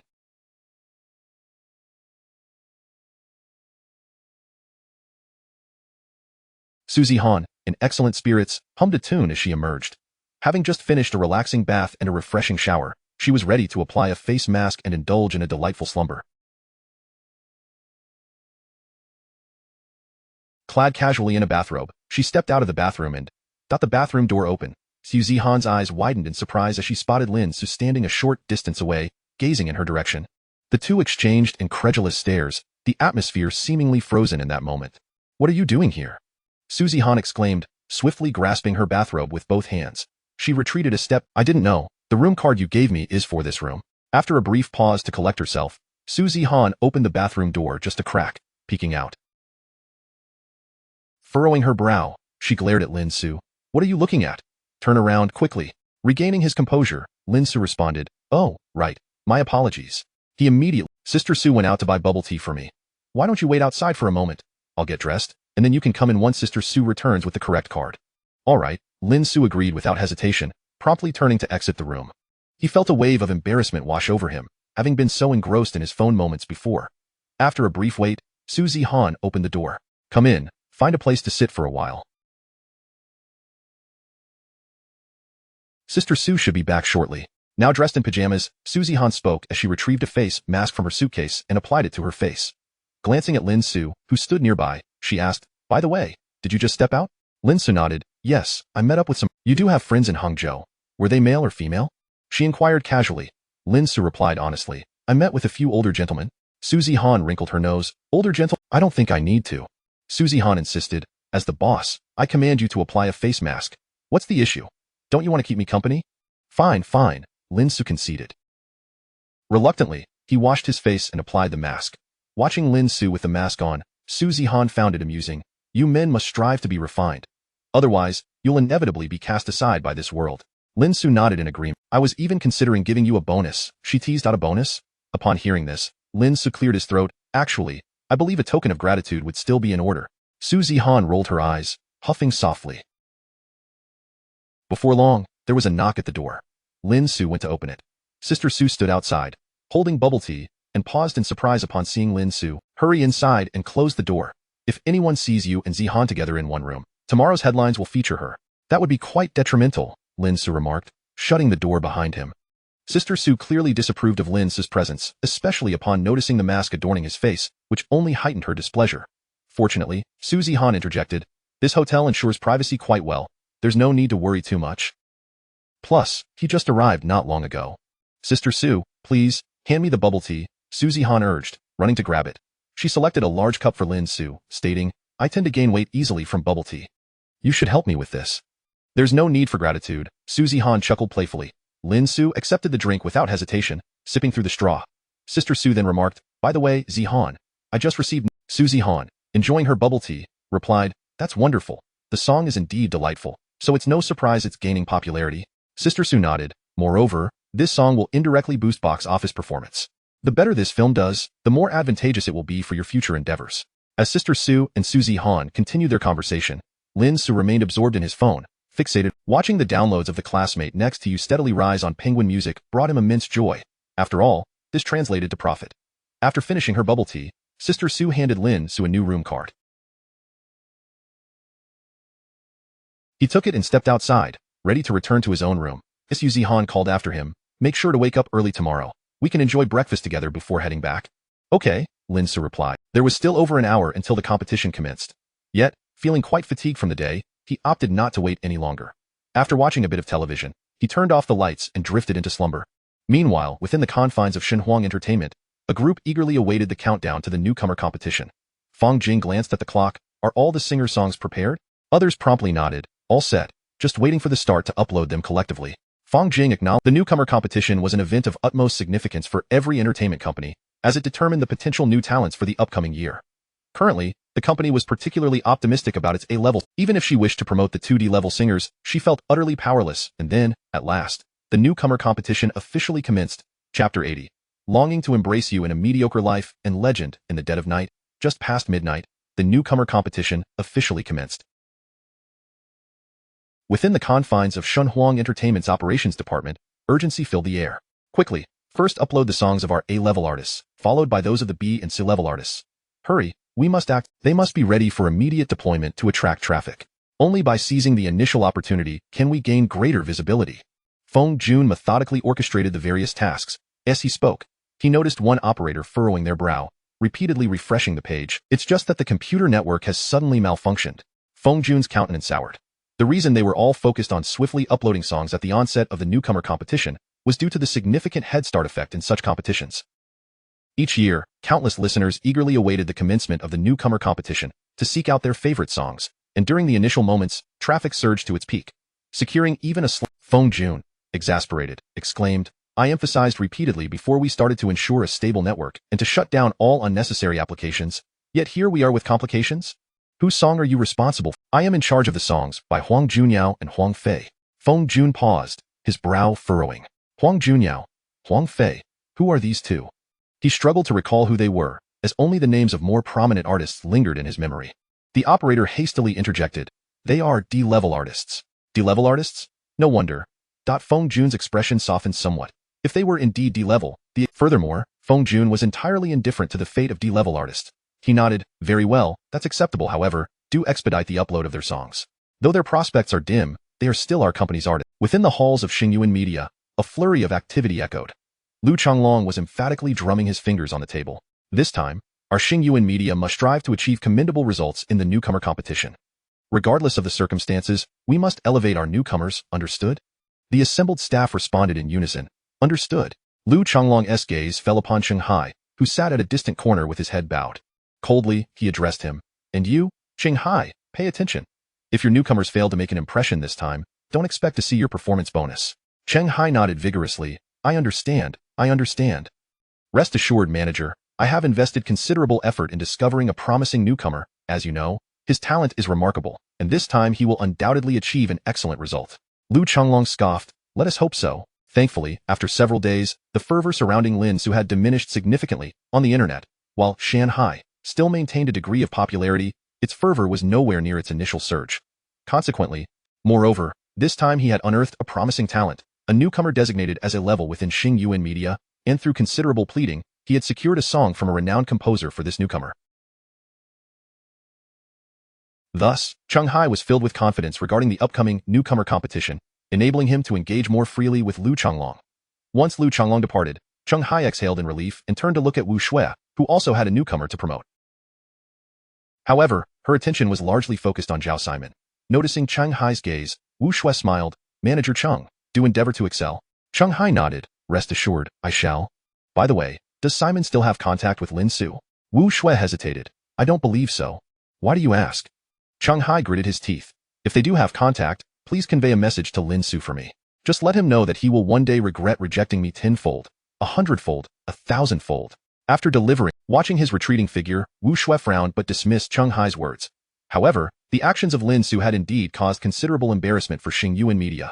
Meanwhile, individuals from other entertainment companies swiftly uploaded their respective newcomer songs, launching a series of marketing campaigns. The primary focus was predominantly on their A-level singers, with secondary attention given to B-level artists. C-level artists received scant resources, merely scraping by with minimal traffic. As for D-level artists, there was simply no space for them to thrive in the newcomer competition, and they had never been regarded as significant. In the initial 3 hours, various companies invested resources, resulting in commendable outcomes for the songs of A-level artists. At that moment, the operator from Shunhuang Entertainment, having just disseminated numerous posts and promotional materials, stretched and suddenly remembered that he had neglected to upload the songs of Huang Junyao and Huang Fei. Well, I might as well upload them. Hesitating briefly, he finally sluggishly uploaded the 2 songs from the D-level artists. One was titled, Longing to Embrace You in a Mediocre Life, by Huang Junyao, and the other was Legend by Huang Fei. These titles clearly lack the potential to gain traction, he scoffed, finally completing the upload. Chapter 81. The rankings of the newcomer competition. By the time he completed the upload, several hours had already elapsed since the commencement of the newcomer competition. This meant that the songs Legend and Embrace You in an Ordinary Life, however, who truly cares about such D-grade songs and artists? In the eyes of the public, D-grade singers and their songs are merely seen as cannon fodder. At this moment, the leading songs had already engaged in fierce competition for quite some time. Thanks to the internal resource allocation of the company, the A-grade singer, Pang Momo, had secured the second position. Meanwhile, A-grade singer Sun Zhao's rank was temporarily stable. The remaining A-grade artists largely occupied positions around the 20th rank. As for the B-grade singers, their standings were even more dismal, falling outside the 40th position. The C-grade singers had already lagged beyond the 100th rank. And the D-grade singers, they were clustered at the very bottom of the chart, occupying the last positions. Every company has A, B, C, and D-grade singers. The A-grade singers of each company are primarily engaged in the fierce competition at the forefront, wielding the best resources to lead their companies to victory. B-grade singers vie for opportunities from a mid-tier position. The C-grade singers, in truth, are merely participants. As for the D-grade singers, one might say they are merely present to fill the numbers. In another, larger conference room, the singers gathered together, fixated on the rankings and data displayed on the screen not far away. The moment the rankings were revealed, some faces were etched with despair while others radiated pride. A few gazed at Pang Momo, who was seated nearby, and immediately exclaimed, Congratulations!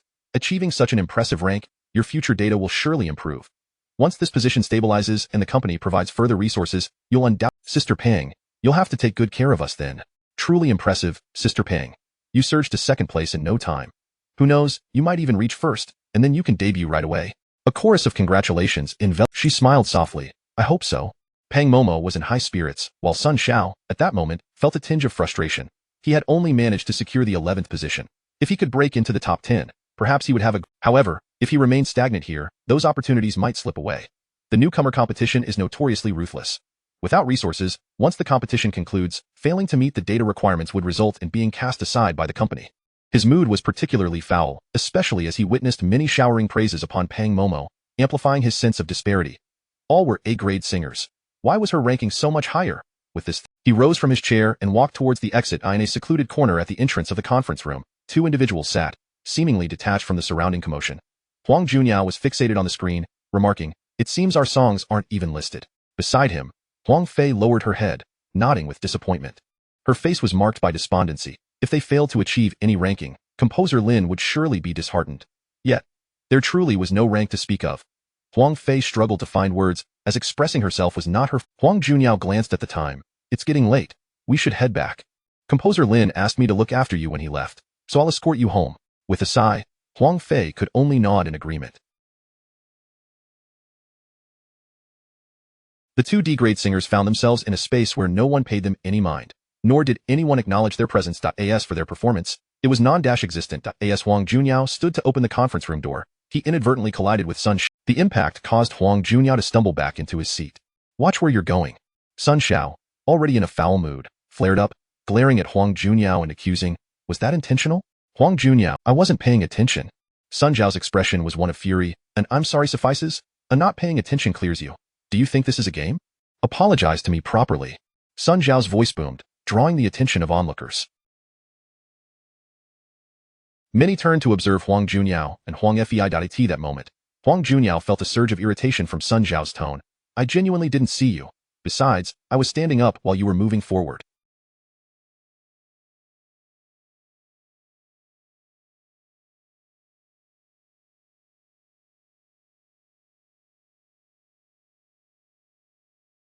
If we're assigning blame, you share some responsibility too. You ought to watch where you're going. Sun Xiao erupted. "Oh, is that so? Are you accusing me now?" His voice resonated loudly, and the crowd "Buddy, what about you? What rank are you? How can you question Brother Sun?" "Exactly, Brother Sun might very well enter the top 10 soon. And you? Which song of yours should we look up in the rankings?" Voices echoed. Despite Sun Xiao's current lackluster standing, unable to surpass Pang Momo, who could predict his eventual rise. As for Huang Junyao, he was virtually unknown. Huang Fei timidly supported Huang Junyao. He was merely bumped into by Sun Xiao. Upon hearing this, Sun Xiao raised an eyebrow. "Interesting. You have a helper to speak for you? I see you both have completely misunderstood the current situation, haven't you?" As Sun Xiao was about to speak, "Shouldn't they be home sleeping by now? It's late. Do you two still expect a miracle?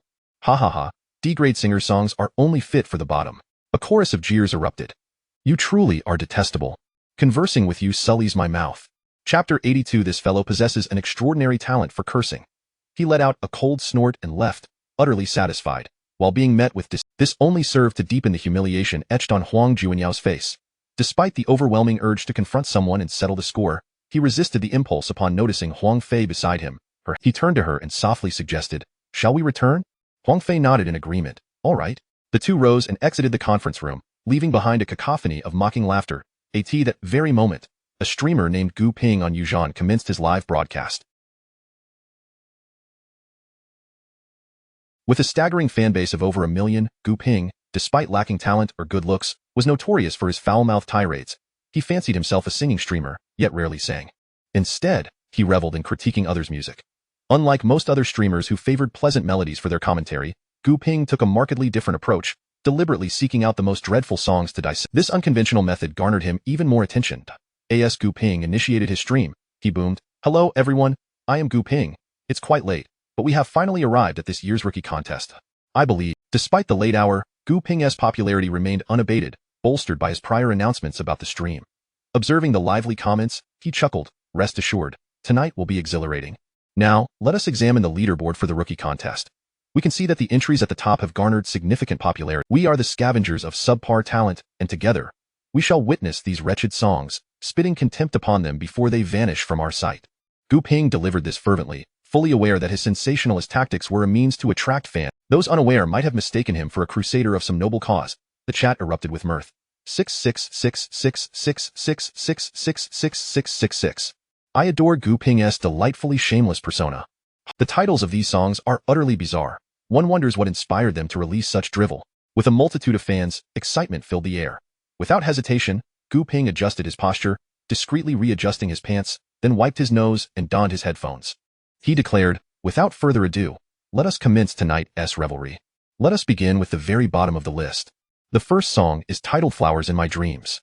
Gu Ping's Why Dream of Flowers when one could just as easily dream of dung-covered blooms? Why, of all things, must one dream of a flower? Oh, perhaps the songwriter is akin to dung. He scoffed at the title. Now, let us listen to this song. After a brief moment of listening, he unleashed a torrent of scorn. This song is atrocious. I feel as though my aunt's off-key humming while she used to fluff cotton was more melodious. The entire composition is so contrived, it's akin to a pointless drone. This song is rotten to its core. I admire that. Here is a lollipop for you. Such a thrill.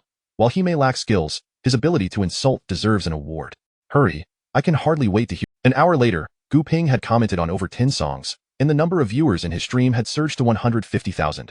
The gifts continued to pour in. Allow me a moment to hydrate, and then we shall resume our roasting. Gu Ping stood to pour himself a glass of water. After quenching his thirst, he smiled and said, I must admit, I was a bit restrained in my previous critique due to thirst. Now that I have replenished my strength, let us see who the next unfortunate song will be. It shall weep and regret ever gracing this world. His words ignited another round of cheers, and the stream's excitement continued to escalate. Taking a deep breath, Gu Ping grasped the mouse and resumed his search. Then, his gaze fixed upon a particular song title. How I Long to Embrace You in a Mundane Life. Gu Ping sneered, Very well, I shall select this song for my next roasting. Are you all ready? Chapter 83. This song has exploded with a decisive exclamation from Gu Ping. The online audience in the live broadcast room erupted with unprecedented excitement. Ready? Charge. Attention everyone, Gu Ping is about to unleash his critique. Snacks and drinks are all set, just waiting for Gu Ping to begin his tirade. Hello everyone, I'm new here. I've heard this streamer is particularly adept at roasting, so I'm here to learn. What should I prepare? And then, a flurry of gifts began to flood the screen. Gu Ping was thoroughly pleased with the current fervor of the broadcast room. He swiftly settled into his rhythm. Without even clicking on the song, he casually remarked, This song is titled How I Wish to Embrace You in a Mediocre Life. The title alone seems rather foolish. You're already aware of your mundane existence, yet you still ponder how to embrace someone? Such a waste of time, fixating on frivolous thoughts instead of addressing the real issues. The individual who penned this title clearly lacks ambition and has given up on life, spending their days lost in daydreams. To such individuals, I can only utter one word. Bah. Upon finishing his statement, Gu Ping didn't hesitate to make a spitting gesture, dramatically ejecting a glob of saliva.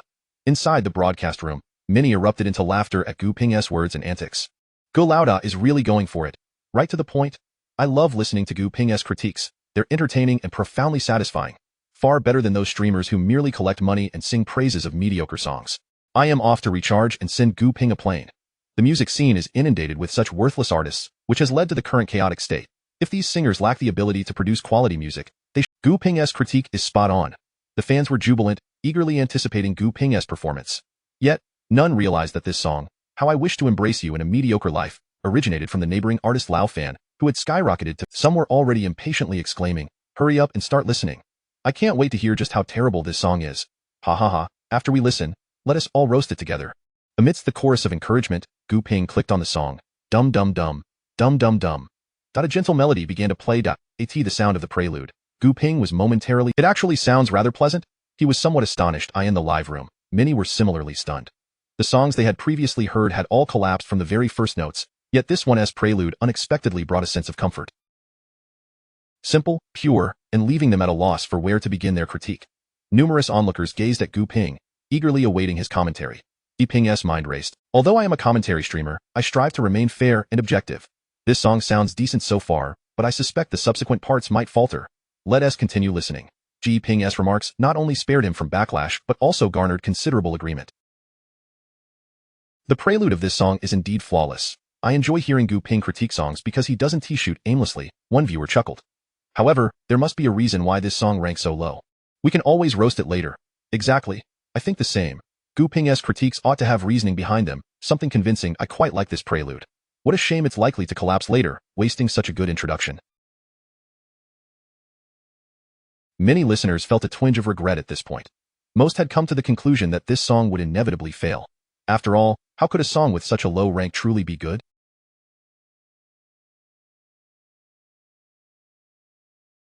As everyone pondered this, Gu Ping focused intently on the song, brewing his thoughts on how to critique it when suddenly, the vocals began. Many things in this world you cannot bring with you in life or death. All you can carry away is yourself and your temperament.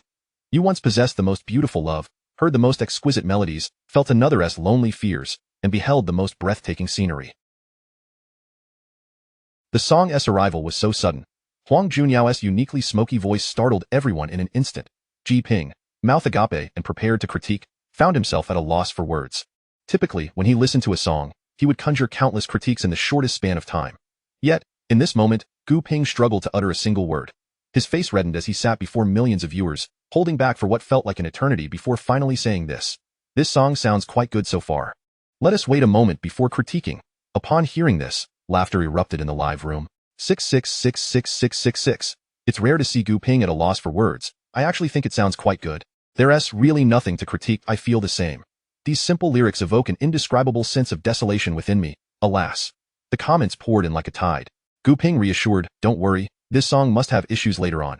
Otherwise, it wouldn't rank so low.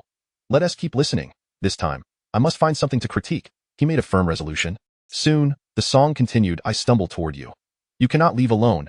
We once promised, no matter what, to weather the storms together, quietly growing old in tranquility. We embraced tightly, leaving no. Powerlessness is our inevitable conclusion. Powerlessness is our inevitable conclusion. As the song concluded, Huang Junyao's distinctive voice reverberated in the live room. At this moment, Gu Ping remained with his mouth agape, unable to utter a single word for quite a while. How could this song be so beautiful? How could it leave him with no points for critique? Why? Why was this happening? Gu Ping felt a wave of discomfort wash over him. He sat there, a look of melancholy upon his face, almost dazed. Many in the live room fell silent as well. After a brief period of stillness, the comments exploded. Note: the lyrics in this chapter are quoted from Lao Fan's song, How I Wish to Embrace You in a Mediocre Life. Chapter 84, Legend Unleashed. How can one possibly critique this? This song is simply exquisite. I am utterly captivated. This is undeniably a classic. It has been ages since I encountered a song like this. It resonates with so. I feel an indescribable emotion stirring inside, half wanting to laugh, yet also on the verge of tears. The subtle melancholy woven into this song is irresistibly enchanting. What manner of song is this? How can such a magnificent piece rank so low? It defies logic. In an instant, the chatroom was filled with fervent supporters defending the song. Ji Ping snapped back to reality, a jolt of awareness striking him as he wiped his slightly reddened eyes. What nonsense! Brothers, I must confess, I truly find it impossible to criticize this song. When I was listening, I kept pondering what this song was truly about. I gleaned so much from it, and it awakened countless memories within me, leaving me with an ineffable sense. Yet, this song leaves me at a loss for words. It is simply too beautiful, too remarkable. It deserves to be ranked much higher. Gu Ping asserted earnestly, I feel it is my duty to ensure this song reaches a wider audience, for it reveals a previous. It deserves to be celebrated. I'm going to vote for it right now. I'll download it to support. In an instant, many sprang into action, rushing to elevate the song, How I Long to Embrace You in a Mundane Life. Gu Ping, exhilarated, even took a moment in his live stream to promote it. After rallying for over 10 minutes and witnessing the song's ranking steadily rise, Gu Ping finally took a deep breath. We have done our utmost, brothers. Let us take a moment to collect our thoughts. I still have more to critique. My emotions are rather complex at this moment. I feel the need to find an outlet for my feelings, so let us continue our quest for terrible songs to critique. Many fans echoed his enthusiasm. Yes, let us keep the critiques coming. Charge ahead. We cannot allow one song to derail our mission of critiquing the artist.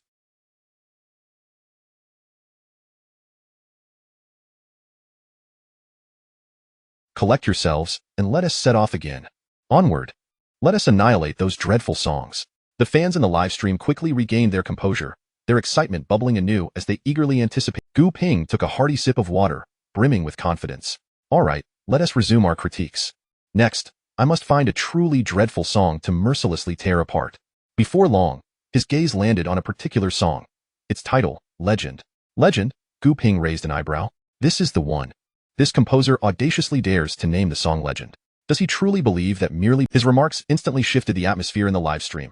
However, he remained blissfully unaware that Legend was, in fact, Li Jin's breakout hit and a signature piece for the illustrious diva Wang Fei. This is the feeling I crave. Ji Ping, please unleash your critiques. The chatroom erupted with messages. The barrage of comments surged as everyone attempted to dismiss the melancholy stirred by How I Long to Embrace You in a Mundane Life. Gu Ping's lips curled into a slight smile as he noticed gifs flooding the live stream. This was the response he desired.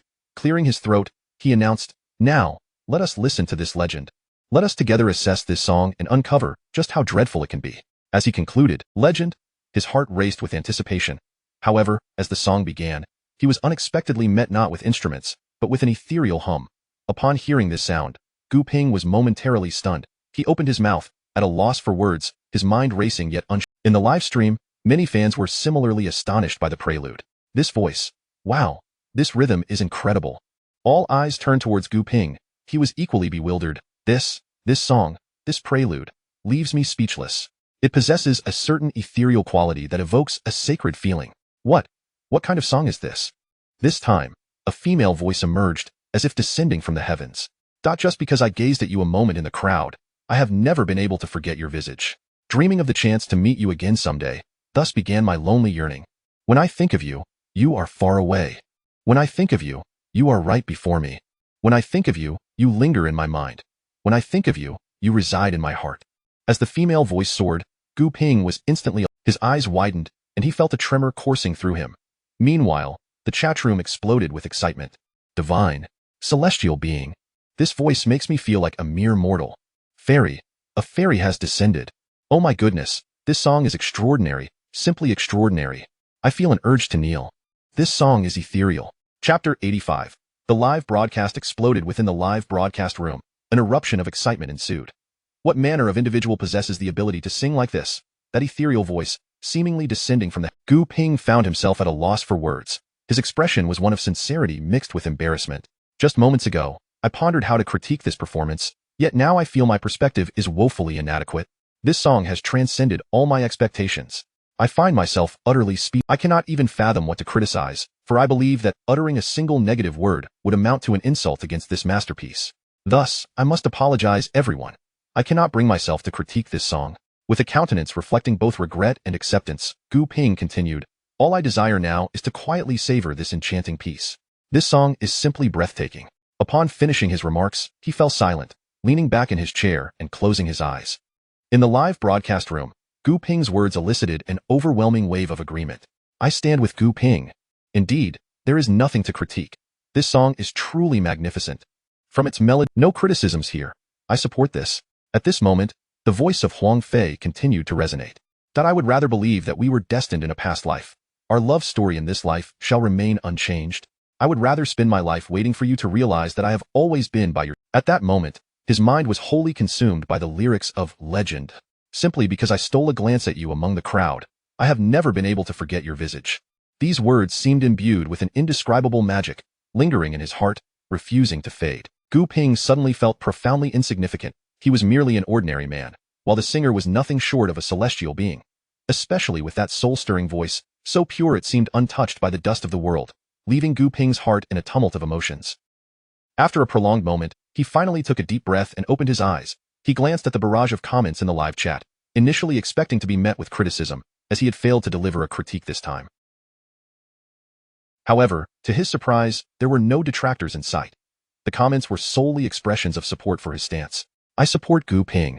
I too stand with Gu Ping. This song has no flaws. The title Legend truly embodies the essence of a legendary performance. This is undoubtedly the most beautiful song I have heard in years. I absolutely adore this song. I must share it with my friends. A masterpiece like this should not be overlooked. Its current ranking is far too low. Yes, let's all rally together to promote it. We need more songs of this caliber. With fervor, Gu Ping declared, come, everyone, let us unite and promote this song. Now, let us begin by advertising it in various music live streams. And let's rally our friends to come and listen to this song. Gu Ping then took a moment to glance at the name of the singer of Legend, Huang Fei. Huang Fei. The name sounded regal, just as powerful as the title of the song itself. Following this, Gu Ping and his fans set off to other streamers' rooms to promote Legend and Longing to Embrace You in a Mundane Life. In another live stream with millions online, the host, Fei, was also reviewing songs, currently assessing the top tracks from the rookie competition. Fei, puzzled, asked, what are these two songs? I've never heard of them. Are they really that good? The comments responded in unison, extremely good. Beautiful enough to bring tears. You'll regret not listening. Trust me, host, I can assure you, both songs are classics, highly recommended. Intrigued by the fervent comments, Fei said, all right, since so many want to hear it, let us give it a listen. Let me find it. Fei scanned the rankings from top to bottom, his confusion growing. Strange, why can't I find it? If it's truly a great... Fei was left speechless. This ranking is far too low. How could a good song have such a low position? Doubt began to creep in. His original fans in the live room began to express their discontent. Are they just trying to stir up trouble? A song with such a low ranking is just a waste of time. I refuse to believe anything good could come from this position. Host, ignore them. Let us start from the top.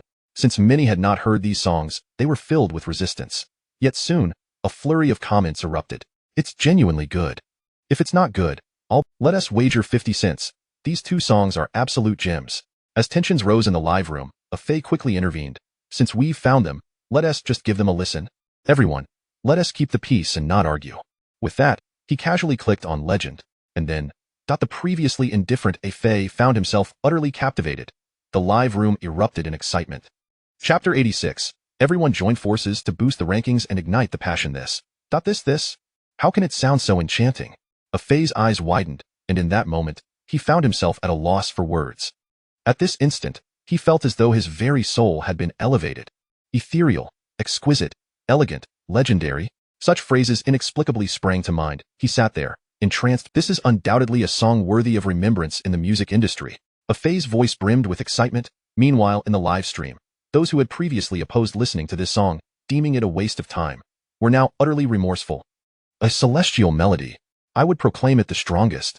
Oh my, am I hearing a fairy sing? I take back what I said earlier. I should never have claimed that no good songs could possibly occupy this position. I was wrong. I sincerely reflect upon my mistake. This song is simply magnificent. I mentioned it before. If you don't listen to this song, you'll definitely regret it, but its current ranking is far too low. Let's all rally together to promote it. We cannot allow such a splendid song to be overlooked. Indeed, let us not allow great music to fade into obscurity. I too shall spread the word. Host, do give it a listen. At that moment, Faye no longer hesitated.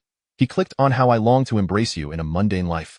After listening, he was overwhelmed with emotion, almost brought to tears. What a delightful surprise, what an unexpected joy. Having critiqued within the live stream, a multitude responded to the call. Understood. I'm off to do it now. I'll arrange it immediately. Charge forth, everyone. We absolutely cannot let such beautiful songs remain unnoticed. She must be a stunning beauty, and seeing her ranking so low would surely sadden her. Let us strive to protect her. In an instant, many of Faye's fans began to flock to other live streams to promote the songs. Meanwhile, at that very moment, Gu Ping was diligently working overtime to produce a video. He was not merely a host. He was also a content creator. Presently, he was crafting a video showcasing his reactions upon discovering How I Long to Embrace You in a Mundane Life and Legend. The video would emphasize his initial disdain and skepticism, followed by the astonishment and awe he experienced after hearing the songs. This dramatic contrast, coupled with a slightly humorous twist, would undoubtedly attract a wider audience. As Gu Ping worked on the video, he felt a surge of excitement. He sensed that this video was likely to go viral, and indeed, it would. After all, those two songs were simply too exquisite. Any human being would be unable to resist such enchanting melodies. Moreover, once his video gained traction, it would indirectly assist in drawing more listeners to those two songs. That night, a peculiar phenomenon unfolded on a certain streaming platform. A throng of inexplicable individuals burst into various hosts' live streams, fervently promoting two songs. One titled How I Long to Embrace You in a Mundane Life and the other Legend. They transformed the host's initial disdain into curiosity and ultimately, astonishment and admiration. Then, more people joined in this promotional endeavor. As dawn broke, Gu Ping finally completed his video editing. After uploading it to Bilibili, he collapsed onto his bed, succumbing to fatigue. Morning came, and Lin Ce was startled awake by a series of knocks at the door. He rose, rubbing his eyes, and opened the door to find Suzy Han standing there.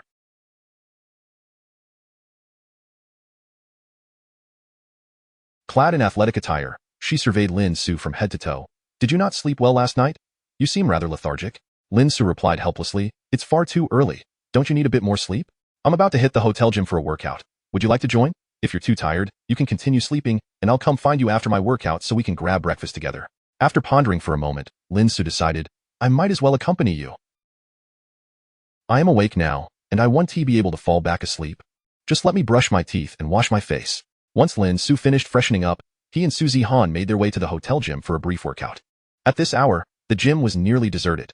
Lin Ce observed Suzy Han exercising, admiring her well-defined figure, and reflected on the challenges of being a celebrity, constantly striving to maintain one's physique. His thoughts then drifted to Sun Jie.at this hour. She was likely out for a morning jog. as she often attracted attention from all directions during her runs to IT. Must be said, both Sun Jie and Su Zihan possessed stunning figures and flawless skin.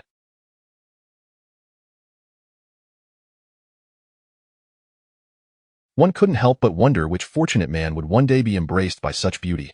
Hey, what are you thinking about? Su Zihan, feeling Lin Ce's gaze upon her, turned her head to inquire.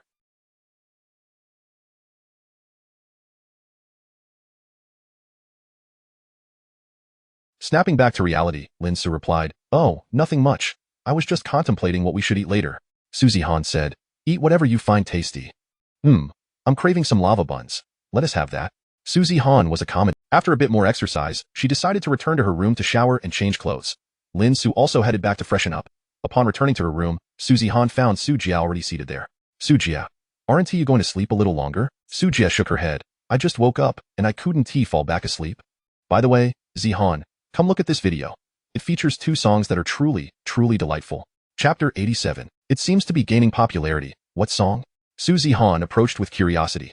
Sister Su, seated there, replied, "One titled How I Long to Embrace You in an Ordinary Life, another called Legend. In just a few hours since this morning, they have already garnered significant popularity. That's quite surprising, yet somewhat regrettable," Sister Su sighed. As Su Zihan went to fetch her clothes in preparation for a shower, she overheard Sister Su's words and asked with intrigue, "What's regrettable?" Sister Su replied, "It's a pity that this song Legend isn't being sung by you. If it were, I believe it could firmly establish your footing in the music industry." Su Zihan chuckled, "That's beyond my control. It's simply not my song and bears no relation to me. However, it appears she is destined for a promising future." Hearing Su Zihan's words, Sister Su felt a bit helpless, saying, "Zihan, sometimes I truly cannot discern whether you aspire to rise or prefer to remain stagnant." "It leans towards a Zen-like approach," Sister Su remarked. Su Zihan did not argue. "Of course, I wish to advance in my career, but one must not be overly forceful, for that would only yield counterproductive results." She hummed a tune, adding, "Furthermore, it's unreasonable to assume that all the good fortune in the world should be mine alone. That is not only impossible, but also unfair to others." Sister Su shook her head in exasperation. "Oh, you. I hardly know what to say to you." Su Zihan entered the bathroom to take her shower.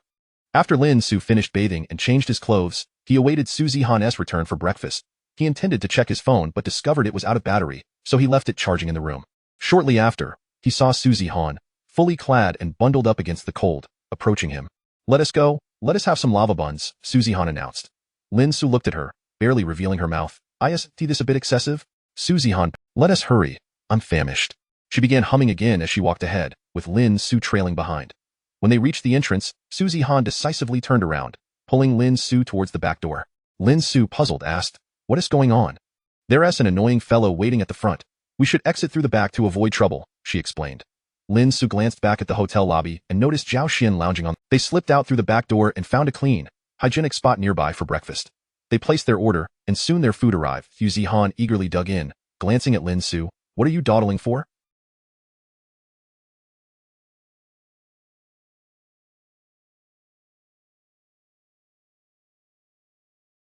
"Hurry up and eat. Is it not to your liking?" Lin Ce replied, "No, I just think that being a star isn't all that different from being an ordinary person." Upon hearing his words, Su Zihan couldn't help. "Being an artist is merely my job. What do you think? Do you believe I have an extra brain or mouth compared to others? If you're not going to eat, then don't." She sounded slightly displeased. Lin Ce laughed, "I'll eat. It would be a shame not to." After finishing their meal, they returned to the hotel. Su Zihan wanted to avoid Zhao Siman but was soon spotted by him. Zhao Siman approached with a displeased expression. "Zihan, I've called and texted you numerous times. Why have you ignored me?" Su Zihan replied, "I didn't wish to respond. It seems unnecessary for us to stay in touch." "Zihan, please don't say things out of anger."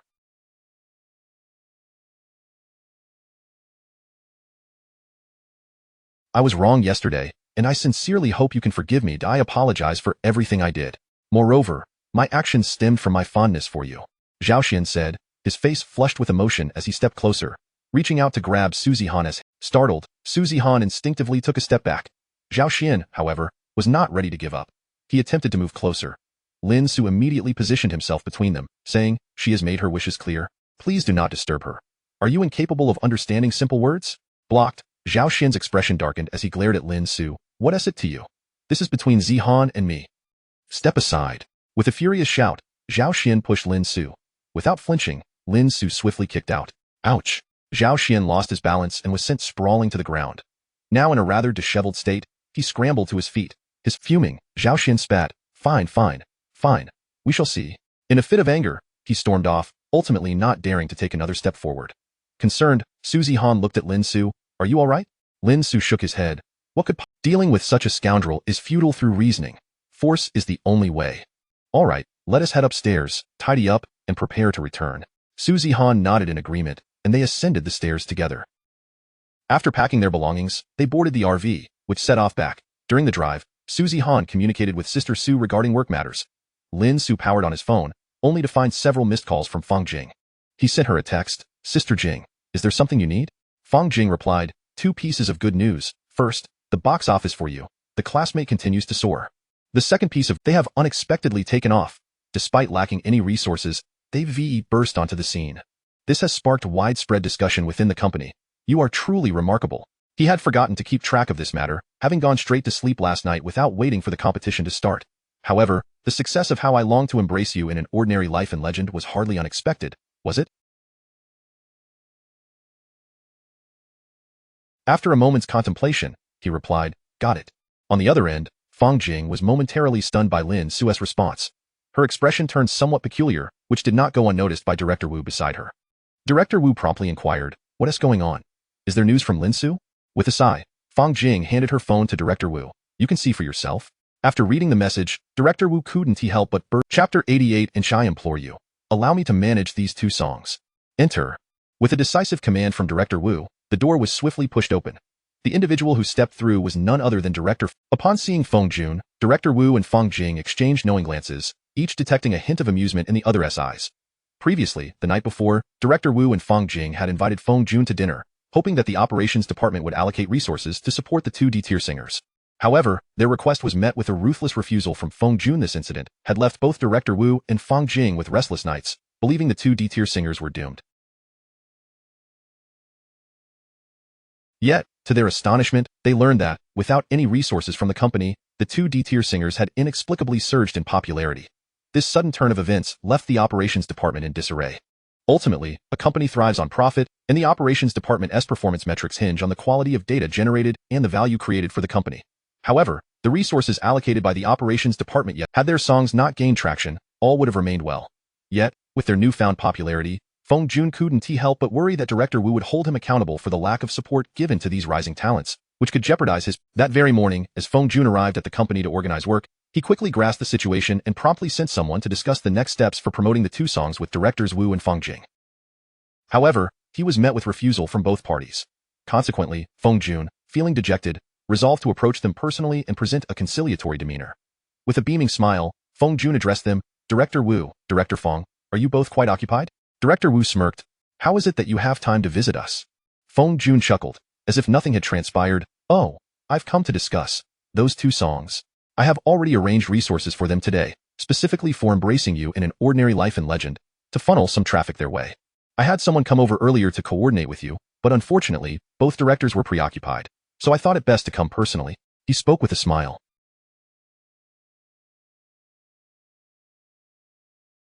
Director Wu leisurely sipped his tea. "Oh, how unfortunate, Director Feng. It seems that both Director Feng and I are indeed quite busy. Can you not perceive this?" Feng Jun glanced at Director Wu, who was leisurely enjoying his tea, and then at Fang Jing, who was doing nothing at all. He felt an urge to express his frustration. Could they not at least pretend to be busy? Yet, Feng Jun dared not voice his thoughts. If the higher-ups discovered that the operations department had neglected to allocate resources to the company as promising singers, he could not bear the consequences. Feng Jun could only manage a forced smile. "I can see you are both quite occupied, but I sincerely hope you can spare some time to review my promotional plan. And, I would like to request your assistance in arranging a meeting with those two singers, as we need their cooperation for some promotional materials." Director Wu scoffed. "You expect their cooperation for promotional materials? Come now, Director Feng. Did you not say yesterday that they are D-tier singers? What resources could they possibly merit? After all, they are D-tier singers. One cannot expect your department as assistants. They must rely on their own efforts, correct?" Feng Jun smiled ruefully. "Director Wu, my dear Wu, I acknowledge my mistake from yesterday. I beseech you, let us not dwell on it. Sigh, I have underestimated the potential of these two songs. Brother, consider it a favor, and I assure you, I will allocate sufficient resources to them. Otherwise, if the higher-ups catch wind of this, it would spell trouble for me. And I believe you would also wish for them to have a better opportunity, no? Seeing Feng Jun adopt such a humble stance, Fang Jing stepped in to mediate. Director Wu, let bygones be bygones regarding yesterday's events. Regardless, I trust that Director Feng's intentions are for the benefit of the company. Feng Jun nodded vigorously at this. Exactly. Whatever we do is ultimately for the company. Director Wu's demeanor softened slightly. In recent years, companies have been fervently searching for outstanding new talent, which is crucial for their development. Initially, when Feng Jun learned of the favorable performance of the two D-tier singer songs, he did not pay it much mind.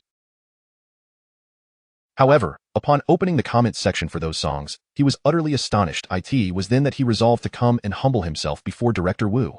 Director Wu continued, however, I agree that the songs under Deputy Director Lin that have not yielded results should not warrant further resource allocation. After all, resources are limited, and our duty in the operations department is to invest those limited. Feng Jun, with a forced smile, excused himself. I shall not disturb you further. As Feng Jun exited the office, he let out a deep sigh of relief. Just as he stepped out, his phone rang, and upon seeing the caller, I am right here in the content department. If you need something, just come over. The operations department is just a few steps away. Are they too lazy to walk those few steps? The caller was one of Feng Jun's subordinates from the operations department. However, before he could finish his thought, he heard a flurry of excited voices on the other end of the line, filled with a mix of enthusiasm and exhilaration. Chapter 89.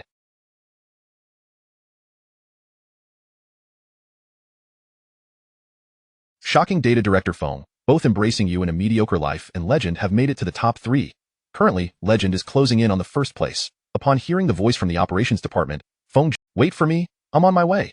He hung up the phone and hurriedly made his way to the operations department. Upon arriving, Feng Jun glanced at the computer screen displaying the song rankings.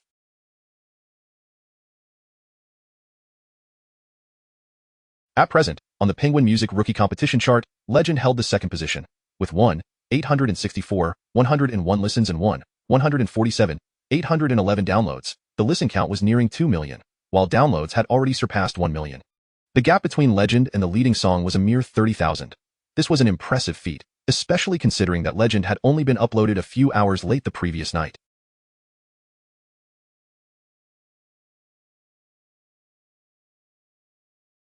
This is terrifying, simply terrifying. I have never encountered such alarming data. Which prominent figure in our company penned this song? Could it possibly be the legendary Song Emperor? The staff in the operations department were utterly astounded. They had never experienced anything like this before. This was a song by a D-level artist. At this moment, Feng Jun felt an immense sense of relief.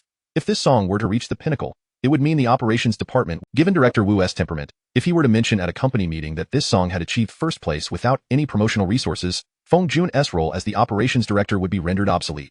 However, the situation was now different.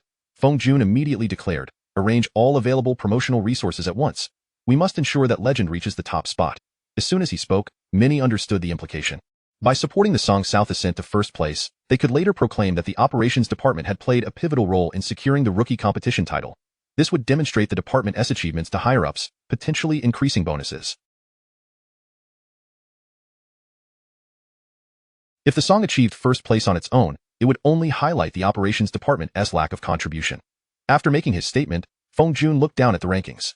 Following Legend was Embracing You in a Mediocre Life, which had 347, 541 listens and 847, 541 downloads. The listen count had also smoothly. Moreover, these figures evidently had significant growth potential. Further down the list, the artist Peng Momo, who had ranked second just last night, had now fallen to 10th place. As for Sun Xiao, he had dropped to the 20th position.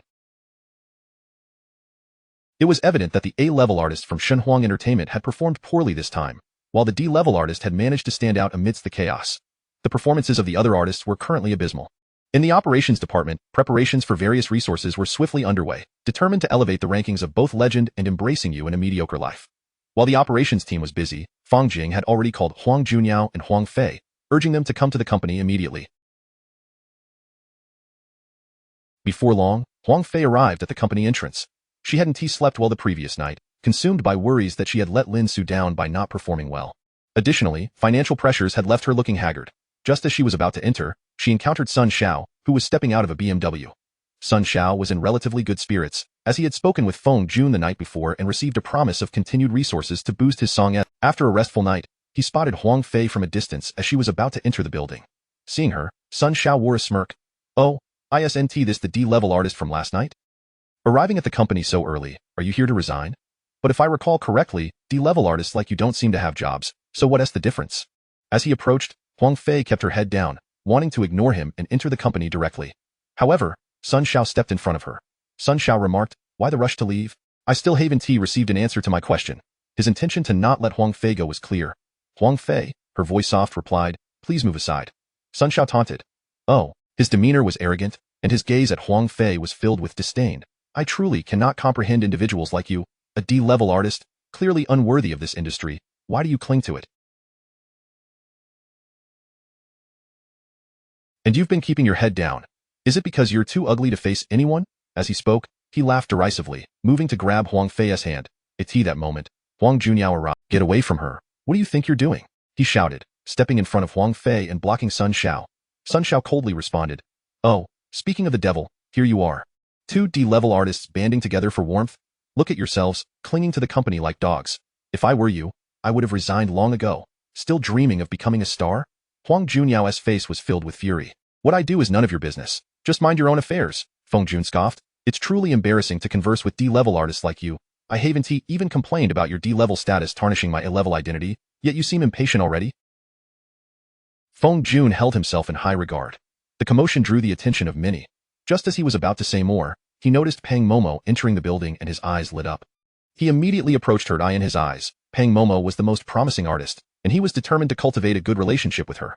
Pang Momo had gone home last night after reaching second place, enjoying a restful sleep and upon arriving at the company, she spotted Sun Xiao. Pang Momo, what a coincidence. I just arrived at the company as well, Sun Xiao said.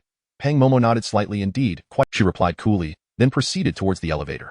She noticed Huang Junyao and Huang Fei standing there but merely glanced at them without saying a word.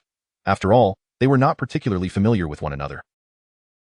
Moreover, Pang Momo felt that she was on the verge of officially debuting with the rookie competition and achieving fame. Naturally, she had little interest in focusing on others, particularly not those two D-level artists who were destined to remain in the dust. Such individuals would never catch her eye in the future. Chapter 90. A brutal beating of Sun Xiao. Sun Xiao trailed closely behind Pang Momo.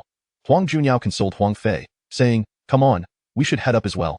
Huang Fei nodded. Inside, they were surrounded by last night's performers. Upon seeing several people enter, some greeted Sun Xiao and Pang Momo. Good morning, brother Sun. Sister Pang. Sister Pang, your song is bound to become a sensation. I recommended it to my friends yesterday, and they all loved it.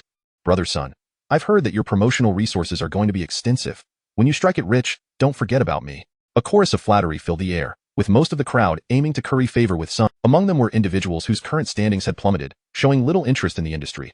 They merely hoped to be pulled along, wishing to remain in this circle. After all, compared to other industries, making money in the entertainment world is relatively straightforward. Listening to the surrounding praise, Sun Zhao's spirits lifted considerably. Pang Momo wore a subtle smile. Though she said little, her eyes betrayed an unmistakable pride. Sun Xiao then turned to Huang Jun. What is its ranking now? Sun Xiao inquired provocatively. Huang Fei kept her head down, silent, her expression anxious and timid. Huang Junyao could no longer restrain himself. No need to be so cryptic. Sun Zhao's face darkened. Oh, you want to hit me? How intriguing. If you have the guts, go ahead and try. Do you believe I can have the company fire you later? You. Who gave you the audacity? Sun Xiao exuded an overwhelming presence. The onlookers, witnessing this exchange, chimed in, siding with Sun Xiao against Huang Junyao. My brother Sun speaks for your own good. How can you be so ungrateful? Indeed, my brother Sun is an A-level singer, destined to be a superstar. How dare you, a D-level singer, talk back? Do you really think you can strike someone? I can't believe we have such unsavory characters in Shunhuang Entertainment. With your caliber, you don't deserve to be part of our company. Yes, indeed. D-level singers are merely fillers. In the past, many D-level singers didn't even have a song. It's truly absurd this year that some foolish songwriter would compose for you D-level singers. As soon as this comment was made, Sun Xiao laughed. I don't think the songwriter is foolish. Rather, he is quite clever. He likely knows he is an incompetent songwriter. If he offered his songs to others, they would be unwanted. Hence, he can only leave the scraps for D-level singers. After finishing his words, Sun Xiao led the laughter.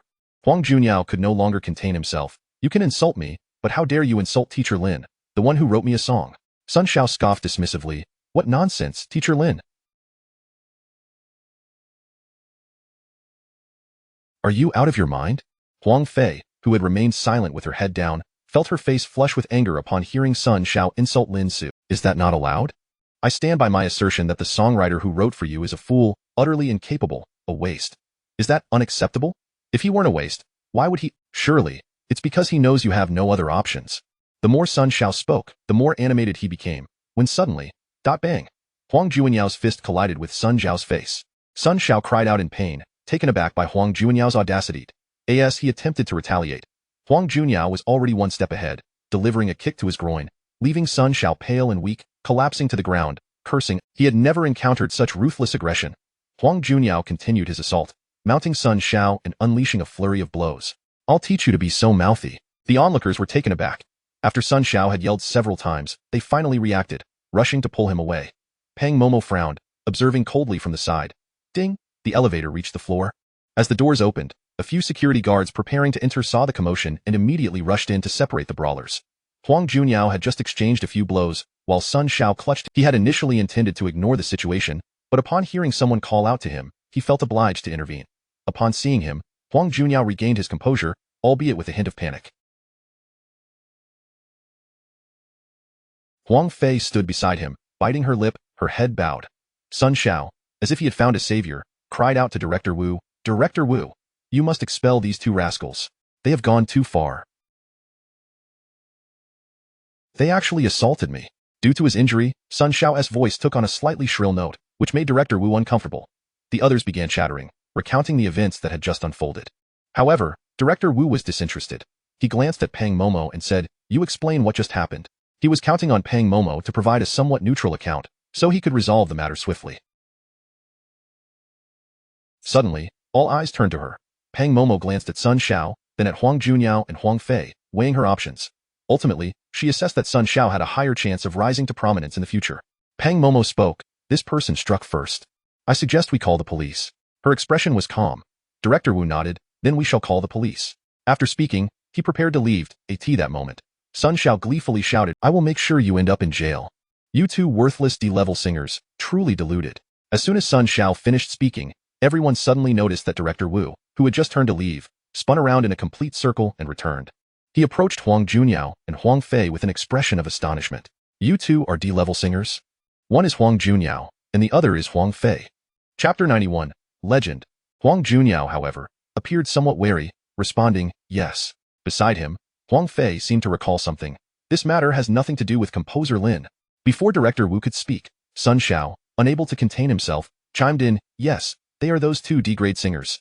Director Wu, you must eliminate such a disruptive influence. It's not just that. There's also that songwriter who only dares to write for D-grade singers. What talent could such a person possibly possess?" Sun Xiao continued to shout. Huang Juanyao's expression darkened. He turned to Sun. "He actually wants to hit me." Others nearby joined in, echoing, "Yes, yes, what Sun Gu said is right. Such singers and songwriters should not be allowed to remain. Do you all have nothing better to do than to chatter on here?" After finishing his words, he turned to Sun Xiao. "And you, if you have business, go to the hospital. If not, return to your own position. Why all this nonsense? Let me tell you, what is wrong with D-grade singers? They are far superior to any of you. If there is nothing else, disperse." Director Wu's attitude left everyone present in shock. What on earth was going on? Sun Xiao still wanted to protest, but, "They are D-grade singers, Director Wu. Are you sure you're not mistaken?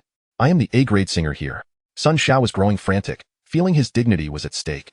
Director Wu cast him a cold glance and replied, "I am not mistaken. If you are dissatisfied with this outcome, feel free to be displeased, but hurry back to your own business." Director Wu looked at Sun Xiao with evident impatience, and when he turned back to Huang Juanyao, "I am fine." Huang Fei, her head lowered, spoke nervously, "I'm fine too." Director Wu nodded, "That's good. The operations department is looking for you, so if you're free, you should head over. If anyone gives you trouble later." Pang Momo, standing nearby, also wore a look of astonishment. The others fell silent, not understanding why Director Wu would treat two D-grade singers with such kindness. Huang Juanyao was similarly perplexed, but he didn't dwell on it. He turned to Huang Fei, "Let us go." Huang Fei nodded, following Huang Juanyao as they walked inside. Once they departed, the crowd immediately began to voice their grievances. On what basis are Huang Juanyao and Huang Fei being treated this way? Indeed, it's utterly unreasonable for Director Wu to advocate for them. "Sun Gu, what is going on?" The group turned to Sun Xiao. Clenching his fists, Sun Xiao replied, "How would I know? This is madness. How could he speak to me like that for the sake of two D-grade singers?" He was infuriated, his voice trembling as he spoke. Pang Momo frowned, remaining silent. The group was divided in their thoughts, many sympathizing with Sun Xiao, while others suggested, "Didn't Director Wu send them to the operations department?" Since he won T intervene, let us go find Director Feng. Another quickly chimed in, yes, yes. Let us go find Director Feng. He will surely be on our side. With this, the group instantly made their way towards the operations department. Pang Momo, intending to discuss the next steps in operations with Director Feng, followed along. Sun Xiao gritted his teeth. I will make those 2 D-grade singers understand their place. However, upon reaching the operations department, they found Huang Junyao and Huang Fei had already arrived before them. The two stood in the operations department, both feeling somewhat anxious, glancing around as if bewildered. Director Wu had simply asked them to come without specifying the purpose. Upon entering, Huang Fei felt a bit lost. Huang Junyao quietly suggested, everyone seems very busy. Perhaps we should find Director Feng first? Huang Fei nodded in agreement. Just as they were about to leave, they spotted a pale-faced Sun Xiao being supported as he approached. Sun Xiao glared angrily at Huang Junyao and Huang Fei, coldly stating, I just arrived, and you two are already looking to leave? What, were you chased out by Director Feng? Sun Xiao raised his voice deliberately, shouting, Everyone turned their attention towards them, and the staff of the operations department looked over, emboldening Sun Xiao. Huang Junyao, filled with fury, demanded, what exactly do you want? Sun Xiao smirked coldly, Dante, you have work to do. As his voice faded, Sun Xiao interjected, Director Feng, 2 D-grade singers have mixed in here and disrupted our work. Hurry and send them away, so we can discuss the upcoming operational plans. Oh right, it's not just me. Pang Momo is with me. Sun Xiao included Pang Momo, knowing her recent success would lend weight to his words. Little did he know, upon hearing him, Director Feng approached eagerly, asking, they have no value for operations. As soon as the words were spoken, Director Feng's expression darkened, glaring at the speaker, shut your mouth. The individual jumped in surprise. Director Feng, then, you have a promising future. Hearing Director Feng's praise, Sun Xiao's eyes widened in disbelief, while Pang Momo wore a peculiar expression, and others were left utterly confused. Director Feng then turned to Huang Fei, his voice exceedingly gentle, as if Director Feng brightened, exclaiming, excellent, splendid. The promotional resources we prepared for you are already in place. I will arrange for someone. No, I will personally accompany you to makeup, and we'll shoot some promotional photos. I will also schedule some exclusive interviews later. Upon hearing Director Feng's words, Pang Momo was taken aback. Sun Xiao was left dumbfounded and then panicked. Director Feng, have you made a mistake? Aren't we supposed to be the one? They are D-grade. This ain't fair. Sun Xiao shouted loudly, but just as he finished, the operations department erupted in excitement, shouting, we reached the pinnacle. Legend has reached that song by a D-grade singer. Instantly, everyone turned to Huang Fei. Director Feng shot a fierce glare at Sun Xiao, declaring, fairness. Her song is ranked first. She deserves the resources, that is fairness. If you have nothing else to say, get lost. What nonsense about a grade? You read nothing. Sun Xiao stood there, bewildered, while Pang Momo stared silently at the enormous screen at the front of the operations department. Upon entering, she hadn't paid much attention, but now she saw, Legend ranked first.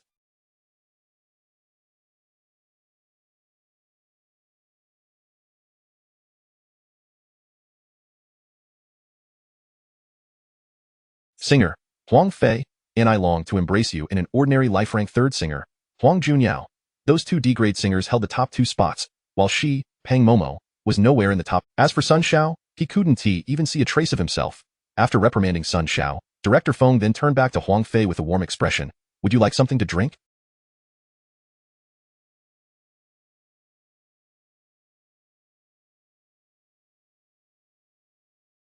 I can have them prepare some coffee for you. How about milk? Hot milk would soothe your throat nicely. Chapter 92. Do I have a grandson like you? Huang Junyao and Huang Fei swiftly followed suit to apply their makeup.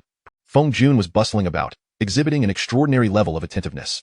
Sun Xiao, however, found himself unceremoniously expelled from the premises. Just yesterday, Pang Momo had been the standout performer, receiving the utmost attention, yet, in the blink of an eye, everything had dramatically shifted. Pang Momo felt a sense of injustice brewing within her, though she chose not to voice it.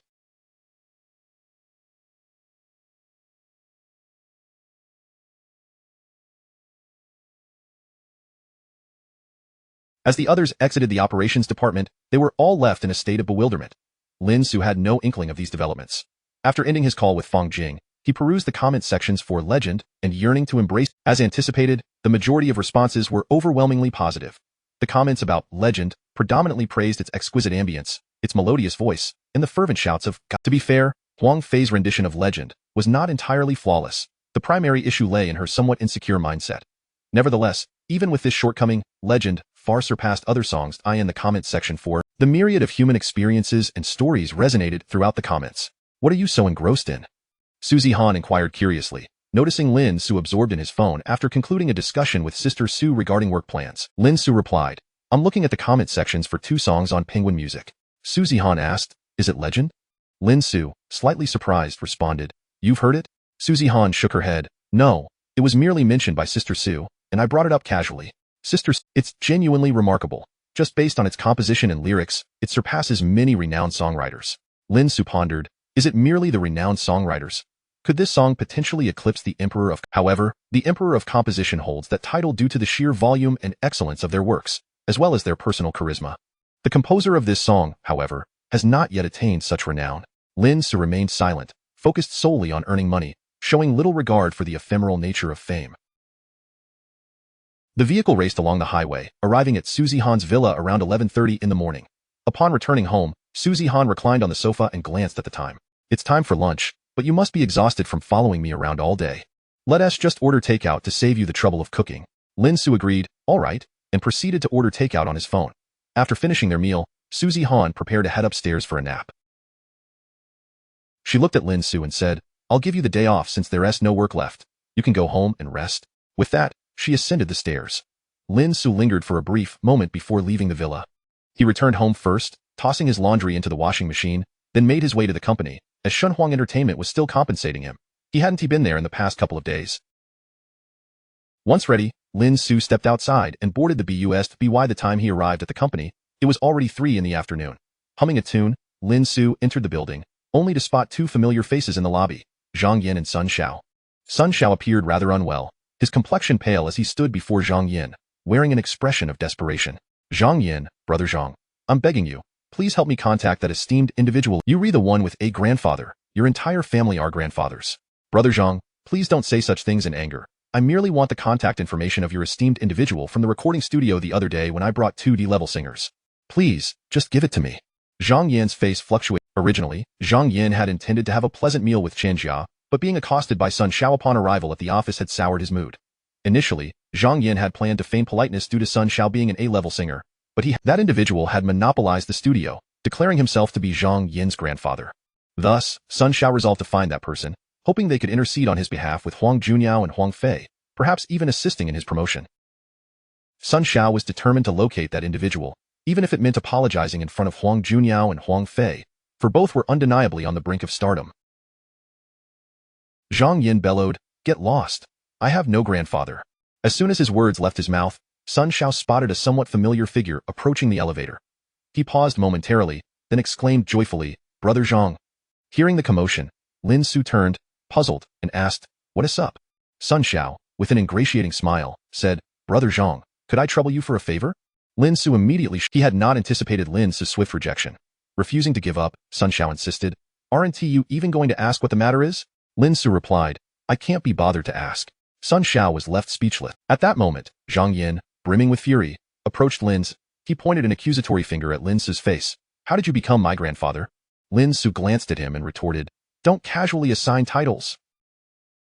I have no grandson like you. Zhang Yin was left bewildered.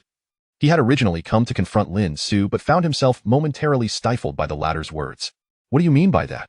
Zhang Yin demanded. Lin Ce, puzzled, asked, did I say something wrong? Shouldn't it be that I am your grandfather? Zhang Yin fell silent. Chapter 93. You are truly a genius. Zhang Yin was significantly incensed by Lin Ce's words. His face flushed crimson as he glared at Lin Ce, rendered speechless. His statements were both defensible and indefensible. In the end, Zhang Yin could only watch helplessly as Lin Ce ascended the elevator. Once the doors closed, Zhang Yin, irate, stomped his foot vehemently. Beside him, Sun Xiao looked at Zhang Yin with a perplexed expression. Isn't he your elder? Zhang Yin, fuming, shoved Sun Xiao forcefully. He is your elder. As Zhang Yin stormed off in anger, Sun Xiao, had he known, he would have treated those 2 D-level singers differently. Perhaps fostering a good relationship with them could have garnered him some support.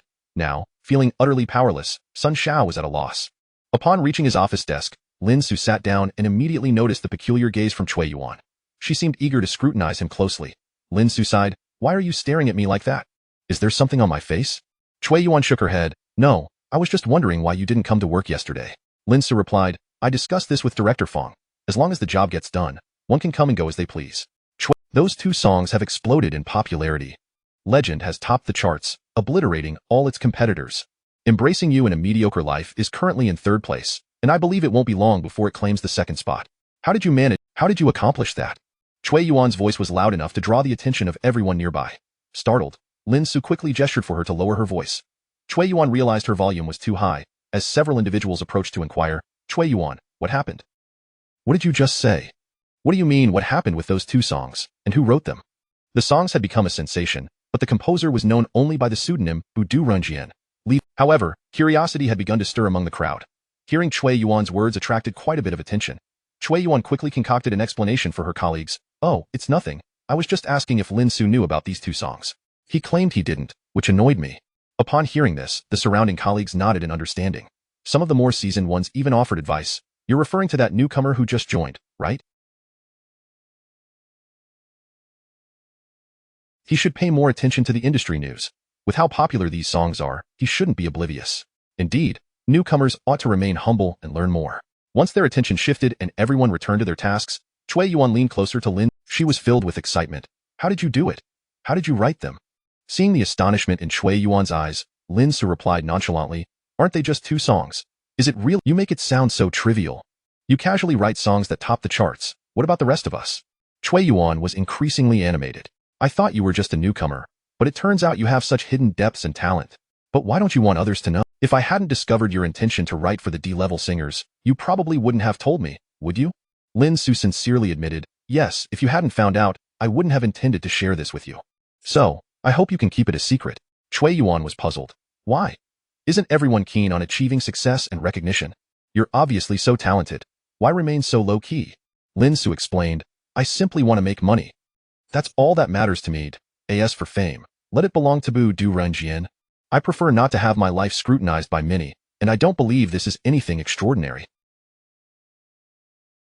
Moreover, I wish to avoid social obligations.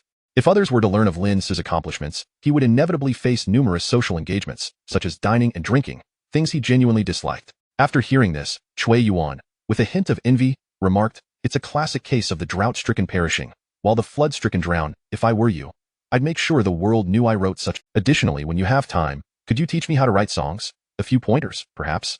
Cui Yuan asked earnestly. That can be arranged, Lin Ce replied. As they conversed, Fang Jing approached, looking at Lin Ce. Lin Ce, come to my office for a moment. After speaking, when Lin Ce knocked and entered, Fang Jing was seated at her desk, organizing documents. Upon seeing Lin Ce, she smiled and said, you're quite something. You just joined the company today and already have the renowned composer reporting you for misconduct. They even suggested I fire you. But how did you manage to offend Zhang Yan? Lin Ce sighed, I didn't provoke him. He brought it upon himself. You wouldn't actually fire? Truly, you are a genius. Chapter 94 The confrontation between the 16th and 17th floors, not bad. Really did I initially thought it would take some time. After all, without resources in the early stages, one can only rely on the reputation garnered later on. I firmly believe that the acclaim of those two songs will enable them to gradually rise from the abyss, Lin Ce remarked as he settled into a chair nearby, feeling an unusual sense of ease. The better these two songs performed, the more money he would earn. With wealth comes confidence. Fang Jing, observing Lin Ce's demeanor, expressed her admiration. Your confidence is truly commendable. By the way, thanks to your two songs, Director Feng from the operations department personally came to apologize to Director Wu and me. That was quite a delightful occurrence. You should have seen his expression, Fang Jing said. Her mood noticeably brightened at the mention of Feng Jun. Lin Ce did not linger in Fang Jing's office for long. Their conversation was brief. Just as they finished speaking, Fang Jing received a phone call. Okay, I understand. All right, she concluded the call and turned to Lin Ce. Do you have some time now? There's a meeting happening in the composition department on the 17th floor. Would you like to join? Director Wu is already there, and shortly, some senior composers from our side will head up as well. After pondering for a moment, Lin Ce replied, I suppose I have no pressing matters, so I'll go take a look. Great. Together, they exited the office. Fang Jing reached out to the senior composers on the 16th floor, giving them a heads up, and instructed them to head to the 17th floor for the meeting. Chen Shang was among them. Upon seeing Lin Ce, he approached to greet him, appearing in good spirits. This time, our 16th floor has made a name for itself. Someone wrote a song for a D-level singer, and it turned out to be a... I was just lamenting my lack of opportunity to show off on the 17th floor. Haha. Lin Ce chuckled. Isn't that perfect? Now you can go up and do just that. Chunqing nodded. Right, are you joining us? Lin Ce confirmed, yes. Seeing Lin Ce nod, Chen Chang refrained from further. Previously, during a meeting on the 16th floor, Lin Ce had appeared in a session meant exclusively for senior composers, So Chen Chang thought nothing of it, simply considering Lin Ce to have some noteworthy connections and abilities. The group engaged in casual conversation as they ascended. Upon reaching the 17th floor, Lin Ce quickly sensed that the atmosphere in the composition department was particularly somber that day. In the work area, the entire space was enveloped in a near silence. Chen Chang whispered, "This atmosphere is quite stifling." Lin Ce nodded in agreement. Someone nearby softly chimed in, "I heard it's because the composition department on the 17th floor is facing some issues. Several promising candidates have performed poorly." As the group whispered among themselves, they made their way toward the conference room. Lin Ce listened intently, curiosity piqued about the nature of the film's theme song project, speculating that such a project would likely carry a substantial budget.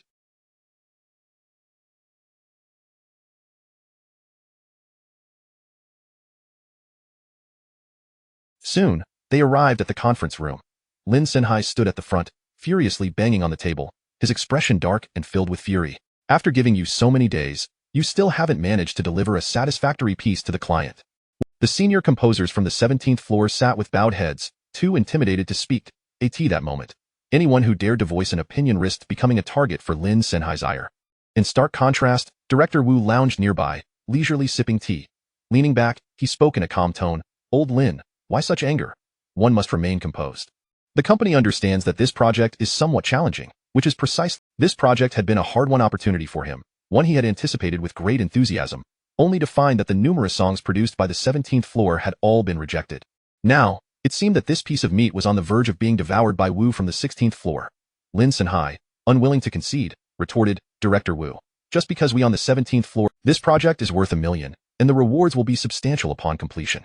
Wu's persuasive tone was clearly intended to entice. Indeed, upon hearing the project's value, Lin Ce's eyes lit up, exactly the effect Wu had hoped to achieve. Lin Ce wore a frosty expression, and once everyone was seated, he reluctantly began to introduce the project to the group from the 16th floor. This is a road movie requiring a theme song, centered around a group of young individuals searching for the meaning of life. Lin Ce's introduction was brief. The project needs to be submitted within 3 days.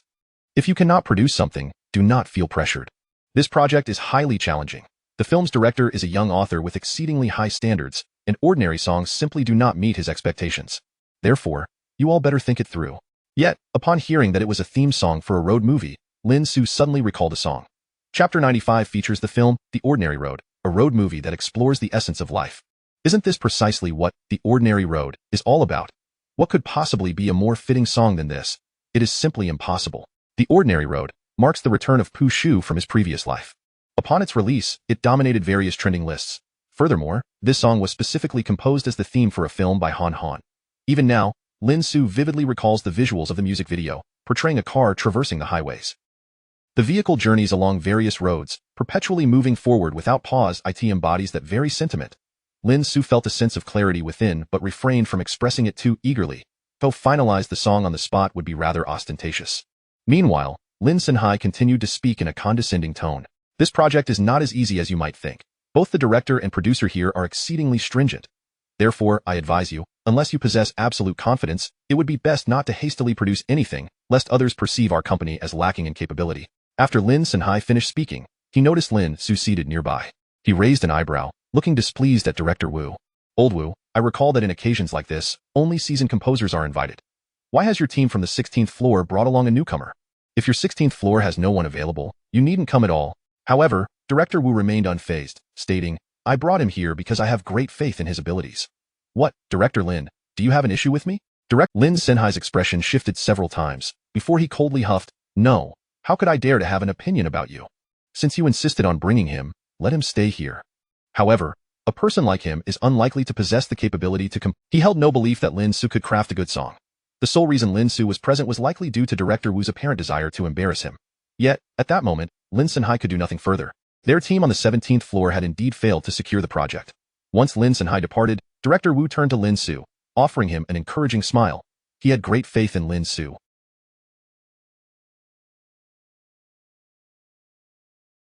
Director Wu then stood up, saying, "All right, that sums up the basic situation. You all can take a moment to gather your thoughts, and if you have any good ideas, feel free to discuss them among yourselves." After finishing his words, Director Wu left the room. Initially, Lin Ce intended to leave as well. However, at that moment, Chen Chang expressed his sentiments. "This is quite challenging to write. There have been very few good road movies made in recent years, let alone a compelling theme song for one. Sai, what do you think is most essential to convey in a road movie theme song? Without hesitation, Lin Ce replied, in a road movie theme song, the most crucial element is undoubtedly the road itself. Without a road, how can it even be considered a road movie theme song? Aside from the road, a vehicle is also necessary. After all, one cannot traverse the road solely on foot. Lin Ce spoke with remarkable clarity. Chen Sheng paused for a moment, then nodded thoughtfully. You make an excellent point. Just as they finished speaking, Lin Ce heard someone following the sound. He noticed it came from the 17th floor. Those seated there wore mocking expressions. That guy truly has a keen insight. The most important aspects of a road movie theme song are the road and a vehicle. This is the first time I've heard such an interpretation. Looking at you, you hardly seem capable of writing any good songs. If the director were to hear your interpretation, they might very well come over to scold you. With such a perspective, you think you can share in our 17th floor success? Several voices chimed in, their frustration palpable. They were acutely aware that if this project failed, their resources on the 17th floor would consequently dwindle. This issue was not merely a matter of pride, but directly impacted their financial well-being. They certainly did not wish for the 16th floor to complete a project they could not. Xinsheng looked over. What are you all talking about? What is wrong with him? I believe what he said makes perfect sense. In a road movie, if there's south no road and no car, what can it possibly be called? Lin Ce chimed in, smiling at their eyes seemed to blaze with fury. What did you say? Are you looking for a fight? One individual suddenly stood, glaring angrily. Lin Ce chuckled. Yes, I am looking for a fight. After saying this, he extended his left hand, beckoning the person. You, come here. This gesture only fueled the individual's rage. Just as he was about to step forward, he noticed Lin Ce's right hand had discreetly grasped a chair beside him. At that moment, he realized that the seemingly cheerful Lin Ce had eyes like a hawk, fixated on him. It was as though the instant he made a move, Lin Ce would strike him down with the chair in a flash. He did not want to admit it, but he had to acknowledge he felt a bit intimidated. However, having already stood, it would seem quite embarrassing not to advance. Moreover, a number of administrative staff from the 17th floor were standing at the entrance. The pivotal factor was that his fellow teammates from the 17th floor were not only failing to dissuade him but were instead fanning the flames. You better be careful. If we get angry, he will rush over and punch you in the face. Indeed, you should apologize to us quickly. While I am not one to endorse violence, you can see that my colleague does not seem easy to provoke. He is furious, and the consequences of his anger could be quite severe. Exactly, the others from the 17th floor echoed. Lin Ce regarded the standing individual. I agree, it could indeed be quite serious. With a smile that faded into a calm demeanor, he said, what are you still standing there for? Either sit down or come and try. Sit or try. Lin Ce's gaze bore into the individual as he tightened his grip on the chair. The person's expression shifted through various emotions before he gritted his teeth. Who do you think you are? You think I will sit just because you say so? Or will I try just because you say to? You really have a big ego, don't you? I won't sit, nor will I try. I'm leaving right now. He huffed dismissively, turning on his heel and striding away without looking back, utterly unperturbed. Chapter 96. The arrogant second-tier star agent. The occupants of the 17th floor were rendered speechless, so too were those on the 16th. After much contemplation, Changsheng, he desired to maintain a low profile, yet being low-key did not equate to perpetual acquiescence. Meanwhile, a group remained ensconced in the meeting room, deliberating on how to compose the song. Lin Ce had already departed from the conference space. He returned to his workstation, booted up his computer, and swiftly finalized the lyrics and melody for Ordinary Road. Subsequently, he sought out Du to As for the vocalist, it was imperative that Fang Jing took the lead. His intent in seeking out talent remained abundantly clear. The paramount consideration was to secure a singer with high cost-effectiveness, preferably entirely free of charge. However, the urgency of finding a singer was not pressing at this moment. Should Fang Jing discover that Lin Ce had accomplished the song in such a short span of time, it could potentially lead to unnecessary complications. Thus, Lin Ce resolved to wait until the following day to submit the lyrics, at least to appear somewhat normal. Upon arriving at the arrangement studio, Lin Ce found Du and his colleagues busily engaged in scoring various pieces. Du was momentarily taken aback upon seeing Lin Ce, but quickly greeted him with a smile. Ah, you finally made it. We just happen to need a guitarist for this section. Care to play? Du held Lin Ce's abilities in high regard. Sure, Lin Ce replied. But once we're finished, please assist with this piece as well. Director Fang requires it, and it's rather urgent, he added. Du nodded. Of course, no problem. Lin Ce glanced over the score and helped Du complete their current task. During a break, Du reminisced. Do you recall the piece you arranged previously, Legend? Lin Ce nodded. I do. Why do you ask? Before Du could respond, the bassist interjected. Wow, brother. You wouldn't still be unaware, would you? That song Legend has topped the charts. Hey, Could you enlighten us on which composer penned that song?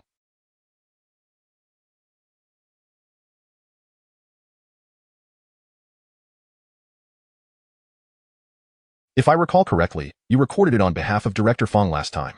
Curious glances were directed at Lin Ce, as they remembered him bringing Huang Fei to record Legend.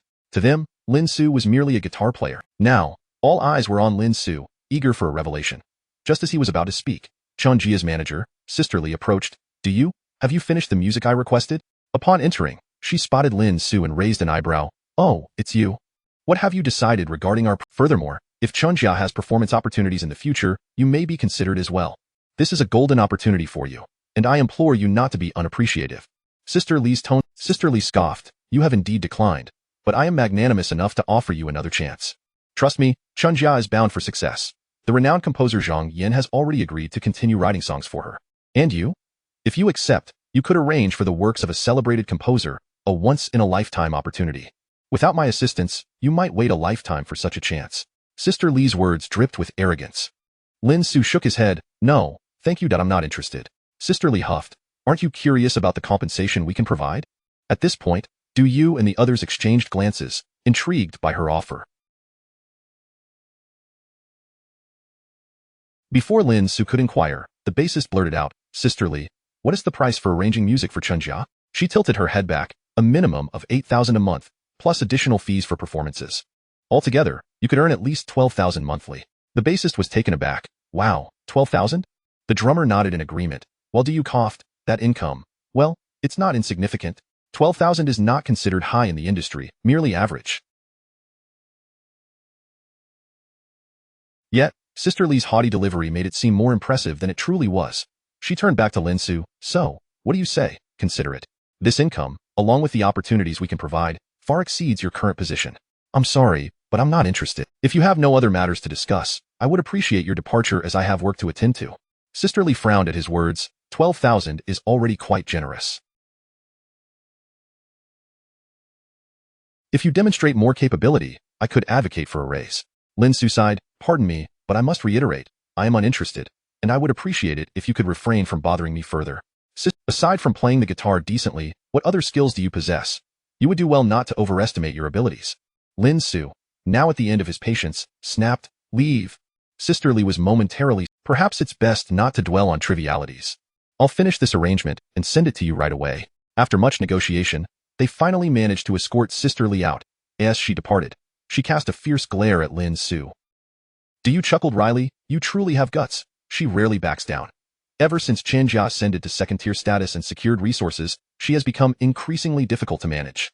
Nevertheless, don't let it bother you too much.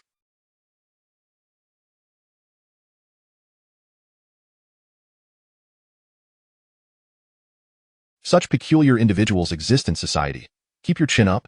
Do you? Comforted Lin Ce, giving his arm a reassuring pat. By the way, where's the score for the arrangement you need to record?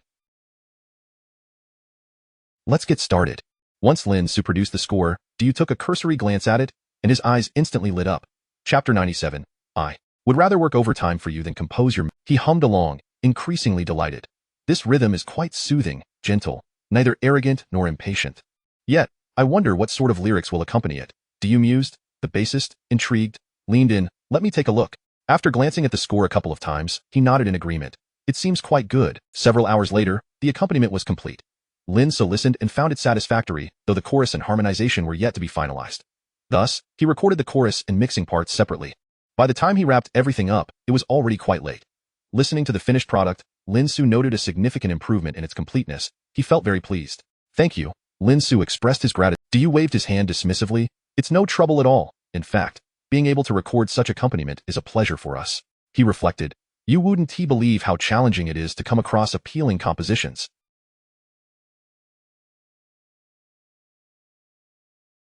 We record so many each day, and ultimately, it's all about making a living. However, the accompaniment you brought is different. I can genuinely feel the passion. I would gladly work overtime for free. Creating such music is what truly embodies artistry. As he finished speaking, the bassist and drummer nodded in agreement, echoing, I feel the same way. While waiting for the elevator, he unexpectedly ran into Zhang Yin. However, this time, Chun Jia was accompanying him. Zhang Yin was conversing cheerfully with Chun Jia. Your new song has just been released, and the data looks promising. Once the company promotes it further and gets you on a few shows, the popularity will only grow. Chen Jia nodded. I'm aware, but I heard a newcomer has released a song and already secured first place in the rookie competition. I'm worried she might take away some of the resources that belong to me. Zhang Yan reassured her. There's no need to be overly concerned. You're already a second-tier star with the potential to break into the first tier. The company will provide you with sufficient resources. As for that first-place winner in the rookie competition, I believe her name is Legend. I've heard she doesn't have any significant connections. When you have the chance, try to establish a rapport with her. Regardless, you are also her senior, and even if she is performing well, she is just starting out without a solid foundation. If you build a good relationship with her now, it could benefit you in the future when she gains recognition, and you could be the one guiding her in her career.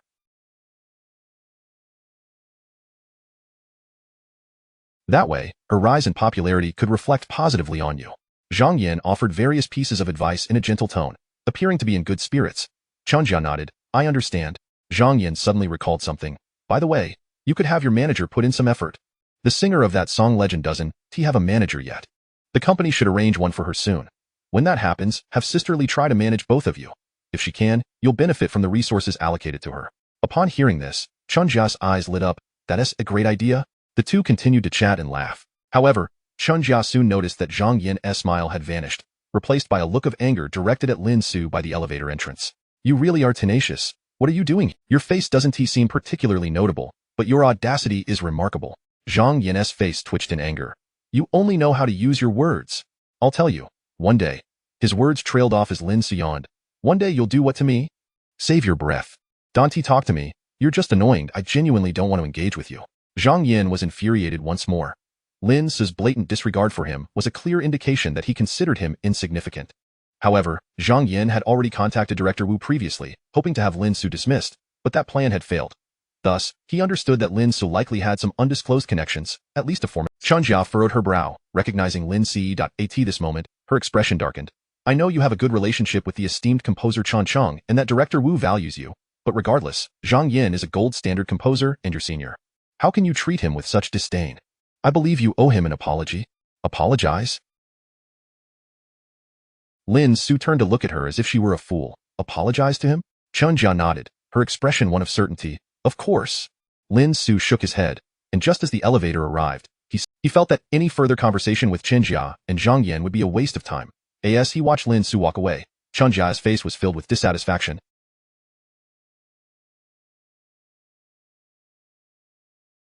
In the company, second-tier stars held a certain level of influence. Just before the elevator doors closed, Lin Ce recalled something and turned to Chen Jia. By the way, Chen Jia assumed Lin Ce had come to his senses. Have you thought it through?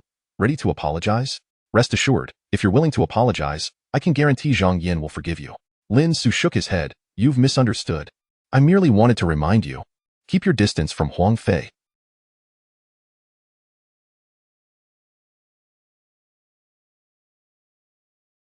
She has her struggles too, so don't make things difficult for her. Pass this message along to your manager. Otherwise, you'll have to face the consequences. Chapter 98. The rising star known as Sun Han. As Lin Ce finished speaking, he paid no heed to the astonished Chen Jia, and Chen Jia was visibly incensed. What is the background of this person anyway? How dare he be so disdainful? Zhang Yan replied, I inquired about him previously, but it seems no one knows his true identity. All that is known is that he was personally invited by Fang Jing from the 16th floor. I suspect he is likely someone with connections. Chen Jia scoffed. Connections?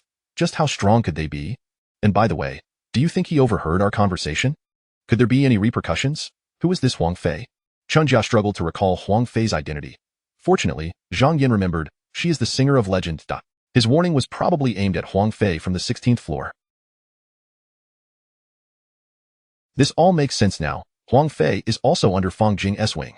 This guy must be protecting her at Fang Jing's behest. However, we need not concern ourselves with him. Focus on building a rapport with Huang Fei, and later, let Sisterly strive to be her manager. As for this fellow, does he truly believe that he alone can alter anything? Zhang Yan sneered. Chen Jia nodded in agreement. I understand. I will go and discuss this with Sisterly right away. Zhang Yan added. As long as Sisterly becomes Huang Fei's manager, you will also gain access to her resources in the future. Moreover, the key point is that the person who wrote Legend can provide more songs for Huang Fei. You can directly benefit from that. Though I am reluctant to admit it, I must acknowledge that the one who penned Legend possesses considerable talent. I've heard that Legend has already garnered significant attention. Zhang Yan raised an eyebrow. rest assured on that front. You must understand that the company primarily seeks to promote artists who can bring value. Your potential is immense. Once you capitalize on Huang Fei's resources and ascend to the status of a leading female star, the company will undoubtedly turn a blind eye due to your elevated position. Feeling reassured by these words, Chunjia nodded. All right, I will immediately speak to Sister Li about this. Her eyes sparkled with ambition, as if she could already envision a future filled with glory. The prospect of becoming a leading female star, a position coveted by many, was tantalizing. Achieving that status would symbolize boundless fame, countless accolades, and an abundance of— Lin Ce returned to his workstation and quickly tidied up his desk. He had dismissed Chen Jia and Zhang Yan's conversation as inconsequential, but after a moment's reflection, he decided to reach out to Huang Fei and Huang Junyao with a word of caution.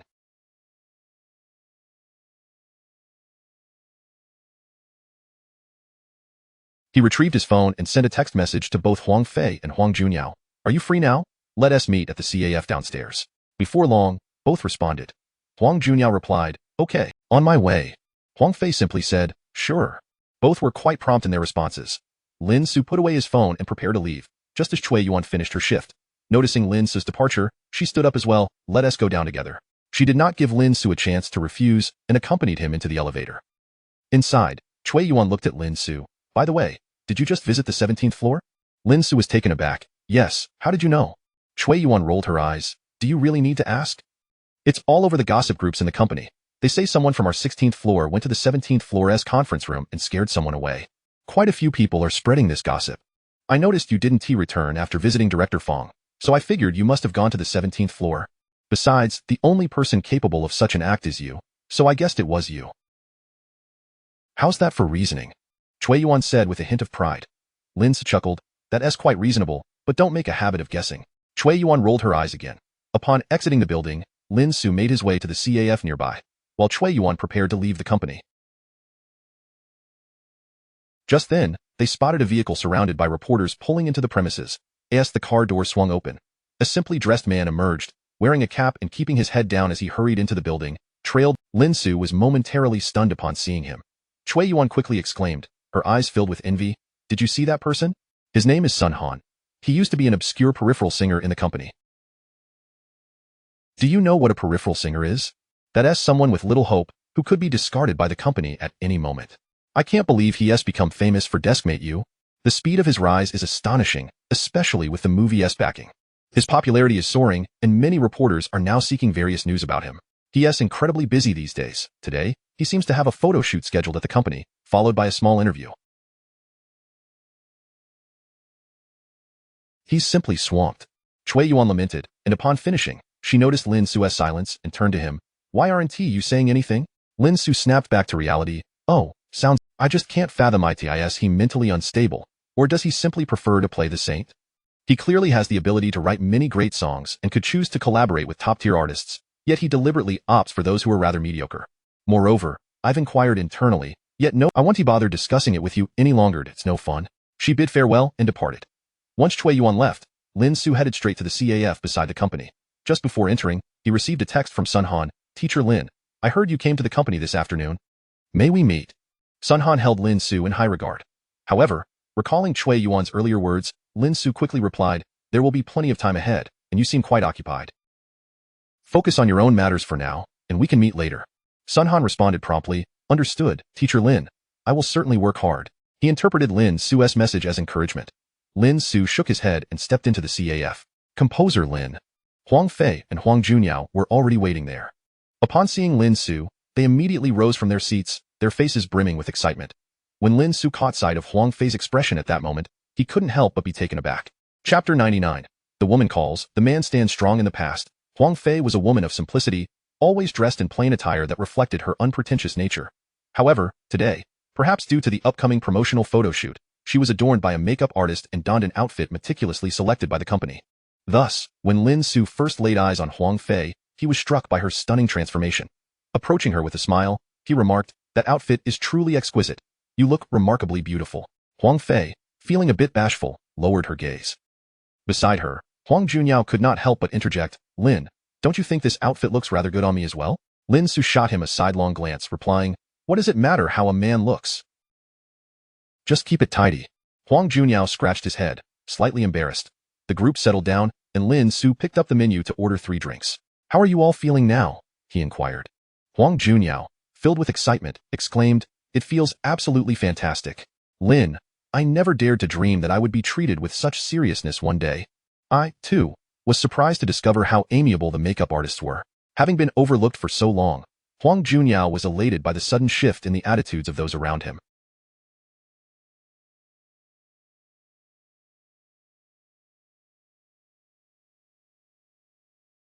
Lin Ce nodded in acknowledgement. "This is certainly the case. Your song has gained popularity, and naturally, the company's perception of you will change significantly. However, you must also adjust your mindset and adapt quickly." Huang Junyao affirmed, "I understand. Without your support, I might have been dismissed by the company by now." Lin Ce remained non-committal, refraining from any false modesty. He turned to Huang Fei. "What about you?" Huang Fei fidgeted with the hem of her clothing. "I feel quite good," she stammered, "but it's a bit overwhelming." Lin Ce inquired, "Overwhelming?" Huang Fei nodded. "Everyone is so enthusiastic. Their warmth intimidates me." Intimidated, Lin Ce paused, quickly grasping her underlying unease. Huang Junyao's delight in the shift of others' attitudes stemmed from his prior resilience, while Huang Fei's profound insecurities, shaped by her past experiences, left her feeling frightened. This realization stirred a pang of sympathy within Lin Ce. "There's no need to be afraid of this. Trust in yourself. You are exceptional, and should you encounter any insurmountable challenges, feel free to call me." When their eyes met, she hurriedly looked down, murmuring, "Okay, thank you." Lin Ce reassured her, "You need not express gratitude, just cultivate confidence. Believe me, you are never inferior to anyone." Deeply moved, Huang Fei nodded earnestly. Huang Junyao, unable to contain himself, chimed in, "Lin, what about me? If I encounter any difficulties, can I also call you?" His eyes sparkled with anticipation. Lin Ce replied with mock disdain, "Self-reliance is key.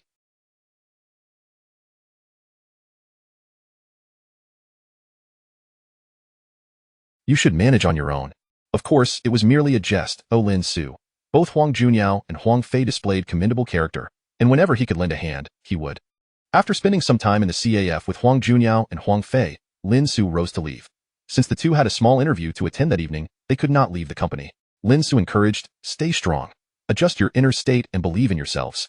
Oh, and one more thing. When the company assigns you a manager or allows you to choose one, let me know." Huang Fei replied, "All right." Huang Junyao affirmed, "Absolutely, Lin. You can count on me to follow through." After watching them return to the company, Lin Ce turned to depart. Unexpectedly, upon turning around, he spotted Zhang Yan and Chen Jia, who were once again observing him with unfriendly. Lin Ce chose to ignore them, making his way to the bus stop to return home. Chen Jia remarked, "Was that Lin Ce with Huang Fei just now?" Zhang Yan frowned, "I'm not sure."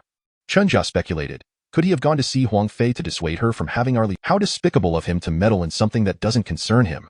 Zhang Yan, however, was unfazed. Even if that were the case, what difference would it make? He is just a trivial figure. The ultimate decision lies with Huang Fei. Does he genuinely believe he can influence her choices? If so, he has quite the inflated sense of self-worth. Zhang Yan continued, "I've learned that Huang Fei will remain at the company tonight for a small interview. This presents a prime opportunity for you to get closer to her. From what I gather, she is quite introverted and insecure. Take advantage of her vulnerability before she fully acclimates to her rising. Strive to become close friends, as she is most approachable and trusting at this time." Chen Jia nodded, "I understand." The pair promptly turned and returned to the company. Lin Ce wrote. Upon arriving, he passed by Sun Jia's door and glanced inside, noticing her carrying multiple plastic bags alongside several cardboard boxes. "Sun Jia, what are you up to?" he inquired. Sun Jia replied, "I'm clearing out some unnecessary items." UV arrived just in time to lend a hand. "These bags contain clothes I no longer need. The boxes are filled with books. Take the books and follow me downstairs." With an air of decisiveness, Sun Jia grabbed 2 large bags of clothes and headed out. Lin Ce quickly lifted one of the boxes filled with books and followed her. "Wow, this is rather heavy. Where are we taking these, Sun Jia?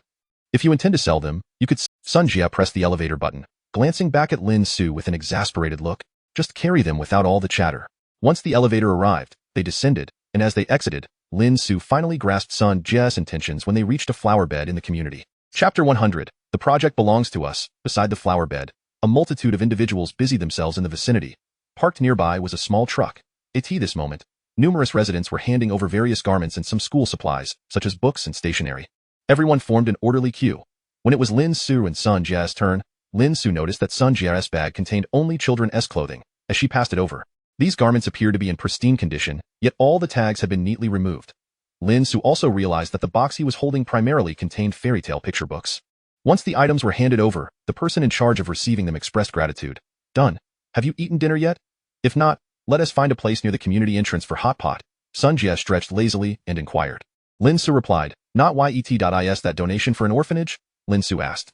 Sun Jie responded, no, it's for children in remote mountainous areas. Lin Ce glanced at the discarded bag and was surprised to see a pile of clothing tags spilling out. Sister Sun, if you're donating clothes, why remove the tags? He queried. Of course I must. If the tags remain attached, those children's clothes might not reach the little ones, she explained. Lin Ce was taken aback. Are you worried someone might resell these children's clothes? Sun Jie shrugged. Who knows? It's no trouble to cut them off.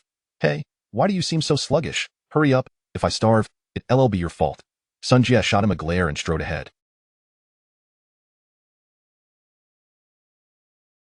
Lin Ce followed closely behind, enchanted by the fragrant aura she left in her wake, while her figure attracted the attention of many passers-by. The duo soon found a hot pot restaurant at the community entrance. After their meal, Sun Jie returned to take a shower, while Lin Ce headed home. After lounging on his bed for a while, he finally washed up and went to sleep. The following morning, Lin Ce was awakened by Sun Jie's persistent knocking. Upon rising, he opened the door, washed up, and set out for a morning jog with her. After their run, they enjoyed some steamed dumplings before leisurely waiting for the bus to Su Zihan's place. On the bus, it was crowded with students engaged in animated discussions. Did you listen to the song I shared, Legend? What do you think? One asked, it's amazing. Legend completely revitalized me. I couldn't stop replaying it. Another exclaimed, and don't forget I long to embrace you in a mundane life. I cried listening to it. The singer must have endured immense hardships. The sorrow in their voice is palpable.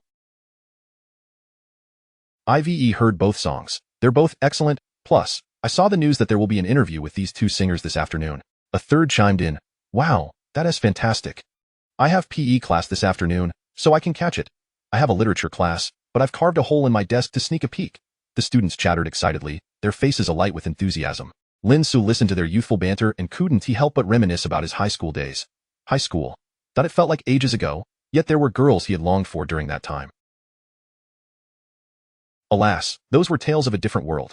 Before long, the bus arrived at the station, and Lin Ce disembarked, heading towards Su Zihan's villa. Upon arrival, Su Jie opened the door. Her demeanor was far from welcoming. It seemed that to her, Lin Ce was an unwelcome presence, no matter his actions, or even inaction. Zihan is still asleep. You may wait in the living room until she wakes, Su Jie instructed curtly before turning back to her tasks, leaving Lin Ce to enjoy the tranquility. He settled onto the sofa and, with nothing better to do, switched on the television to watch a movie. Meanwhile, at Shenhuang Entertainment Group, Director Wu sat in his office, furrowing his brow. These songs seem inadequate for our requirements, he lamented, feeling a headache coming on. Standing beside him, Fang Jing poured him a cup of coffee. There are still 2 days until the deadline, and our team only received the project yesterday, she reassured him. Let us give them a bit more time. Fang Jing smiled. The 16th floor had been performing well lately, with various projects progressing smoothly. Notably, consequently, the overall pressure on the 16th floor was manageable, and even if this project fell short, it wouldn't greatly affect Director Wu. Wu shook his head. What I truly care about is securing this project from the 17th floor. Didn't those folks eye our previous project with Director Zhao for quite some time? Fortunately, Lin Ce turned the tide and thwarted their plans. Wu continued, by the way, where's Lin Ce? Has he submitted his songs yet? Fang Jing shook her head. I haven't seen them. He has been quite busy lately. Perhaps he is lagging behind. Wu sighed. It's a bit unfair to him, asking him to produce so much work in such a short time. However, there are still 2 points we need to address, just as Wu intended to say they weren't too pressed for time. His desk phone rang, he answered, and on the other end, he heard Lin Ce's laughter. Haha, old Wu, I'm calling to inform you, he chuckled. Yesterday's project? We already have one of our songs approved by the director and are preparing to enter the negotiation and revision stage. I am confident the director is quite pleased with it, so it's almost certain that it will be assigned to our 17th floor. Therefore, I'm telling you to halt your efforts on that side. It's a waste of time, utterly futile, and honestly, old Wu, when you send people from your 16th floor in the future, ensure they adhere to the rules. If experienced songwriters are to be allowed, don't send some random amateurs to fill the gaps. Yes, don't doubt it. I'm referring to that young man from your 16th floor. From now on, keep him out of my sight.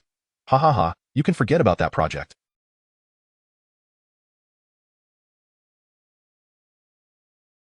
Have fun with it. Chapter 101. I have completed my song. May I seize the opportunity? After Lin Ce finished speaking, he abruptly hung up the phone in his office. He exhaled sharply. How audacious. It is utterly preposterous. He let out a hearty laugh and turned to the man standing in front of his office, nodding in satisfaction. Xiao Ling, you have performed admirably. I did not anticipate that you could produce the song at the last moment. Excellent work. I have high hopes for you. The individual referred to as Xiao Ling beamed with a smile. Thank you, director. To be honest, it was a sudden epiphany. The inspiration struck me unexpectedly.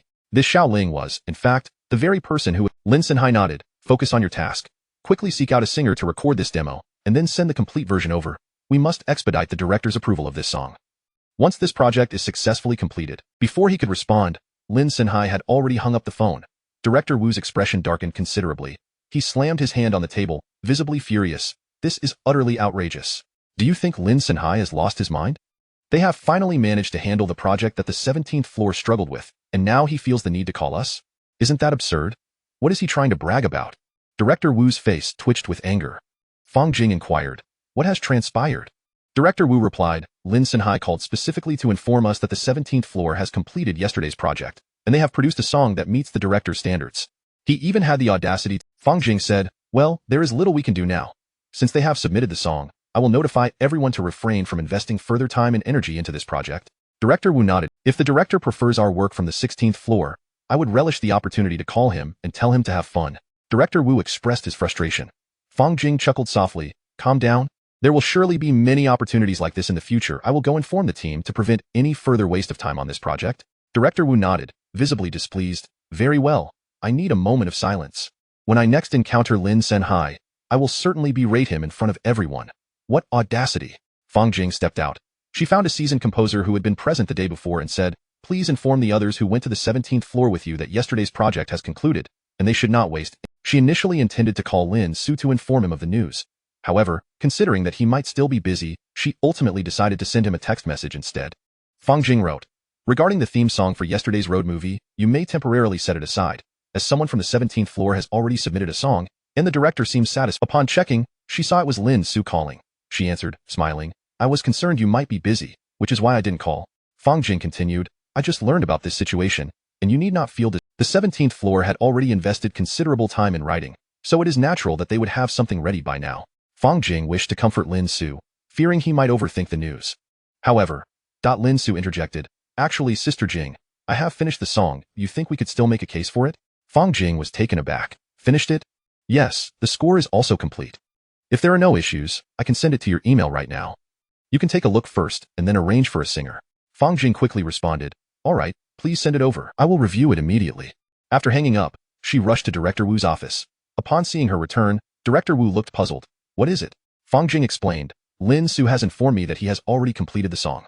What do you think? Director Wu's eyes widened with surprise. So quickly. Excellent. His eyes sparkled with enthusiasm. Let us get to work. Since he has written it, we must produce the song swiftly and send it directly to the director. Let us show him what it means to truly have fun. Director Wu's spirit soared, but then he recalled something. For now, let us keep this under wraps from Lin Ce. If our song surpasses theirs, that would be ideal. Fang Jing affirmed, understood. She nodded, and at that moment, Lin Ce hung up the phone. He sent Fang Jing the score and lyrics from yesterday. After sending, he heard a voice from the staircase. Hey, what was that about a score? Lin Ce snapped back to reality and glanced at her. Nothing much, just a brief chat with a friend.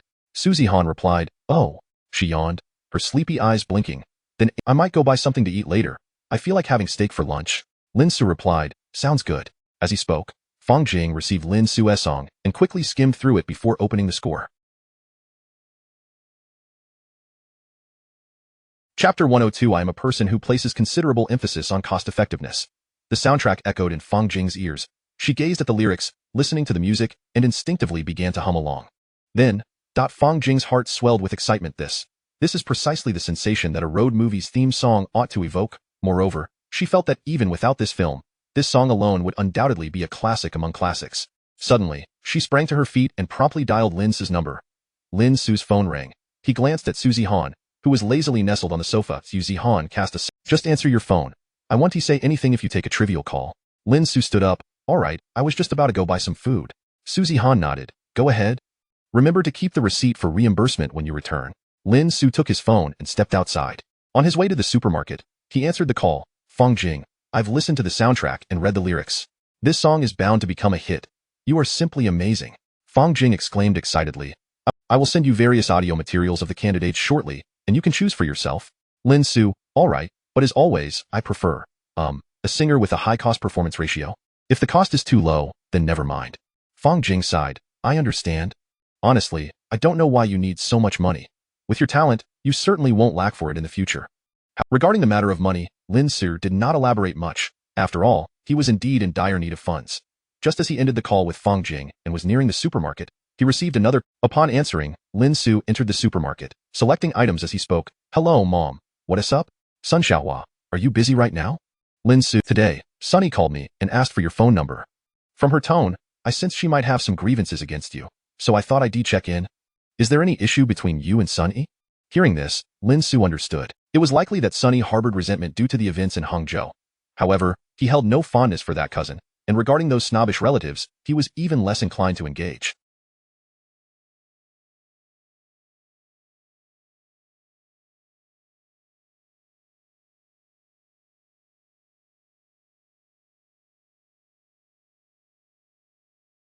Lin Ce, nothing's wrong. Mom. If she reaches out to you again, just let her contact me directly. You need not worry about anything else. Sun Xiaohua felt relieved upon hearing Lin Ce's words. I understand. By the way, are you managing with the money you have? If it's insufficient, I can transfer some from the bank. Lin Ce, Mom, I have enough money, and no need to worry. Sun Xiaohua, I know you have a celebrity girlfriend now. Sun Xiaohua was worried that he was relying financially on his girlfriend.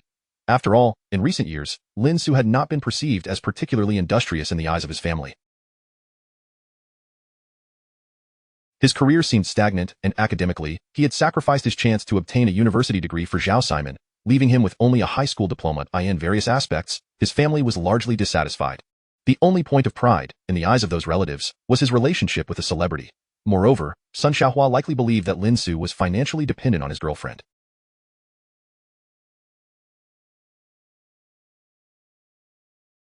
These rumors did not deeply affect Lin Ce, who was far away in another city, but they were a tangible pressure for his parents, who remained at home. Lin Ce couldn't help but feel a sense of melancholy. Mom, rest assured, I won't take advantage of anyone. Sun Xiaohua, yes, I feel relatively at ease with you, but you must consider things from the girl's perspective and be mindful of her feelings, all right? Her words were filled with gentle guidance. In the past, Lin Ce would have found such admonitions tedious. Yet, as he matured, he increasingly cherished this rare form of concern. Lin Ce, I understand. Sun Xiaohua, whenever it's convenient, bring your girlfriend home. I'll make dumplings for her. Lin Ce felt a bit of a headache. Sure, when she has time. Since his breakup with Zhao Siman, Lin Ce had struggled to find the right moment to broach the subject. However, allowing this matter to linger didn't seem like the best choice, as Lin Ce hesitated. He suddenly heard a cacophony of noise from the other end of the line, followed by a loud and insistent knocking at the door. Lin Ce's heart raced. Mom, is everything all right at home? Sun Xiaohua sounded flustered. It's nothing at all. I'll call you back shortly. You just focus on what you're doing. Don't worry, everything is fine at home. With that, Sun Xiaohua hung up. Lin Ce felt anxious but helpless, as he was too far away to assist. About 10 minutes later, Sun Xiaohua called back. The water pipe at home burst, and water flowed downstairs. The neighbors came up to discuss it. It's all sorted now. While she referred to it as a discussion, Lin Ce understood that the reality was likely more serious than she made it sound. In his memory, the downstairs neighbors were a rather obstinate, elderly couple, known for their relentless complaints. The man had even gotten himself injured while attempting to extort money from someone, which resulted in him becoming a cripple for the rest of his life. Moreover, the family's old house had various issues due to its age, both with the plumbing and the wiring. Thus, Lin Ce fervently wished to provide his parents with a new, much better home. Therefore, he was in dire need of money. Lin Ce, I understand, Mom. When I return next time, I'll surprise you. Sun Xiaohua, you silly child, I don't want any surprises. I just want you to be well. Treat yourself to whatever you like, and make sure to take care of yourself. There is nothing you need to worry about here. Your father and I are not lacking in funds. Amidst her reminders, Sun Xiaohua hung up the phone.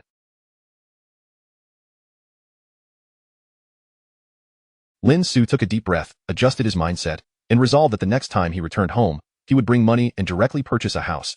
As he finished selecting his items, Lin Ce proceeded to the checkout, when his phone rang once again. Chapter 103. The singer Gu Shu. Lin Ce promptly answered the call. It was Fang Jing.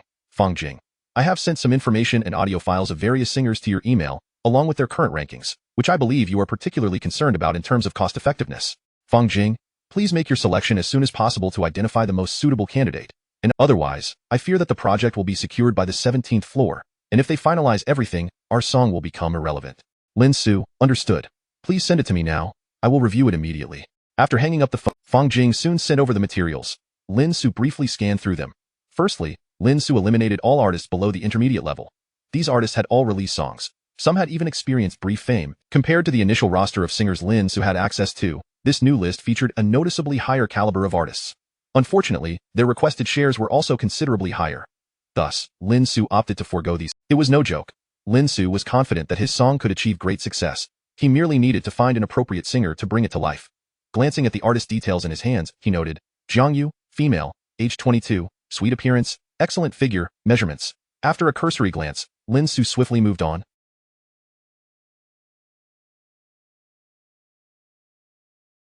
He still believed that a male singer would be a better fit for this particular song. Liao Fanhe, male, age 23, vocal music undergraduate, height 1.8 meters, proficient in pop music. Gu Shu, male, age 32. He was the only one explicitly noted for having had representative works and for now re-emerging, available for selection. Moreover, Gu Shu's requested share seemed quite reasonable at only 5%. This was acceptable. After narrowing down his choices, Lin Ce listened to their audio samples. Among the candidates, Gu Shu's vocal control was the most impressive, mature, seasoned, yet imbued with an Ultimately, Lin Ce selected 3 individuals. He called Fang Jing. I've chosen 3 candidates. Please arrange for their auditions as soon as possible. Fang Jing, did you select Gu Shu? Lin Ce hesitated. Once the auditions are complete, I will send you their audio files. After hanging up, Lin Ce returned to the villa, laden with bags. In the living room, Su Zihan was preparing tea. She had changed into a loose-fitting white long-sleeve top and trousers, exuding a refreshing and clean aura. Su Zihan, come, have some tea I brewed, and let me know how it tastes. She gestured for Lin Ce to sit down. Su Zihan had prepared 2 types of tea, pu'er and longjing. Lin Ce sampled both. Su Zihan, how is it? Lin Ce, it's quite good. Su Zihan, which do you prefer? Lin Ce, I prefer the longjing a bit more. The pu'er feels a tad bitter. Su Zihan smiled. I too prefer longjing, but Sister Sun favors pu'er. I learned how to brew tea from Sister Sun. Her tea is truly delightful and brings out the essence of the leaves. Su Zihan, Lin Ce recalled something and asked, have you ever heard Gu Shu songs? Su Zihan, Gu Shu, are you referring to the one who was quite popular many years ago? Lin Ce nodded. That should be him. Su Zihan, intrigued, inquired. Wealthy patrons were abundant. However, he only agreed to participate in a few charitable events, and later, it was rumored that this very reason led to him being sidelined by his agency, after which he faded into a... Lin Ce shook his head. Not particularly. I was merely asking out of curiosity. Su Zihan nodded, choosing not to elaborate further. Lin Ce spent some time enjoying tea with Su Zihan. Meanwhile, at Shenhuang, the candidates arrived promptly. This time, Fang Jing personally oversaw the proceedings. She first had Liao Fanhe audition. His performance was quite satisfactory. At least to Fang Jing's ears, Liao Fanhe's execution was notably high in quality, infused with emotion.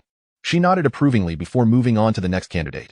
The next singer had a pleasant tone, but his pitch was significantly lacking. This was unacceptable. Fang Jing, all right, next. She called out. The next to However, after calling out and waiting for a while, Gu Shu had yet to appear.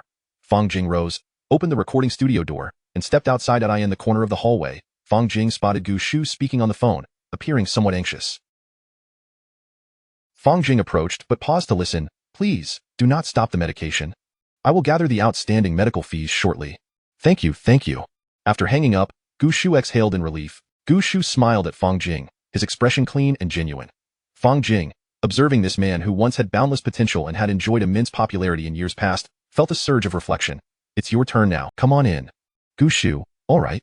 He responded succinctly, offering no further elaboration. Fang Jing chose not to inquire about the phone call or probe into the events of Gu Shu's life over the years. Everyone has their own life and experiences. Each step taken on the journey of life matters. To ask now would seem rather intrusive. After all, Gu Shu, in her memory, was an exceedingly proud man. Upon entering the recording studio, Gu Shu donned the headphones, and once everything was set, he began to sing. Chapter 104. The present era is no longer your realm. When Gu Shu began to sing, Fang Jing's heart skipped a beat. She realized that this song was an embodiment of his soul. It was as if it had been tailor-made for him. As she listened, she found herself unconsciously swept away by Gu Shu's emotions. By the end of the song, Gu Shu could hardly contain his tears, seemingly reminiscing about the myriad experiences of the past years. as if he had truly grasped the essence of the ordinary path.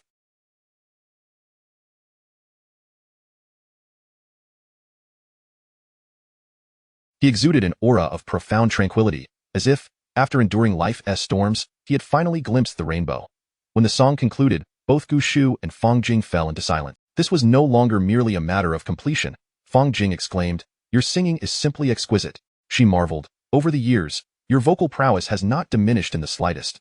Rather, it has blossomed into something even more remarkable. Had you not chosen—" His voice carried a hint of shyness as he replied, "It's not that. It's just that this song evokes so many thoughts within me. It truly is a wonderful song." He appeared somewhat lost in thought. Fang Jing nodded in agreement. "Indeed, it is an exceptional piece." Gu Shu then asked, "May I sing it once more?" He looked at Fang Jing, suddenly making his request, "Even if I am not old." In truth, Fang Jing had already found the first rendition to be extraordinarily impressive. Yet, upon hearing his request, she nodded, "Very well." Thus commenced the second recording. This time, Fang Jing, the second rendition, not only showcased a more refined vocal technique and precise emotional control but also displayed an emotional resonance that soared several levels above the first. After the second performance concluded, Fang Jing remained in a— She inhaled deeply, then stood to applaud Gu Shu. "I am at a loss for words to adequately express my feelings at this moment. Your singing is simply magnificent." Gu Shu replied, "In truth, it is the song that deserves the greater credit." "It truly is," Fang Jing remarked, "I will reach out to the composer shortly. We will soon finalize the selection of the singer for this song." Gu Shu replied, "All right." After leaving the recording studio, Fang Jing sent the audition audio of Liao Fanhe and Gu Shu to Lin Ce. Meanwhile, Suzy Han had finished her tea and retreated to her study. Upon receiving the audio, Lin Ce donned his headphones and began to listen. He started with Liao Fanhe's audition. Overall, if performed solo, it might not set the world ablaze, but it would undoubtedly achieve considerable success. After all, the depth of The Ordinary Path was undeniable. Then, Lin Ce commenced listening to Gu Shu's recording. The moment Gu Shu opened his mouth, Lin Ce's expression lit up. This was remarkable. Undoubtedly, he was a once popular singer. Although Lin Ce had never heard Gu Shu's previous songs, the professionalism exhibited from the very first note compelled him. Both in emotional delivery and vocal precision, Gu Shu's performance was nothing short of extraordinary. Perfect, indeed, surpassing perfection. Lin Ce quickly discerned the raw emotional flow. Upon finishing and noticing Suzy Han was absent, he called Fang Jing. Fang Jing answered, "Have you finished listening?" Lin Ce replied, "I have." Fang Jing inquired, "So, which one do you choose?" Had he been merely slightly better than Liao Fanhe, I would have opted for Liao Fanhe, but his superiority is undeniable, hence my choice. Lin Ce's reasoning resonated with Fang Jing. She remarked, "Gu Shu is truly passionate about music. It is likely that only such artists can genuinely unearth the soul of a song. Since you have made your decision, I shall inform him at once and send this audio to the director over there." The director for this project is quite prominent. Upon her arrival, she encountered several individuals engaged in conversation with him. "Isn't this our brother Shu? What brings you to the company today? I heard you've been in seclusion for many years. What is the occasion?" The man speaking was dressed in trendy attire, with an appealing appearance and physique. His name was Shan Guangwei, a leading singer within Shanhuang Entertainment Group, holding a respectable position in the music industry. He debuted in the same year as Gu Shu but had always been overshadowed by Gu Shu's talent and popularity. At that time, the company primarily allocated resources to Gu Shu, whose gifts far surpassed. Unfortunately, after Gu Shu declined numerous commercial performances and promotional activities arranged by the company, they ultimately decided to shift resources, allowing Shan Guangwei to rise to prominence. Typically, first-tier singers like Shan Guangwei rarely appear at the company, as they enjoy considerable freedom. However, his presence today indicated prior knowledge of Gu Shu's visit, suggesting that he had come specifically to belittle the man who once eclipsed him. Gu Shu regarded Shan Guangwei and said, "Long time no see." Shan Guangwei sneered, "I am quite curious. Are you hoping to regain your former glory after so many years? If that is the case, I would suggest you spare yourself the effort. For the present era is no longer the realm you once knew. There is no longer a place for you here. Gu Shu, you ought to wither and decay like a dead tree." Chapter 105. Excuse me. I do not know you, Shan Guang. Had it not been for the ancient tree, he would never have endured such prolonged depression. In his perspective, it was solely due to the ancient tree that his rise to fame was so significantly delayed. Beside the ancient tree stood Shenjia. Having heard that Shan Guangwei would be at the company, she had come specifically to foster a closer relationship. Now, observing Shan Guangwei's demeanor towards the ancient tree, she quickly grasped the situation and turned. Regrettably, the ancient tree showed no inclination to acknowledge her presence, fixating solely on Shan Guangwei with a tranquil gaze. "I too believe I should rot. Yet, it is not yet time. However, I do not understand why you are afraid. Shan Guangwei, I am now a top-tier singer. while you have long departed from this realm, how could I possibly fear you? Do you truly think that a washed-up singer like you can stir up any storm? He continued. Let me inform you, my fanbase surpasses in every aspect. I overshadow you. The ancient tree remained composed. You merely wish to rely on this fame, while I genuinely cherish music. We are not the same. Shen Guanghui laughed coldly. How naive. There is no contradiction between achieving fame through music and my love for it. The ancient tree replied, Indeed, you are correct. If there is nothing further, please take your leave. I have little desire to converse with you. The ancient tree articulated his innermost thoughts with remarkable candor. His words rendered Shen Guanghui's expression even more frigid and left Chen Jia, who had been disregarded, feeling utterly humiliated. After all, she was a second-tier singer. Why did he completely disregard her? Chen Jia was incensed, yet at a loss for words. Shen Guanghui remarked, You remain as you were. No wonder you are akin to a lump of clay, forever unable to rise. As he spoke, Shen Guanghui he immediately masked his contempt and disdain with his signature smile. Director Fang. He inclined his head slightly towards her. Fang Jing regarded him with a calm expression, nodding. It has been a while. As you know, my current schedule is rather hectic. The engagements I have lined up seem never-ending. At times, I wish I could have a moment of respite to explore and enjoy myself. His voice was loud enough for the ancient tree, who sat. In comparison, Shen Guanghui now radiated much more glamour than the ancient tree. His words were more an act of boasting. Fang Jing remarked, Well, your status has indeed changed, naturally leading to an increased workload. However, you must remember to take care of your health amidst all the busyness. Her polite words were merely a formality. To be fair, she neither liked nor disliked Shen Guanghui. After all, he was a top-tier singer within the company, contributing to its revenue. Each individual has their own way of living, and Fang Jing had little interest in meddling in others' affairs. After her remarks, she turned to the ancient tree. We have already discussed the arrangement with the composer. This song will be performed by you. We can finalize the specific contract details later, but for now, let us discuss if you have any requests. Upon finishing, Fang Jing looked up, yet before the ancient tree could respond, Shen Guanghui cheerfully interjected, I would like to give it a try. If it's a good song, I can clear my schedule to perform it. You must understand, at my level, as long as the song has a modicum of quality, it can garner additional popularity, and I am more than willing to sing it. What do you think? As he spoke, Shen Guanghui's gaze fell upon Fang Jing's countenance. Chen Jia seized the opportunity and promptly supported Shen Guanghui. Brother Guanghui is absolutely right. Now that Brother Guanghui is a top-tier singer, having him sing this song will undoubtedly enhance its chances of becoming a hit. In any case, it would be far more reassuring to assign this song to him than to the ancient tree. Chen Jia advocated for Shen Guanghui. He looked at Fang Jing with a smile, his intentions unmistakably clear. He hoped to usurp the opportunity. He would rather forego a financial incentive than allow the ancient tree to retain this song. For a top-tier singer like Shen Guanghui, even internal collaborations within the company often required the navigation of various relationships. Furthermore, having a top-tier singer perform one's song is a dream for many composers, as it signifies that they can leverage the singer's popularity to enhance their own reputation. Once a song has been performed by a top-tier artist, the composer's asking price for future projects inevitably increases. From a purely financial standpoint, this arrangement would greatly benefit the song. Fang Jing furrowed her brows, glancing at the ancient tree, who seemed accustomed to the situation and remained silent. Noticing that Fang Jing had not immediately provided the answer he sought, Shen Guanghui pressed on. Perhaps you could call the composer and inquire about his opinion? What do you think? Fang Jing, left with little choice, nodded. Very well, please hold on. She took out her phone and dialed Lin Ce's number. This time, Fang Jing replied, We encountered a slight issue during the selection process and would like to seek your opinion. Lin Ce responded, Did I not choose the ancient tree? What other issues could there be? Fang Jing clarified, You chose the ancient tree, but now Shen Guanghui wishes to sing this song. Lin Ce paused. I believe you should know who I am. Actually, Shen Guanghui was cut off. Lin Ce interjected, Wait a moment, could you repeat that? I didn't quite catch it. Shen Guanghui furrowed his brow. Under different circumstances, he would have ignored Lin Ce entirely, but today he was determined to seize this opportunity from the ancient tree, so he patiently repeated, Hello, I am Shen Guanghui. I believe you should know who I am. As soon as he finished speaking, Lin Ce replied, I do not know you. Chapter 106, The Ordinary Path. Upon hearing Lin Ce's words, Shen Guanghui felt a momentary confusion. Instinctively, he inquired, What did you say? Lin Ce replied, I said, I do not recognize anyone named Shen Guanghui. Please refrain from interrupting my conversation with Director Fang. He had, ever since he ascended to the status of a leading singer, no one had ever spoken to him in such a manner.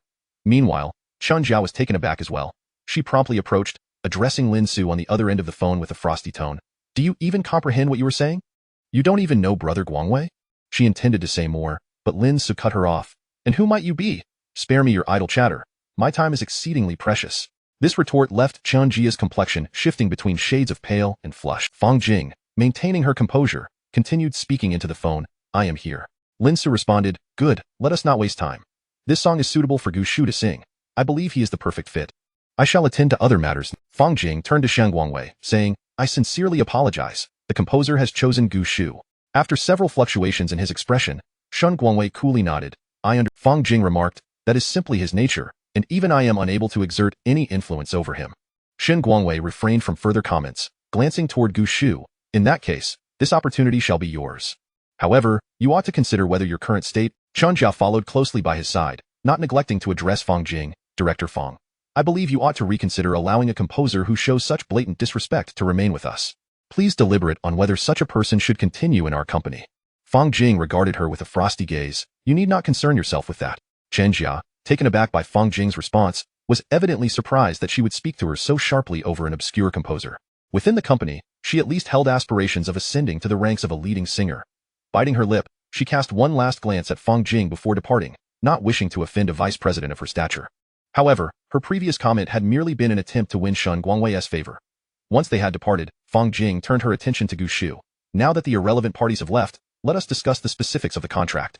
Gu Shu stood, still feeling a bit hesitant. Actually, Fang Jing interrupted. During his peak, he had not been particularly attuned to the fickle nature of the world. Yet, after experiencing a downturn in his career, he had come to grasp the nuances of human relationships. A typical composer would have chosen Shen Guangwei under such circumstances. Fang Jing sighed. I cannot provide an answer to that question.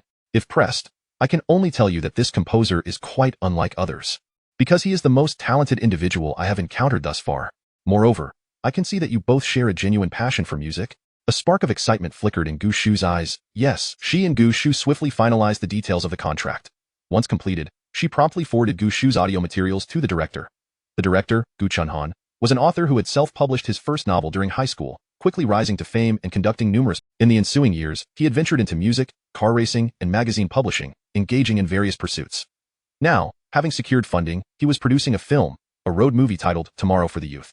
This film was adapted from. The film was completed, yet the theme song remained unfinalized. According to Gu Chunhan's specifications, he required a song that could poignantly resonate with the heart in a tranquil manner. Although the requirement seemed minimal, finding such a song proved exceedingly challenging. Director, the song from Shanhuang Entertainment has been completed. Would you care to listen? A staff member approached, observing the director, Gu Chunhan, reclining in his chair. Gu Chunhan gazed at the ceiling. Is it the one sent this morning? Yes, the one you found somewhat acceptable. They have now found a singer and recorded it, just sent over. Gu Chunhan sighed. Very well, play it for me. Upon his command, the staff member quickly began to play the song. The vocals, the melody, the overall feeling. It was, in fact, quite satisfactory. Compared to the songs previously considered, this one came closest to meeting Gu Chunhan's expectations. Gu Chunhan turned to the staff. What do you think? The staff member smiled. It seems decent. While not perfect, it surpasses the previous options significantly. Gu Chunhan nodded in agreement. I share your sentiments. He pressed his temples in frustration. I'm starting to feel a headache. If we cannot find a better song. Just as he finished speaking, another staff member entered. Director, Shanhuang Entertainment has sent over another song. Would you like to hear it? Gu Chunhan casually inquired. What is the title? The staff member replied, The Ordinary Path. Chapter 107. Congratulations. You were too quick to rejoice. Ordinary Road. Despite having listened to countless songs, many of which sent by Shanhuang Entertainment did not meet the required standards, leaving Gu Chunhan utterly fatigued, he nonetheless felt a flicker of intrigue towards this particular song. Soon, Ordinary Road began to play. The moment the prelude resonated through the air, Gu Chunhan let out a soft exclamation. This prelude is quite soothing. The staff member beside him nodded repeatedly in agreement. It's distinctly different from other songs. The contrast is stark. It possesses an inexplicable sense of tranquility, as if one were traversing through a serene valley. Someone provided a definition. Gu Chunhan nodded, adjusting his posture slightly, leaning forward attentively to listen. Before long, the prelude concluded, and the vocal segment commenced. The moment Gu Chushu's voice filled the space, Gu Chunhan instantly straightened in his seat. This, his eyes sparkled, this is the feeling. The staff members nearby were equally taken aback, their eyes wide with astonishment. As the song drew to a close, Gu Chunhan felt his heart racing with fervor. Quick, quick, call everyone in from outside to listen together, he urged.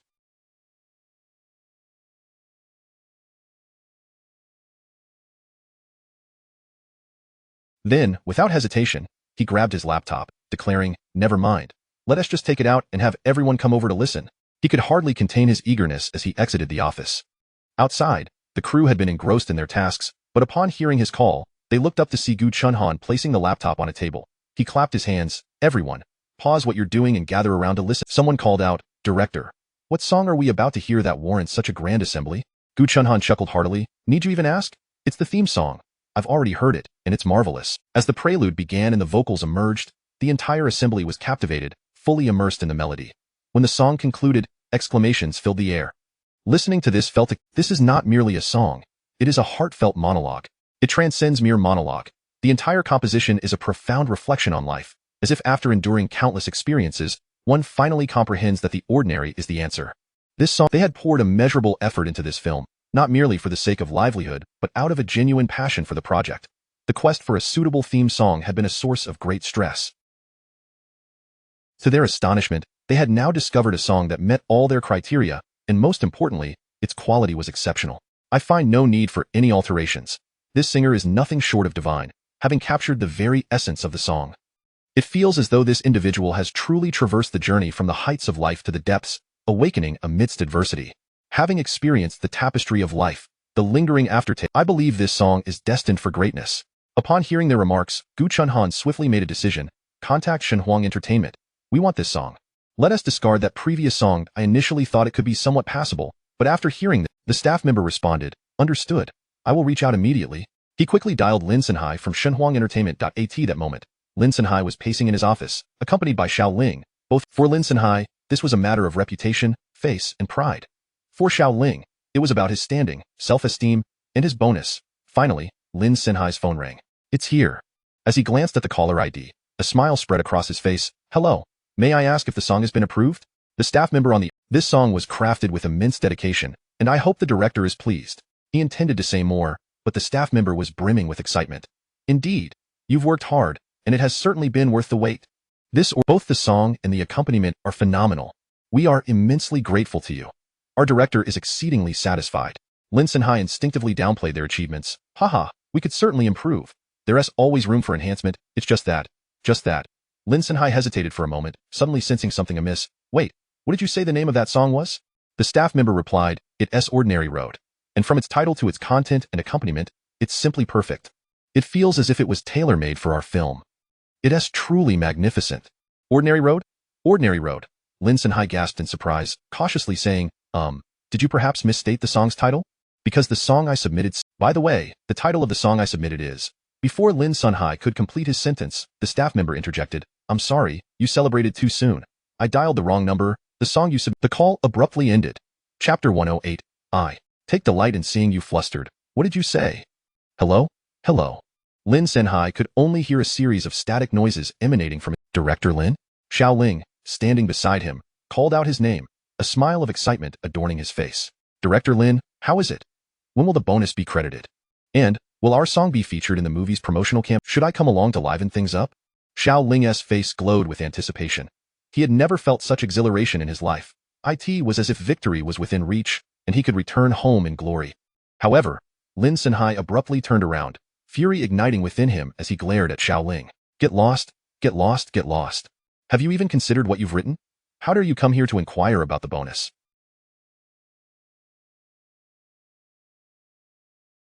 You wish to join in the festivities? Your song wasn't even selected. You should be wallowing in the restroom. Get out of my sight. Lin Ce roared, his emotions akin to a roller coaster. He should have confidently secured this project, yet suddenly, it had been snatched away from him. Xiao Ling, bewildered by the tirade, stood speechless. Just as he was at a loss for words, he watched Lin Ce storm out of the office, striding purposefully towards the exit. Meanwhile, the staff, having ended the call, swiftly contacted Director Wu, who had been engrossed in documents in his office, felt a surge of joy upon hearing the news from the other end. "Thank you immensely for the director's approval. I too believe that this song is exceptionally suited for your film. We shall certainly have further opportunities for collaboration." As he spoke, Gu Chunhan took the phone from the staff member. "Hello, this is Gu Chunhan. We've discussed it here, but we're still lacking direction. So I wanted to inquire if the songwriter has any better ideas." Director Wu paused momentarily. "Well, I'm not entirely sure, as our lyrics and composition department primarily but I'll ask them for you shortly. If they have any good ideas, I'll ensure they're organized promptly and sent your way." Gu Chunhan laughed heartily. Thank you for your assistance. He had faith in Lin Ce's compositional abilities, but was uncertain if he could manage the MV. Of course, Gu Chunhan responded. After hanging up, Director Wu felt elated, so much so that he couldn't help but hum a tune. At that moment, the door to his office was abruptly pushed open, revealing an irate Lin Ce. Director Wu raised an eyebrow. Ah, it's Deputy Director Lin. What's the matter? You appear quite incensed. Are you here to devour someone? Lin Ce barely paid heed to the pleasantries and stepped forward, slamming his hand on the desk. Was it you who did this? Director Wu feigned innocence. What exactly are you implying? The project that Gu Dao was working on was supposed to be ours on the 17th floor. The song had already been approved, and then he chose Ordinary Road. Do you dare to claim that Ordinary Road wasn't your doing? How shameless can you be?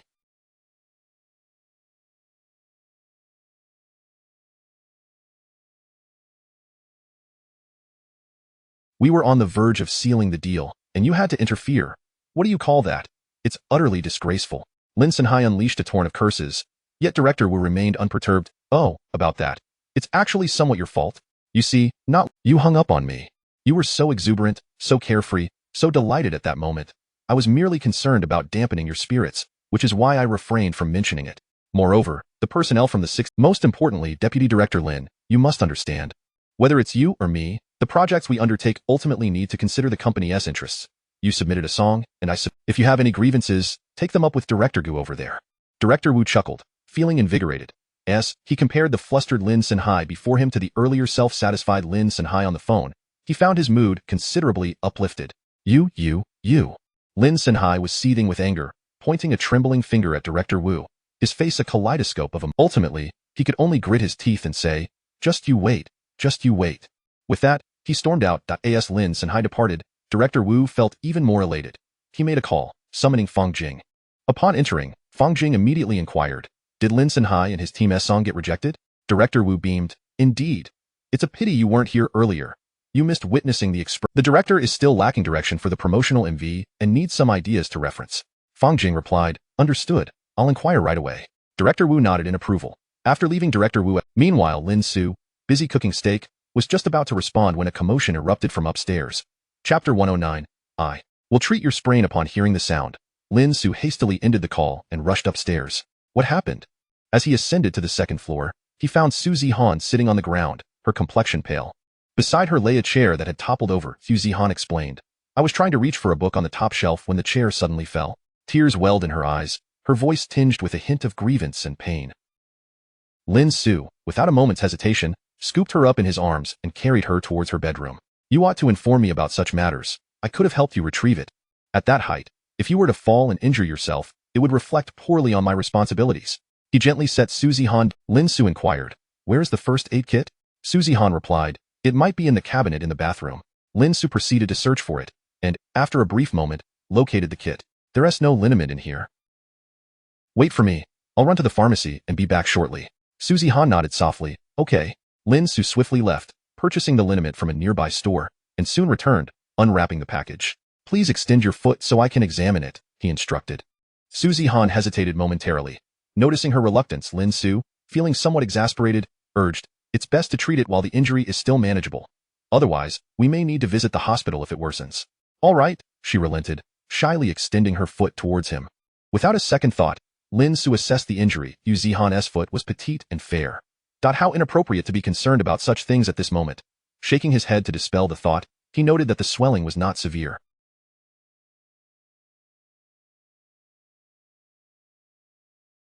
It appeared to be a simple sprain without any serious damage. He poured a small amount of liniment into his palm, rubbed his hands together to warm it, and then applied it evenly to Su Zihan's foot.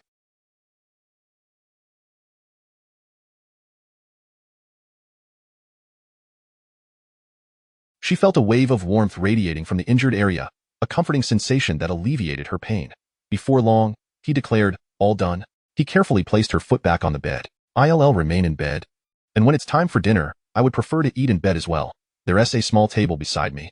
Lin Ce nodded without further discussion, retrieving her iPad and setting up a makeshift. Once the steak was ready, he brought the cooked dish up to her. Su Zihan was lying in bed, engrossed in a movie. At that moment, Lin Ce took the opportunity to observe her room. The entire space was adorned with a predominant pink hue, neatly arranged with an array of various dolls, which somewhat surprised him. You should eat something too, Su Zihan suggested, looking at him. After finishing his meal, he returned upstairs to clear away Su Zihan's dishes. Once the flurry of activity concluded, Lin Ce recalled the matter that Fang Jing had mentioned. With no computer at hand, he settled onto the sofa and opened a document on his phone to begin writing. His thoughts were focused on the music video for the song Ordinary Road. Lin Ce's concept was rather straightforward in his previous life. He had watched the music video countless times, simply enamored by the endless stretch. It evoked a sense of boundlessness, as if there were no end to the world, and nothing needed to be pondered, only the courage to forge ahead. This, perhaps, encapsulated the essence of life itself. He quickly drafted the preliminary ideas for the music video. The scene would feature a car traveling along a highway, progressing forward while passing through diverse roadways. The surrounding environment and climate would illustrate the changing seasons, reflecting the myriad encounters of life. From day to night, from heavy rain to clear skies, from the revival of nature to the blanket of snow, the car would continue its journey until the song neared its conclusion, still in motion. When the music finally faded, the concluding scene would depict the vehicle driving toward the horizon, vanishing from view at the edge of the earth. After completing his draft, he promptly sent the document to Fang Jing. She was somewhat taken aback. So soon? Not too bad. I suppose that IT was a simple idea. If it doesn't work, then I'll have to figure something else out, Lin Ce replied. All right, I'll forward this to the director. Fang Jing swiftly sent Lin Ce's document to Gu Chunhan. At that moment, Gu Chunhan was leading a brainstorming session in a conference room, surrounded by a group of individuals. The whiteboard at the front was filled with numerous proposals centered around creating a promotional music video for Ordinary Road. However, each suggestion had been dismissed. Some were deemed. In short, none of the ideas were satisfactory. Gu Chunhan encouraged the group, "Let us keep pushing forward. I believe this song has the potential to generate significant buzz for our film online. More importantly, this song is destined to become a classic, and I trust that this era will embrace such pure music." As he rallied the team, Gu Chunhan had already envisioned various possible music video scenes in his mind yet none had resonated with him satisfactorily. While pouring himself a drink, he noticed staff members notifying Director Wu about the song's selection, prompting him to casually suggest that they inquire with the songwriter for any promising ideas. He hadn't expected much, as writing songs and producing music videos were entirely different endeavors. However, when no one could present a viable concept, Gu Chunhan received Fang Jing's proposal. Finished so quickly? The timing was indeed quite short, as he felt he had just contacted Director Wu. Thus, he assumed the response was likely a mere formality, a quick answer to satisfy the request.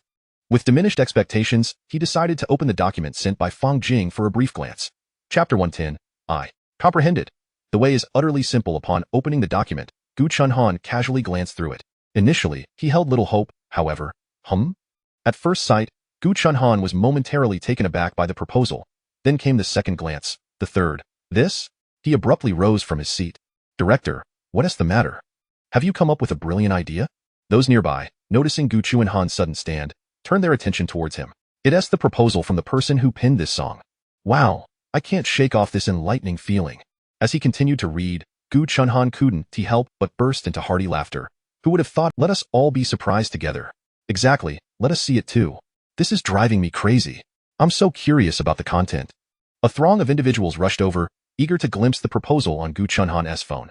Gu Chunhan replied, "Don't be impatient. I'll share it in the work group, and you can view it there." He promptly sent the proposal to the group in no time. Wow.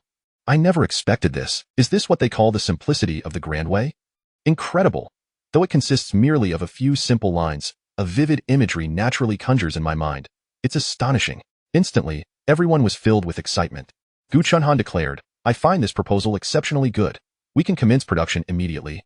What do you all think?" He surveyed the room. If anyone has ideas, now is the time to voice them. There is hardly any need for modifications, and I can't shake the feeling that this proposal resonates remarkably with our film. The consensus among the group was overwhelmingly positive.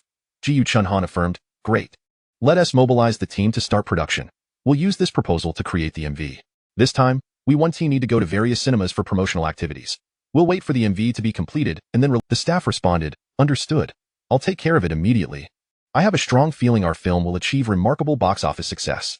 I believe we will definitely make it big. Once this MV is produced, it will surely attract considerable traffic.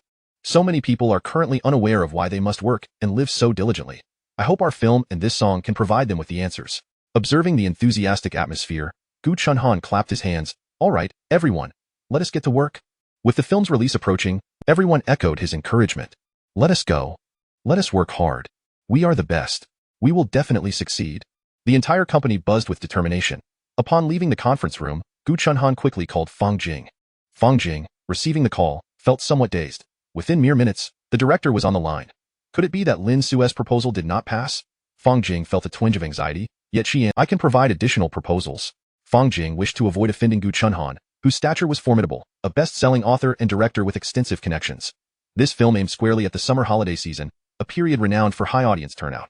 As is well known, the summer, National Day, and Spring Festival are the prime times for cinema attendance, making it the easiest period to achieve high box office returns, yet also the most perilous. The competition during this period is fierce. A slight dip in box office performance could lead to diminishing screenings, potentially culminating in total withdrawal. Zhao Fengqing, who had recently transitioned, was anxious to finalize everything for immediate release, fearing that delays would push the film into the summer season. He worried that his film might be crushed by others during that time. Risk and opportunity have always coexisted. If Gu Chunhan targeted the summer season and his film became a sensation, it would inevitably. The paramount concern was not merely the financial aspect of the song, but the myriad of unseen influences it would exert. Gu Chunhan reassured, "No, you misunderstood. That proposal is exceptionally good," she replied. "All right, I'll make sure to notify him." After hanging up, Fang Jing promptly went to Director Wu's office. "The proposal has been approved." Director Wu asked, "Is it Lin Ce's MV proposal?" Fang Jing confirmed, "Yes." Director Wu was slight. If Lin Ce is a genius, he must be extraordinarily gifted. Fang Jing smiled and said, "Not only that, but the director is exceedingly satisfied with this proposal. He even plans to invite Lin Ce to dinner to get acquainted." Director Wu inquired, "Have you hurry and call him? Once he hears this news, he will surely be thrilled. I know that Gu Chunhan is an idol for many in Lin Ce's age group." Chapter 111. Ready, I will carry you. Fang Jing. "All right, I will call him right now." At that moment, Lin Ce happened to be available and answered the call effortlessly.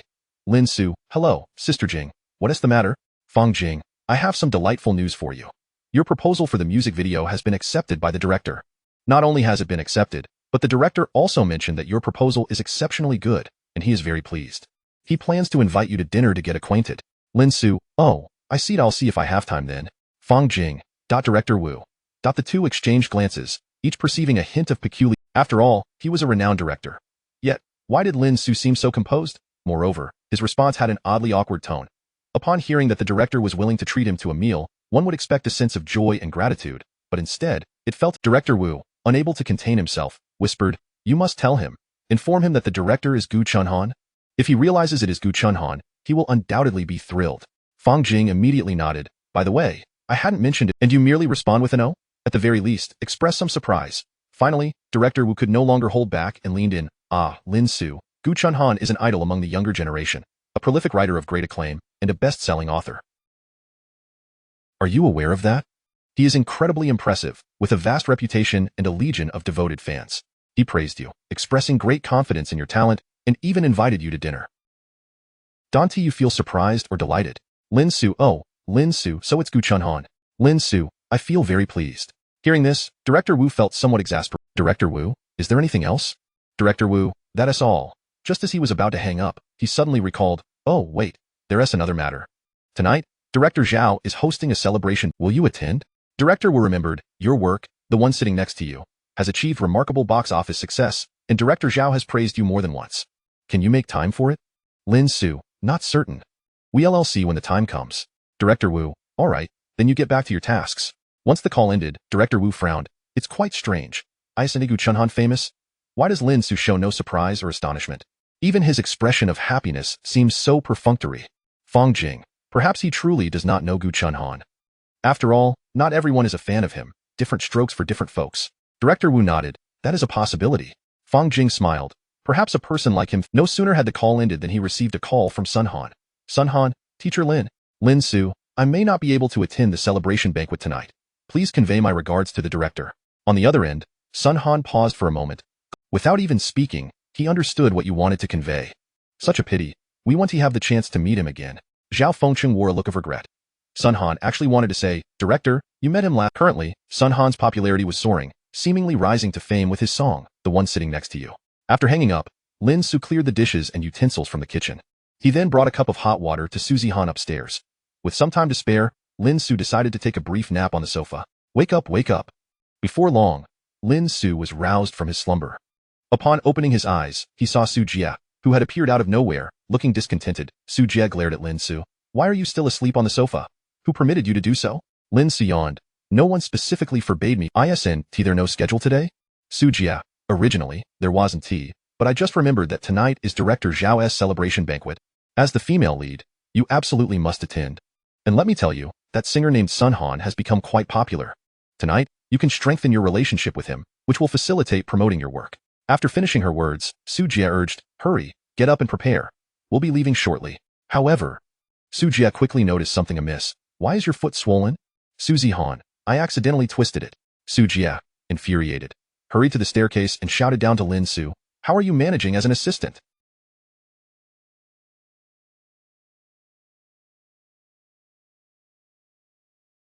How could you let Zi Han twist her ankle at home?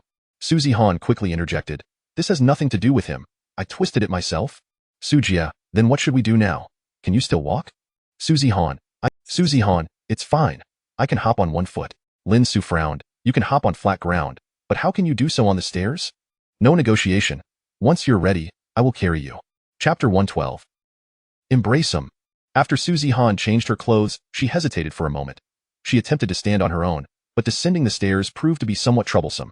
Sister Su urged, hurry up, just let him carry you. It's about time he exerted himself a bit. This fellow can't even take care of you at home. That is a serious dereliction of duty. While Suzy Han was still hesitating, Lin Ce stepped forward decisively and lifted her into his arms. Ah! Suzy Han gasped. She dared not look up, feeling somewhat stiff as it was her first experience being held so intimately by a man. Lin Ce, puzzled, remarked, you seem as tense as a drawn bow. Without responding, Suzy Han discreetly stole a glance at Lin Ce from the corner of her eye. From this angle, he appeared somewhat agreeable. Before long, Lin Ce had carried her to the RV and gently set her down in a seat. Suzy Han took a deep breath, attempting to quell her inner turmoil and the indescribable fluttering within her. She glanced at Lin Ce, who was seated on the opposite side, seemingly unperturbed. He merely thought that Suzy Han's weight was quite manageable, and lifting her required no effort at all. Sister Su urged the driver, all right, let us get moving. It would be unfortunate if we arrive late. Once the RV was in motion, Sister Su sat next to Suzy Han, carefully massaging her foot. Oh dear, you must avoid situations like this. What if you end up with a disability? Suzy Han replied, it's not that serious. Sister Su countered, it may not be severe this time, but what about next time? From now on, if there's even a hint of danger, let Lin Ce handle it, understood? Suzy Han sighed in resignation. Lin Ce remained silent, occupied with scrolling through news on his phone to pass the time. Sister Su suddenly recalled something.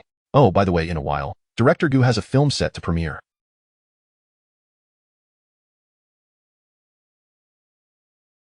I wonder how it will fare at the box office. If it performs well, I'll find a way to contact Director Gu and see if I can secure a role for you in his next film. Suzy Han remarked, Sister Su, isn't it a bit premature? The film hasn't even been released yet, and we don't know the outcome. Moreover, even if it does well, the next project hasn't been prepared. Sister Su shook her head. I've heard that Director Zhao and Director Gu are friends. I wonder if Director Gu will attend today's celebration banquet. If he does, it would be a perfect opportunity for you to get acquainted. And let me tell you, otherwise, once he starts filming his second project, it will be too late for you to seek opportunities and roles. In this industry, speed is of the essence. Sister Su continued to chat away, outlining Suzy Han and Lin Ce, however, remained indifferent to the conversation. Soon, the RV stopped in front of a five-star hotel. As soon as the vehicle halted, a bellboy, observing the venue, Sister Su expressed her sentiments. Choosing this place for the celebration banquet signifies that the box office has exceeded expectations. This is indeed remarkable. It serves as your stepping stone into the film industry. At least in the future, I will have many more options and opportunities when I scout roles for you. As she spoke, she assisted Suzy Han in disembarking the vehicle. Currently, Suzy Han could only walk on one foot, hopping along, which appeared both amusing and challenging. Shall I carry you inside? Lin Ce suggested. This time, Suzy Han did not prepare to refuse, but Sister Su shot him a disapproving look. What do you mean carry? This isn't home. Are you not concerned? Suzy Han tugged at Sister Su's wrist. Sister Su, let us not say too much. Lin Ce is only trying to help me. Sister Su scoffed. If he truly cared for you, let us take it slow. Sister Su assisted Suzy Han as they made their way into the hotel. Suzy Han's movements remained difficult, and her pace was slow. Lin Ce, thinking of something, quickly entered the hotel. Seeing him go in first, Sister Su grew increasingly displeased. What's this guy doing, rushing ahead? Does he not recognize his place? He is your assistant. Suzy Han interjected. Sister Su, please say less, and refrain from voicing such opinions in front of him. I believe he has been doing quite well, and this injury truly isn't his fault. Suzy Han Sister Su looked at her. Zihan, you are too kind-hearted. Honestly, you are his boss. Shouldn't you have some expectations of your subordinates? Moreover, he lacks discipline. Su Zihan noticed Lin Ce returning with a wheelchair. Here, sit in this. I'll push you inside. Su Zihan was taken aback, blinking in surprise. Isn't he this a bit excessive? Lin Ce replied. Moving around will only delay your recovery. Just sit. You're injured, and it's perfectly understandable. Reluctantly, Su Zihan nodded and obediently took a seat in the wheelchair. Sister Su raised an eyebrow, her expression softening slightly as she regarded Lin Ce. So that's what you were doing just now. Not bad. I'll give you some credit for having some sense. Lin Ce, however, paid no mind to Sister Su, letting her words go in one ear and out the other. The group entered the hotel. The celebration banquet was held on the top floor. After taking the elevator, they arrived at the top floor, where an array of guests awaited them. The male lead, Lu He, exuded confidence, and his gaze immediately landed on Su Zihan. Chapter 113. The rise of Sun Han. Lu He soon approached, his face beaming with joy. Zihan, you have arrived, he exclaimed. But what happened to your foot? Are you injured? Would you like me to introduce you? I have acquaintances at the hospital. I can arrange a checkup for you. Many people drew closer, their faces etched with worry. Zihan smiled gently. Thank you all for your concern. I merely sprained it and will be fine soon. Lu He quickly responded, that's good to hear. Otherwise, I would truly be worried. Upon hearing this, Su Zihan furrowed her brow and looked at Lu He. Thank you, but I might not need your concern. Su Zihan felt somewhat irritated with Lu He. Previously, he had sought her out in various ways, and his manager had even suggested to Sister Su that they could fabricate a romantic relationship for publicity to boost both their careers and the film's popularity. However, this proposal was promptly rejected by Sister Su, which only deepened Su Zihan's disdain for Lu He. Yet Lu He was unfazed. He straightened his posture. Our film has achieved impressive box office results, and it is thanks to our collective efforts. We are, after all, comrades. Lu He aimed to strengthen his connection with Su Zihan, but she showed no intention of engaging, leaving him feeling somewhat foolish. Surrounding them were various celebratory remarks, creating an overall pleasant atmosphere. At that moment, a commotion erupted at the venue. The director has arrived. And Sun Han is here too. Wow, Sun Han. I must get his autograph. My girlfriend adores his song, playing it on repeat daily, crying after every listen. It's simply extraordinary. Lin Ce followed the crowd's gaze and spotted Sun Han walking out alongside Zhao Fengcheng. The Sun Han of today was no longer the somewhat awkward figure Lin Ce had first encountered.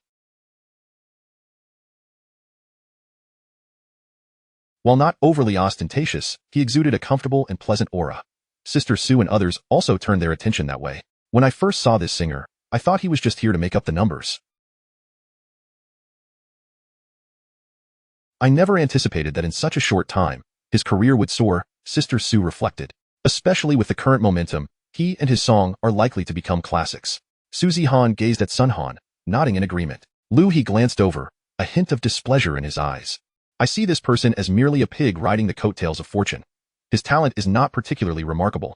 He simply stumbled upon a stroke of luck and Su Zihan frowned slightly, not entirely agreeing with Lu He's remarks, yet she was disinclined to argue with him. One should never engage in debate with a fool. This was a principle Su Zihan adhered to. Lu He continued, however, there's no way around it. The reach of a song is indeed far greater than that of a film. Therefore, we must maintain a good relationship with this fellow. Having said this, he approached. Another director might join us soon. We should go over now to familiarize ourselves. Before Su Zihan could refuse, Lu He reached out, attempting to push Lin Ce aside and grasped the handle of Su Zihan's wheelchair. However, as Lu He extended his hand, Lin Ce swiftly kicked him in the waist. Ouch! Lu He winced, his face paling. His already weak back instinctively. You dare to kick me? Lin Ce's expression remained indifferent. I kicked you. I warn you, do not harbor thoughts you should not. Lu He's expression darkened. Who do you think you are? How dare you speak to me like that? I am a star. You are merely an errand boy. Know your place. Lin Ce turned to face him, his gaze icy. Try saying one more word. Lu He was momentarily taken aback, his teeth clenched as he struggled to respond. Yet, upon meeting Lin Ce's eyes, he instinctively swallowed his words. This man was unlike the others. Even if they were famous, they merely talked big, but Lin Ce seemed capable of actual violence. Sister Su, observing Lu He being confronted by Lin Ce, felt a surge of joy and remarked sarcastically, some people would do well to look in the mirror at home and see what sort of person they truly are. Lu He's expression. The commotion caught the attention of Zhao Fengcheng and others nearby. Zhao Fengcheng glanced over, initially intending to say something, but Sun Han, noticing Lin Ce standing there, immediately brightened and eagerly approached him. Zhao Fengcheng promptly followed suit, and a group of people quickly made their way over. Spotting the director and others approaching, Lu He felt a surge of relief, yet he did not forget to cast a cold glare at Lin Ce. Just wait.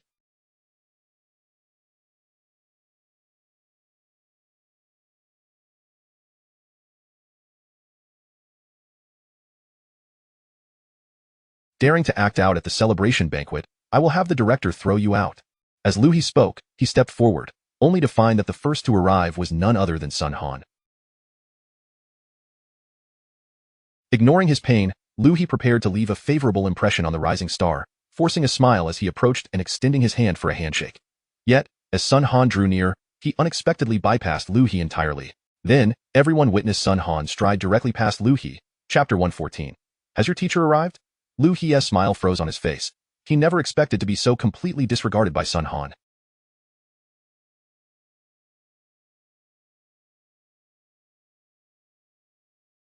After all, I am the male lead of this film.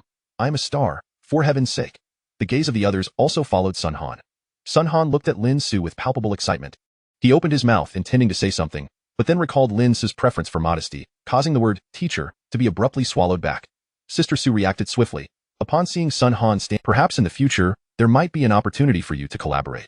Her intention was clear. She hoped to leverage Sun Han's rising popularity for her child, Suzy Han.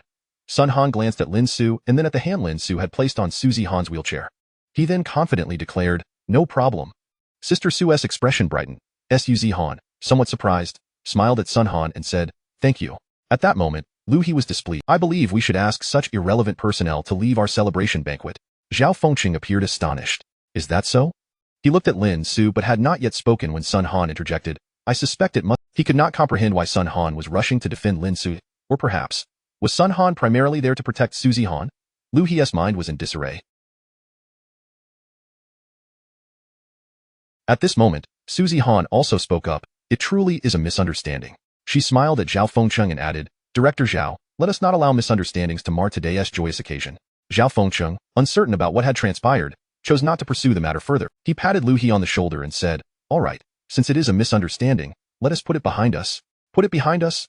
Lu He was seething inwardly. He had been the one wronged, yet no one seemed to care about his feelings. Everyone simply declared the matter resolved. Zhao Fengqing continued to engage with Suzy Han and the others.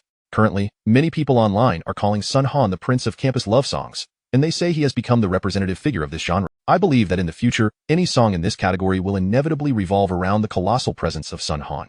Zhao Fengqing was in exceptionally high spirits.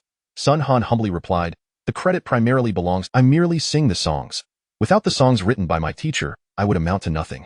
He stole a furtive glance at Lin Ce as he spoke. Zhao Fengqing sighed. Ah, what a pity.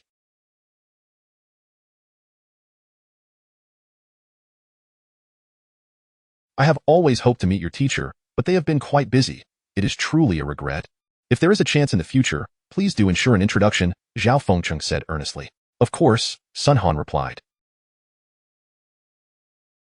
Nearby, Lu He, having overheard this conversation, quickly set aside his earlier displeasure and beamed at Sun Han, saying, and I, too, have long admired the teacher capable of writing. If there is ever an opportunity to meet, please take me along. Moreover, before becoming an actor, I had quite a bit of experience in music. I am sure I would have plenty to discuss with your teacher. Sun Han was at a loss for words. Just moments ago, this man had kicked him, and now he was shamelessly trying to ingratiate himself with Lin Ce. If he knew that the very person he admired had just delivered a kick to his ribs, one could. Sun Han replied, I cannot make that decision, but I believe my teacher may not take a liking to you. Lu He's expression stiffened. He felt somewhat embarrassed. Many onlookers were whispering amongst themselves, assuming Lu He had offended. Zhao Fengqing, sensing the awkwardness, interjected, by the way, a friend of mine, another director, will be arriving shortly. Perhaps I can introduce you all? As soon as Zhao Fengqing finished speaking, the elevator chimed.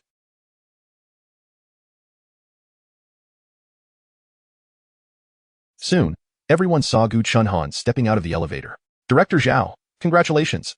The box office of your film is simply astronomical, and I have listened to the theme song. It is truly exceptional. Gu Chunhan approached with a broad smile. Zhao Fengqing replied, haha, thank you, but let us not focus solely on me. I have heard that your film has also secured a remarkable theme song? Gu Chunhan nodded. Indeed. This song is absolutely fantastic. If it weren't for this song, I might not have had the time to come here today. I truly wish I could unveil the song right now, but alas, I must wait until the music video is complete and all promotional materials are prepared. After exchanging pleasantries, Zhao Fengqing introduced the others. With a beaming smile, he said, This is Susie Han, our film's leading lady. Gu Chunhan smiled back. Hello. I have seen many of Miss Su's works. They are quite remarkable. I know. Haha, that song is simply delightful, bursting with the essence of youth. Sun Han, somewhat flustered, replied, Thank you, thank you. I appreciate your encouragement. The success of this song is primarily due to the quality of my— I would very much like to meet him. I believe anyone capable of writing the one sitting next to you must be immensely talented. Sun Han, feeling helpless and hesitating, replied, I am not sure if he has arrived. Gu Chunhan expressed perhaps we can meet when we have the opportunity. Zhao Fengqing then turned to Lu He. This is Lu He, our film's male lead. Lu He, excited, exclaimed, Director Gu, I grew up reading your books. Gu Chunhan glanced at him, offering a faint smile.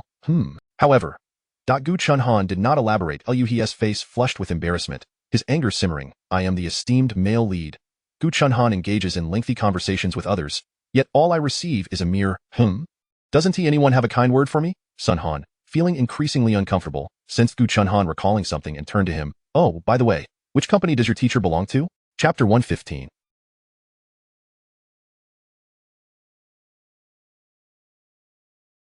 Making the call, Gu Chunhan casually inquired about the topic, merely seeking a conversation starter.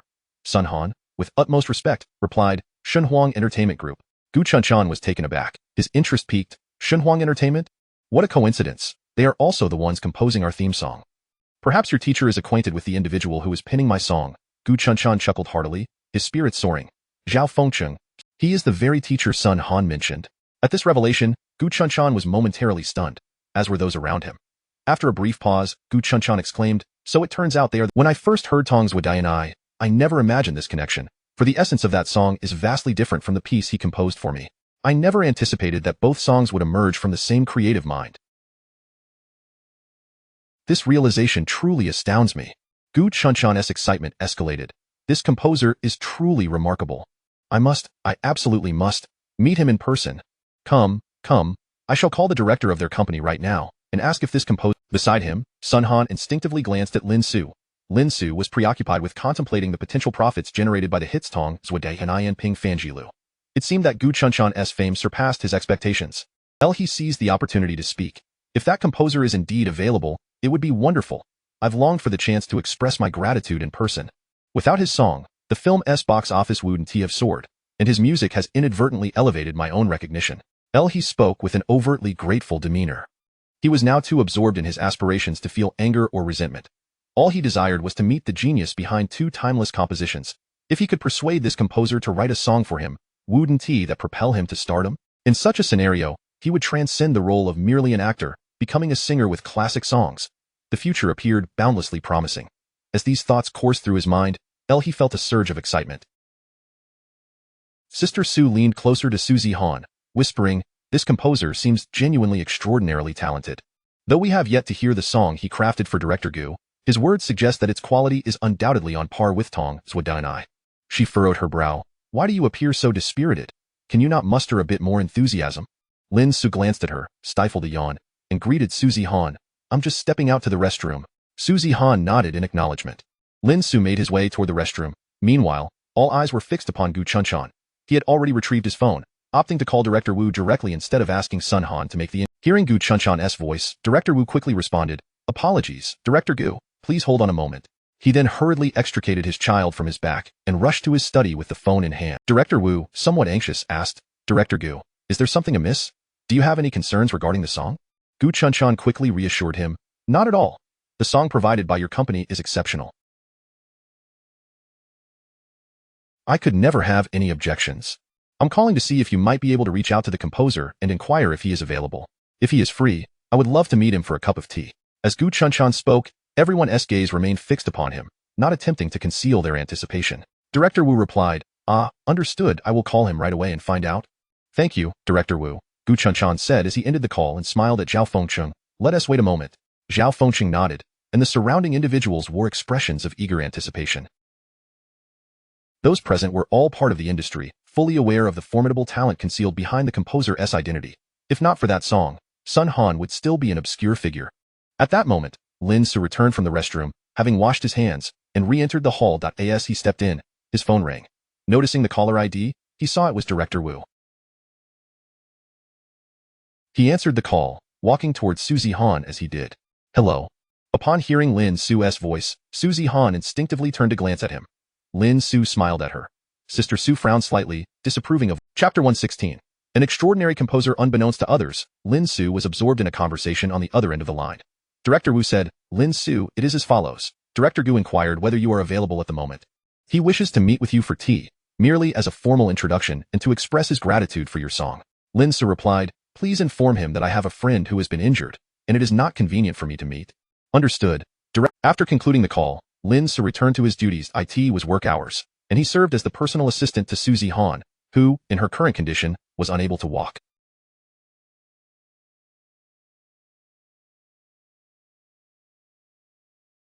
Thus, he had little inclination to engage in tea and conversation with someone named Gu Chunhan. While others expressed interest in Lin Ce, he, in truth, felt little curiosity towards them. Sister Su, having overheard Lin Ce's conversation, raised an eyebrow and commented, in situations like this, it is advisable to step outside and find a secluded place to make such calls, to avoid disturbing others. Lin Ce remained non-committal. Just moments after he hung up, Gu Chunhan's phone rang. Director Wu is calling, Gu Chunhan announced with a smile, believing he held a certain stature. Zhao Fengcheng chuckled. If that composer knew you wished to meet him, he would have no reason to refuse. Who isn't aware? Lu he interjected. In truth, being recognized by Director Gu is a stroke of fortune for him. I believe that when this composer initially wrote songs for Director Gu, his intention was to leverage Director Gu's fame. He shook his head. That cannot be said. I genuinely admire this composer's talent.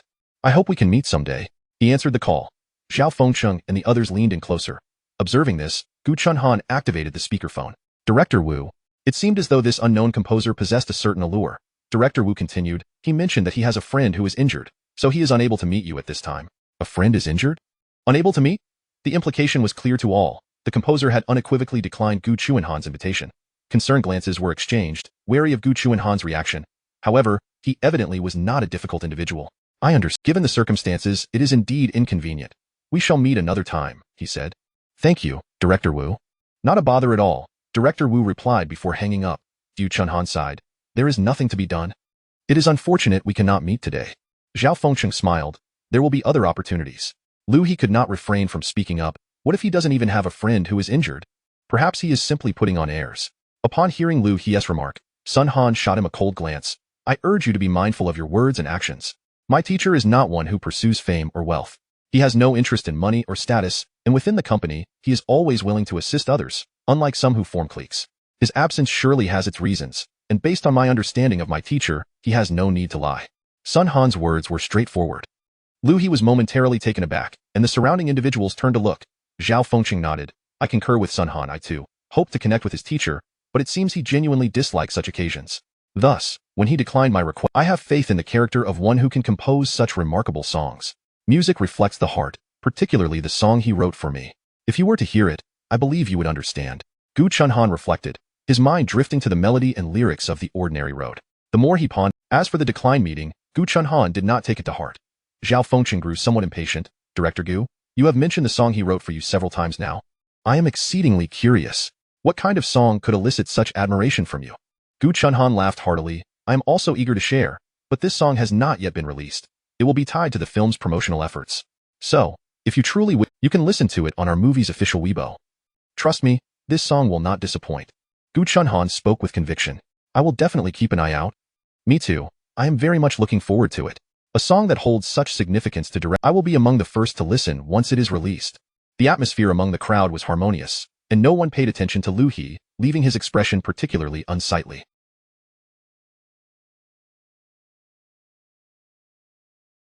At that moment, Suzy Han turned her head, tilting it back to look at Lin Ce, who stood behind her, still contemplating Director Wu's recent words. The reason for the composer's refusal to come was due to a friend's injury, and Lin Ce had mentioned the same. What are you staring at? Lin Ce noticed Suzy Han's gaze and looked down at her. However, as he did so, he was momentarily taken aback. From this proximity, his almost vertical perspective gazing down at Suzy Han seemed to reveal something unintended. Suddenly, Suzy Han inquired, do I count as your friend? Chap, since you have uncovered the truth, I must lay my cards on the table. Suzy Han spoke up. Yet, Lin Ce appeared to be unresponsive. She furrowed her brows. A sense of unease washed over her. Suzy Han's expression shifted, and she extended her petite hand, clenched it into a fist, and lightly thumped Lin Ce's leg. Ah! Lin Ce, caught off guard, exclaimed, what is the matter? With a blush adorning her cheeks, Suzy Han. Could it be that Lin Ce was, in fact? No, that couldn't be the case. The moment the thought crossed her mind, she promptly dismissed it. If he were indeed such a remarkable composer, why would he come to be her unless he was after money? Could it be that he was drawn to her as a person? Such a notion seemed plausible, yet. No, Lin Ce had been introduced to her by Sister Sunday. If Lin Ce were truly that talented, Sister Sun would undoubtedly be aware of it. Recalling Sister Sun's initial introduction of Lin Ce as a longtime tenant, Suzy Han reasoned that if they had known each other for many years, Sister Sun would have no reason to be. Various thoughts raced through her mind. That moment, Sister Su called out, Zihan? Zihan? Director Gu is speaking to you. Snapped back to reality, Suzy Han responded, what? She looked ahead and found Gu Chunhan gazing. Would you like me to help you get in touch with them? Suzy Han quickly replied, no need, Director Gu, my injury isn't severe. A couple of days rest should suffice. I merely twisted it a bit. Gu Chunhan nodded. Alright, if you need anything, feel free to contact me. As soon as he finished speaking, In the end, Zhao Fengqing even took the time to summarize the event. After everything concluded, Lin Ce wheeled Suzy Han to the RV, lifting her gently into it. I'll go swap this wheelchair out, he said, pushing the empty chair towards the hotel. Observing his retreating figure, Sister Su inquired with curiosity, were you two whispering sweet nothings in there? I could have sworn I saw your face flush. Suzy Han shook her head. She settled into her seat, a hint of regret on her face. It's truly a shame we couldn't meet that composer today. If he is indeed extraordinarily talented and willing, if she succeeded, she would truly command respect in the industry, Suzy Han replied. It's not that exaggerated, and besides, I think things are quite good as they are. Moreover, I'm not necessarily suited for singing. Sister Su shook her head. That's not how it works. I believe in your abilities. Furthermore, I think if that composer could write you a song, it would pave your way into the music industry. Suzy Han chose not to engage further in that conversation. Instead, she propped her chin on her hand, gazing in the direction of the hotel. When she spotted Lin Ce approaching, she suddenly asked, Sister Su, do you think Lin Ce could be that composer? Sister Su was taken aback, then laughed. Zihan, what are you thinking? The composer capable of writing the classmate next to you, who even impresses Director Gu, surely wouldn't he be lacking in funds? How could he possibly come here to be someone else's assistant? Moreover, have you not observed Lin Ce? In what manner could he possibly be perceived as musically talented? So, let us not entertain wild thoughts. We should wait for Director Gu to arrange a meeting with that composer, and then seize the opportunity to forge a connection, which is of utmost importance. Suzy Han nodded. Lin Ce approached, entered the vehicle, and noticed Suzy Han still gazing at him. What are you thinking about? Does your foot still hurt? Should I go to the pharmacy and get you some pain relief medication? Could it be that women truly possess a sixth sense? He pondered how to address the matter. As Suzy Han noticed Lin Ce falling silent, her curiosity piqued. What's wrong? Sister Su, observing Lin Ce's demeanor, gestured. Only then did Sister Su look at Lin Ce. All right, you can speak now. Lin Ce carefully considered his words, weighing whether to disclose his identity. In truth, once his identity was revealed, he felt that his role as a living assistant would come to an end. To be honest, he quite enjoyed being in Suzy Han's company. At least, during their time together, he felt a sense of ease and joy. However, since the truth was already exposed, he sensed no reason to continue concealing it. Thus, his expression grew serious. Seeing Lin Ce's demeanor shift, Suzy Han felt an inexplicable tension rise within her. What's wrong? Taking a deep breath, Lin Ce declared, since you have discovered the awakening of adulthood confrontation? Suzy Han gazed at Lin Ce with a face full of confusion and disbelief. What is it that you wish to confront me about? Are you implying that you are the composer? Lin Ce met her gaze, nodding gravely. Indeed, I am the one who pinned the one sitting beside. He pondered the possible reactions of Sister Su and Suzy Han that would follow. Yet, piffed. After scrutinizing Lin Ce for a long moment, Suzy Han could no longer contain herself, and Lin Ce, somewhat exasperated, queried, what are you laughing at? I am being quite serious in this revelation. Suzy Han scoffed. Do you think I am a mere child of 3? If you were truly that composer, why did Sun Han not greet you just now? Lin Ce replied, I instructed him not to, as I prefer to remain low-key. Suzy Han sighed in resignation. Unable to bear it any longer, Sister Su interjected as she urged the driver to commence their journey. She turned to Lin Ce, saying, all right, enough of this. You needn't claim to be the composer. If you ask me, you would be better suited as an actor.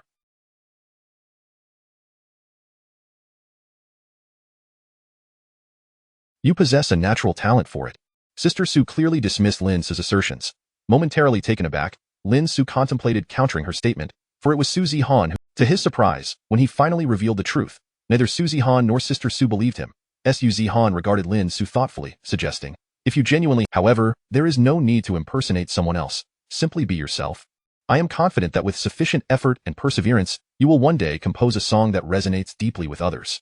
Observing Su Zihan's earnest demeanor, Lin Ce began, actually, I truly. Su Zihan shook her head, interrupting, enough of this. When we return, please prepare a fruit platter for me. With that, she turned her attention to her phone, effectively ending the conversation. This was indeed unexpected. Lin Ce glanced at Su Zihan. Clearly, neither of them took his words to heart. Very well, I have laid bare my truth. It is their disbelief that remains. Leaning back in his seat, Lin Ce suddenly felt a wave of relief wash over him.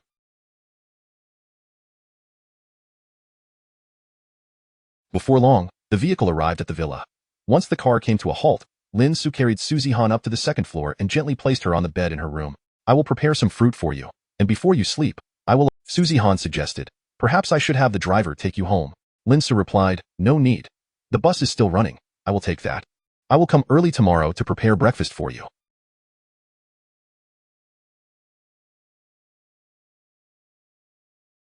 Rest well.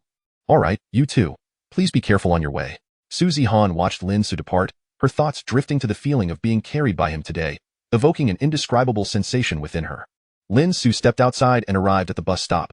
Shortly thereafter, the bus arrived, he boarded and found a seat. The vehicle, not overly crowded. One man, dressed in a suit, stared silently out the window, his phone playing a song, the one sitting beside you. The melody echoed softly within the bus, each note resonating in the air.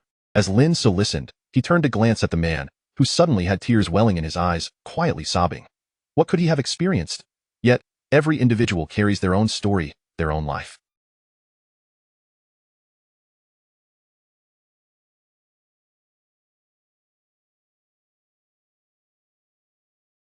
Upon reaching his stop, Lin Ce disembarked and ascended the stairs. In the elevator, he encountered Sun Jia, who was laden with numerous bags.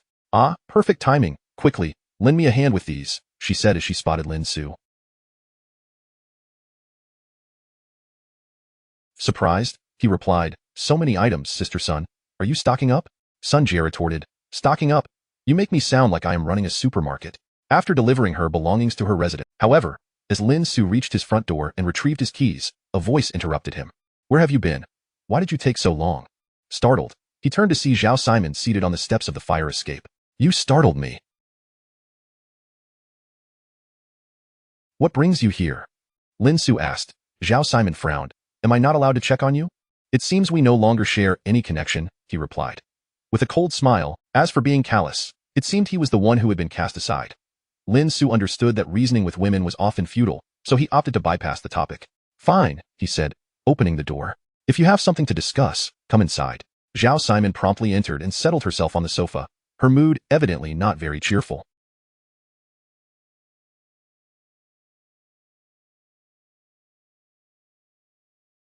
Lin Ce handed her a bottle of water. Please, if you have something to say, do so directly. It is rather late, and your presence here is inappropriate. Besides, haven't you always worried that my existence might hinder your future? Let us not wait for the pop. Zhao Siman fixated on him, asking, Lin Ce, do you harbor a deep resentment towards me? Resentment? I do not resent you. Truly, you are overthinking it's merely that he seems unworthy. Zhao Siman furrowed her brow. Lin Ce nodded, yes. I feel that the Lin Ce who likes you is somewhat unworthy of your affection. However, that is a matter between the two of you, and does not concern me now.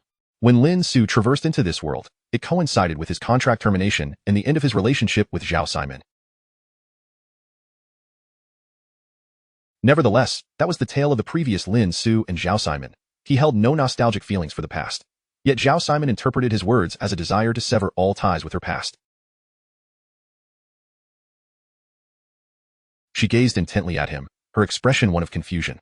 Lin Ce, feeling somewhat exasperated by her scrutiny, remarked, you didn't come all this way just to ask me that, did you? We are adults now.